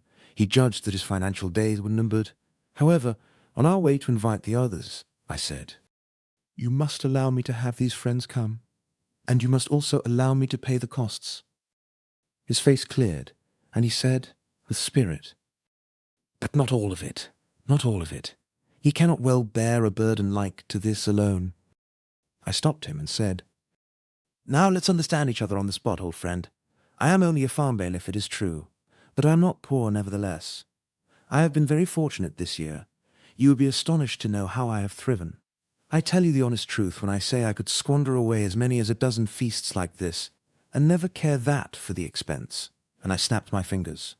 I could see myself rise a foot at a time in Marco's estimation, and when I fetched out those last words, I was become a very tower for style and altitude.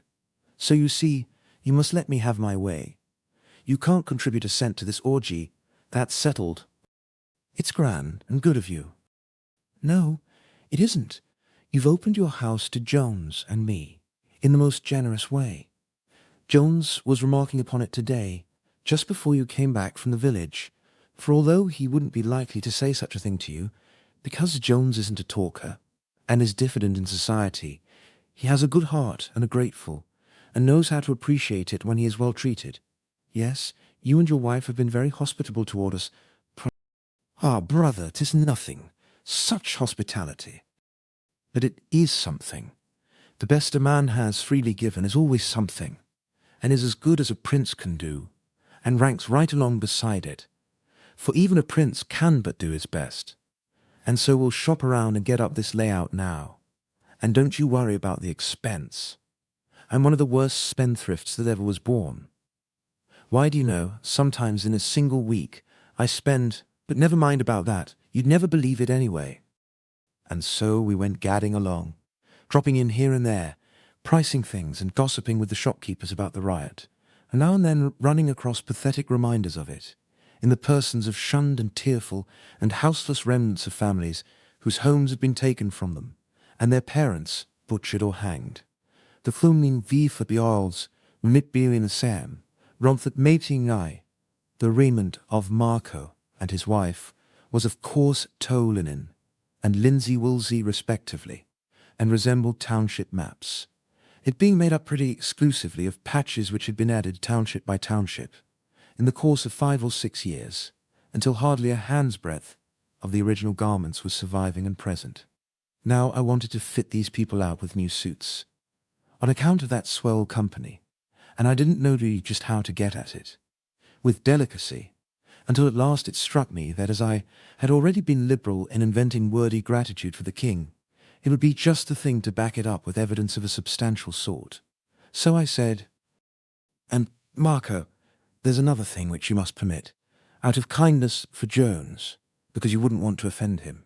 He was very anxious to testify his appreciation in some way, but he is so diffident he couldn't venture it himself, and so he begged me to buy some little things and give them to you and Dame Phyllis, and let him pay for them without your ever knowing they came from him. You know how a delicate person feels about that sort of thing. And so I said I would, and we would keep mum. Well, his idea was a new outfit of clothes for you both. Oh, it is wastefulness. It may not be, brother, it may not be. Consider the vastness of the sum. Hang the vastness of the sum. Try to keep quiet for a moment and see how it would seem. A body can't get in a word edgeways, you talk so much. You ought to cure that, Marco. It isn't good form, you know, and it will grow on you if you don't check it. Yes, we'll step in here now and price this man's stuff. And don't forget to remember to not let on to Jones that you know he had anything to do with it.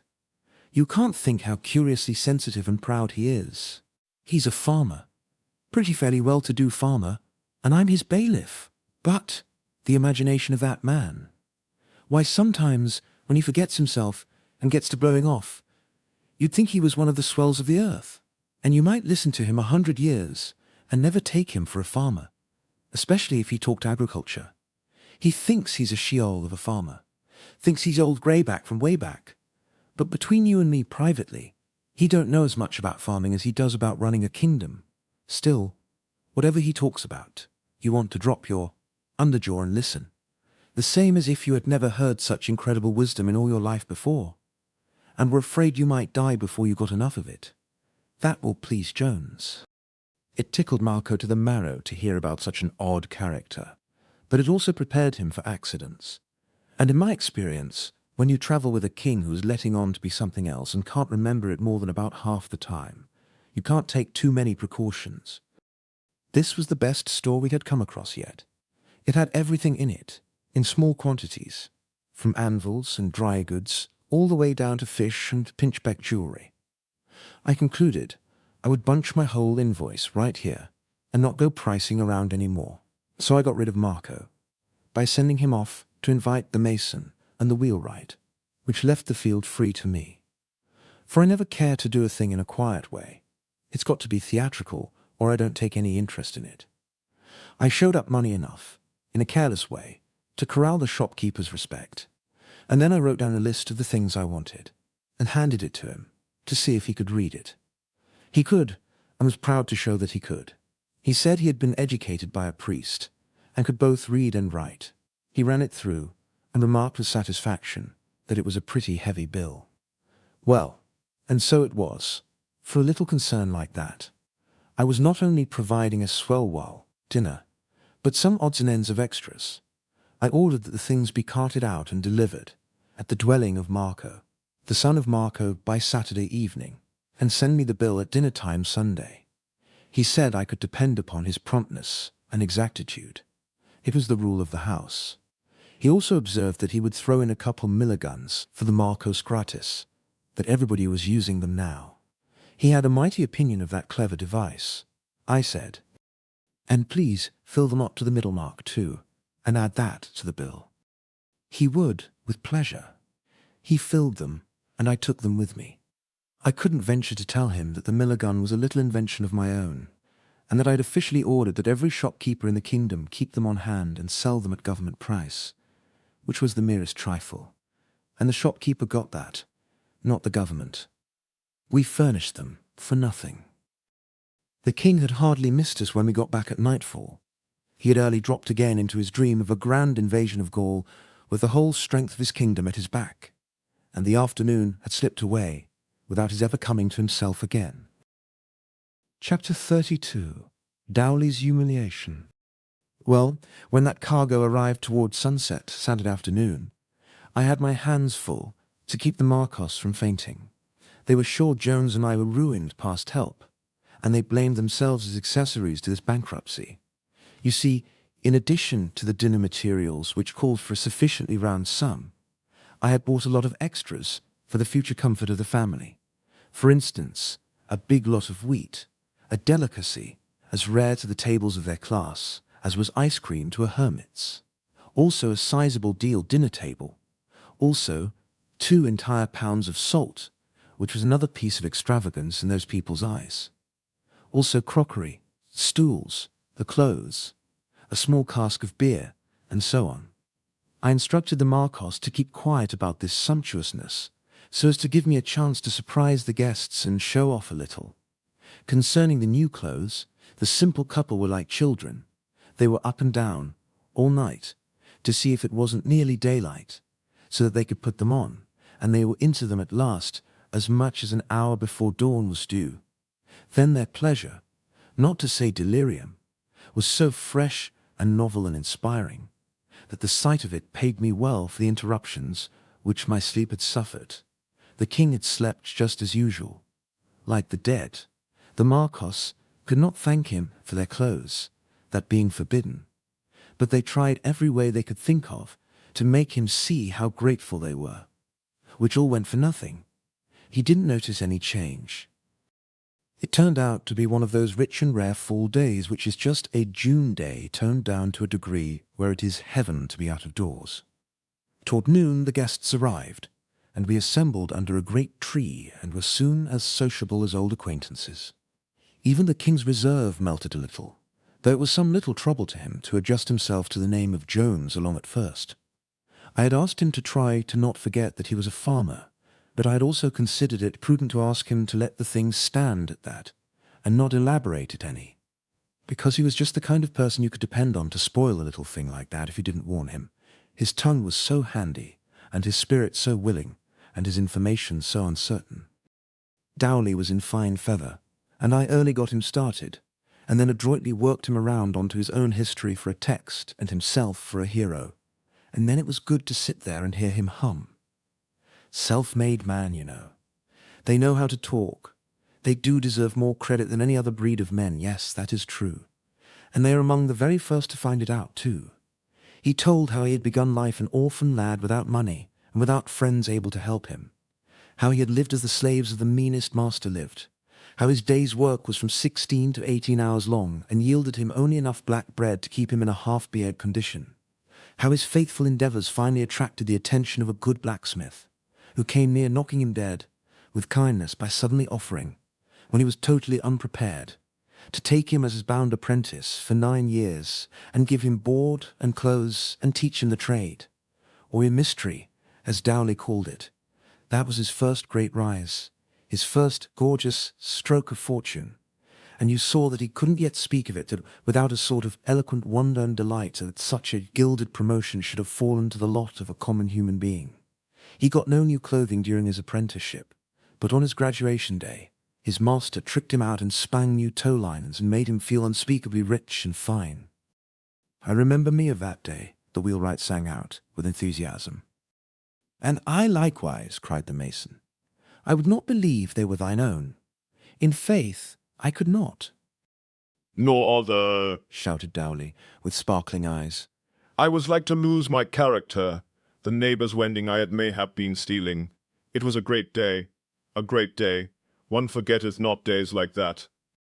Yes, and his master was a fine man, and prosperous, and always had a great feast of meat twice in the year, and with it white bread, true wheaten bread. In fact, lived like a lord, so to speak. And in time Dowley succeeded to the business, and married the daughter. "And now consider what has come to pass," said he, impressively. "2 times in every month there is fresh meat upon my table." He made a pause here, to let that fact sink home, then added, "and 8 times salt meat." "It is even true," said the wheelwright, with bated breath.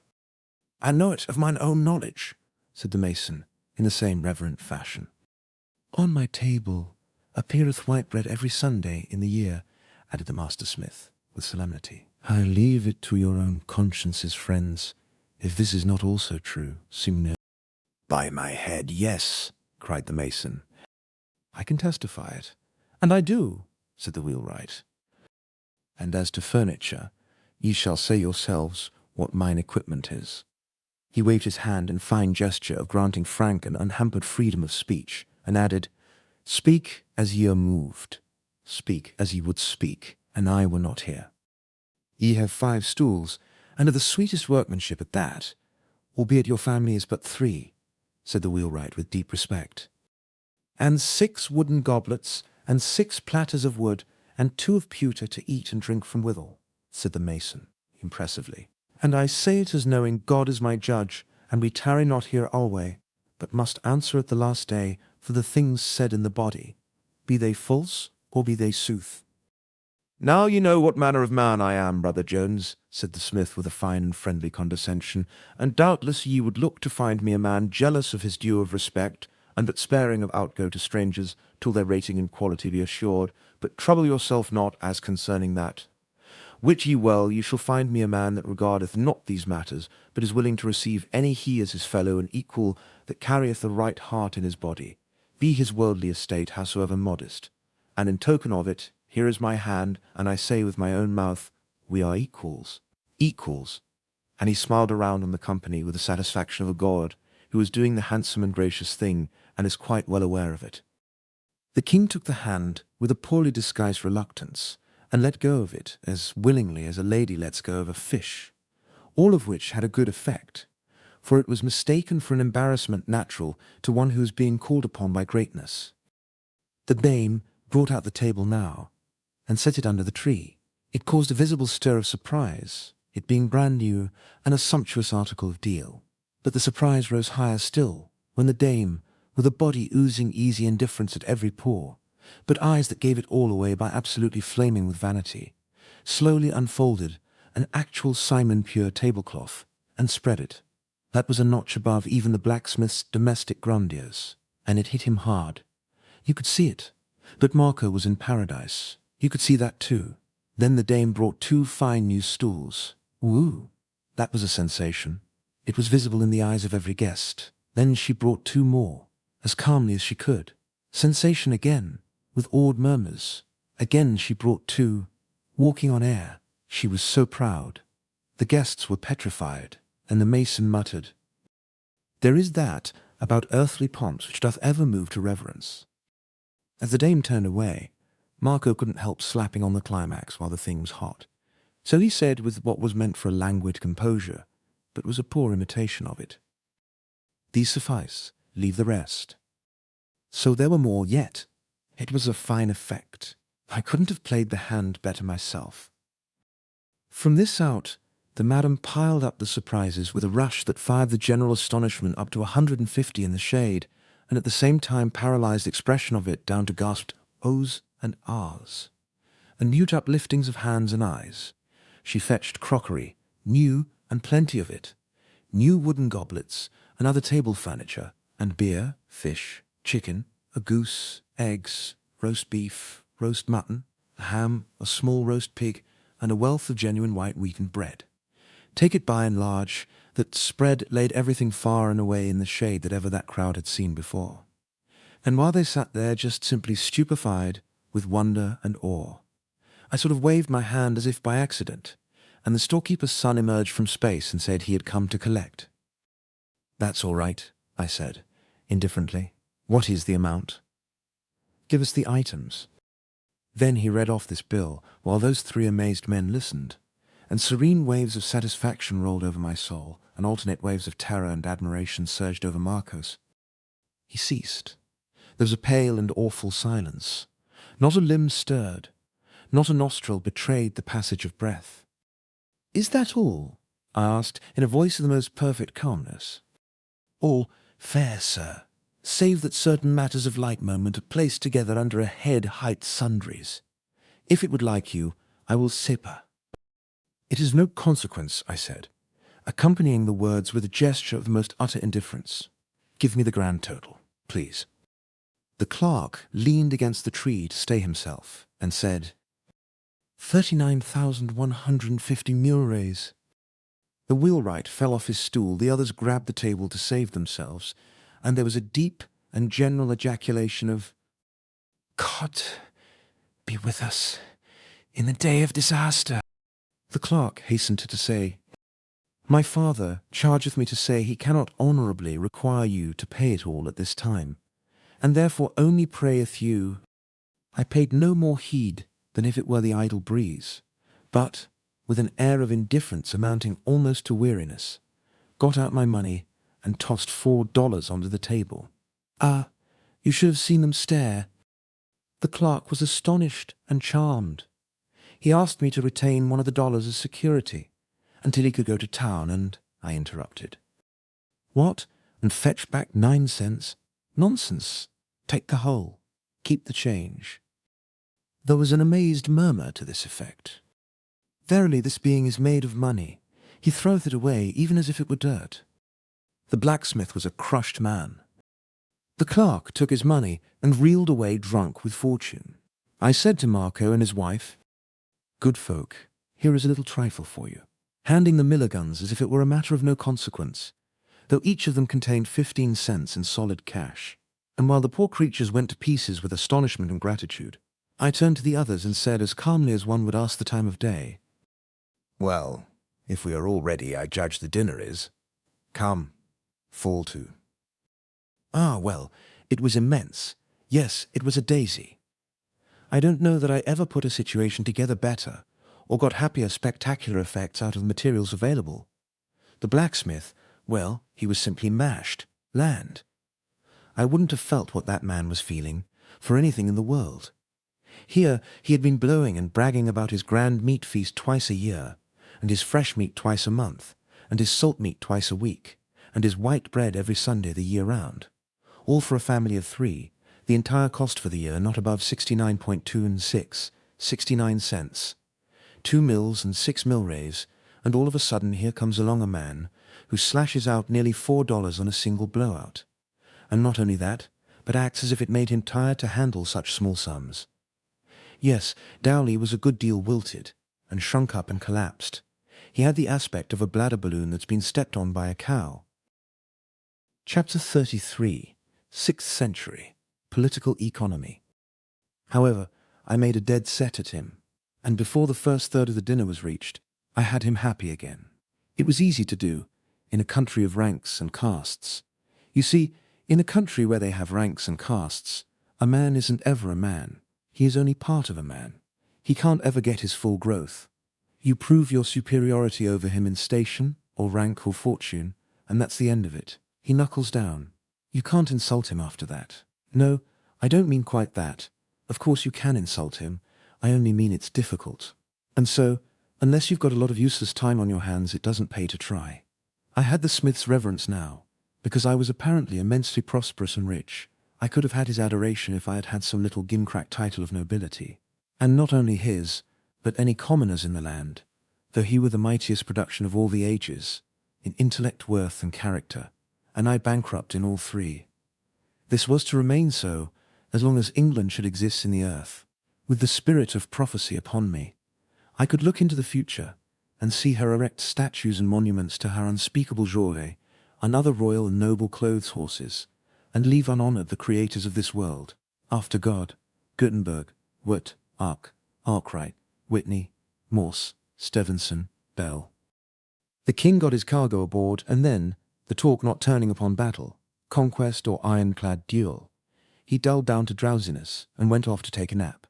Mrs. Marco cleared the table, placed the beer keg handy, and went away to eat her dinner of leavings in humble privacy, and the rest of us soon drifted into matters near and dear to the hearts of our sort.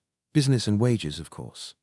At a first glance, things appeared to be exceeding prosperous in this little tributary kingdom, whose lord was King Bagdemagus, as compared with the state of things in my own region. They had the protection system in full force here, whereas we were working along, down toward free trade by easy stages, and were now about halfway. Before long, Dowley and I were doing all the talking, the others hungrily listening. Dowley warmed to his work, snuffed an advantage in the air, and began to put questions which he considered pretty awkward ones for me, and they did have something of that look. In your country, brother, what is the wage of a master bailiff, master hind, carter, shepherd, swineherd?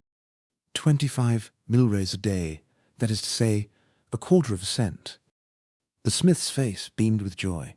He said, "With us they are allowed the double of it. And what may a mechanic get? Carpenter, dauber, mason, painter, blacksmith, wheelwright, and the like. On the average, 50 milrays, half a cent a day." "Oh, with us they are allowed 100.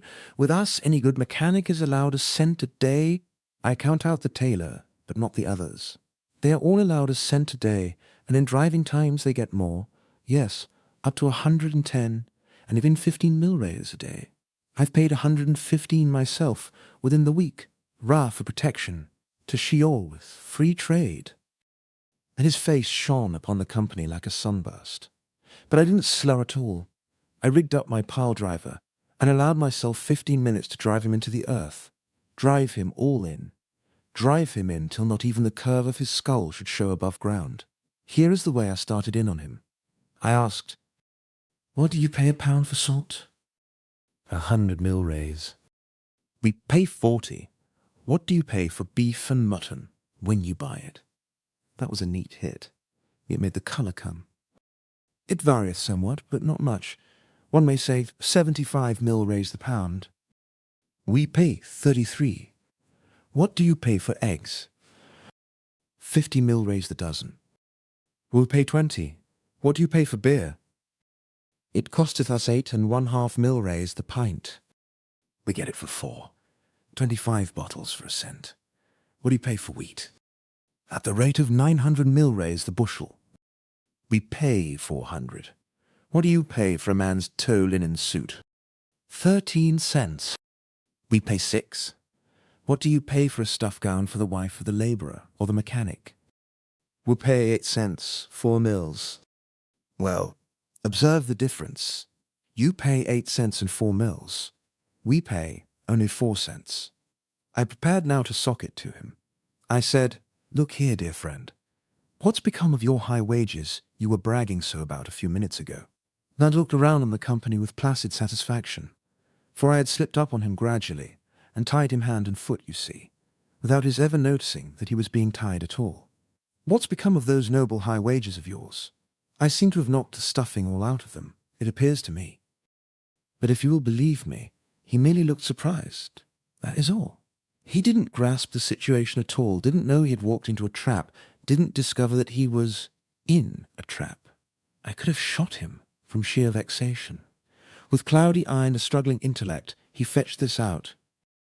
Marry, I seem not to understand. It is proved that our wages be double thine. How then may it be that thou's knocked there from the stuffing? And miscall not the wonderly word, this being the first time under grace and providence of God it hath been granted me to hear it. Well, I was stunned, partly with this unlooked-for stupidity on his part, and partly because his fellows so manifestly sided with him, and were of his mind, if you might call it mind. My position was simple enough, plain enough. How could it ever be simplified more? However, I must try. Why, look here, Brother Dowley, don't you see, your wages are merely higher than ours in name, not in fact. Hear him, they are the double. You have confessed it yourself. Yes, yes, I don't deny that at all. But that's got nothing to do with it. The amount of the wages in mere coins, with meaningless names attached to them to know them by, has got nothing to do with it. The thing is, how much can you buy with your wages? That's the idea. While it is true that with you a good mechanic is allowed about $3.50 a year, and with us only about $1.75. There, you're confessing it again, you're confessing it again.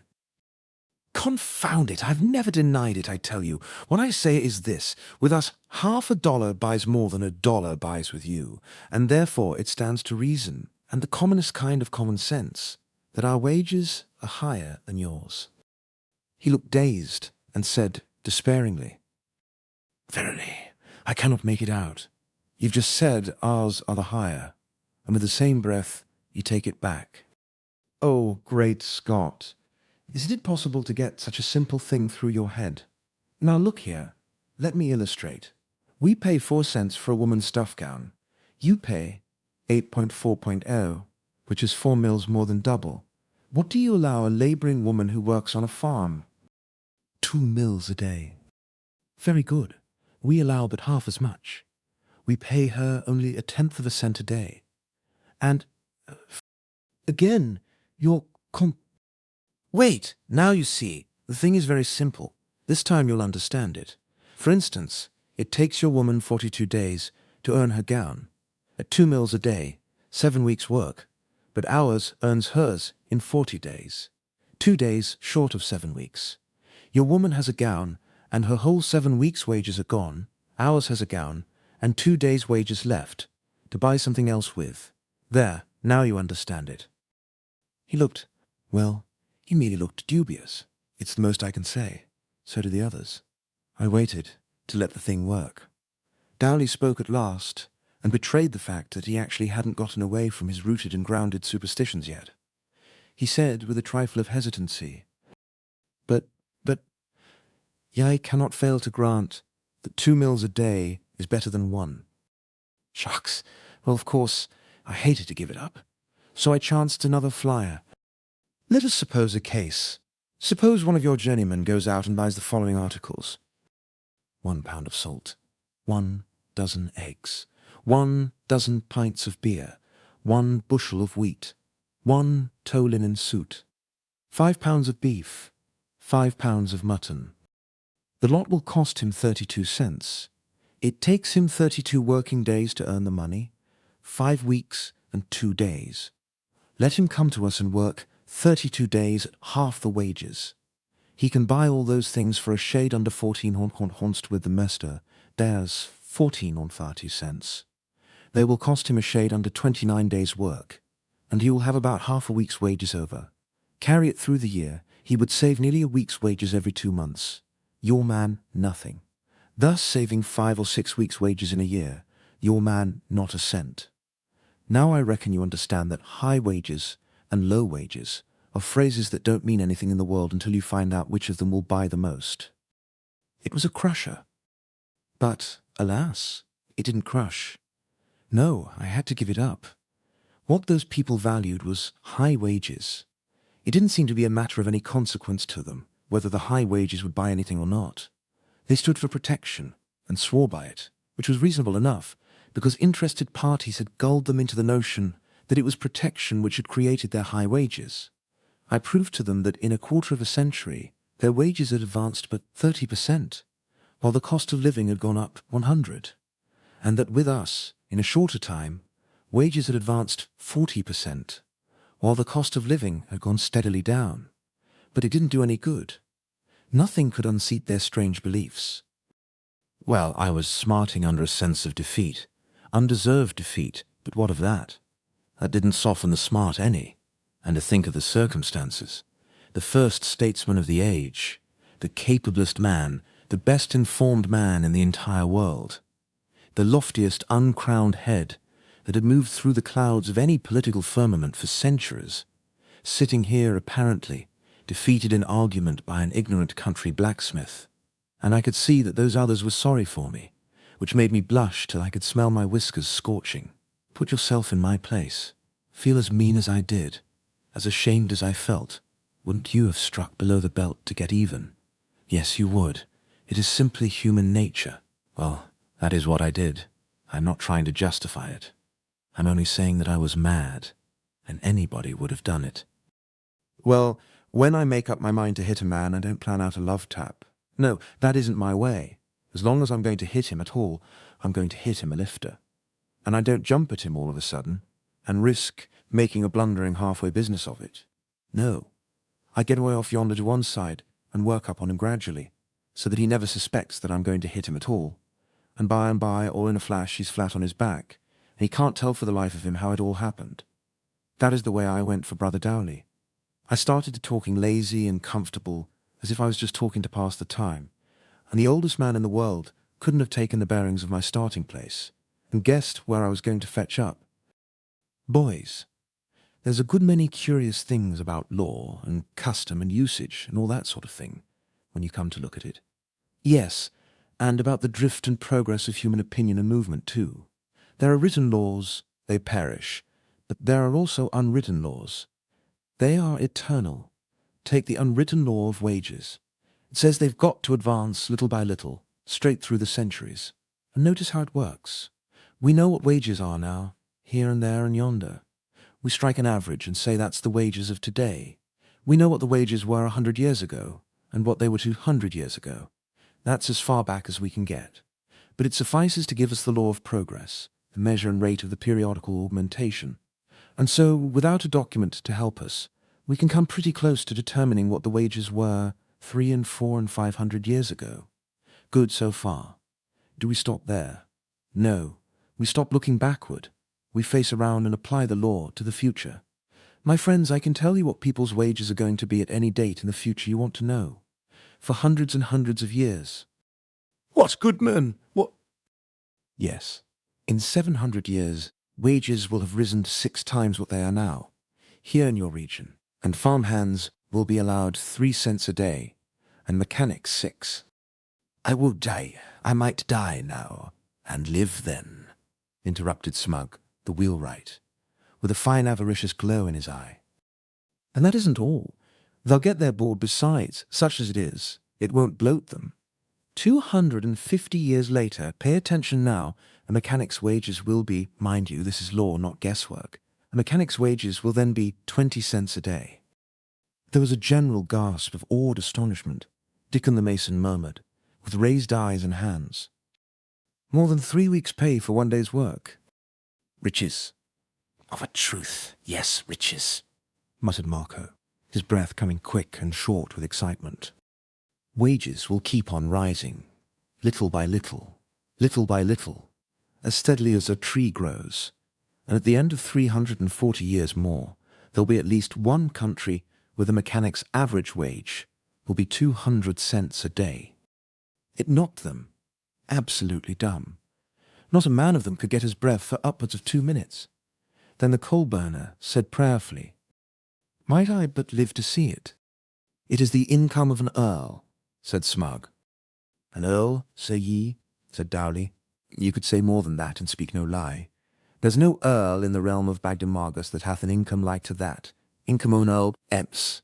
It's the income of an angel. Now then, that is what is going to happen as regards wages. In that remote day, that man will earn with 1 week's work that bill of goods which it takes you upwards of 50 weeks to earn now. Some other pretty surprising things are going to happen too.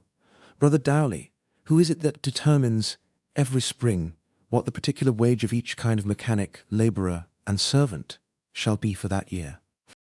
Sometimes the courts, sometimes the town council, but most of all the magistrate. You may say in general terms, it is the magistrate that fixes the wages. Doesn't ask any of those poor devils to help him fix their wages for them, does he? That were an idea. The master that's to pay him the money is the one that's rightly concerned in that matter, you will notice. Yes, but I thought the other man might have some little trifle at stake in it too, and even his wife and children, poor creatures. The masters are these, nobles, rich men, the prosperous generally. These few, who do no work, determine what pay the vast hive shall have who do work. You see, they're a combine, a trade union, to coin a new phrase, who band themselves together to force their lowly brother to take what they choose to give.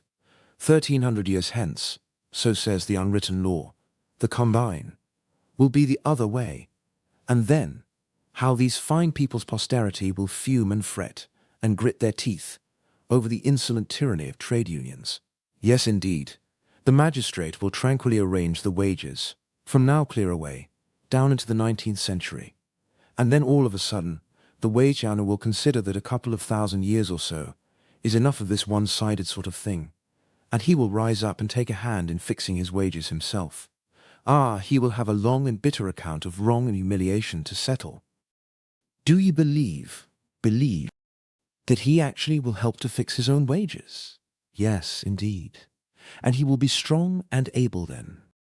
Brave times of a truth, sneered the prosperous smith. Oh, and there's another detail. In that day, a master may hire a man for only just one day, or 1 week, or 1 month at a time, if he wants to. What? It's true.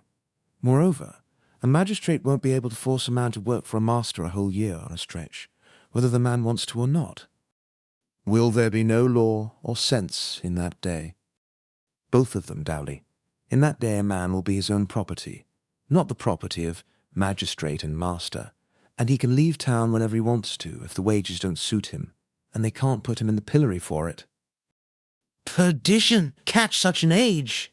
Shouted Dowley in strong indignation. An age of dogs, an age barren of reverence for superiors and respect for authority. The pillory. Oh, wait, brother. Say no good word for that institution. I think the pillory ought to be abolished. A most strange idea. Well, I'll tell you why. Is a man ever put in the pillory for a capital crime? No. Is it right to condemn a man to a slight punishment for a small offence and then kill him? There was no answer. I had scored my first point. For the first time, the smith wasn't up and ready. The company noticed it. Good effect. You don't answer, brother. You were about to glorify the pillory a while ago, and shed some pity on a future age that isn't going to use it. I think the pillory ought to be abolished. What usually happens when a poor fellow is put in the pillory for some little offence that didn't amount to anything in the world? The mob try to have some fun with him, don't they? Yes. They begin by clodding him, and they laugh themselves to pieces to see him try to dodge one clod and get hit with another. Yes. Then they throw dead cats at him, don't they? Yes. Well, then suppose he has a few personal enemies in that mob, and here and there a man or a woman with a secret grudge against him, and suppose especially that he is unpopular in the community, for his pride, or his prosperity, or one thing or another. Stones and bricks take the place of clods and cats presently, don't they? There is no doubt of it. As a rule he is crippled for life, isn't he? Jaws broken, teeth smashed out, or legs mutilated, gangrened, presently cut off, or an eye knocked out, maybe both eyes. It is true, God knoweth it. And if he is unpopular, he can depend on dying, right there in the stocks, can't he? He surely can. One may not deny it. I take it none of you are unpopular, by reason of pride or insolence, or conspicuous prosperity, or any of those things that excite envy and malice among the base scum of a village. You wouldn't think it much of a risk to take a chance in the stocks. Dowley winced, visibly. I judged he was hit, but he didn't betray it by any spoken word. As for the others, they spoke out plainly and with strong feeling. They said they had seen enough of the stocks to know what a man's chance in them was, and they would never consent to enter them if they could compromise on a quick death by hanging. Well, to change the subject, for I think I've established my point that the stocks ought to be abolished. I think some of our laws are pretty unfair. For instance, if I do a thing which ought to deliver me to the stocks, and you know I did it, and yet keep still and don't report me, you will get the stocks if anybody informs on you. Ah, but that would serve you but right, said Dowley, for you must inform. So saith the law. The others coincided. Well, all right, let it go, since you vote me down. But there's one thing which certainly isn't fair. The magistrate fixes a mechanic's wage at 1 cent a day, for instance. The law says that if any master shall venture, even under utmost press of business, to pay anything over that cent a day, even for a single day, he shall be both fined and pilloried for it. And whoever knows he did it and doesn't inform, they also shall be fined and pilloried. Now it seems to me unfair, Dowley, and a deadly peril to all of us, that because you thoughtlessly confessed a while ago that within a week you've paid 1 cent and 15 mil. Oh, I tell you it was a smasher. You ought to have seen them to go to pieces, the whole gang. I had just slipped up on poor smiling and complacent Dowley so nice and easy and softly that he never suspected anything was going to happen till the blow came crashing down and knocked him all to rags. A fine effect. In fact, as fine as any I ever produced, with so little time to work it up in. But I saw in a moment that I had overdone the thing a little. I was expecting to scare them, but I wasn't expecting to scare them to death. They were mighty near it, though. You see, they had been a whole lifetime learning to appreciate the pillory, and to have that thing staring them in the face, and every one of them distinctly at the mercy of me, a stranger. If I chose to go and report, well, it was awful, and they couldn't seem to recover from the shock. They couldn't seem to pull themselves together, pale, shaky, dumb, pitiful. Why, they weren't any better than so many dead men. It was very uncomfortable. Of course, I thought they would appeal to me to keep mum, and then we would shake hands and take a drink all round and laugh it off, and there an end. But no, you see, I was an unknown person, among a cruelly oppressed and suspicious people, a people always accustomed to having advantage taken of their helplessness, and never expecting just or kind treatment from any but their own families and very closest intimates. Appealed to me to be gentle, to be fair, to be generous. Of course they wanted to, but they couldn't dare. Chapter 34. The Yankee and the King sold as slaves. Well, what had I better do? Nothing in a hurry, sure. I must get up a diversion. Anything to employ me while I could think, and while these poor fellows could have a chance to come to life again. There sat Marco, petrified in the act of trying to get the hang of his miller gun, turned to stone, just in the attitude he was in when my pile driver fell, the toy still gripped in his unconscious fingers. So I took it from him and proposed to explain its mystery. Mystery? A simple little thing like that, and yet it was mysterious enough. For that race and that age, I never saw such an awkward people, with machinery. You see, they were totally unused to it. The miller gun was a little double-barreled tube of toughened glass, with a neat little trick of a spring to it, which upon pressure would let the shot escape. But the shot wouldn't hurt anybody. It would only drop into your hand. In the gun were 2 sizes, wee mustard seed shot, and another sort that was several times larger. They were money. The mustard seed shot represent milrays, the larger ones, mills. So the gun was a purse, and very handy too.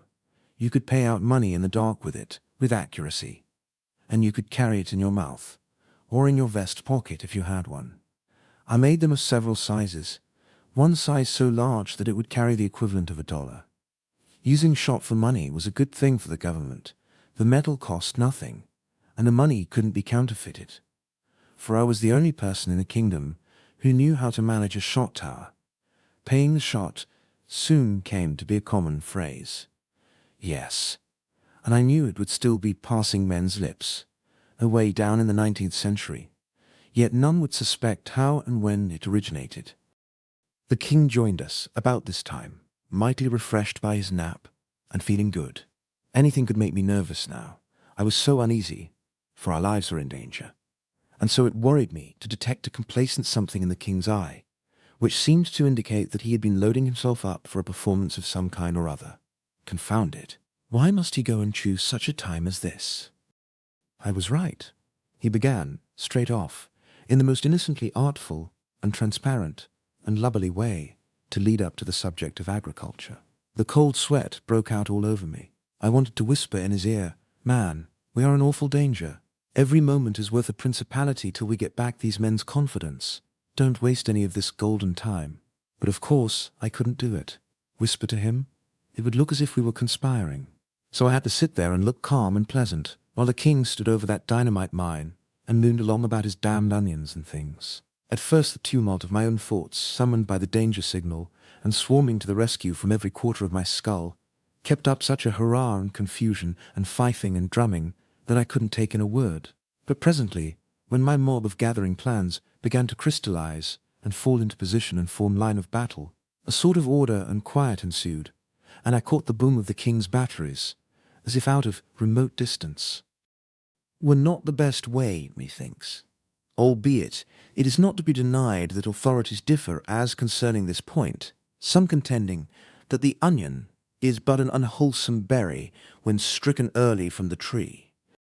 The audience showed signs of life, and sought each other's eyes in a surprised and troubled way, while as others do yet maintain, with much show of reason, that this is not of necessity the case, instancing that plums and other like cereals do be always dug in the unripe state.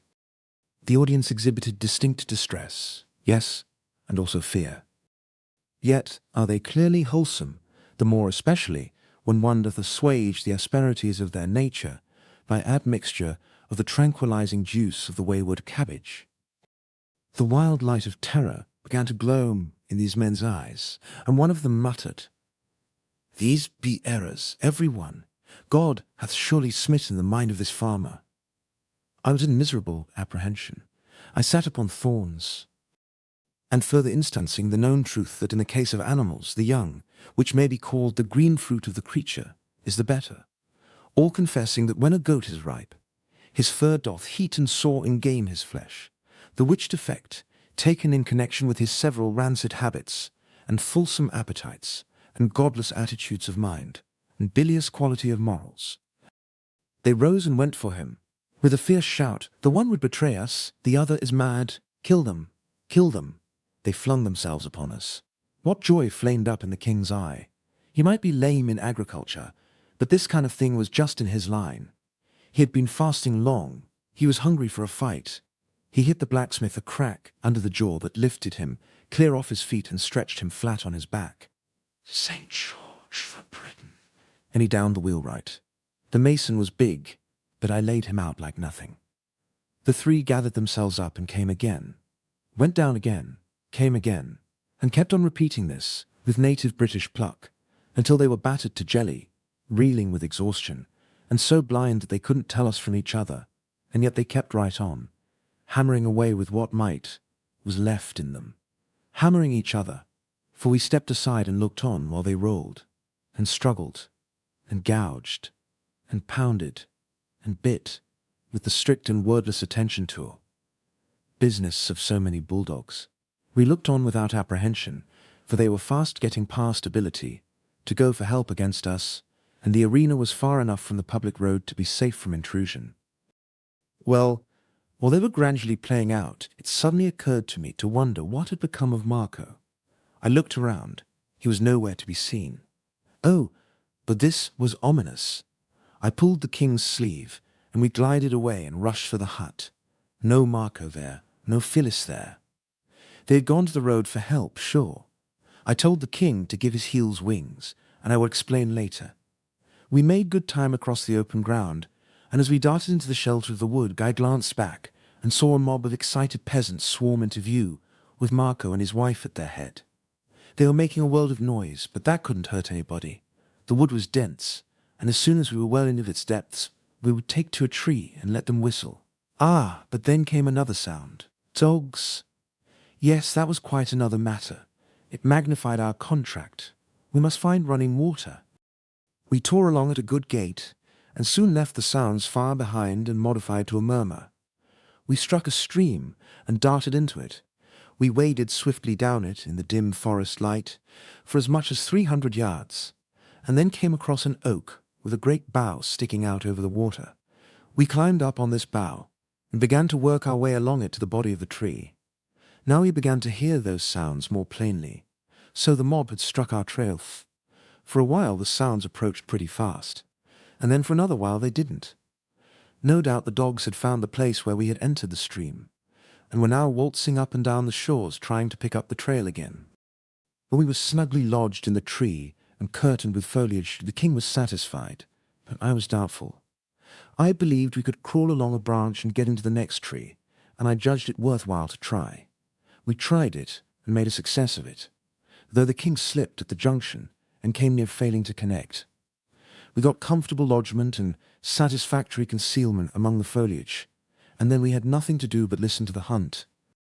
Presently we heard it coming, and coming on the jump too, yes, and down both sides of the stream.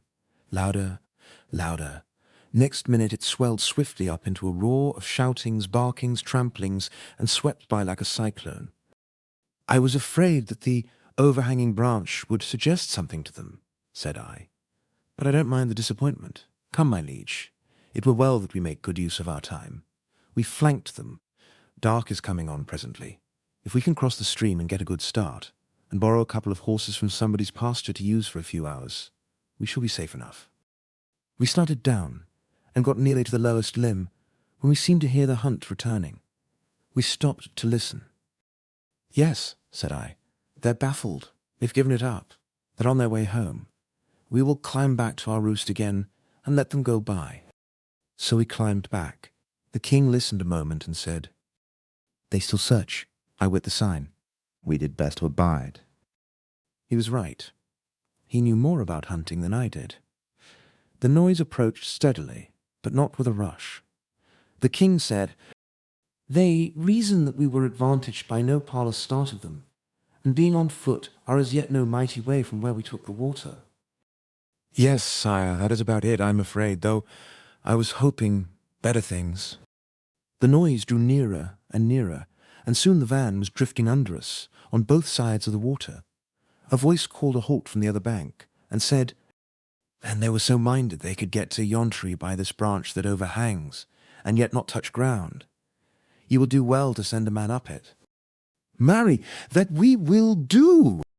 I was obliged to admire my acuteness in foreseeing this very thing, and swapping trees to beat it.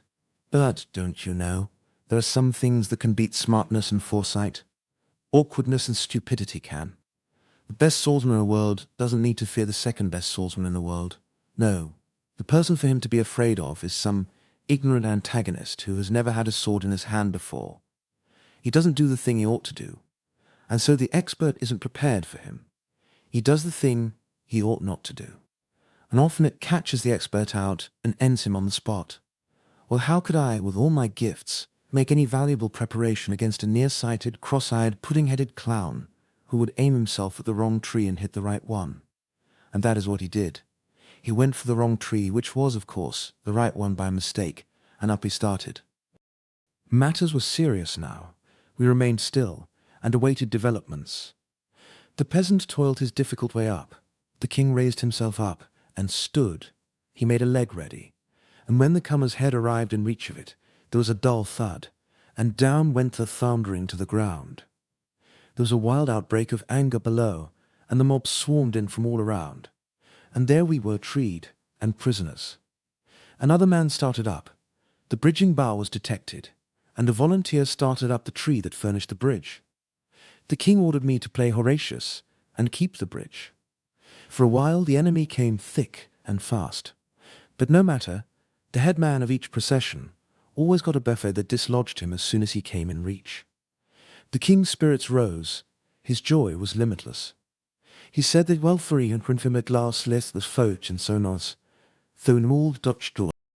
However, the mob soon came to that conclusion themselves, wherefore they called off the assault and began to debate other plans.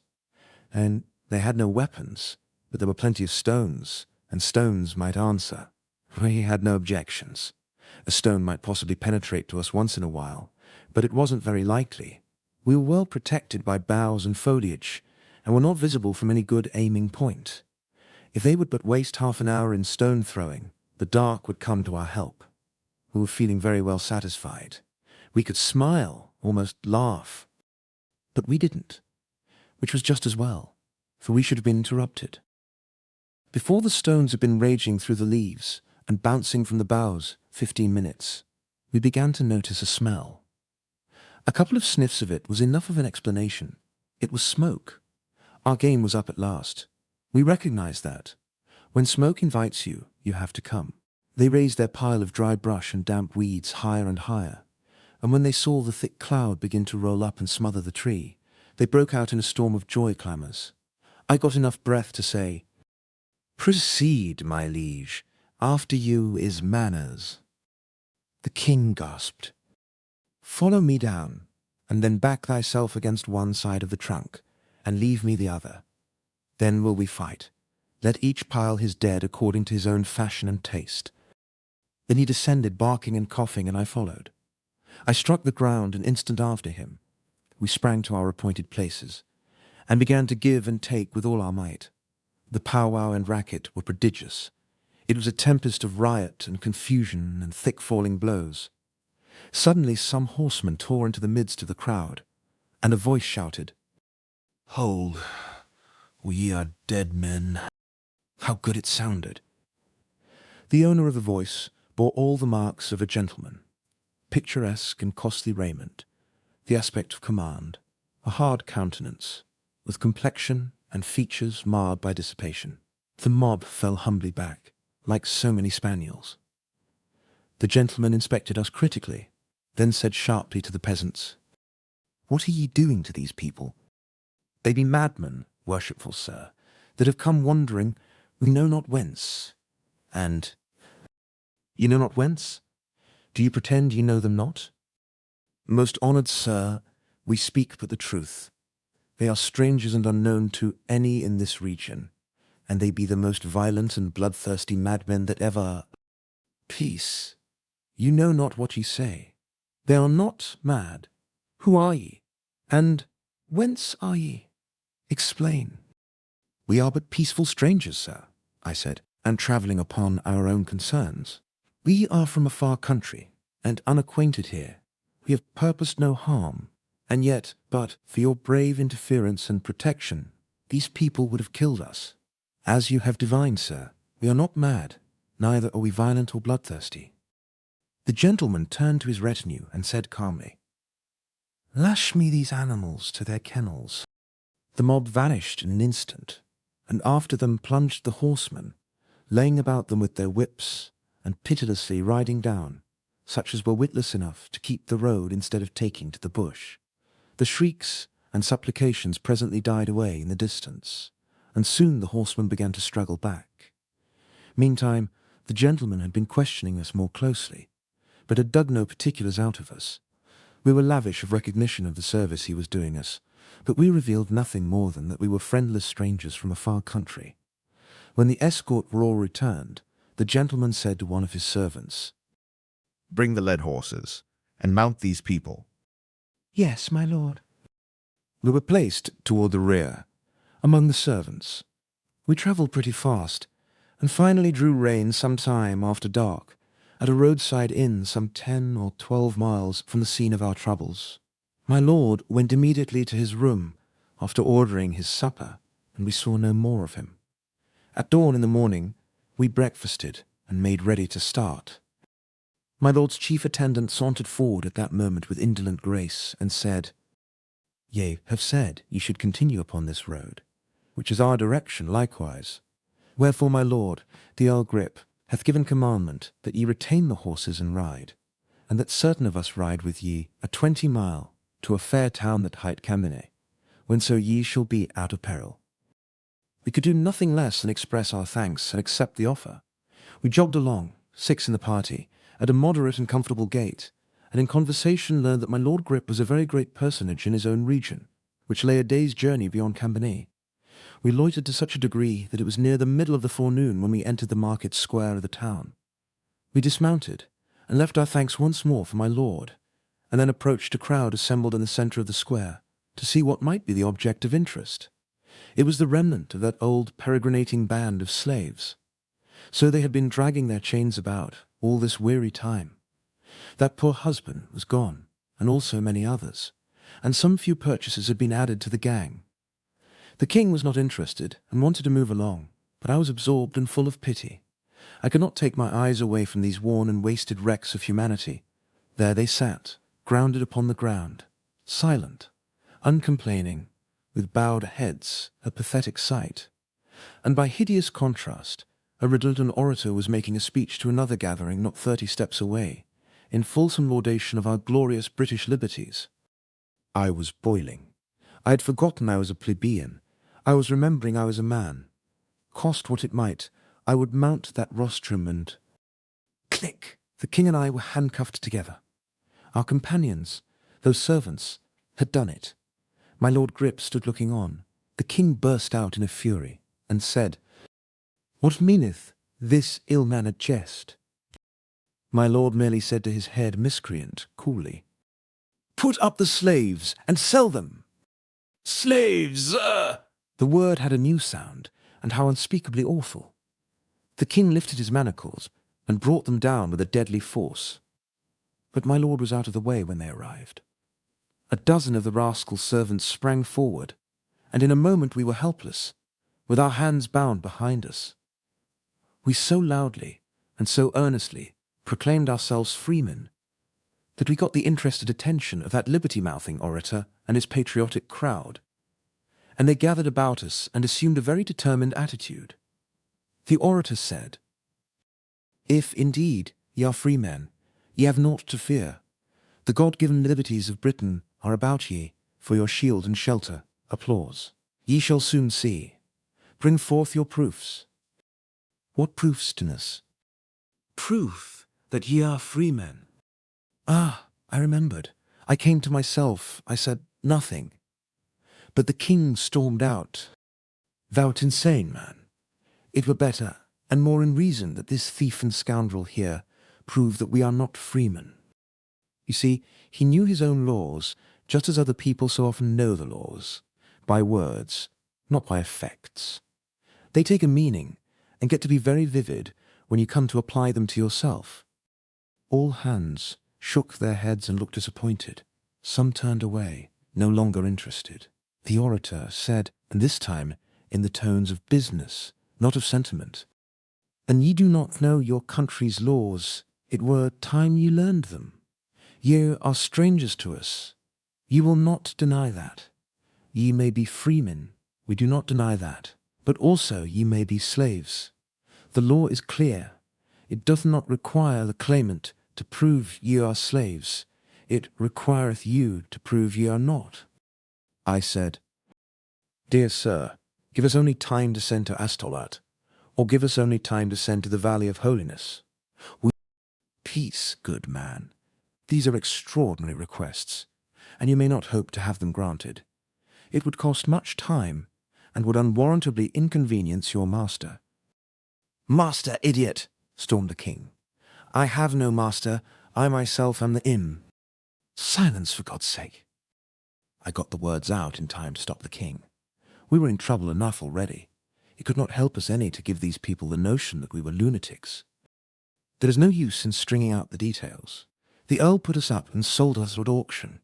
This same infernal law had existed in our own south in my own time, more than 1,300 years later, and under it hundreds of freemen who could not prove that they were freemen had been sold into lifelong slavery without the circumstance making any particular impression upon me. But the minute law on the auction block came into my personal experience, a thing which had been merely improper before became suddenly hellish. Well, that's the way we are made.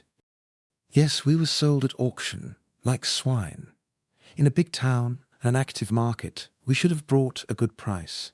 But this place was utterly stagnant, and so we sold at a figure which makes me ashamed, every time I think of it. The King of England brought $7 and his Prime Minister 9, whereas the King was easily worth $12 and I is easily worth 15. But that is the way things always go. If you force a sale on a dull market, I don't care what the property is, you are going to make a poor business of it, and you can make up your mind to it. If the Earl had had wit enough to... However, there is no occasion for my working my sympathies up on his account. Let him go, for the present. I took his number, so to speak. The slave dealer bought us both, and hitched us onto that long chain of his, and we constituted the rear of his procession. We took up our line of march and passed out of Cambernet at noon, and it seemed to me unaccountably strange and odd that the King of England and his chief minister, marching, manacled and fettered and yoked in a slave convoy, could move by all manner of idle men and women, and under windows where sat the sweet and the lovely, and yet never attract a curious eye, never provoke a single remark. Dear, dear, it only shows that there is nothing diviner about a king than there is about a tramp, after all. He is just a cheap and hollow artificiality when you don't know he is a king. But reveal his quality, and dear me, it takes your very breath away to look at him. I reckon we are all fools, born so, no doubt. Chapter 35, A Pitiful Incident. It's a world of surprises. The king brooded. This was natural. What would he brood about, should you say? Why, about the prodigious nature of his fall, of course, from the loftiest place in the world to the lowest, from the most illustrious station in the world to the obscurest, from the grandest vocation among men to the basest. No, I take my oath that the thing that gravelled him most, to start with, was not this, but the price he had fetched. He couldn't seem to get over that $7. Well, it stunned me so when I first found it out that I couldn't believe it. It didn't seem natural. But as soon as my mental sight cleared, and I got a right focus on it, I saw I was mistaken. It was natural, for this reason. A king is a mere artificiality, and so a king's feelings, like the impulses of an automatic doll, are mere artificialities. But as a man, he is a reality, and his feelings, as a man, are real, not phantoms. It shames the average man to be valued below his own estimate of his worth, and the king certainly wasn't anything more than an average man, if he was up that high. Confound him. He wearied me with arguments to show that in anything like a fair market he would have fetched $25, sure. A thing which was plainly nonsense, and full of the boldest conceit. I wasn't worth it myself, but it was tender ground for me to argue on. In fact, I had to simply shirk argument and do the diplomatic instead. I had to throw conscience aside and brazenly concede that he ought to have brought $25, whereas I was quite well aware that in all the ages the world had never seen a king that was worth half the money, and during the next 13 centuries wouldn't see one that was worth the fourth of it. Yes, he tired me. If he began to talk about the crops, or about the recent weather, or about the condition of politics, or about dogs or cats or morals or theology, no matter what, I sighed, for I knew what was coming. He was going to get out of it a palliation of that tiresome $7 sale. Wherever we halted where there was a crowd, he would give me a look which said plainly, "On more if that thing could be tried over again now, with this kind of folk you would see a different result." Well, when he was first sold, it secretly tickled me to see him go for $7. But before he was done with his sweating and worrying, I wished he had fetched 100. The thing never got a chance to die, for every day, at one place or another, possible purchasers looked us over, and, as often as any other way, their comment on the king was something like this: "Here's a $2.50 chump with a $30 style. Pity but style was marketable." At last, this sort of remark produced an evil result. Our owner was a practical person, and he perceived that this defect must be mended if he hoped to find a purchaser for the king. So he went to work to take the style out of his sacred majesty. I could have given the man some valuable advice, but I didn't. You mustn't volunteer advice to a slave driver unless you want to damage the cause you are arguing for. I had found it a sufficiently difficult job to reduce the king's style to a peasant's style, even when he was a willing and anxious pupil. Now then, to undertake to reduce the king's style to a slave's style, and by force, go to. It was a stately contract. Never mind the details. It will save me trouble to let you imagine them. I will only remark that at the end of a week there was plenty of evidence that lash and club and fist had done their work well. The king's body was a sight to see and to weep over, but his spirit, why, it wasn't even phased. Even that dull clod of a slave driver was able well to see that there can be such a thing as a slave who will remain a man till he dies, whose bones you can break, but whose manhood you can't. This man found that from his first effort down to his latest, he couldn't ever come within reach of the king, but the king was ready to plunge for him, and did it. So he gave up at last, and left the king in possession of his style unimpaired. The fact is, the king was a good deal more than a king. He was a man, and when a man is a man, you can't knock it out of him. We had a rough time for a month, tramping to and fro in the earth and suffering. And what Englishman was the most interested in the slavery question by that time? His Grace the King. Yes, from being the most indifferent, he was become the most interested. He was become the bitterest hater of the institution I had ever heard talk. And so I ventured to ask once more a question which I had asked years before and had gotten such a sharp answer that I had not thought it prudent to meddle in the matter further. Would he abolish slavery? His answer was as sharp as before, but it was music this time. I shouldn't ever wish to hear pleasanter, though the profanity was not good, being awkwardly put together, and with the crash word almost in the middle instead of at the end, where of course it ought to have been. I was ready and willing to get free now. I hadn't wanted to get free any sooner. No, I cannot quite say that. I had wanted to, but I had not been willing to take desperate chances, and had always dissuaded the king from them. But now, it was a new atmosphere. Liberty would be worth any cost that might be put upon it now. I set about a plan, and was straightway charmed with it. It would require time, yes, and patience too, a great deal of both. One could invent quicker ways, and fully as sure ones, but none that would be as picturesque as this, none that could be made so dramatic. And so I was not going to give this one up. It might delay us months, but no matter. I would carry it out or break something. Now and then we had an adventure. One night we were overtaken by a snowstorm while still a mile from the village we were making for. Almost instantly we were shut up as in a fog. The driving snow was so thick you couldn't see a thing, and we were soon lost. The slave driver lashed us desperately, for he saw ruin before him, but his lashings only made matters worse, for they drove us further from the road and from likelihood of succor. So we had to stop at last and slump down in the snow where we were. The storm continued until toward midnight, then ceased. By this time 2 of our feebler men and 3 of our women were dead, and others past moving and threatened with death. Our master was nearly beside himself. He stirred up the living, and made us stand, jump, slap ourselves to restore our circulation, and he helped as well as he could with his whip. Now came a diversion. We heard shrieks and yells, and soon a woman came running and crying, and seeing our group she flung herself into our midst and begged for protection. A mob of people came tearing after her, some with torches, and they said she was a witch who had caused several cows to die by a strange disease, and practised her arts by help of a devil in the form of a black cat. This poor woman had been stoned until she hardly looked human. She was so battered and bloody. The mob wanted to burn her. Well, now, what do you suppose our master did when we closed around this poor creature to shelter her? He saw his chance.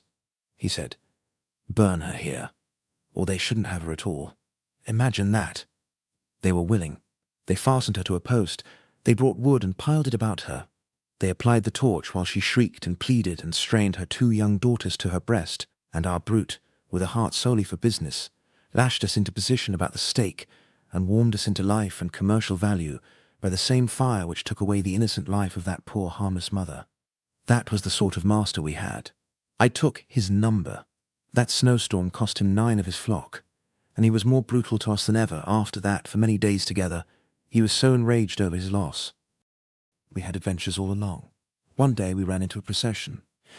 And such a procession! All the riffraff of the kingdom seemed to be comprehended in it, and all drunk at that. In the van was a cart with a coffin in it, and on the coffin sat a comely young girl of about 18, suckling a baby, which she squeezed to her breast in a passion of love every little while, and every little while wiped from its face the tears which her eyes rained down upon it. And always the foolish little thing smiled up at her, happy and content, kneading her breast with its dimpled fat hand, which she patted and fondled right over her breaking heart.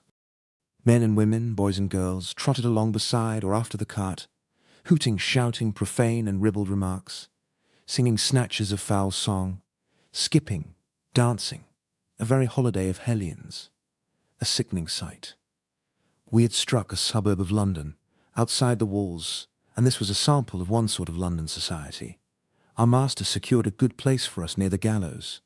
A priest was in attendance, and he helped the girl climb up, and said comforting words to her, and made the under-sheriff provide a stool for her. Then he stood there by her on the gallows, and for a moment looked down upon the mass of upturned faces at his feet, then out over the solid pavement of heads that stretched away on every side, occupying the vacancies far and near, and then began to tell the story of the case. And there was pity in his voice. How seldom a sound that was in that ignorant and savage land.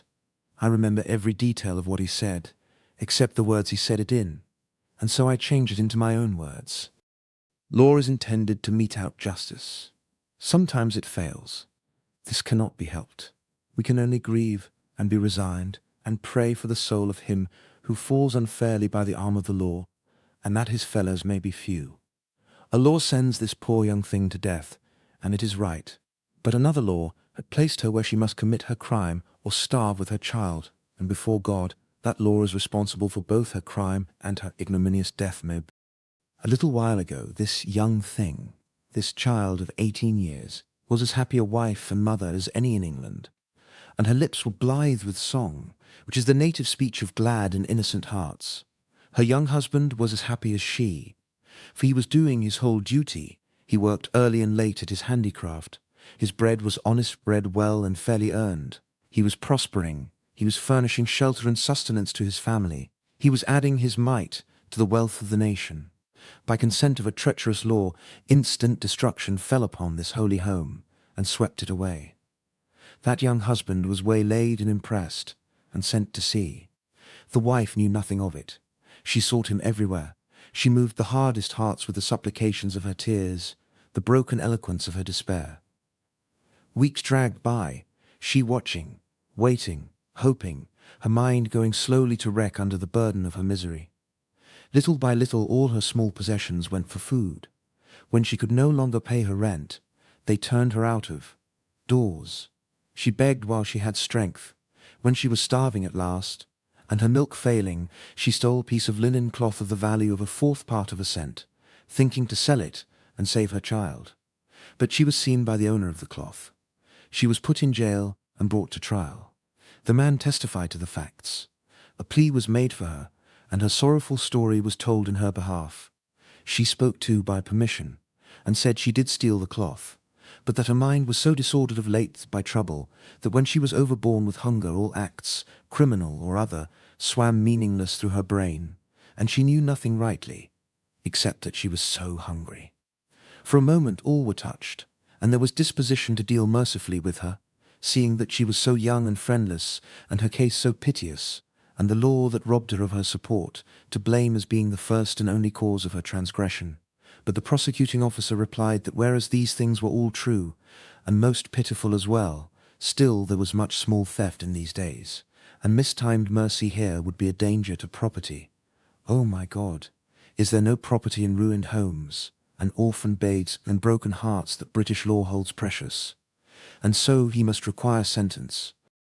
When the judge put on his black cap, the owner of the stolen linen rose trembling up, his lip quivering, his face as grey as ashes.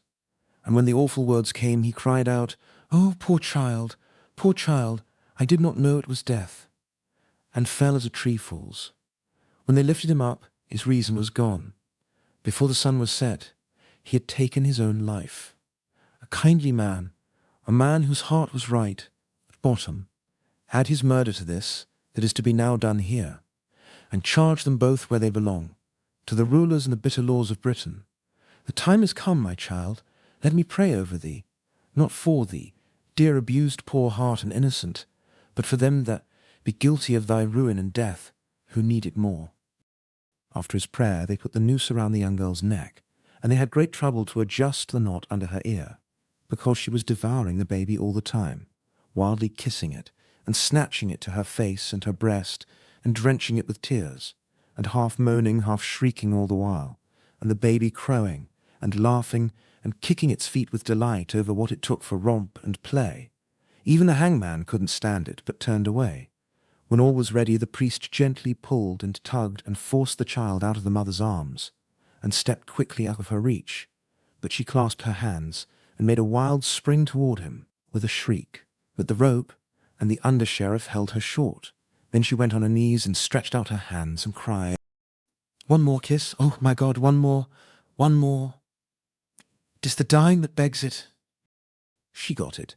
She almost smothered the little thing.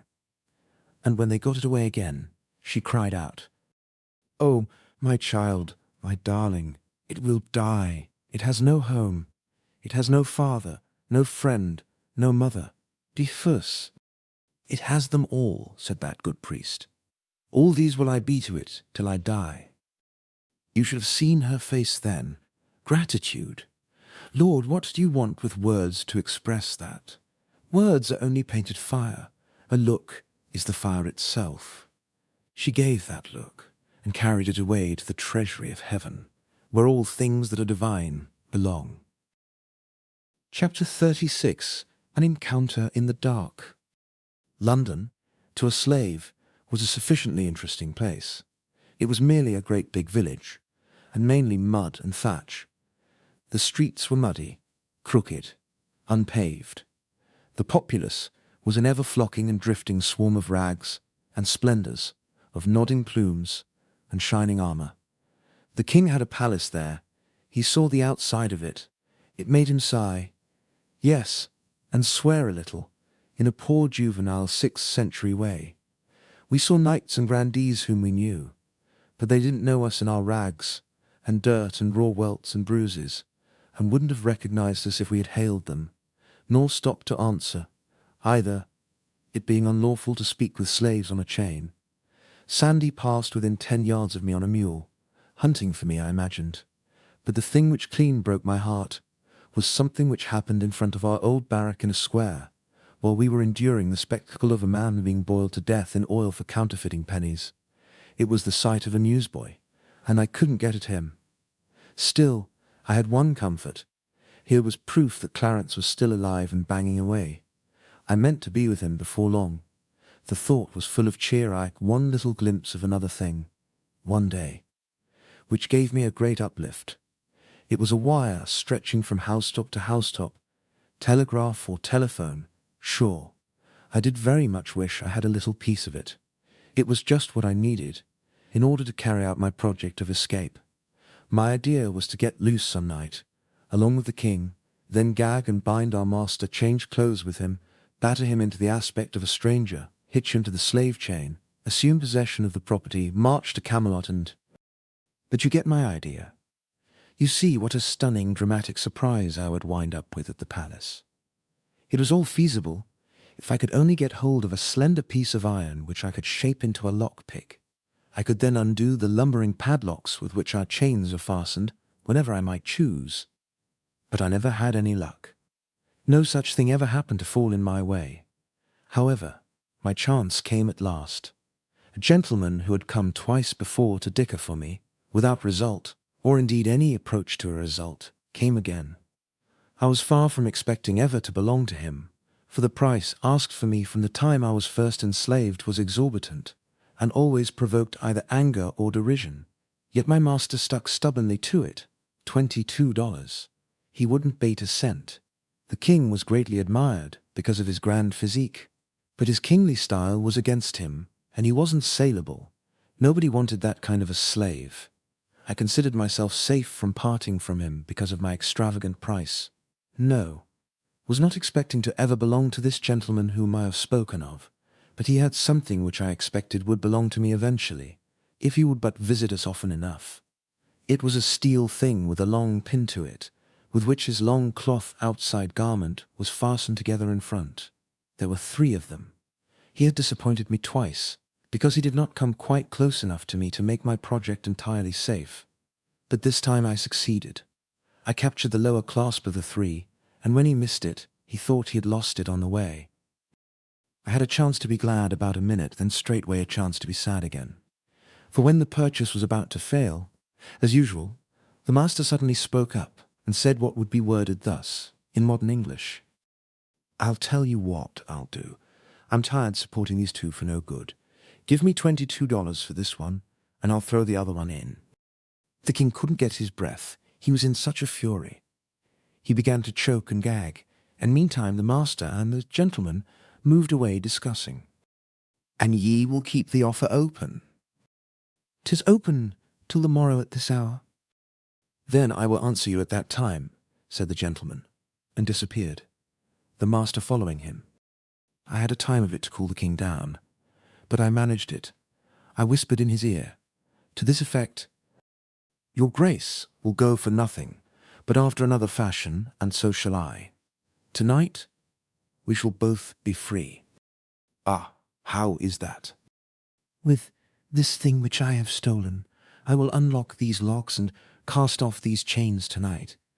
When he comes about 9:30 to inspect us for the night, we will seize him, gag him, batter him, and early in the morning we will march out of this town, proprietors of this caravan of slaves." That was as far as I went, but the king was charmed and satisfied. That evening we waited patiently for our fellow slaves to get to sleep and signify it by the usual sign. For you must not take many chances on those poor fellows if you can avoid it. It is best to keep your own secrets. No doubt they fidgeted only about as usual, but it didn't seem so to me. It seemed to me that they were going to be forever getting down to their regular snoring. As the time dragged on, I got nervously afraid we shouldn't have enough of it left for our needs. So I made several premature attempts, and merely delayed things by it. For I couldn't seem to touch a padlock, there in the dark, without starting a rattle out of it which interrupted somebody's sleep and made him turn over and wake some more of the gang. But finally I did get my last iron off, and was a free man once more. I took a good breath of relief, and reached for the king's irons. Too late! In comes the master, with a light in one hand and his heavy walking staff in the other. I snuggled close among the wallow of snorers, to conceal as nearly as possible that I was naked of irons, and I kept a sharp lookout, and prepared to spring for my man the moment he should bend over me. But he didn't approach. He stopped, gazed absently toward our dusky mass a minute, evidently thinking about something else, then set down his light, moved musingly toward the door, and before a body could imagine what he was going to do, he was out of the door and had closed it behind him. "Quick!" said the king. "Fetch him back!" Of course, it was the thing to do, and I was up and out in a moment. But dear me, there were no lamps in those days, and it was a dark night. But I glimpsed a dim figure a few steps away.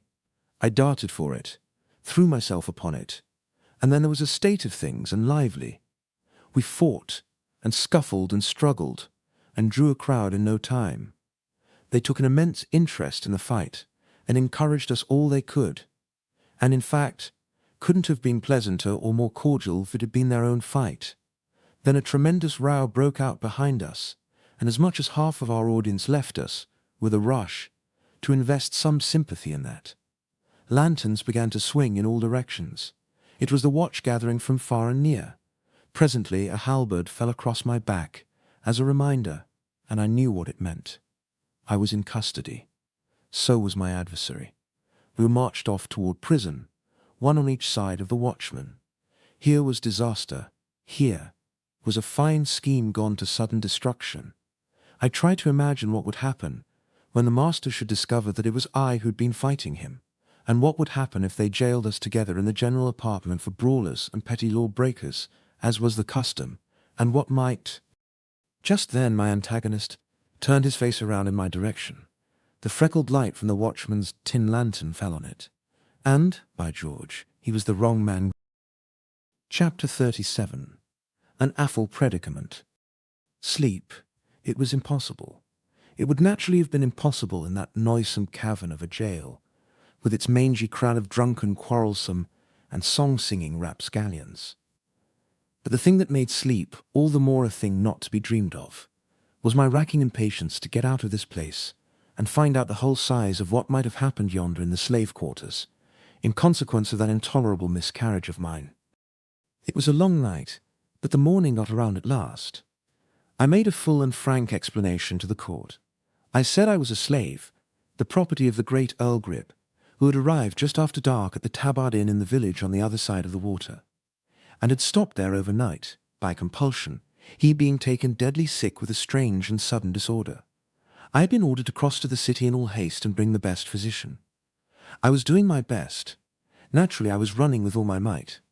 The night was dark. I ran against this common person here, who seized me by the throat and began to pummel me, although I told him my errand, and implored him, for the sake of the great Earl my master's mortal peril. The common person interrupted, and said it was a lie, and was going to explain how I rushed upon him and attacked him without a word. "Silence, sirrah," from the court. "Take him hence, and give him a few stripes, whereby to teach him how to treat the servant of a nobleman, after a different fashion, another time."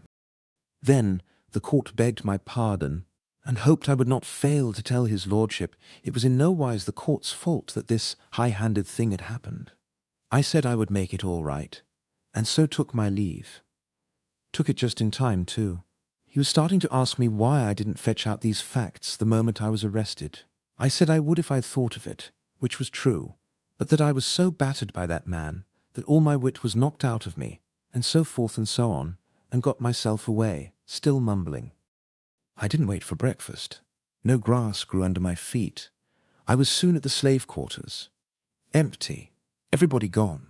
That is, everybody except one body, the slave master's. It lay there all battered to pulp, and all about were the evidences of a terrific fight. There was a rude board coffin on a cart at the door, and workmen, assisted by the police, were thinning a road through the gaping crowd in order that they might bring it in. I picked out a man humble enough in life to condescend to talk with one so shabby as I, and got his account of the matter. "There were 16 slaves here. They rose against their master in the night, and thou seest how it ended." "Yes.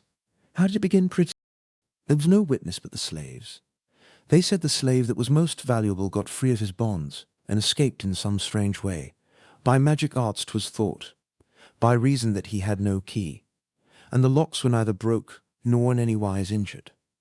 When the master discovered his loss, he was mad with despair, and threw himself upon his people with his heavy stick, who resisted and brake his back, and in other and divers ways did give him hurts that brought him swiftly to his end. This is dreadful. It will go hard with the slaves, no doubt, upon the trial. Marry, the trial is over." "Over!" Would they be a week, think you? And the matter so simple. They were not the half of a quarter of an hour at it. Why, I don't see how they could determine which were the guilty ones in so short a time. Which ones? Indeed, they considered not particulars like to that. They condemned them in a body. Wit ye not the law, which men say the Romans left behind them here when they went, that if one slave killeth his master, all the slaves of that man must die for it? True, I had forgotten. And when will these die? Belike, within a 24 hours, albeit some say they will wait a pair of days more, if peradventure they may find the missing one meantime. The missing one. It made me feel uncomfortable. Is it likely they will find him?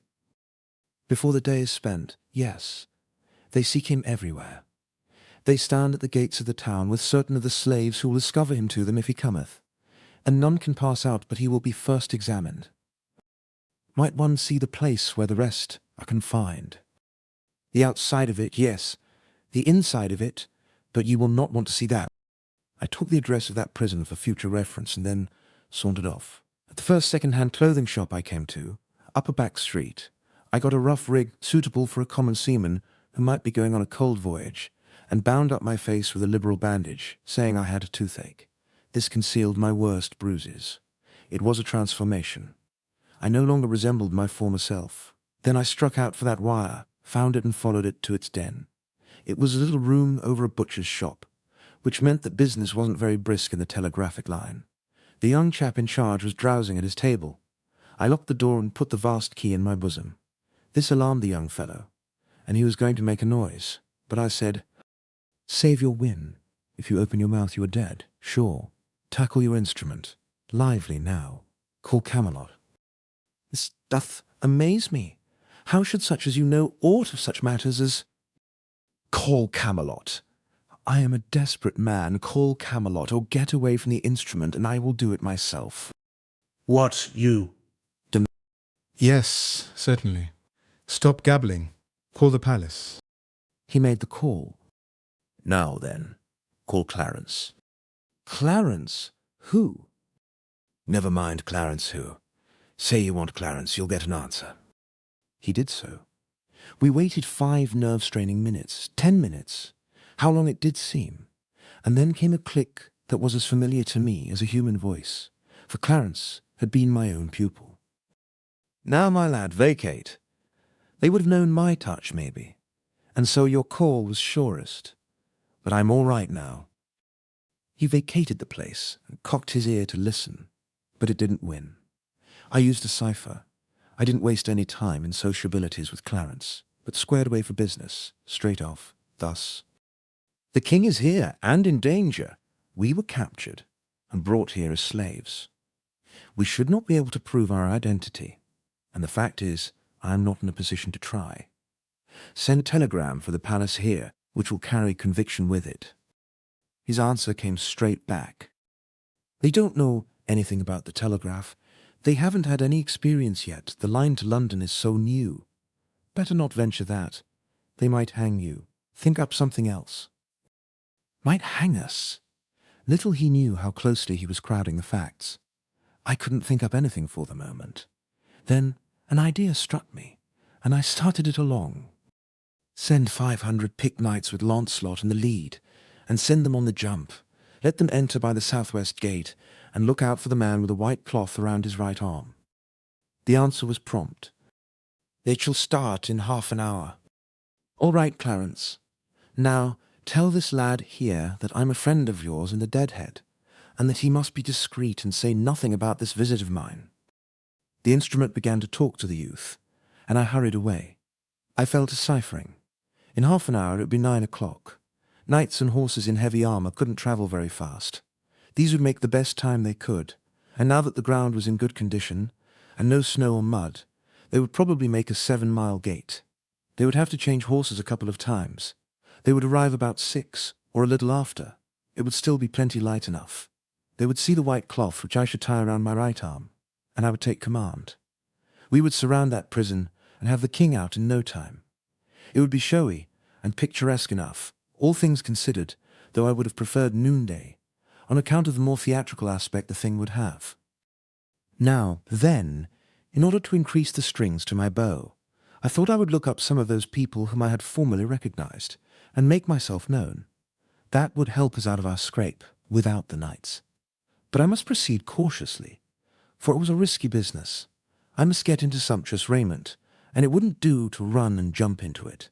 No, I must work up to it by degrees, buying suit after suit of clothes, in shops wide apart, and getting a little finer article with each change, until I should finally reach silk and velvet, and be ready for my project.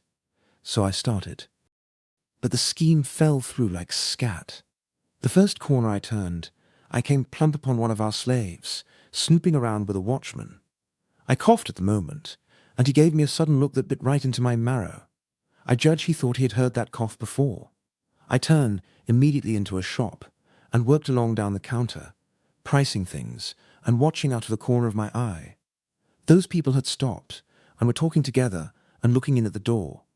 I made up my mind to get out the back way, if there was a back way, and I asked the shopwoman if I could step out there and look for the escaped slave, who was believed to be in hiding back there somewhere, and said I was an officer in disguise, and my pard was yonder at the door with one of the murderers in charge, and would she be good enough to step there and tell him he needn't wait, but had better go at once to the further end of the back alley and be ready to head him off when I rousted Sock. Hey, that's as... She was blazing with eagerness to see one of those already celebrated murderers, and she started on the errand at once. I slipped out the back way, locked the door behind me, put the key in my pocket, and started off, chuckling to myself and comfortable. Well, he had gone and spoiled it again. Made another mistake, a double one in fact. There were plenty of ways to get rid of that officer by some simple and plausible device. But no, I must pick out a picturesque one. It is the crying defect of my character. And then I had ordered my procedure upon what the officer, being human, would naturally do. Whereas when you are least expecting it, a man will now and then go and do the very thing which it's not natural for him to do. The natural thing for the officer to do, in this case, was to follow straight on my heels. He would find a stout oaken door securely locked between him and me.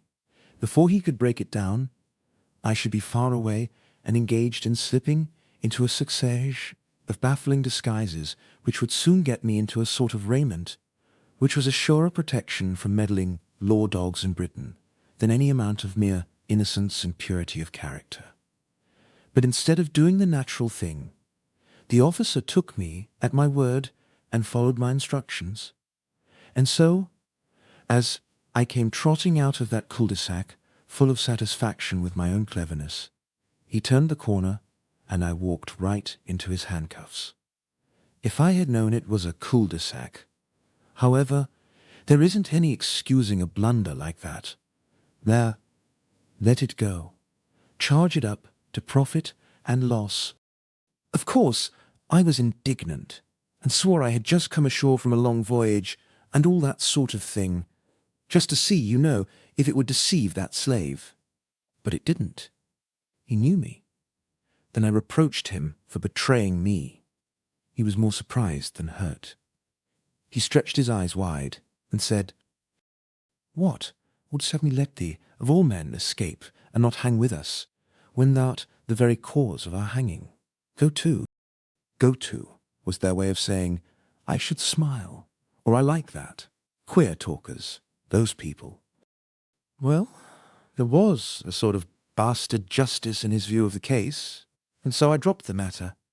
When you can't cure a disaster by argument, what is the use to argue? It isn't my way. So I only said, "You're not going to be hanged. None of us are." Both men laughed, and the slave said, "Ye have not ranked as a fool before. You might better keep your reputation, seeing the strain would not be for long. It will stand it, I reckon. Before tomorrow we shall be out of prison, and free to go where we will, besides."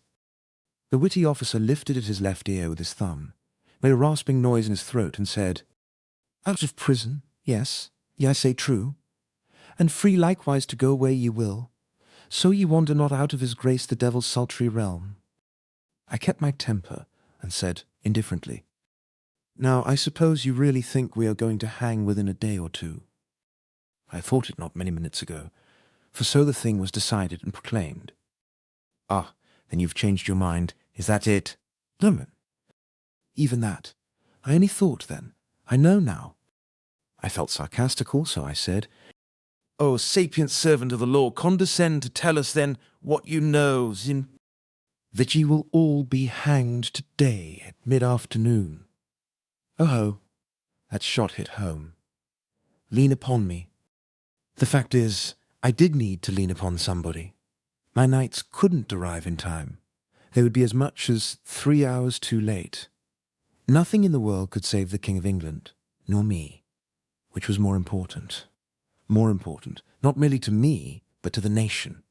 The only nation on earth standing ready to blossom in civilization. I was sick. I said no more. There wasn't anything to say. I knew what the man meant. That if the missing slave was found, the postponement would be revoked. The execution take place today. Well, the missing slave was found. Chapter 38. Sir Launcelot and Knights to the rescue in Warwick. Nearing 4 in the afternoon. The scene was just outside the walls of London. A cool, comfortable, superb day, with a brilliant sun. The kind of day to make one want to live, not die. The multitude was prodigious and far-reaching, and yet we 15 poor devils hadn't a friend in it. There was something painful in that thought, look at it how you might. There we sat, on our tall scaffold, the butt of the hate and mockery of all those enemies. We were being made a holiday spectacle, They had built a sort of grand stand for the nobility and gentry, and these were there in full force, with their ladies.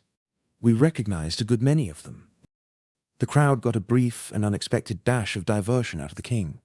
The moment we were freed of our bonds, he sprang up, in his fantastic rags, with face bruised out of all recognition, and proclaimed himself Arthur, King of Britain, and denounced the awful penalties of treason upon every soul there present if hair of his sacred head were touched. It startled and surprised him to hear them break into a vast roar of laughter. It wounded his dignity, and he locked himself up in silence. Then, although the crowd begged him to go on, and tried to provoke him to it by catcalls, jeers, and shouts of, "Let him speak! The king! The king!" His humble subjects' hunger and thirst for words of wisdom out of the mouth of their master, his serene and sacred raggedness. But it went for nothing. He put on all his majesty, and sat under this rain of contempt and insult unmoved. He certainly was great in his way.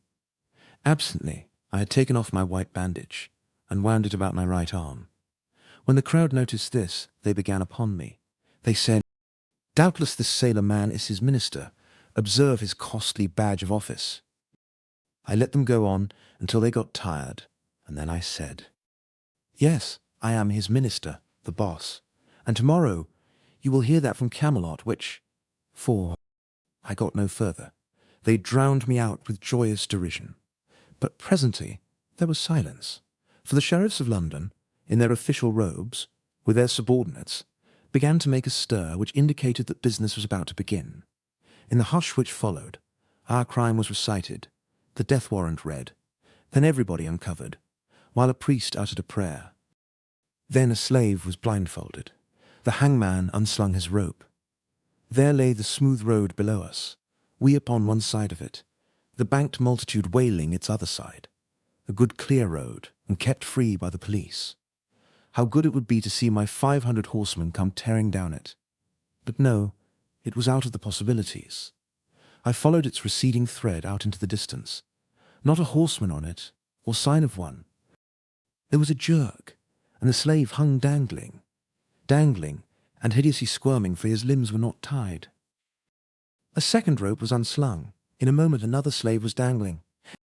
In a minute a third slave was struggling in the air. It was dreadful. I turned away my head a moment, and when I turned back I missed the king. They were blindfolding him. I was paralyzed. I couldn't move. I was choking. My tongue was petrified. They finished blindfolding him. They led him under the rope. I couldn't shake off that clinging impotence. But when I saw them put the noose around his neck, then everything let go in me, and I made a spring to the rescue. And as I made it, I shot one more glance abroad. By George! Here they came. A tilting, 500 mailed and belted knights on bicycle sitvis. The grandest sight that ever was seen. Lord, how the plumes streamed, how the sun flamed and flashed from the endless procession of webby wheels. I waved my right arm as Launcelot swept in. He recognized my rag. I tore away noose and bandage, and shouted, "On your knees, every rascal of you, and salute the king. Who fails shall sup in hell tonight." I always use that high style when I'm climaxing an effect. Well, it was noble to see Launcelot and the boys swarm up onto that scaffold, and heave sheriffs and such overboard. And it was fine to see that astonished multitude go down on their knees and beg their lives of the king they had just been deriding and insulting. And as he stood apart there, receiving this homage in rags, I thought to myself, well, really there is something peculiarly grand about the gait and bearing of a king, after all. I was immensely satisfied. Take the whole situation all around, it was one of the gaudiest effects I ever instigated. And presently, up comes Clarence, his own self, and winks, and says, very modernly, "Good deal of a surprise, wasn't it? I knew you'd like it. I've had the boys practicing this long time privately, and just hungry for a chance to show off." Chapter 39. The Yankees Fight with the Knights. Home again, at Camelot. A morning or two later, I found the paper, damp from the press, by my plate at the breakfast table. I turned to the advertising columns, knowing I should find something of personal interest to me there. It was this: de par le roi, to know that the great lord and illustrious knight Sir Sagramore le Desirous, having condescended to meet the king's minister, Hank Morgan, the which is surnamed the Boss, for satisfaction of offence anciently given, these will engage in the lists by Camelot about the 4th hour of the morning of the 16th day of this next succeeding month. The battle will be a Lalautrance. Sith the said offence was of a deadly sort, admitting of no common position. Clarence's editorial reference to this affair was to this effect. It will be observed by a glance at our advertising columns that the community is to be favoured with a treat of unusual interest in the tournament line. The names of the artists are warrant of good entertainment. The box office will be open at noon of the 13th. Admission, 3 cents, reserved seats 5. Proceeds to go to the hospital fund. The royal pair and all the court will be present. With these exceptions, and the press and the clergy, the free list is strict, views suspended. Parties are hereby warned against buying tickets of speculators. They will not be good at the door. Everybody knows and likes the boss. Everybody knows and likes Sir Sag. Come, let us give the lads a good send-off. Remember, the proceeds go to a great and free charity, and one whose broad benevolence stretches out its helping hand, warm with the blood of a loving heart, to all that suffer, regardless of race, creed, condition or colour. The only charity yet established in the earth, which has no politico-religious stopcock on its compassion, but says, here flows the stream, let all come, and drink, turn out, all hands, fetch along your dry nuts, and your gumdrops, and have a good time. Pie for sale on the grounds, and rocks to crack it with, and Syracuse lemonade, 3 drops of lime juice to a barrel of water. And B. This is the first tournament under the new law. We'd allow each combatant to use any weapon he may prefer. You may want to make a note of that. Up to the day set, there was no talk in all Britain of anything but this combat. All other topics sank into insignificance and passed out of men's thoughts and interest. It was not because a tournament was a great matter. It was not because Sir Sagramore had found the Holy Grail, for he had not, but had failed. It was not because the second official personage in the kingdom was one of the duellists. No, all these features were commonplace. Yet there was abundant reason for the extraordinary interest which this coming fight was creating. It was born of the fact that all the nation knew that this was not to be a duel between mere men, so to speak, but a duel between 2 mighty magicians, a duel not of muscle but of mind, not of human skill but of superhuman art and craft, a final struggle for supremacy between the 2 master enchanters of the age. It was realized that the most prodigious achievements of the most renowned knights could not be worthy of comparison with a spectacle like this. They could be but child's play, contrasted with this mysterious and awful battle of the gods. Yes, all the world knew it was going to be in reality a duel between Merlin and me, a measuring of his magic powers against mine. It was known that Merlin had been busy whole days and nights together, imbuing Sir Sagramore's arms and armour with supernal powers of offence and defence, and that he had procured for him from the spirits of the air a fleecy veil which would render the wearer invisible to his antagonist, while still visible to other men. Against Sir Sagramore, so weaponed and protected, 1,000 knights could accomplish nothing. Against him no known enchantment could prevail. These facts were sure. Regarding them there was no doubt, no reason for doubt. There was but one question.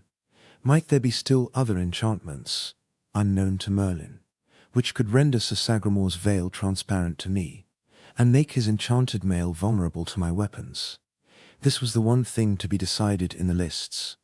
Until then the world must remain in suspense. So the world thought there was a vast matter at stake here, and the world was right, but it was not the one they had in their minds. No, a far vaster one was upon the cast of this die. The life of knight-errantry. I was a champion. It was true, but not the champion of the frivolous black arts. I was the champion of hard, unsentimental common sense and reason. I was entering the lists to either destroy knight-errantry or be its victim. Vast as the showgrounds were, there were no vacant spaces in them outside of the lists. At 10 o'clock on the morning of the 16th, the mammoth grandstand was clothed in flags, streamers, and rich tapestries, and packed with several acres of small fry tributary kings, their suites, and the British aristocracy. With our own royal gang in the chief place, and each and every individual a flashing prism of gaudy silks and velvets. Well, I never saw anything to begin with it but a fight between an upper Mississippi sunset and the aurora borealis. The huge camp of beflagged and gay-coloured tents at one end of the lists, with a stiff-standing sentinel at every door and a shining shield hanging by him for challenge, was another fine sight. You see, every knight was there who had any ambition or any caste feeling, for my feeling toward their order was not much of a secret, and so here was their chance. If I won my fight with Sir Sagramore, others would have the right to call me out as long as I might be willing to respond. Down at our end there were but 2 tents, one for me and another for my servants. At the appointed hour the king made a sign, and the heralds, in their tabards, appeared and made proclamation, naming the combatants and stating the cause of quarrel. There was a pause, then a ringing bugle blast, which was a signal for us to come forth. All the multitude caught their breath, and an eager curiosity flashed into every face. Out from his tent rode great Sir Sagramore, an imposing tower of iron, stately and rigid, his huge spear standing upright in its socket and grasped in his strong hand, his grand horse's face and breast cased in steel, his body clothed in rich trappings that almost ragged the ground. Oh, a most noble picture. A great shout went up, of welcome and admiration. And then out I came, but I didn't get any shout. There was a wondering and eloquent silence for a moment. Then a great wave of laughter began to sweep along that human sea, but a warning bugle blast cut its career short. I was in the simplest and comfortablest of gymnast costumes, flesh-coloured tights from neck to heel with blue silk puffings about my loins, and bareheaded. My horse was not above medium size, but he was alert, slender-limbed, muscled with watch springs, and just a greyhound to go. He was a beauty, glossy as silk, and naked as he was when he was born, except for bridle and ranger saddle. The iron tower and the gorgeous bedquilt came cumbrously but gracefully pirouetting down the lists, and we tripped lightly up to meet them. We halted. The tower saluted, I responded. Then we wheeled and rode side by side to the grandstand and faced our king and queen, to whom we made obeisance. The queen exclaimed, "Alack, Sir Boss, wilt fight naked, and without lance, or sword, or—" But the king checked her, and made her understand, with a polite phrase or two, that this was none of her business. The bugles rang again, and we separated, and rode to the ends of the lists and took position. Now old Merlin stepped into view, and cast a dainty web of gossamer threads over Sir Sagramore, which turned him into Hamlet's ghost. The king made a sign, the bugles blew, Sir Sagramore laid his great lance in rest, and the next moment here he came thundering down the course with his veil flying out behind, and I went whistling through the air like an arrow to meet him, cocking my ear the while, as if noting the invisible knight's position and progress by hearing, not sight. A chorus of encouraging shouts burst out for him, and one brave voice flung out a heartening word for me, said, "Go it, Slim Jim." It was an even bet that Clarence had procured that favour for me, and furnished the language too. When that formidable lance point was within 1.5 yards of my breast, I twitched my horse aside without an effort, and the big knight swept by, scoring a blank. I got plenty of applause that time. We turned, braced up, and down we came again. Another blank for the knight, a roar of applause for me. This same thing was repeated once more, and it fetched such a whirlwind of applause that Sir Sagramore lost his temper, and at once changed his tactics, and set himself the task of chasing me down. Why, he hadn't any show in the world at that. It was a game of tag with all the advantage on my side. I whirled out of his path with ease whenever I chose, and once I slapped him on the back as I went to the rear. Finally I took the chase into my own hands, and after that, turn, or twist, or do what he would, he was never able to get behind me again. He found himself always in front to mimic at the end of his manoeuvre. So he gave up that business, and retired to his end of the lists. His temper was clear gone now, and he forgot himself, and flung an insult at me which disposed of mine.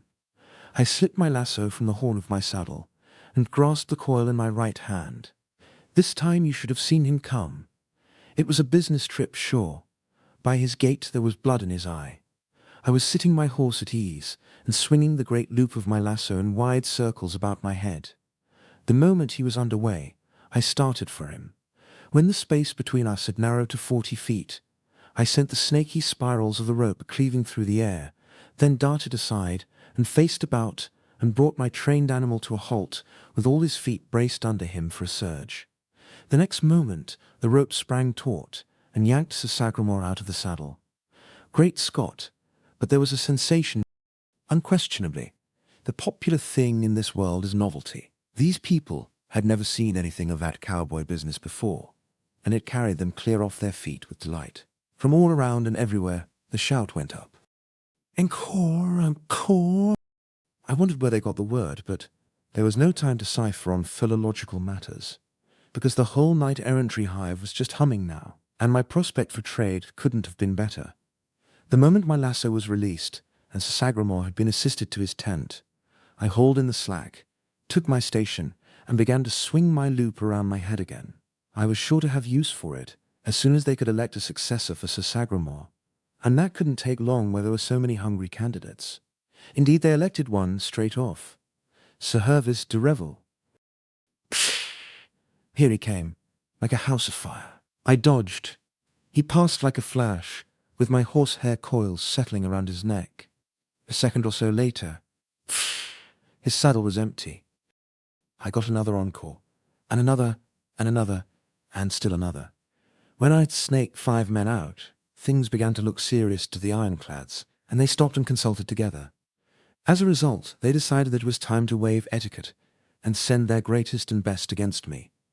To the astonishment of that little world, I lassoed Sir Lamorak de Garlis, and after him Sir Galahad. So you see, there was simply nothing to be done now but play their right bower, bring out the super best of the superb, the mightiest of the mighty, the great Sir Launcelot himself flooding. A proud moment for me, I should think so. Yonder was Arthur, King of Britain. Yonder was Guinevere. Yes, and whole tribes of little provincial kings and kinglets, and in the tented camp yonder, renowned knights from many lands, and likewise the selectest body known to chivalry, the Knights of the Table Round, the most illustrious in Christendom, and biggest fact of all, the very sun of their shining system was yonder, couching his lance, the focal point of 40,000 adoring eyes, and all by myself, here was I, laying for him.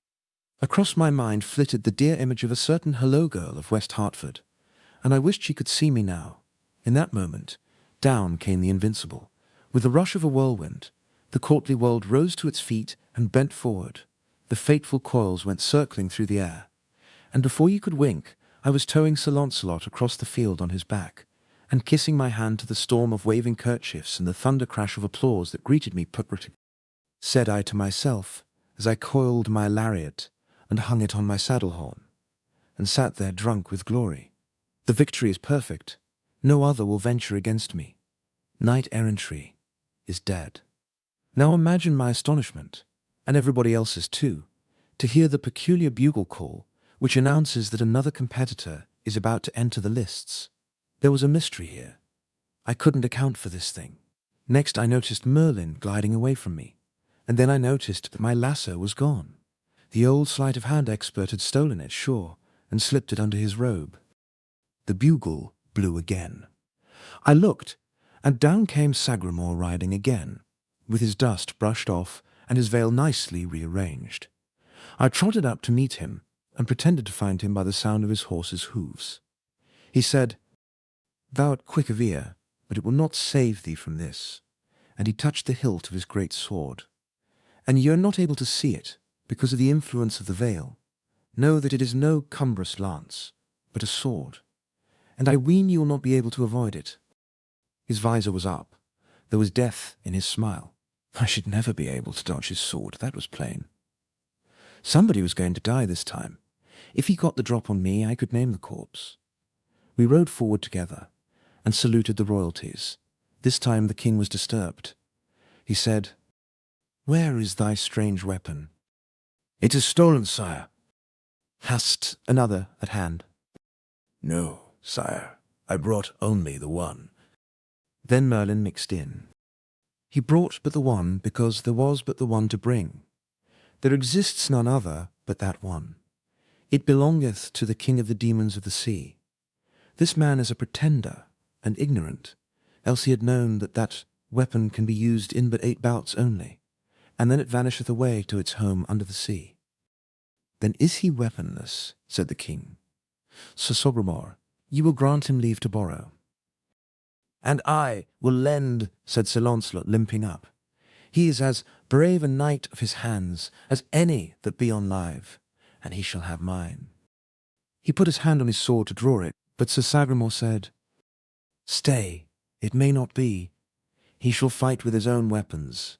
It was his privilege to choose them and bring them. If he has erred, on his head be it. Knight, said the king, thou'rt overwrought with passion. It disorders thy mind. Wouldst kill a naked man.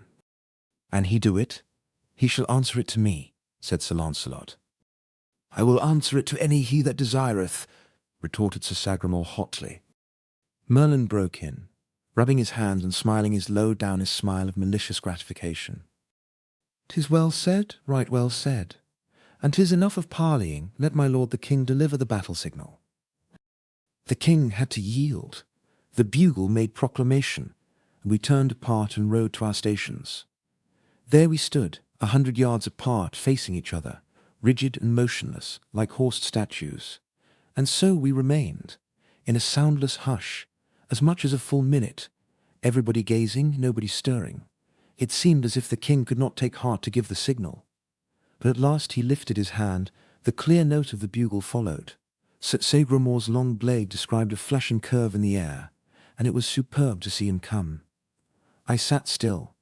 On he came. I did not move. People got so excited that they shouted to me, "Fly, fly, save thyself. This is Merthyr." I never budged so much as an inch till that thundering apparition had got within 15 paces of me.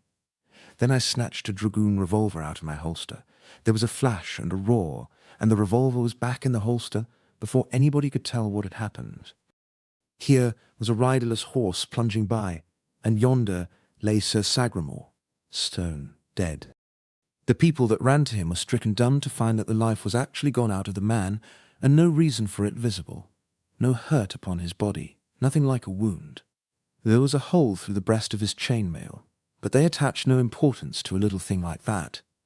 And as a bullet wound there produces but little blood, none came in sight because of the clothing and swaddlings under the armour. The body was dragged over to let the king and the swells look down upon it. They were stupefied with astonishment, naturally. I was requested to come and explain the miracle, but I remained in my tracks like a statue, and said, "If it is a command, I will come, but my lord the king knows that I am where the laws of combat require me to remain while any desire to come against me." I waited. Nobody challenged. Then I said, "If there are any who doubt that this field is well and fairly won, I do not wait for them to challenge me. I challenge them."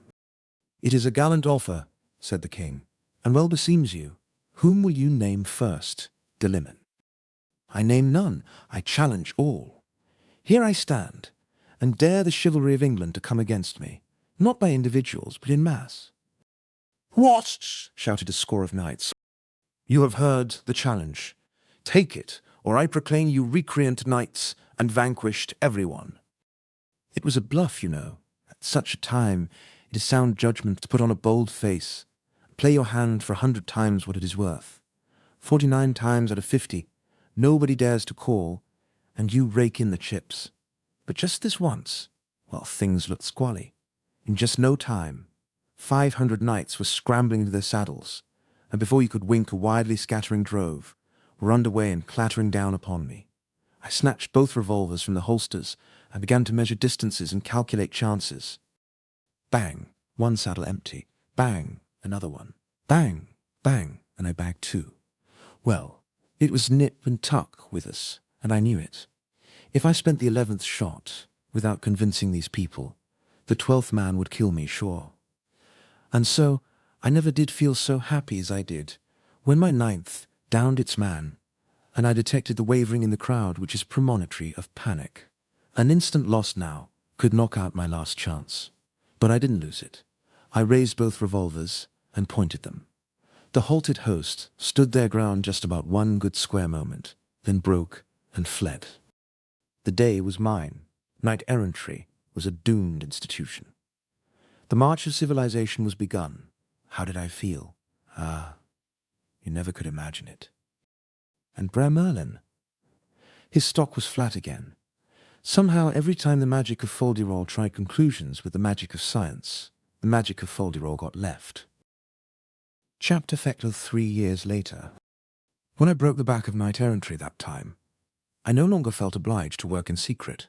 So, the very next day, I exposed my hidden schools, my mines, and my vast system of clandestine factories and workshops to an astonished world. That is to say, I exposed the 19th century to the inspection of the 6th. Well, it is always a good plan to follow up an advantage promptly. The knights were temporarily down, but if I would keep them, so I must just simply paralyze them. Nothing short of that would answer. You see, I was bluffing that last time in the field. It would be natural for them to work around to that conclusion, if I gave them a chance. So I must not give them time, and I didn't. I renewed my challenge, engraved it on brass, posted it up where any priest could read it to them, and also kept it standing in the advertising columns of the paper. I not only renewed it, but added to its proportions. I said, name the day, and I would take 50 assistants and stand up against the massed chivalry of the whole earth and destroy it. I was not bluffing this time. I meant what I said. I could do what I promised. There wasn't any way to misunderstand the language of that challenge. Even the dullest of the chivalry perceived that this was a plain case of put up or shut up. They were wise and did the latter. In all the next 3 years, they gave me no trouble worth mentioning. Consider the 3 years sped. Now look around on England, a happy and prosperous country, and strangely altered. Schools everywhere and several colleges, a number of pretty good newspapers. Even authorship was taking a start. Sir Dinadan the humorist was first in the field, with a volume of grey-headed jokes which I had been familiar with during 13 centuries. If he had left out that old rancid one about the lecturer, I wouldn't have said anything, but I couldn't stand that one. I suppressed the book and hanged the author. Slavery was dead and gone. All men were equal before the law. Taxation had been equalized. The telegraph, the telephone, the phonograph, the typewriter, the sewing machine, and all the 1,000 willing and handy servants of steam and electricity were working their way into favor. We had a steamboat or two on the Thames. We had steam warships and the beginnings of a steam commercial marine. I was getting ready to send out an expedition to discover America. We were building several lines of railway, and our line from Camelot to London was already finished and in operation. I was shrewd enough to make all offices connected with the passenger service places of high and distinguished honour.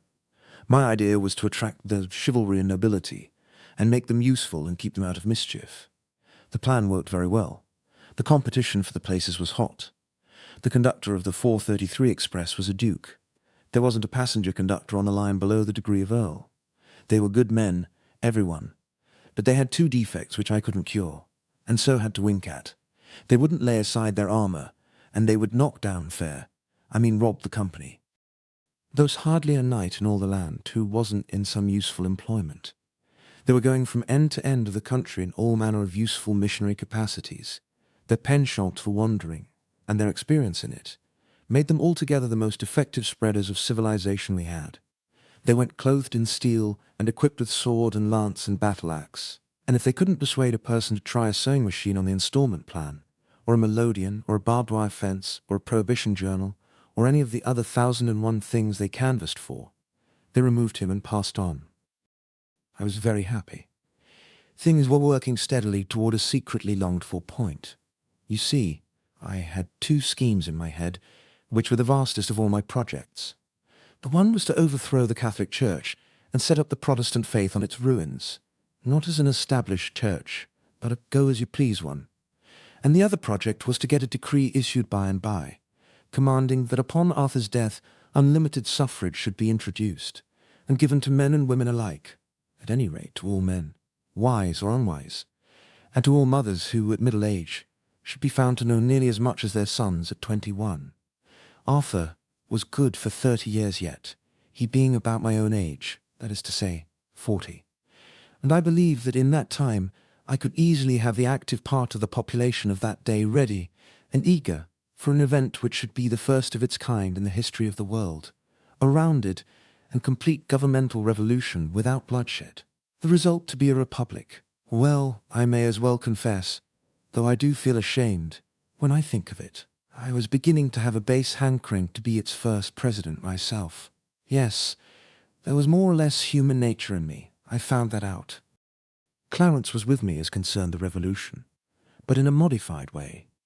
His idea was a republic, without privileged orders, but with a hereditary royal family at the head of it instead of an elective chief magistrate.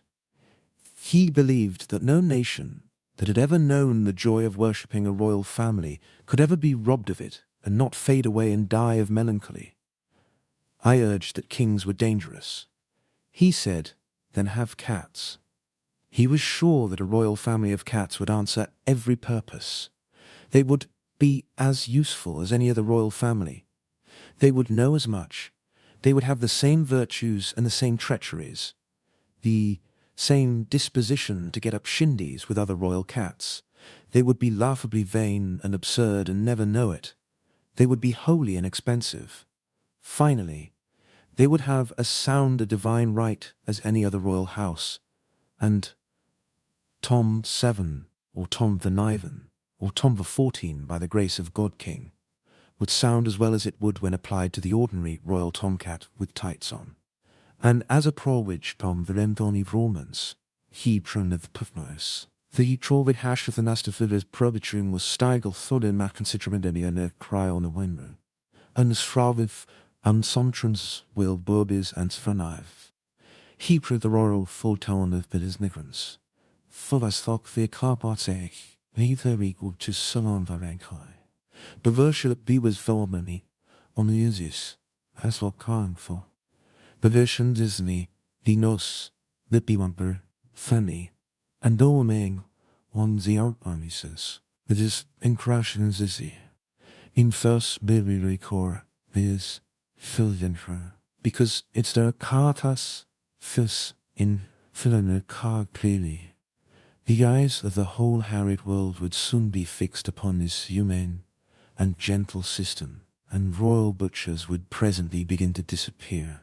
Their subjects would fill the vacancies with catlings from our own royal house. We should become factory. We should supply the thrones of the world.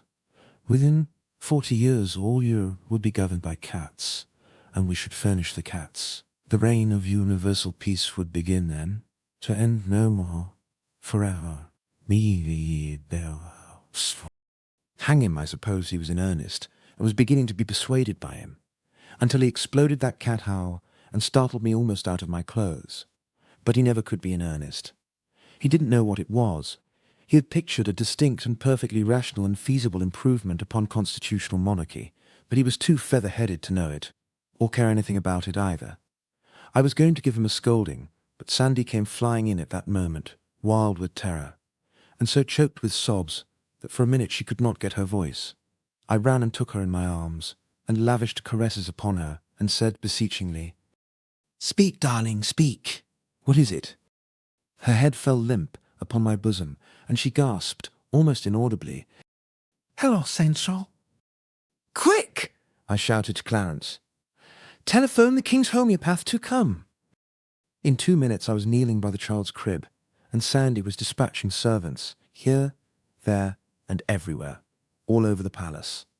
I took in the situation almost at a glance. Membranous croup. I bent down and whispered, "Wake up, sweetheart. Hello, Central."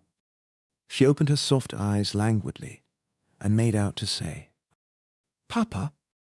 That was a comfort. She was far from dead yet. I sent for preparations of sulphur. I rousted out the croup kettle myself, for I don't sit down and wait for doctors when Sandy or the child is sick. I knew how to nurse both of them, and had had experience.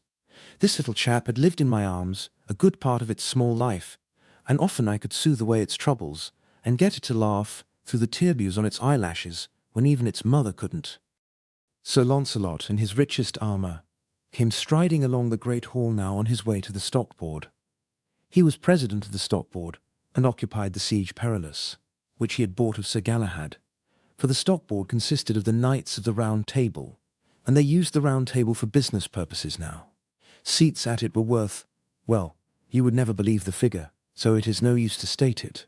Sir Launcelot was a bear, and he had put up a corner in one of the new lines, and was just getting ready to squeeze the shorts today. But what of that? He was the same old Launcelot, and when he glanced in as he was passing the door and found out that his pet was sick, that was enough for him. Bulls and bears might fight it out their own way for all him.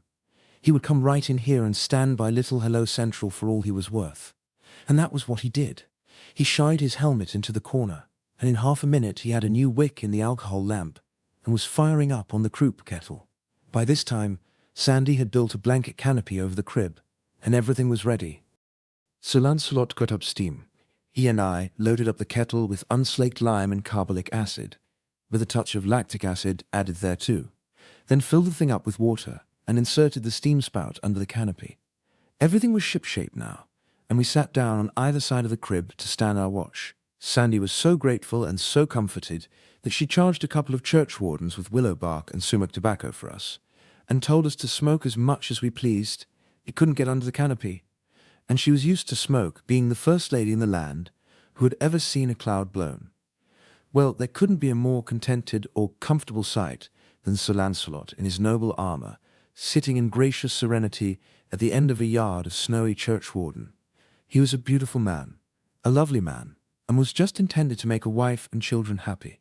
But, of course, Guinevere, however, it's no use to cry over what's done, and can't be helped.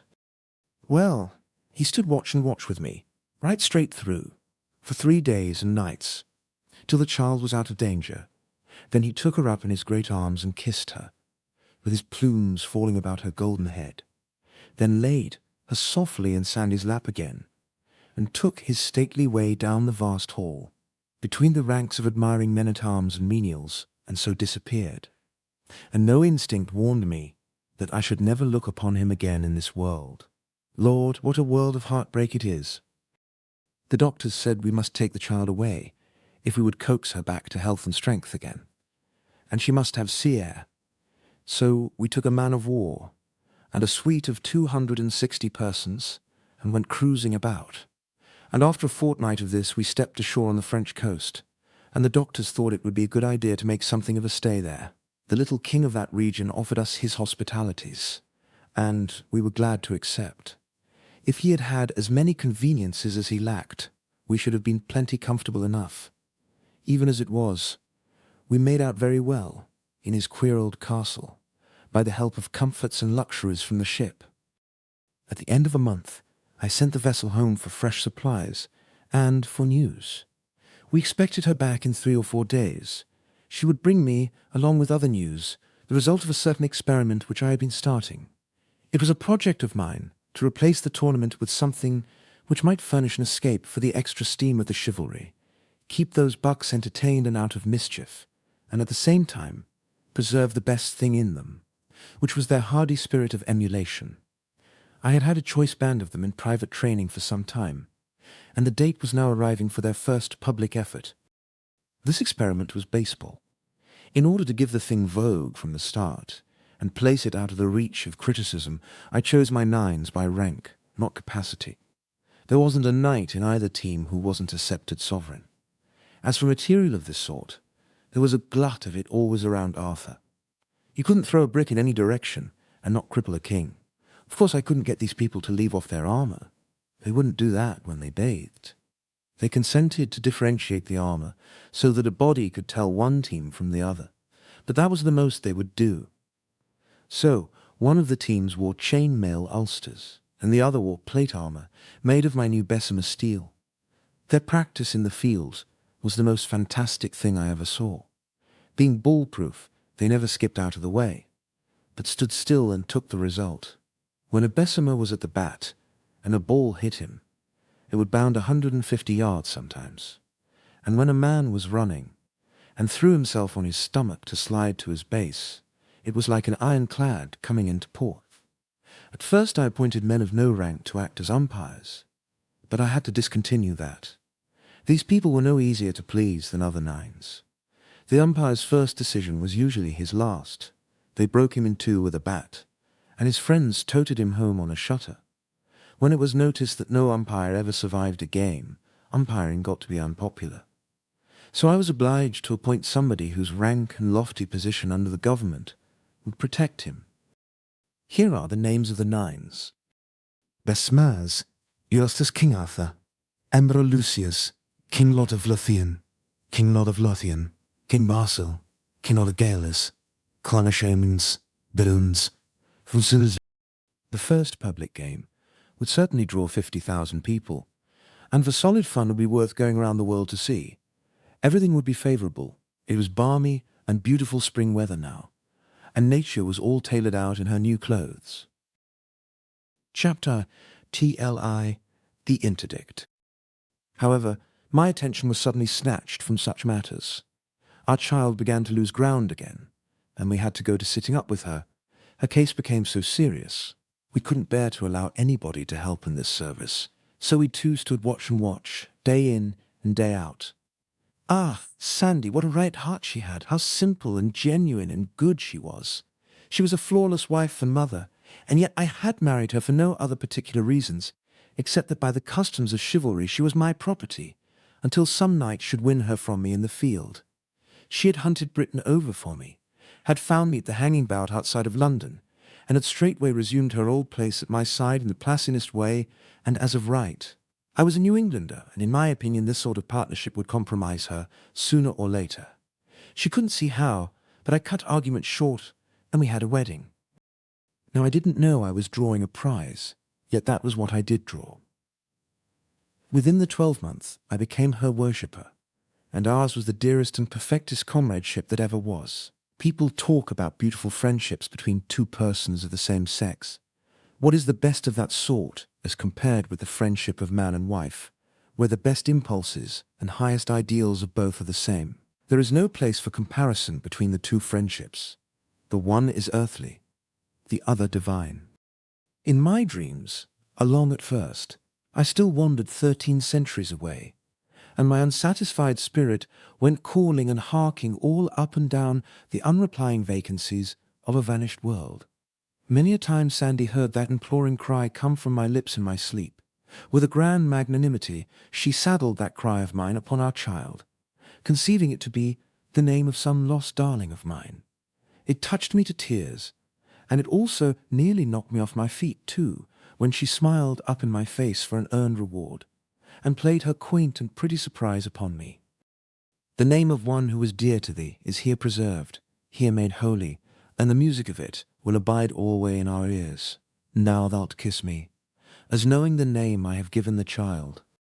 But I didn't know it, all the same. I hadn't an idea in the world, but it would have been cruel to confess it and spoil her pretty game. So I never let on, but said, Yes, I know, sweetheart, how dear and good it is of you too. But I want to hear these lips of yours, which are also mine. Utter it first, then its music will be perfect. Pleased to the marrow, she murmured, Hello, Sancho. I didn't laugh. I'm always thankful for that. But the strain ruptured every cartilage in me, and for weeks afterward I could hear my bones clack when I walked. She never found out her mistake. The first time she heard that form of salute used at the telephone, she was surprised, and not pleased. But I told her I had given order for it, that henceforth and forever the telephone must always be invoked with that reverent formality, in perpetual honour and remembrance of my lost friend and her small namesake. This was not true, but it answered. Well, during 2 weeks and a half, we watched by the crib, and in our deep solicitude we were unconscious of any world outside of that sick room. Then our reward came. The centre of the universe turned the corner and began to mend. Grateful? It isn't the term. There isn't any term for it. You know that yourself, if you've watched your child through the valley of the shadow and seen it come back to life, and sweep night out of the earth with one all-illuminating smile that you could cover with your hand. Why? We were back in this world in one instant. Then we looked the same startled thought into each other's eyes at the same moment. More than 2 weeks gone, and that ship not back yet to be in. In another minute I appeared in the presence of my train. They had been steeped in troubled bodings all this time. Their faces showed it. I called an escort and we galloped 5 miles to a hilltop overlooking the sea. Where was my great commerce that so lately had made these glistening expanses populous and beautiful with its white-winged flocks? Vanished everyone. Not a sail, from verge to verge, not a smoke bank, just a dead and empty solitude, in place of all that brisk and breezy life. I went swiftly back, saying not a word to anybody. I told Sandy this ghastly news. We could imagine no explanation that would begin to explain. Had there been an invasion? An earthquake? A pestilence? Had the nation been swept out of existence? But guessing was profitless. I must go at once. I borrowed the King's Navy, a ship no bigger than a steam launch, and was soon ready. The parting, yes, that was hard. As I was devouring the child with last kisses, it brisked up and jabbered out its vocabulary, the first time in more than 2 weeks, and it made fools of us for joy. The darling mispronunciations of childhood. Dear me, there's no music that can touch it. And how one grieves when it wastes away and dissolves into correctness, knowing it will never visit his bereaved ear again. Well, how good it was to be able to carry that gracious memory away with me. I approached England the next morning, with the wide highway of salt water all to myself. There were ships in the harbour, at Dover, but they were naked as to sails, and there was no sign of life about them. It was Sunday, yet at Canterbury the streets were empty. Strangest of all, there was not even a priest in sight, and no stroke of a bell fell upon my ear. The mournfulness of death was everywhere. I couldn't understand it. At last, in the further edge of that town, I saw a small funeral procession, just a family and a few friends following a coffin. No priest, a funeral without bell, book, or candle. There was a church there close at hand, but they passed it by weeping, and did not enter it. I glanced up at the belfry, and there hung the bell, shrouded in black, and its tongue tied back. Now I knew. Now I understood the stupendous calamity that had overtaken England. Invasion. Invasion is a triviality to it. It was the interdict stuff. I asked no questions. I didn't need to ask any. The church had struck. The thing for me to do was to get into a disguise and go warily. One of my servants gave me a suit of clothes, and when we were safe beyond the town I put them on, and from that time I travelled alone. I could not risk the embarrassment of company. A miserable journey, a desolate silence everywhere, even in London itself. Traffic had ceased. Men did not talk or laugh or go in groups or even in couples. They moved aimlessly about, each man by himself, with his head down and woe and terror at his heart. The tower showed recent war scars. Verily, much had been happening. Of course, I meant to take the train for Camelot. Train?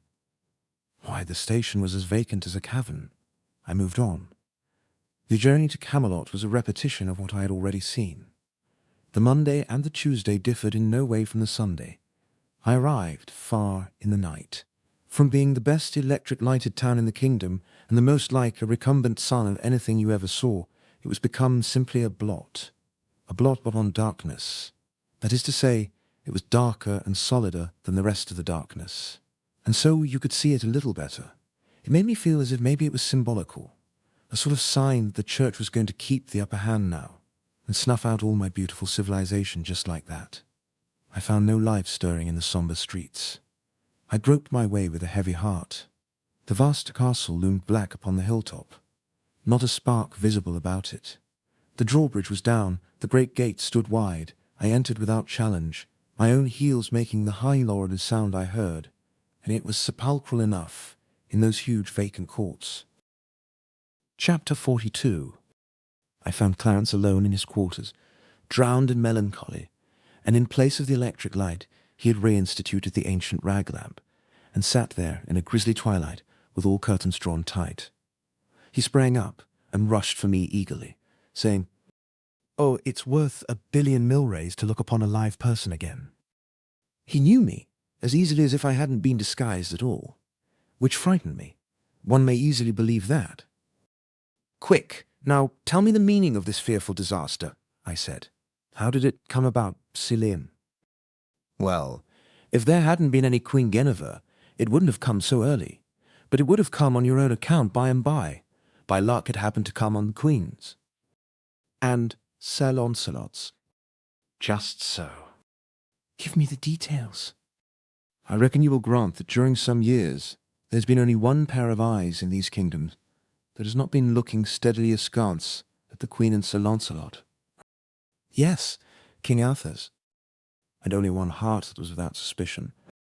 Yes, the King's. A heart that isn't capable of thinking evil of a friend. How so? Well, the King might have gone on, still happy and unsuspecting, to the end of his days.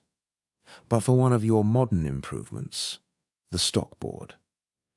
When you left, 3 miles of the London, Canterbury and Dover were ready for the rails, and also ready and ripe for manipulation in the stock market. It was wildcat, and everybody knew it. The stock was for sale at a giveaway. What does Sir Launcelot do but... Yes, I know. He quietly picked up nearly all of it for a song. Then he bought about twice as much more, deliverable upon call, and he was about to call when I left. Very well. He did call. The boys couldn't deliver. Oh, he had them, and he just settled his grip and squeezed them. They were laughing in their sleeves over their smartness in selling stock to him at 15 and 16, and along there that wasn't worth 10. Well, when they'd laughed long enough on that side of their mouths, they rested up that side by shifting the laugh to the other side. That was when they compromised with the Invincible at 2. Good land! He skinned them alive, and they deserved it. Anyway, the whole kingdom rejoiced. Well, among the flayed were Sir Agravain and Sir Mordred, nephews to the king. End of the first act. Act second, scene first, an apartment in Carlisle Castle, where the court had gone for a few days hunting. Persons present, the whole tribe of the king's nephews. Mordred and Agravain proposed to call the guileless Sir Arthur's attention to Guinevere and Sir Launcelot. Sir Gawain, Sir Gareth and Sir Gareth will have nothing to do with it. A dispute ensues with loud talk. In the midst of it enter the king. Mordred and Agravain spring their devastating tale upon him. Tableau. A trap is laid for Launcelot by the king's command, and Sir Launcelot walks into it. He made it sufficiently uncomfortable for the ambushed witnesses, to wit, Mordred, Agravain, and 12 knights of lesser rank, for he killed every one of them but Mordred. But of course that couldn't straighten matters between Launcelot and the king, and didn't. Oh dear, only one thing could result, I see that.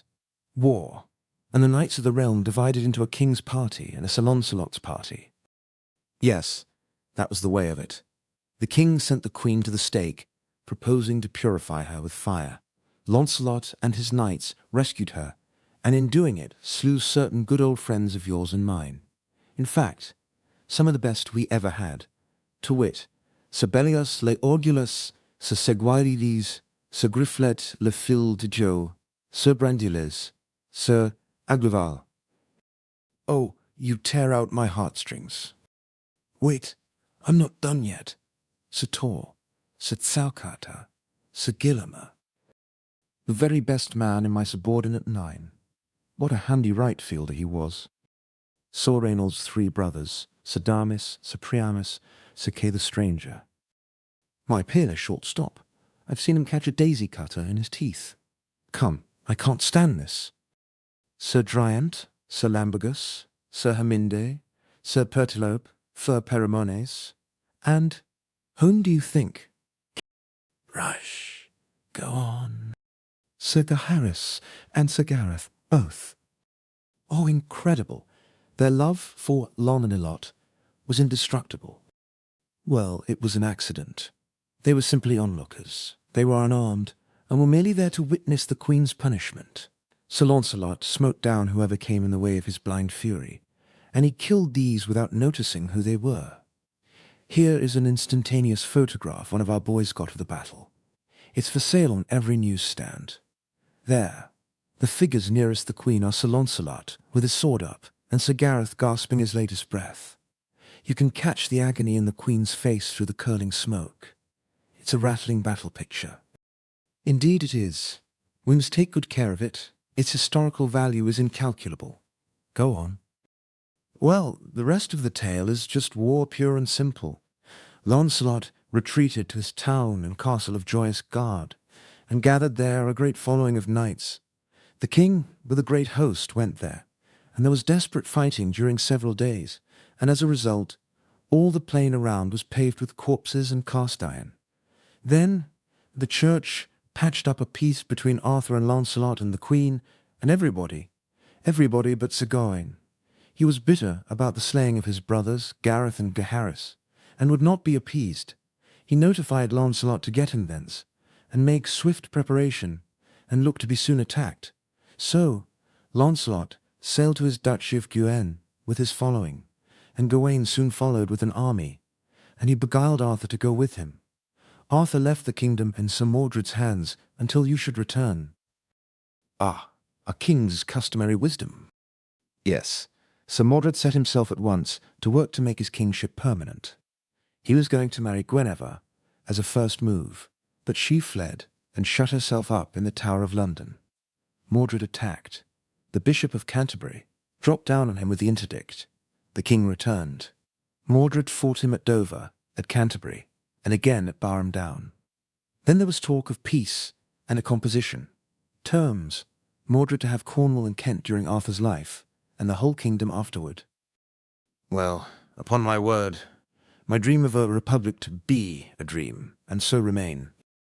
Yes, the two armies lay near Salisbury. Gawain's head is at Dover Castle. He fell in the fight there. Gawain appeared to Arthur in a dream, at least his ghost did, and warned him to refrain from conflict for a month, let the delay cost what it might. But battle was precipitated by an accident. Arthur had given order that if a sword was raised during the consultation over the proposed treaty with Mordred, sound the trumpet and fall on, for he had no confidence in Mordred. Mordred had given a similar order to his people. Well, by and add a bit a knight's heel. The knight forgot all about the order, and made a slash at the adder with his sword. Inside of half a minute, those two prodigious hosts came together with a crash. They butchered away all day. Then the king, however, we've started something fresh since you left. Our paper has... No? What is that? War correspondence. Why, that's good. Yes, the paper was booming right along, for the interdict made no impression, got no grip while the war lasted. I had war correspondence with both armies. I will finish that battle by reading you what one of the boys says. Then the king looked about him, and then was he ware of all his host and of all his good knights were left no more alive but 2 knights, that was Sir Lucan de Butteret and his brother Sir Bedivere, and they were full sore wounded. Jesu mercy, said the king, where are all my noble knights becomen? Alas, that ever I should see this doleful day. For now, said Arthur, I am come to mine end. But would to God that I wist where were that traitor, Sir Mordred, that hath caused all this mischief. Then was King Arthur where Sir Mordred leaned upon his sword among a great heap of dead men. Now give me my spear, said Arthur unto Sir Lucan, for yonder I have espied the traitor that all this woe hath wrought. Sir, let him be, said Sir Lucan, for he is unhappy, and if ye pass this unhappy day, ye shall be right well revenged upon him. Good Lord, remember ye of your night's dream, and what the spirit of Sir Gawain told you this night, yet God of his great goodness hath preserved you hitherto. Therefore, for God's sake, my Nard, leave off by this. For blessed be God ye have won the field. For here we be 3 on live, and with Sir Mordred is none on live. And if ye leave off now, this wicked day of destiny is past. Hide me death, but guard me life, saith the king. Now I see him yonder alone. He shall never escape mine hands, for at a better avail shall I never have him. God speed you well, said Sir Bedivere. Then the king gat his spear in both his hands, and ran towards Sir Mordred, crying, Traitor, now is thy death day come. And when Sir Mordred heard Sir Arthur, he ran until him with his sword drawn in his hand. And then King Arthur smote Sir Mordred under the shield, with the foin of his spear throughout the body, more than a fathom. And when Sir Mordred felt that he had his death's wound, he thrust himself, with the might that he had, up to the butt of King Arthur's spear. And right so he smote his father Arthur with his sword holden in both his hands, on the side of the head, that the sword pierced the helmet and the brainpan, and therewithal Sir Mordred fell stark dead to the earth. And the noble Arthur fell in a swoon, to the earth, and there he swooned oft times. That is a good piece of war correspondence, Clarence. You are a first-rate newspaper man. Well, Is the king all right? Did he get well? Poor soul. No, he is dead. I was utterly stunned. It had not seemed to me that any wound could be mortal to him. And the Queen, Clarence. She is a nun in Almesbury. What changes? And in such a short while. It is inconceivable. What next, I wonder? I can tell you what next. Well, Delise, stake our lives and stand by them. What do you mean by that? The Church is master now. The interdict included you with Mordred. It is not to be removed while you remain alive. The clans are gathering. The Church has gathered all the knights that are left alive. And as soon as you are discovered, we shall have business on our hands. Stuff. With our deadly scientific war material. With our hosts of trained. Save your breath. We haven't 60 faithful left. What are you saying? Our schools? Our colleges? Our vast workshops? Our... When those knights come, those establishments will empty themselves and go over to the enemy. Did you think you had educated the superstition out of those people? Then, I certainly did think it. Well, then, you may unthink it. They stood every strain easily, until the interdict. Since then, they merely put on a bold outside. At heart, they are quaking. Make up your mind to it. When the armies come, the mask will fall. It's hard news. We are lost. They will turn our own science against us. No, they won't. Why? Because I and a handful of the faithful have blocked that game. I'll tell you what I've done, and what moved me to it. Smart as you are, the Church was smarter. It was the Church that sent you cruising, through her servants. The doctors. Clarence, it is the truth, I know it. Every officer of your ship was the Church's picked servant, and so was every man of the crew. Oh, come. It is just as I tell you. I did not find out these things at once, but I found them out finally. Did you send me verbal information, by the commander of the ship, to the effect that upon his return to you, with supplies, you were going to leave Cadiz? Cadiz? I haven't been to Cadiz at all. Going to leave Cadiz and cruise in distant seas indefinitely for the health of your family. Did you send me that word? Of course not. I would have written, wouldn't I? Naturally, I was troubled and suspicious. When the commander sailed again, I managed to ship a spy with him. I have never heard a vessel or spy since. I gave myself 2 weeks to hear from you in. Then I resolved to send a ship to Cadiz. There was a reason why I didn't. What was that? Our navy had suddenly and mysteriously disappeared. Also, as suddenly and as mysteriously, the railway and telegraph and telephone service ceased. The men all deserted. Poles were cut down. The Church laid a ban upon the electric light. I had to be up and doing and straight off. Your life was safe. Nobody in these kingdoms but Merlin would venture to touch such a magician as you without 10,000 men at his back. I had nothing to think of but how to put preparations in the best trim against your coming. I felt safe myself. Nobody would be anxious to touch a pet of yours. So this is what I did. From our various works I selected all the men, boys I mean, whose faithfulness under whatsoever pressure I could swear to, and I called them together secretly and gave them their instructions.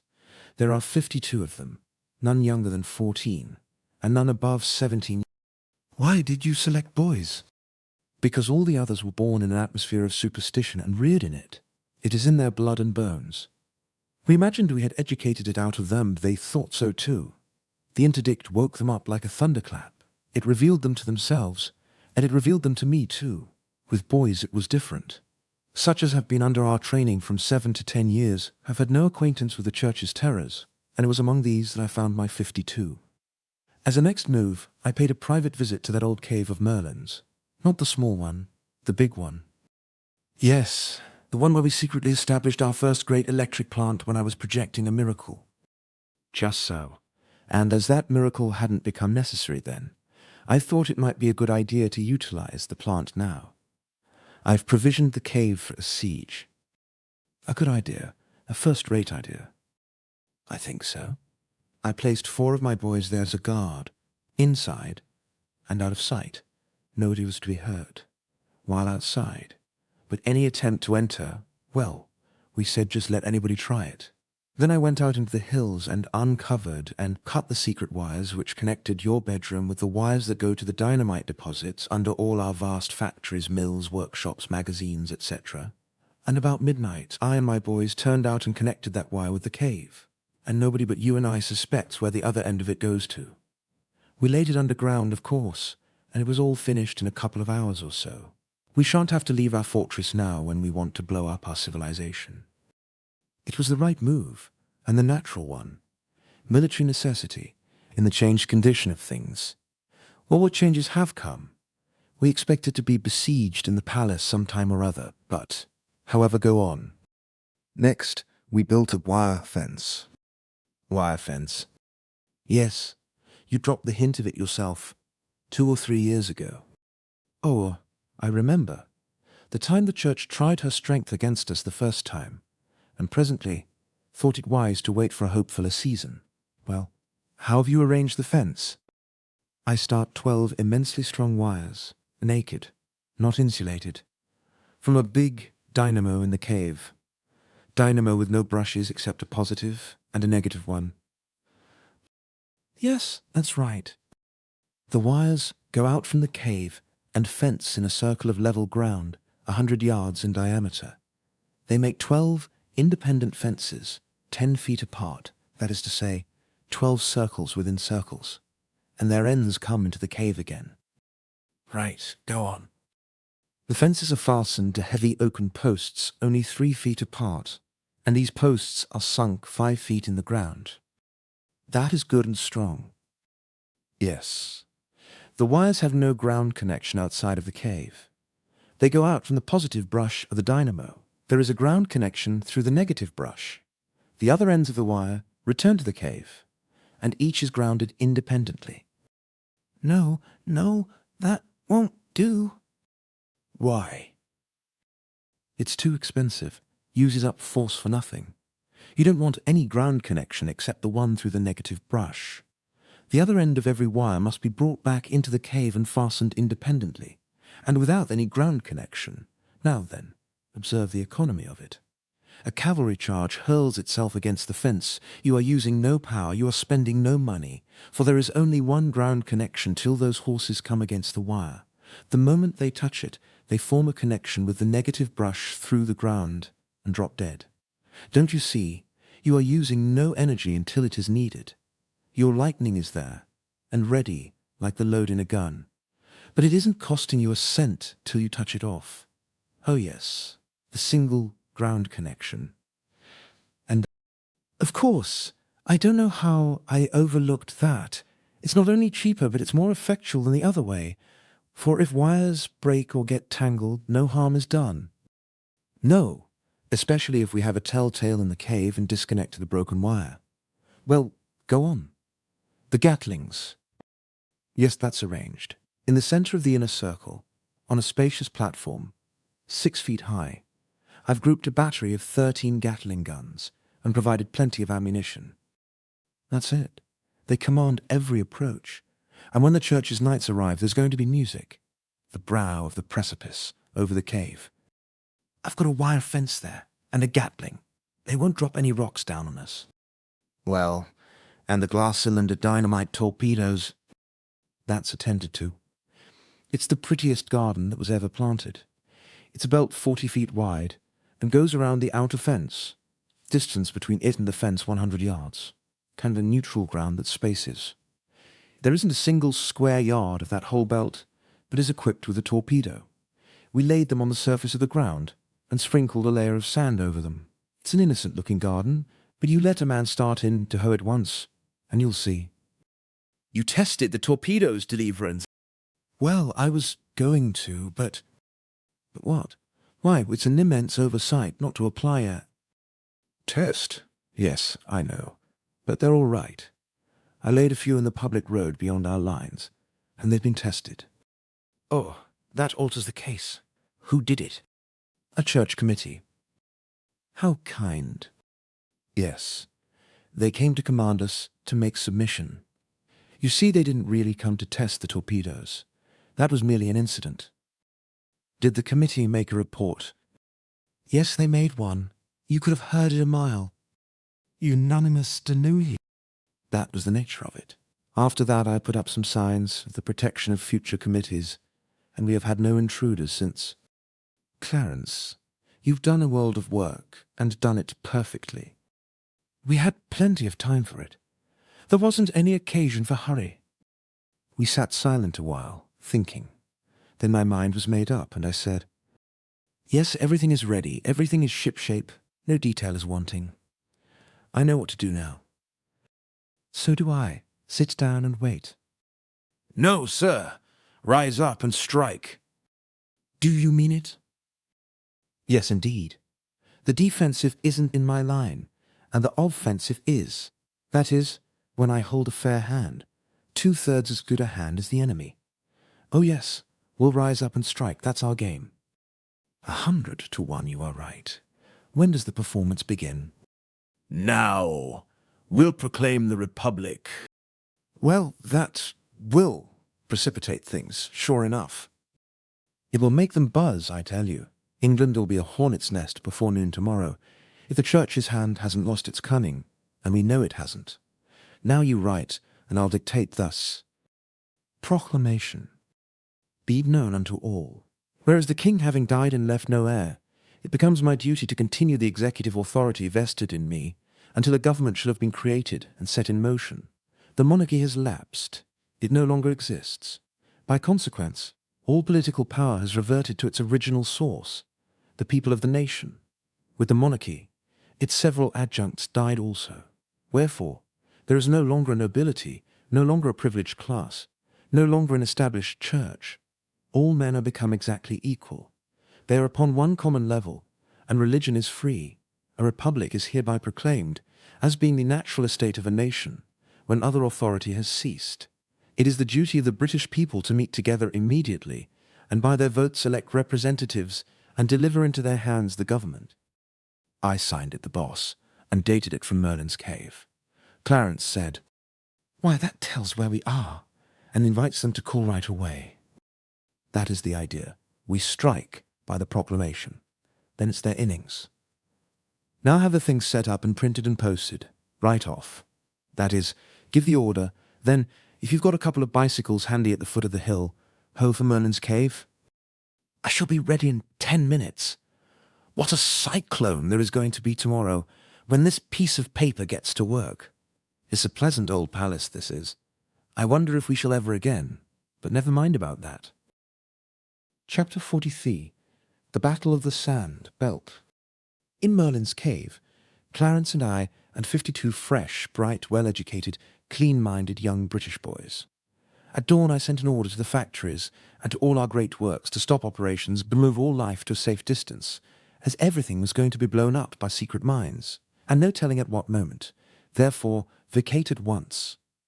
These people knew me, and had confidence in my word. They would clear out without waiting to part their hair, and I could take my own time about dating the explosion. You couldn't hire one of them to go back during the century, if the explosion was still impending. We had a week of waiting. It was not dull for me, because I was writing all the time. During the first 3 days, I finished turning my old diary into this narrative form. It only required a chapter or so, to bring it down to date. The rest of the week I took up in writing letters to my wife. It was always my habit to write to Sandy every day, whenever we were separate. And now I kept up the habit for love of it, and of her, though I couldn't do anything with the letters, of course, after I had written them. But it put in the time, you see, and was almost like talking. It was almost as if I was saying, "Sandy, if you and Hello Central were here in the cave, instead of only your photographs, what good times we could have." And then, you know, I could imagine the baby goo-gooing something out in reply, with its fists in its mouth and itself stretched across its mother's lap on its back, and she laughing and admiring and worshipping, and now and then tickling under the baby's chin to set it cackling, and then maybe throwing in a word of answer to me herself, and so on and so on. Well, don't you know, I could sit there in the cave with my pen and keep it up, that way by the hour with them. Why, it was almost like having us all together again. I had spies out every night, of course, to get news. Every report made things look more and more impressive. The hosts were gathering, down all the roads and paths of England the knights were riding, and priests rode with them to hearten these original crusaders, this being the Church's war. All the nobilities, big and little, were on their way, and all the gentry. This was all as was expected. We should thin out this sort of folk to such a degree that the people would have nothing to do, but just step to the front with their republic, and... Ah, what a donkey I was! Toward the end of the week I began to get this large and disenchanting fact through my head, that the mass of the nation had swung their caps and shouted for the republic for about one day, and there an end. The church, the nobles, and the gentry then turned one grand, all-disapproving frown upon them, and shriveled them into sheep. From that moment the sheep had begun to gather to the fold, that is to say, the camps, and offer their valueless lives and their valuable wool to the righteous cause. Why, even the very men who had lately been slaves were in the righteous cause, and glorifying it, praying for it, sentimentally slabbering over it, just like all the other commoners. Imagine such human muck as this, conceive of this folly. Yes, it was now death to the Republic, everywhere, not a dissenting voice. All England was marching against us. Truly, this was more than I had bargained for. I watched my 52 boys narrowly, watched their faces, their walk, their unconscious attitudes. For all these are a language given us purposely that it may betray us in times of emergency, when we have secrets which we want to keep.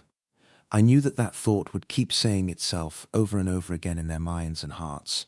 All England is marching against us, and ever more strenuously imploring attention with each repetition, ever more sharply realizing itself to their imaginations, until even in their sleep they would find no rest from it, but hear the vague and flitting creatures of the dream say, all England is marching against you.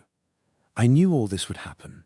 I knew that ultimately the pressure would become so great that it would compel utterance. Therefore I must be ready with an answer at that time, an answer well chosen and tranquilizing. I was right. The time came. They had to speak. Poor lads, it was pitiful to see. They were so pale, so worn, so troubled. At first their spokesman could hardly find voice or words, but he presently got both. This is what he said, and he put it in the neat modern English taught him in my schools. We have tried to forget what we are, English boys. We have tried to put reason before sentiment, duty before love. Our minds approve, but our hearts reproach us. While apparently it was only the nobility, only the gentry, only the 25 or 30,000 knights left alive out of the late wars, we were of one mind, and undisturbed by any troubling doubt. Each and every one of these 52 lads who stand here before you said, they have chosen, it is their affair. But think, the matter is altered. All England is marching against us. Oh, sir, consider, reflect. These people are our people. They are bone of our bone, flesh of our flesh. We love them. Do not ask us to destroy our nation. Well, it shows the value of looking ahead and being ready for a thing when it happens. If I hadn't foreseen this thing and been fixed, that boy would have had me. I couldn't have said a word. But I was fixed. I said, my boys, your hearts are in the right place. You have thought the worthy thought. You have done the worthy thing. You are English boys. You will remain English boys, and you will keep that name unsmirched. Give yourselves no further concern. Let your minds be at peace.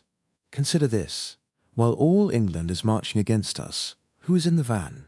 Who, by the commonest rules of war, will march in the front? Answer me. The mounted host of mailed knights. True, they are 30,000 strong. Acres deep they will march. Now observe, none but they will ever strike the sandbelt. Then there will be an episode. Immediately after, the civilian multitude in the rear will retire to meet business engagements elsewhere. None but nobles and gentry are knights, and none but these will remain to dance to our music after that episode. It is absolutely true that we shall have to fight nobody but these 30,000 knights. Now speak, and it shall be as you decide. Shall we avoid the battle? Retire from the field? No! The shout was unanimous and hearty. Are you, well, afraid of these 30,000 knights? That joke brought out a good laugh. The boys' troubles vanished away, and they went gaily to their posts. Ah, they were a darling 52, as pretty as girls, too. I was ready for the enemy now. Let the approaching big day come along. It would find us on deck. The big day arrived on time. At dawn, the sentry on watch in the corral came into the cave and reported a moving black mass under the horizon, and a faint sound which he thought to be military music. Breakfast was just ready. We sat down and ate it. This over, I made the boys a little speech, and then sent out a detail to man the battery, with Clarence in command of it. The sun rose presently and sent its unobstructed splendours over the land, and we saw a prodigious host moving slowly toward us, with the steady drift and aligned front of a wave of the sea. Nearer and nearer it came, and more sublimely imposing became its aspect. Yes, all England was there apparently.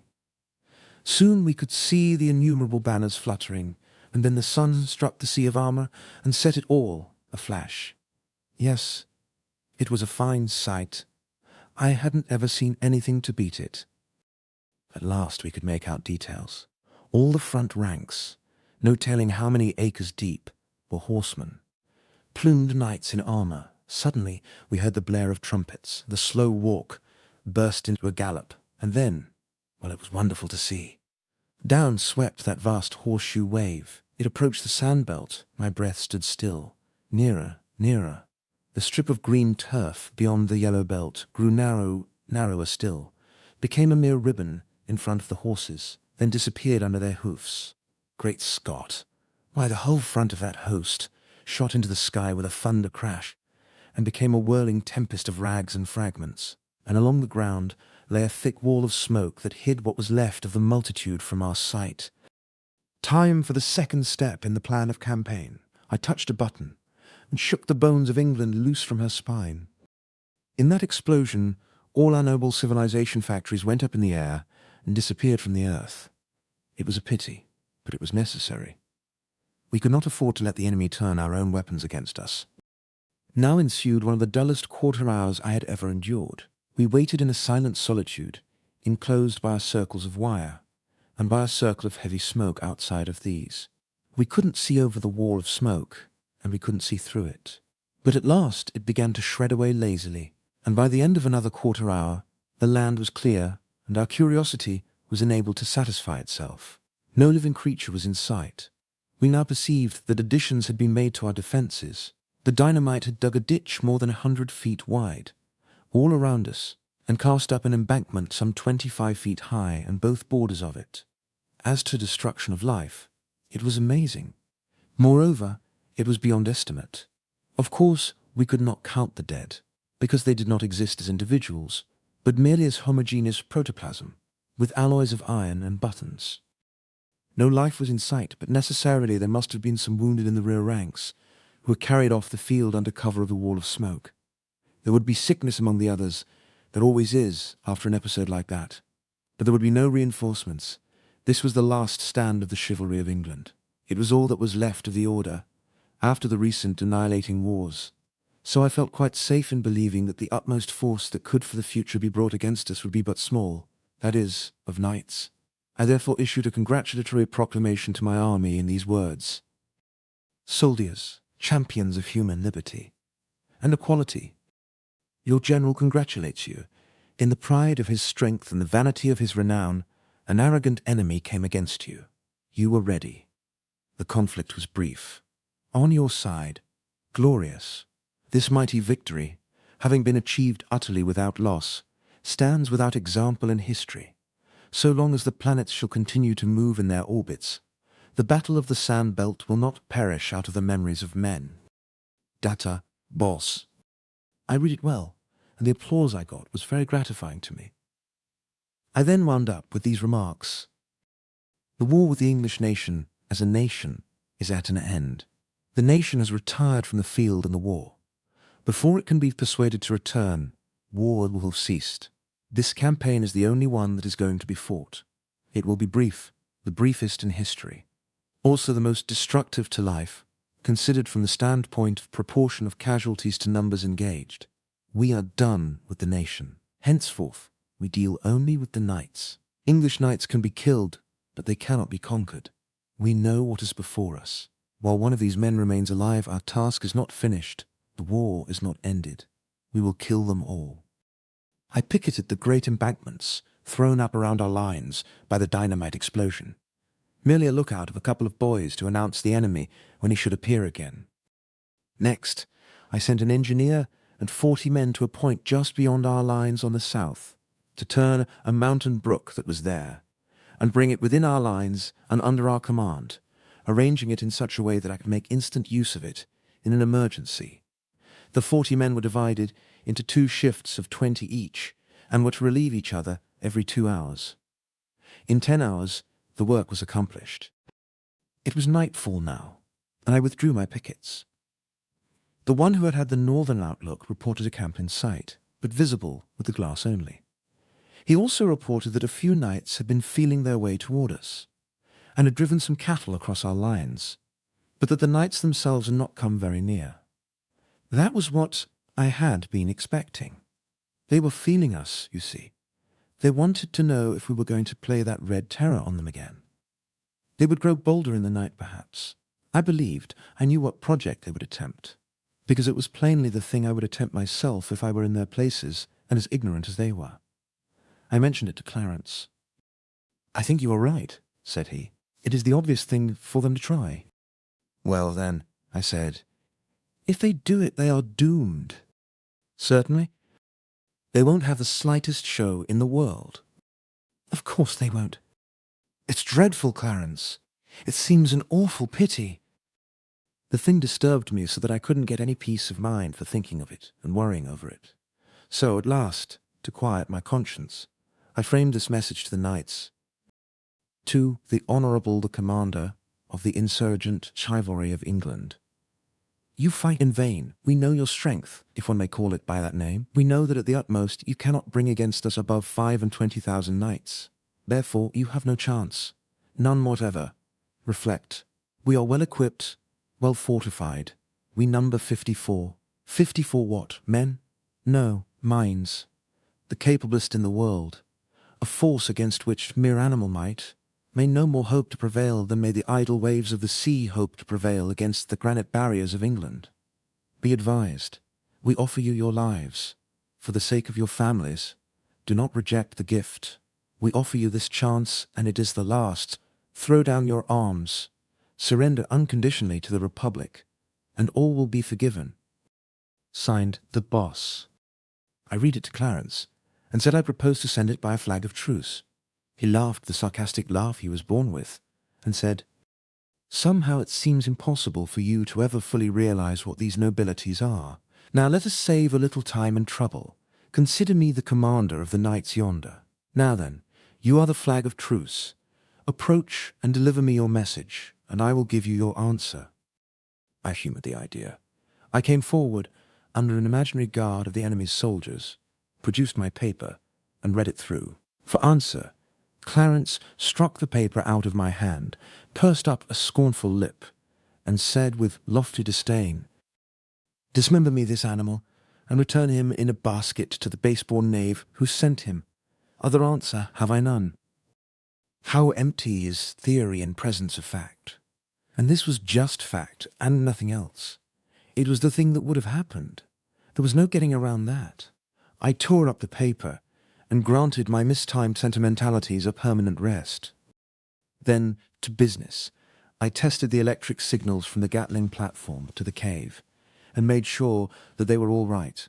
I tested and retested those which commanded the fences.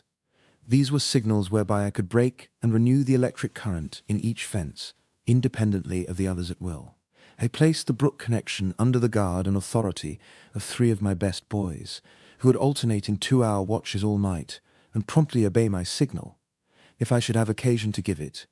3 revolver shots in quick succession. Sentry duty was discarded for the night, and the corral left empty of life. I ordered that quiet be maintained in the cave, and the electric lights turned down to a glimmer. As soon as it was good and dark, I shut off the current from all the fences, and then groped my way out to the embankment bordering our side of the great dynamite ditch. I crept to the top of it, and lay there on the slant of the muck to watch, but it was too dark to see anything. As for sounds, there were none.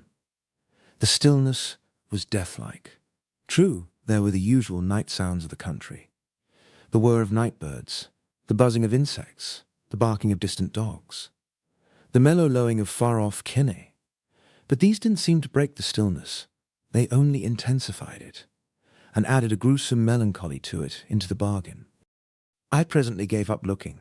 The night shut down so black, but I kept my ears strained to catch the least suspicious sound, for I judged I had only to wait, and I shouldn't be disappointed. However, I had to wait a long time. At last I caught what you may call indistinct glimpses of sound, dulled, metallic sound. I pricked up my ears then and held my breath, for this was the sort of thing I had been waiting for. This sound thickened and approached from toward the north. Presently I heard it at my own level, the ridge-top of the opposite embankment, 100 feet or more away. Then I seemed to see a row of black dots appear along that ridge, human heads. I couldn't tell. It mightn't be anything at all. You can't depend on your eyes when your imagination is out of focus. However, the question was soon settled. I heard that metallic noise descending into the great ditch. It augmented fast, it spread all along, and it unmistakably furnished me this fact. An armed host was taking up its quarters in the ditch. Yes, these people were arranging a little surprise party for us. We could expect entertainment about dawn, possibly earlier. I groped my way back to the corral now. I had seen enough.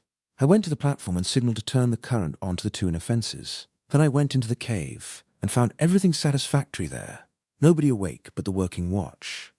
I woke Clarence and told him the great ditch was filling up with men, and that I believed all the knights were coming for us in a body.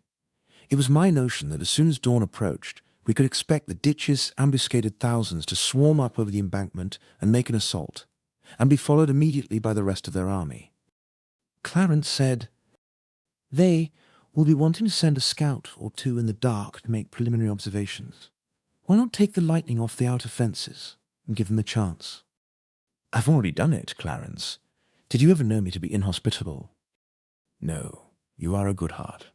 I want to go and—" "Be a reception committee? I will go too."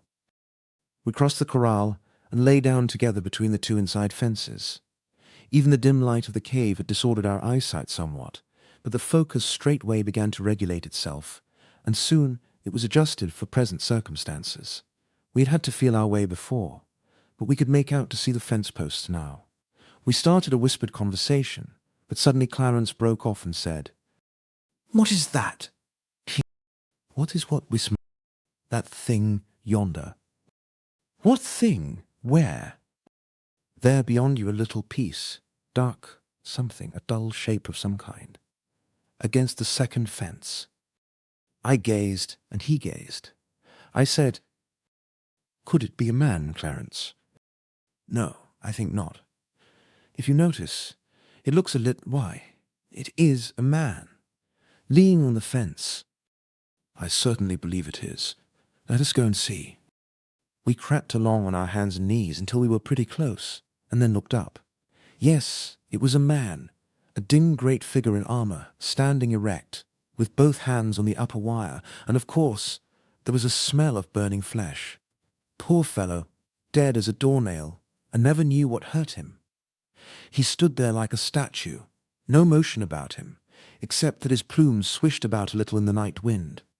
We rose up and looked in through the bars of his visor, but couldn't make out whether we knew him or not, features too dim and shadowed.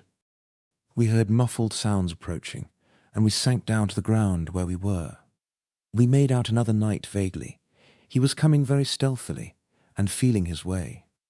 He was near enough now for us to see him put out a hand, find an upper wire, then bend and step under it, and over the lower one. Now he arrived at the first knight, and started slightly when he discovered him.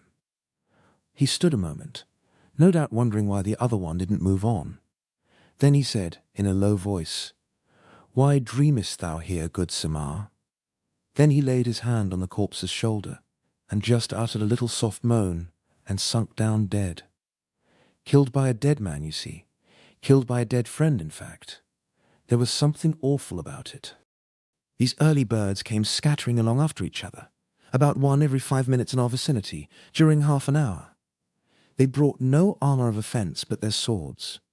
As a rule, they carried the sword ready in the hand and put it forward and found the wires with it.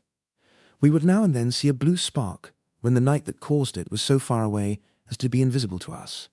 But we knew what had happened all the same. Poor fellow, he had touched a charged wire with his sword and been electrocuted. We had brief intervals of grim stillness, interrupted with piteous regularity by the clash made by the falling of an ironclad. And this sort of thing was going on, right along, and was very creepy there, in the dark and lonesomeness. We concluded to make a tour between the inner fences. We elected to walk upright, for convenience's sake. We argued that if discerned we should be taken for friends rather than enemies, and in any case we should be out of reach of swords, and these gentry did not seem to have any spears along. Well, it was a curious trip. Everywhere dead men were lying outside the second fence, not plainly visible, but still visible, and we counted 15 of those pathetic statues. Dead knights, standing with their hands on the upper wire. One thing seemed to be sufficiently demonstrated. Our current was so tremendous that it killed before the victim could cry out. Pretty soon, we detected a muffled and heavy sound, and next moment we guessed what it was. It was a surprise in force coming, whispered Clarence to go and wake the army, and notify it to wait in silence in the cave for further orders. He was soon back, and we stood by the inner fence and watched the silent lightning do its awful work upon that swarming host. One could make out but little of detail, but he could note that a black mass was piling itself up beyond the second fence. That swelling bulk was dead men. Our camp was enclosed with a solid wall of the dead, a bulwark, a breastwork, of corpses, you may say. One terrible thing about this thing was the absence of human voices. There were no cheers, no war cries. Being intent upon a surprise, these men moved as noiselessly as they could, and always when the front rank was near enough to their goal to make it proper for them to begin to get parove. We fled Mr. Silas for Golea, and went down without testifying. I sent a current through the third fence now, and almost immediately through the fourth and fifth. So quickly were the gaps filled up. I believed the time was come now for my climax. I believed that that whole army was in our trap. Anyway, it was high time to find out, so I touched a button and set 50 electric suns aflame on the top of our precipice. Land, what a sight! We were enclosed in 3 walls of dead men. All the other fences were pretty nearly filled with the living, who were stealthily working their way forward through the wires. The sudden glare paralyzed this host, petrified them, you may say, with astonishment. There was just one instant for me to utilize their immobility in, and I didn't lose the chance. You see, in another instant, they would have recovered their faculties. Then they'd have burst into a cheer and made a rush, and my wires would have gone down before it. But that lost instant lost them their opportunity forever. While even that slight fragment of time was still unspent, I shot the current through all the fences and struck the whole host dead in their tracks. There was a groan you could hear. It voiced the death pang of 11,000 men. It swelled out on the night with awful pathos. A glance showed that the rest of the enemy, perhaps 10,000 strong, were between us and the encircling ditch, and pressing forward to the assault. Consequently, we had them all, and had them past help. Time for the last act of the tragedy. I fired the 3 appointed revolver shots, which meant, turn on the water. There was a sudden rush and roar, and in a minute the mountain brook was raging through the big ditch and creating a river 100 feet wide and 25 deep. Stand to your guns, men. Open fire. The 13 Gatlings began to vomit death into the fated 10,000. They halted. They stood their ground a moment against that withering deluge of fire. Then they broke, faced about, and swept toward the ditch like chaff before a gale. A full 1/4 part of their force never reached the top of the lofty embankment. The 3/4 reached it and plunged over, to death by drowning. Within 10 short minutes after we had opened fire, armed resistance was totally annihilated. The campaign was ended. We 54 were masters of England. 25,000 men lay dead around us. But how treacherous is fortune! In a little while, say an hour, happened a thing, by my own fault, which, but I have no heart to write that. Let the record end here. Chapter 44. A Postscript by Clarence. I, Clarence, must write it for him. He proposed that we two go out and see if any help could be accorded the wounded. I was strenuous against the project. I said that if there were many, we could do but little for them, and it would not be wise for us to trust ourselves among them anyway. But he could seldom be turned from a purpose once formed. So we shut off the electric current from the fences, took an escort along, climbed over the enclosing ramparts of dead knights, and moved out upon the field. The first wounded Mall who appealed for help was sitting with his back against a dead comrade. When the boss bent over him and spoke to him, the man recognized him and stabbed him. That knight was Sir Meliagronso. As I found out by tearing off his helmet, he will not ask for help any more. We carried the boss to the cave and gave his wound, which was not very serious, the best care we could. In this service we had the help of Merlin, though we did not know it. He was disguised as a woman, and appeared to be a simple old peasant goodwife. In this disguise, with brown-stained face and smooth-shaven, he had appeared a few days after the boss was hurt, and offered to cook for us, saying her people had gone off to join certain new camps which the enemy were forming, and that she was starving. The boss had been getting along very well, and had amused himself with finishing up his record. We were glad to have this woman, for we were short-handed. We were in a trap, you see, a trap of our own making. If we stayed where we were, our dead would kill us. If we moved out of our defences, we should no longer be invincible. We had conquered. In turn, we were conquered. The boss recognized this. We all recognized it. If we could go to one of those new camps and patch up some kind of terms with the enemy, yes. But the boss could not go, and neither could I, for I was among the first that were made sick by the poisonous air bred by those dead thousands. Others were taken down, and still others. Tomorrow, it is here, and with it, the end. About midnight I awoke, and saw that hag making curious passes in the air about the boss's head and face, and wondered what it meant. Everybody but the dynamo watch lay steeped in sleep. There was no sound. The woman ceased from her mysterious foolery, and started tiptoeing toward the door. I called out, "Stop! What have you been doing?" She halted, and said with an accent of malicious satisfaction, "Ye were conquerors. Ye are conquered. These others are perishing, you also. Ye shall all die in this place, every one, except him. He sleepeth now, and shall sleep 13 centuries. Then such a delirium of silly laughter overtook him that he reeled about like a drunken man, and presently fetched up against one of our wires. His mouth is spread open yet. Apparently he is still laughing. I suppose the face will retain that petrified laugh until the corpse turns to dust. The boss has never stirred, sleeps like a stone. If he does not wake today, we shall understand what kind of a sleep it is, and his body will then be borne to a place in one of the remote recesses of the cave where none will ever find it to desecrate it. As for the rest of us, well, it is agreed that if any one of us ever escapes alive from this place, he will write the fact here, and loyally hide this manuscript with the boss, our dear good chief, whose property it is, be he alive or dead. The end of the manuscript. Final P.S. The dawn was come when I laid the manuscript aside. The rain had almost ceased. The world was grey and sad. The exhausted storm was sighing and sobbing itself to rest. I went to the stranger's room and listened at his door, which was slightly ajar. I could hear his voice, and so I knocked. There was no answer, but I still heard the voice. I peeped in. The man lay on his back in bed, talking brokenly but with spirit, and punctuating with his arms, which he thrashed about restlessly, as sick people do in delirium. I slipped in softly and bent over him. His mutterings and ejaculations went on. I spoke, merely a word, to call his attention.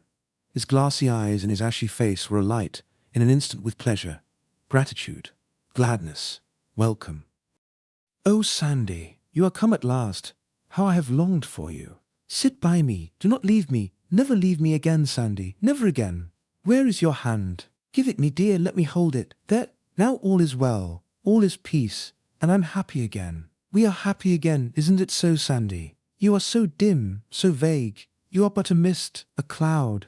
But you are here. That is blessedness sufficient. And I have your hand. Don't take it away. It is for only a little while. I shall not require it long. Was that the child? Hello, Central. She doesn't answer. Asleep, perhaps. Bring her when she wakes. And let me touch her hands, her face, her hair, and tell her goodbye. Sandy, yes, you are there. I lost myself a moment, and I thought you were gone. Have I been sick long? It must be so. It seems months to me. And such dreams, such strange and awful dreams, Sandy. Dreams that were as real as reality. Delirium, of course, but so real. Why, I thought the king was dead. I thought you were in Gaul and couldn't get home. I thought there was a revolution. In the fantastic frenzy of these dreams, I thought that Clarence and I and a handful of my cadets fought and exterminated the whole chivalry of England. But even that was not the strangest. I seemed to be a creature out of a remote, unborn age, centuries hence, and even that was as real as the rest. Yes, I seemed to have flown back out of that age into this of ours, and then forward to it again, and was set down, a stranger and forlorn in that strange England, with an abyss of 13 centuries yawning between me and you, between me and my home and my friends, between me and all that is dear to me, all that could make life worth the living. It was awful, awfuler than you can ever imagine, Sandy. Ah, watch by me, Sandy. Stay by me, every moment. Don't let me go out of my mind again. Death is nothing. Let it come, but not with those dreams, not with the torture of those hideous dreams. I cannot endure that again. Sandy? He lay muttering incoherently some little time. There's all time he lay silent, and apparently sinking away toward death. Presently his fingers began to pick busily at the coverlet, and by that sign I knew that his end was at hand, with the first suggestion of the death rattle in his throat. He started up slightly, and seemed to listen. Then he said, "A bugle. It is the king. The drawbridge, there. Man the battlements. Turn out the drawing." He was getting up his last effect, but he never finished it.